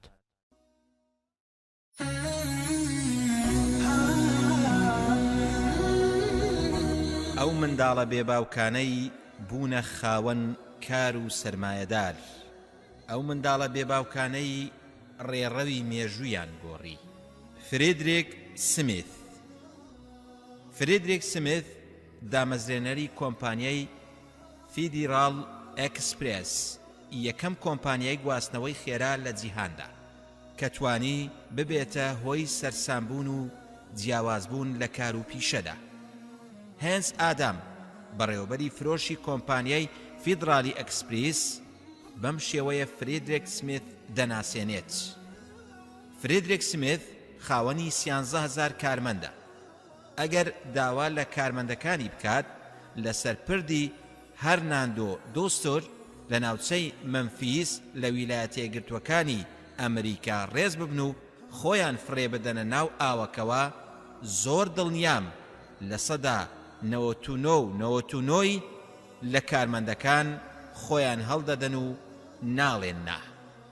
تا ئەو ڕادەیە کارمەندانی بڕوایان بە دامەزرێنەری کۆمپانیاکەیان هەیە. چیرۆکگەلێکی زۆر سەبارەت بە هاریکاریکردنی کارمەندانی کۆمپانیا دەجێڕنەوە لە کاتی ئەو شکست و نسکۆیانەی کە دووچاری کۆمپانیاکە بۆتەوە. لە سەرەتای دامەزراندنیەوە لە نیسانی ساڵی 1973 بۆ 1976 دووچاری زیانێکی زۆری یەک لە دوای یەک هاتووە. چەندین جار دووچاری نابوتی و مایەپوچی بووەتەوە. فریدریک سمیت لە ساڵی 1986 بۆ یەکێک لە گۆڤارەکان لێدوانێکی داوتی ئەگەر دەتەوێت بژیت پێویستە بەردەوام بیت لەسەر کارەکەت. سمیت دەڵێت هەمووان تەنانەت هاوڕێ نزیکەکانیشم بە شێد وەسفیان دەکردم، تەنها لەبەرەوەی بیرم کردەوە لە دامەزرانی کۆمپانیایەک بۆ پێشکەشکردنی خزمەتگوزاری گواستنەوەی خێرا کە دەگونجێت سەرکەوتوو بم لە کارەکەمدا. لەدایکبوونی بیرۆکەی ئەم پرۆژەیە کاتێک بوو لە زانکۆ بووم، دەگەڕام بە دوای بابەتێکی هاوشێوەدا کە خەوم دەبینی بەوەی مامۆستاکەم پلەی ناوەندم پێ ببەخشێت لەسەر توێژینەوەکە، بەڵام گاڵتەی پێکردم. لەگەڵ ئەوەشدا من کۆڵم نەدا و بەردەوام بوو. فریدریک سمیت چێیە؟ فریدریک سمیت لە 11/7/1944 لە مارکس لەدایک بووە کە یەکێکە لە شارۆچکەکانی شاری مەمفیس لە ویلایەتی مسیسپی ئەمریکا. سمیت تەنها تەمەنی 4 ساڵان بوو باوکی کۆچی دوایی کرد. باوکی سمیت سەروەت و سامانێکی لە ڕێگەی هەوڵ و ماندووبوون و تێکوەشانی خۆیەوە پەیدا کردبوو. زنجیرەیەک چێشخانەی بەناوبانگ و سەرکەوتووی دامەزراند بوو لەژێر ناونیشانی تۆلدەر هاوس لەگەڵ کۆمپانیایەکی پاس. بەڵام فریدریک سمیت هیچ بایەخێکی بە سەروەت و سامانی باوکی نەدا، لەگەڵ ئەوەشدا کە دەیزانی ئەو میراتگری باوچێتی، چونکە ئەو دەیویست کەسێکی جیاواز بێت و سربەخۆ بێت. سمیت لەگەڵ نەخۆشیەکدا لەدایک بوو کە پێی دەوترا کالفی. ئەم نەخۆشیە کاریگەری لەسەر ڕۆیشتنی هەبوو. زۆربەی تەمەنی منداڵی بە 2 دارشەق دەڕۆیشت. دایکی زۆر ماندوو بوو تا قەناعەتی پێ بکات ئەو مرۆڤێکی ئاساییە. لەو ڕووداوانەی کاریگەریان کردە سەر ژیانی سمیت نامەیەک بوو کە باوکی بۆی بەجێهێشت بوو. پێش ئەوەی ماڵ ئاوایی لە ژیان بکات داوای لە سمیت کردبوو کە بە شێوەیەکی باش ماڵ و سامان کۆ بکاتەوە بۆ ئەوەی بە شێوەیەکی باش خزمەتی کۆمەلگاکەی بکات لە بری ئەوەی بە دەوڵەمەندی بژی. سمیت هەمیشە حەز بە خۆخستنە نێو مەترسی دەکات بۆ ئەوەی ببێت بە کەسێکی جیاواز، هەروەها بۆ ئەوەی وەسیەتەکەی باوکی جێبەجێ بکات. لە ساڵی 1966 سمیت زانکۆی تەواو کرد بووە هەڵگری بڕوانامەی بە کالیۆریۆس لە زانستی ئابووریدا لە شەڕی ڤێتنامدا ئەزمونێکی زۆری بەدەستێنا سمیت 2 جار هاوسەرگیری کردووە و 7 منداڵی هەیە لە خاڵە جیاوازەکانی سمیت ئەوە بوو کە دەستی بە پرۆژەی خزمەتی گەیاندنی پۆستی خێرای گشتی نەکرد بۆ خەڵکی و بۆ کۆمپانیاکان بەڵکو دەستی بەو پرۆژەیە کرد کاتێک کۆمپانیایەکی بنیاتنا بۆ گواستنەوەی دراوی یەدەجی فیدرالی لە ناوچەیەکەوە بۆ ناوچەیەکی دیکە کە توانی لەو پرۆژەیەدا 3 ملیارد دۆلار قازانج بکات لەبەرەوە ناوی کۆمپانیای فیدرال ئەکسپریس لەو لایەنەوە سەرچاوەی گرتبوو ئەو گرێبەستەی سمت گفتوگۆی لەگەڵ دەسەڵاتدارانی فیدرالی دەکرد هەرگیز جێبەجێ نەدەبوو لەبەرەوە دانووسانەکانی نێوان سمت و حکوومەت شکستی هێنا بەڵام سمت خاوەنی کەسایەتێکی جەربەزە و چاونەترس بوو 2 فڕۆکەی کڕی بە قەرزکردن لە بانکی گەورە زۆرێک لە خەڵکی بە شێتیان دەزانی بە تایبەت لە کاتێکدا کە حکوومەت هاوڕا نەبوو لەسەر ئەو پرۆژەیە دوای ڕاگەیاندنی پرۆژەکە لە 28 شەشی 1970 میلادی ئەو کات تەمەنی سمت تەنها 27 ساڵ بوو کۆمپانیا و فڕۆکەی هەبوو بەڵام بەبێ گرێبەستی حکوومەت لەو بارەیەوە دەڵێت ئەگەر سەرکەوتوو بم لە گرێبەستی دراوی یەدەجی لەگەڵ حکوومەتدا ئەوە لەو بڕوایەدام کە کۆمپانیای فیدرالی ئەکسپرێس وەکو ئەوەی ئێستا نابێت لە ڕووی کار و چاڵاکیەوە سمێت دەڵێت بیرۆکەی خزمەتگوزاری گواستنەوەی خێرا بۆ گشتی دوودڵی نەکردم تەنها کاتێک نەبێت شکست بهێنم لە واژۆکردنی گرێبەستەکەم لەگەڵ حکوومەتدا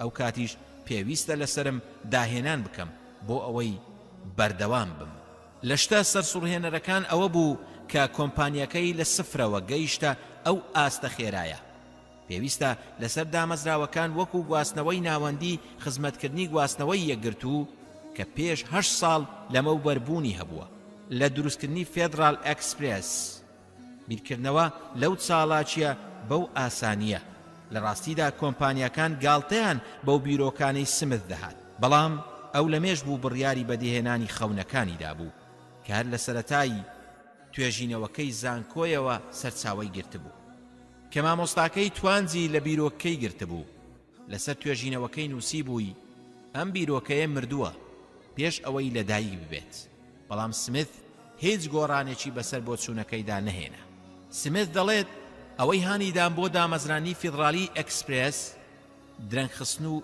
دواکەوتنی کەلوپەلی خەڵکی بوو چونکە ئەو دەیەوێت لە ڕێگەی گواستنەوەی ئاسمانیەوە لە ناوخۆی ویلایەتە یەکگرتووەکانی ئەمریکادا کاروباری خەڵکی بە کەمترین کات بەڕێ بکات سەرەتای دەستپێکردنی پراکتیزەیی فیدرال ئەکسپرێس لە نیسانی ساڵی 1973 دەستی پێکرد لە 4 ساڵی سەرەتای یەکەمیدا بەدەست زۆر گرفتەوە ناڵاندوویەتی بێ ئەوەی بڕیارەکەی سمت بگۆڕێت سمت تەسلیمی ناڕەحەتیەکان نەبوو هەر چەندە سەرکەوتنی بەدەست بهێنایە ڕاست و دروستی زیاتر دەچەسپا تا ئەو ساتەی فیدرال ئەکسپرێس لە ساڵی 1983 بووە خێراترین کۆمپانیا لە مێژوودا کە داهاتەکەی گەیشتە 1 ملیارد دۆلار لە نیوەی دووەمی سەدەی 20دا کۆمپانیای فیدرال ئەکسپرێس بووە گەورەترین کۆمپانیا لە جیهاندا سمیت ڕۆژگارێکی سەختی لە توێژینەوەکاندا بەسەر برد بەردەوام هەوڵی دەدا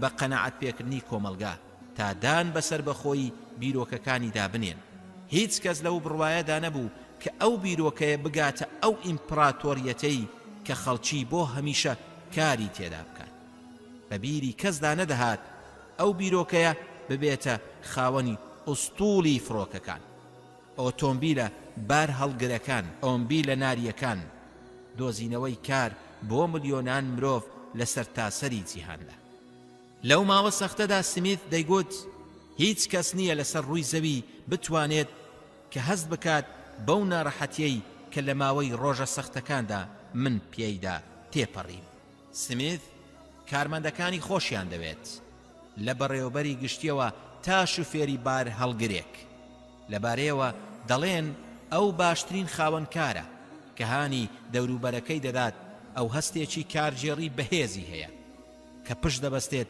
بە چاندنی تۆوی خۆشەویستی و وابەستەیی لە دڵی کارمەندەکانیدا. گەورەترین بەڵگەش بۆ ئەم بابەتە ئەوەیە کە لە ماوەی 20 ساڵی ڕابردوودا دووچاری هیچ بارگژیەک و لە کار ڕاگرتن یان بێزاری لە نێوان کارمەنداندا نەبووە. سمیث فەلسەفەیەکی هەیە کە دەڵێت یەکەم جار خەڵکی پاشان خزمەتکردنی ناوازە پاشان قازانجکردن. هەروەها سمیث خوێنەرێکی زۆر باشە، ڕۆژانە ماوەی 4 کاتژمێر دەخوێنێتەوە لە بوارەکانی مێژوو، سیاست، ئابووری. ئەو زۆر پشت بە پێشبینی دەبەستێت، بە تایبەت لە داهێناندا بەردەوام پلان دادەنێت بە ڕێک و پێچی و بە شێوەیەکی گشتی.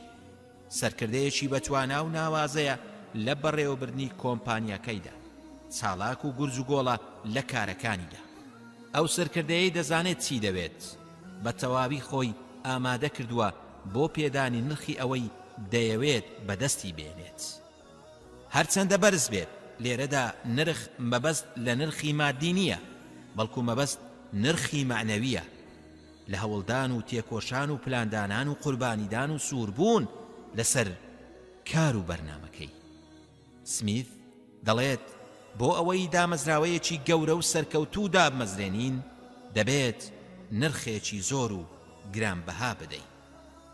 بەڵام نرخی ڕاستەقینەیە و بەهایە نازانین کە دەیدەین لە پێناوی سەرکەوتن تەنها دوای ماوەیەکی دوور و درێژ نەبێت لە بەخشینی ئەو نرخە. کەواتە بۆچی بترسین؟ پێویستە ئامادە بین بۆ بەخشینی ئەو نرخە هەرچەندە زۆریش بێت ئەگەر دەمانەوێت سەرکەوتوو بین.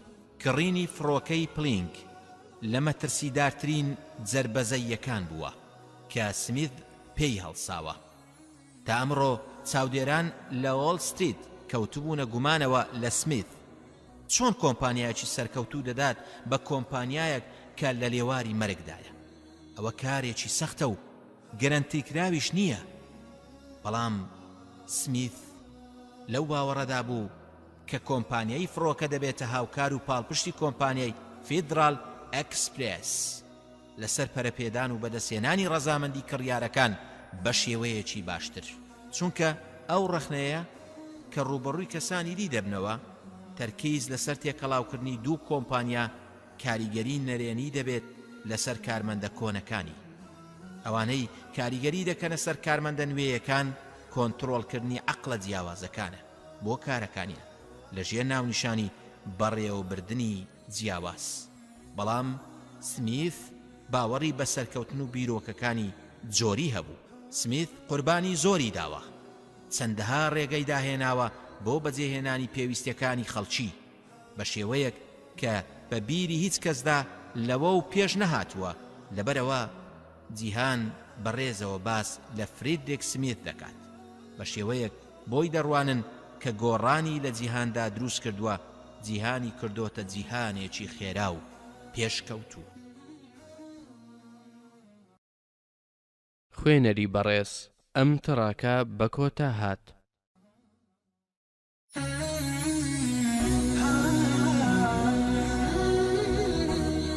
پیتەر لێنش لە هەر شوێنێک کارێکی سەرکەوتوت بینی ئەوە مانای وایە کەسێک لەو شوێنەدا بڕیارێکی ئازایانەی داوە.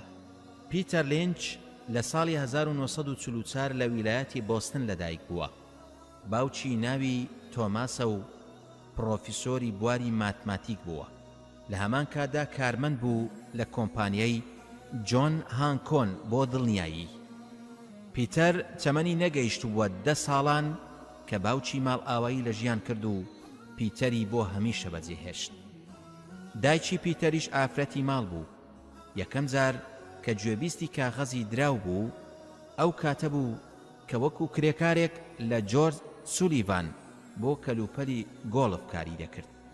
پیتەر لە خوێندن و کارکردن بەردەوام بوو تا ساڵی 1963 کە ئەو کات خوێندکاری قۆناغی دووەمی کۆلێژ بوو. یەکەم پشتی لە کۆمپانیای فلاینگ تایگەر کڕی.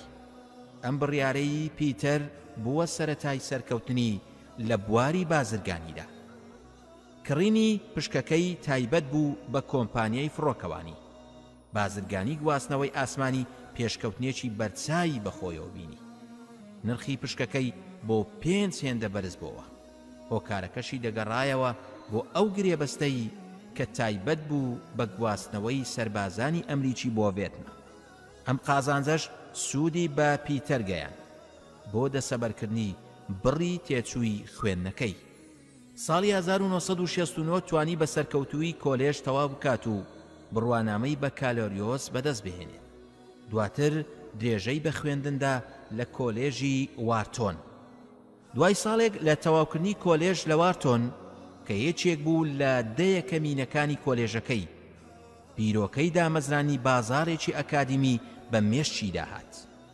لێنز گەیشتە و قەنەعەتەی ئەوەی لای وەبەرهێنەرەکانی ڤێدڵتیا فراوانترە لەوەی لە بازاری داراییە لای ئەکادیمیەکان. پیتەر لێنز هەر لەو ساڵەدا هاوسەرگیری لەگەڵ کاریلۆن هۆف ئەنجامدا کە چارەسازێکی فیزیایی بوو. خوددا 3 کچی پێبەخشی. دواتر پیتەر بۆ ماوەی 2 ساڵ پەیوەندی کرد بە ڕیزەکانی سوپاوە، پلەی ئەفسەری بەدەستێنا لە بواری تۆپخانەدا. دواتر لینز لە ساڵی 1969 چووە پاڵ فێدلتی و وەکو شیکاری کانزایی دەستی بەکارکردن کرد. دوای 5 ساڵ پلەی بەرز بۆ و بووە بەڕێوەبەری توێژینەوە لە فیتڵتی. لە سیویەکی ئازاری ساڵی 1970 بووە سەرپەرشتیاری ئیداری فاند. ئەو کاتەی سندوقی پاشەکەوتی 20 ملیۆن دۆلار و 40 پشک بوو. سەرەتا دەستی کرد بە کڕینی چەند پشتێک تا ئەوەی توانی ببێتە خاوەنی 150 پشک لە پیشەسازی پاشەکەوت و قەرزەکان. پشتی قازانجی ئەو سندوقە گەیشتە لە 11.6 لە کۆتایی ئەو ساڵەدا بەرامبەر بە لە 4 و لە 38 زەرەر و زیان. لینز بۆ یەکەم جار بلاکوین تا مەتوری ئینزی بیست بوو، بەڵام دواتر بووە یەکێک لەوە بەرهێنەرە باش و لێهاتوەکانی ئەو بوارە. کاتێک دەستی کرد بەم کارە یەکەم ئامۆژگاری کە پێی گەیشت ئامۆژگاری بەڕێوەبەری هۆلیدای بوو کە پێی گوت کە لە لاکوینتا کار لەسەر ڕووخانی هۆلدای دەکات لە هیوستن. لینز بە وتەکانی جەنابی بەڕێوەبەر سەرسام بوو لە کاتێکدا کە شێوەی کار و پاشەکەوتی لاکوێنتا هاوشێوەی کار و پاشەکەوتی هۆلیدایە، بەڵام بە نرخێکی ئەرزانتر بە ڕێژەی لە 30 لە کۆی نرخی کۆتایی. باڵانسی ماجیلان بە شێوەیەکی تەدریجی لە ماوەی چەند ساڵێکدا یەکجار بەرز بووە. دواتر لینز گرنگیدا بە کۆمپانیای فۆرد بۆ ئۆتۆمۆبیل کە پشکەکانی خۆی دەفرۆشت بە بڕی 4 دۆلار بۆ هەر پشتێک. لەبەرەوەی باڵانسی کۆمپانیا یەکسان بوو بە بڕی 8.35 ملیار دۆلار. شێوەی قەرزیشی بۆ ماوەیەکی درێژ بوو. ئەمەش خاڵێکی پۆزتیڤ بوو. لە کۆتایی ساڵی 1970 ماجێلان نزیکەی 5 ملیۆن پشتی لە کۆمپانیای فۆرد کڕی. ئەمەش بووە هۆی ئەوەی کە قازانجێکی خەیاڵی بەدەست بهێنێت، بە تایبەت کاتێک نرخی هەر پشتێک لە 4 دۆلارەوە بەرز بووە بۆ 38 دۆلار. لەو کاتەدا زۆرێک لە لێکۆڵەرەوەکان لەو بڕوایەدا بوون کە لینز ئەو پشکانە دەفرۆشێت، بەڵام لینز پارێزگاری لە پشکەکان کرد و ئەمەش بۆ هۆی بڕێکی یەدەجی زەبەلاح بۆ حەوزەی کۆمپانیاکەی. تا دوازار نرخی پشکەکان بۆ لە 140 بەرز بووە. هەروەها لینز بڕێکی زۆری لە کرایزل بەدەستێنە کاتێ توانی ئەو کۆمپانیایە لە مەترسیەکی گەورە ڕزگار بکات وەکو کۆمپانیایکی چالاک و لێهاتوو بیخاتە گەڕ و ببێتە خاوەنی ئۆتۆمبیلی نوێ و سەرنجڕاکێشی وەکو مینیفان. دواتریش دەرکەوت کە سەرجەم پێشبینیەکانی ڕاست و دروست بوون و کرایزلەر بووە گەورەترین وەبەرهێن. لە سیویەکی کانونی یەکەمی ساڵی 1983 ماجێلان بووە خاوەنی گەورەترین سندوقی پاشەکەوت لە جیهاندا بە شێوەیەک کە ڕەسیدەکەی گەیشتە 1.6 ملیار دۆلار. پاشەکەوتی سندوق گەیشتە لە 138 هەندێک لە لێکۆڵەران هەستیان بە نیگەرانی و دڵڕاوچێ کرد چونکە بەڕێوەبردنی بڕی زیاتر لە 1 ملیار دۆلار بۆ ئەو سەردەمە زۆر قورس بوو. بەڵام لینز بەلایەوە ئەستەم بوو کە واز لە کڕینی پشکەکان بهێنێت. لە ترسی چۆنیەتی بەڕێوەبردنیان. لەگەڵەوەشدا ئاگاداری کردن کە خولیا و ئاواتەکانی ماجێلان بەدی دەهێنرێت و دەتوانێت دەست بەسەر زۆرینەی بازاردا بگرێت. دواتر باڵانسی ماجیلان بۆ پلەیەکی یەکجار بەرز زیادی کرد بەم شێوەی خوارەوە. یەکەم ساڵی 1984 باڵانسی ماجیلان گەیشتە لە سەدا 2.0. دووەم ساڵی 1985 پاشەکەوتی ماجیلان گەیشتە لە سەدا 43.1. سێم ساڵی 1986 باڵانسی ماجیلان گەیشتە لە سەدا 23.7.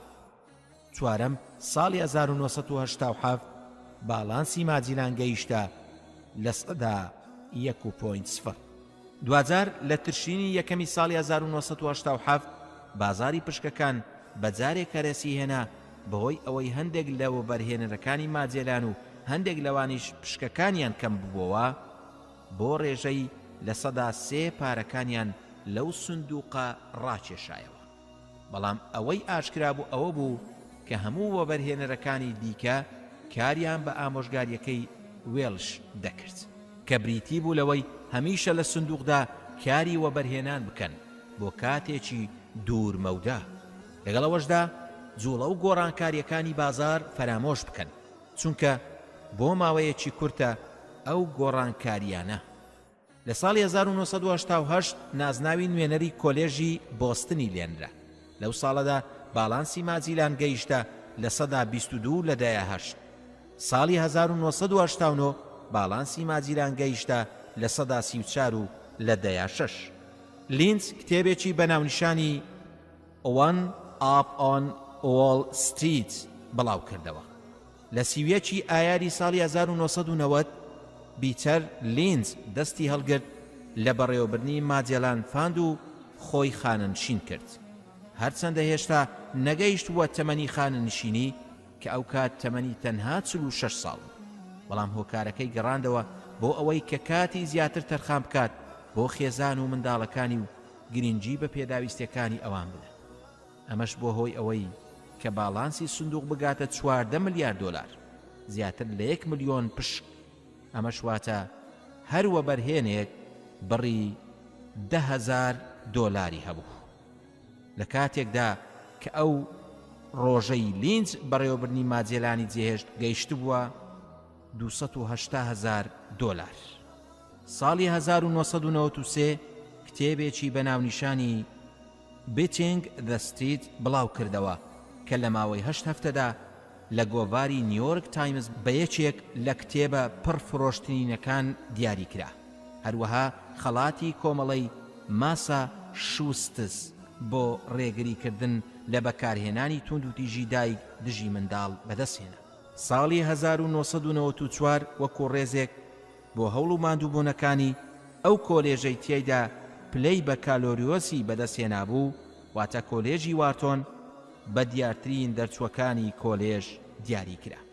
ساڵی 1995 بەشداری لە دانانی لێم تو ئێم داکرد کە ڕێبەرێک بوو بۆ ئەو کەسانەی سەرەتایانە لە بواری و بەرهێنان و بازرگانیدا. ساڵی 1997 پەپکەیەکی چەسپێنراوی بەرهەمهێنا The Stock Shop پێکاتبوو لە کەلوپەلی گەڕان کەەوە بەرهێنەرەکان دەیانتوانی بەکاری بهێنن، ئەوانەی کە حەزیان دەکرد لە ناو جانتاکانیاندا پارەکانیان هەڵگرن. لە ساڵی 2000 کۆلێژی زانست لە زانکۆی بۆستن ناونرا کۆلێژی لینز بۆ فێربوون، وەکو دەربڕینی سوپاس و پێزانینێک بۆ ئەو بەخشینەی کە پیتەر لینز پێشکەشی زانکۆکەی کردبوو کە بڕەکەی 10 ملیۆن دۆلار بوو. لە ساڵی 2004 ئەو سندوقەی کە لینز سەرپەرشتی دەکرد زیاتر لە 5 ملیۆن دۆلاری بەخشی بە 5,000 فێرخواز بۆ ساڵی خوێندنی 2003 تا 2004. هەروەها توانی 55 ملیۆن دۆلار بۆ 45,000 فێرخواز کۆبکاتەوە. ئەو بڕی دامەزراوەکەی لینز بەخشیویەتی بە 125 ملیۆن دۆلار مەزەندە دەکرێت کە بەسەر دەستگاکانی فێرکردن و ڕێکخراوە ئاینیەکان و ڕێکخراوە ڕۆشنبیری و مێژوویەکان و هەروەها نەخۆشخانەکان و توێژینەوە پزیشکەکاندا دابەشی کردووە. خوێنەری بەڕێز ئەم کتێبە بە کۆتا هات.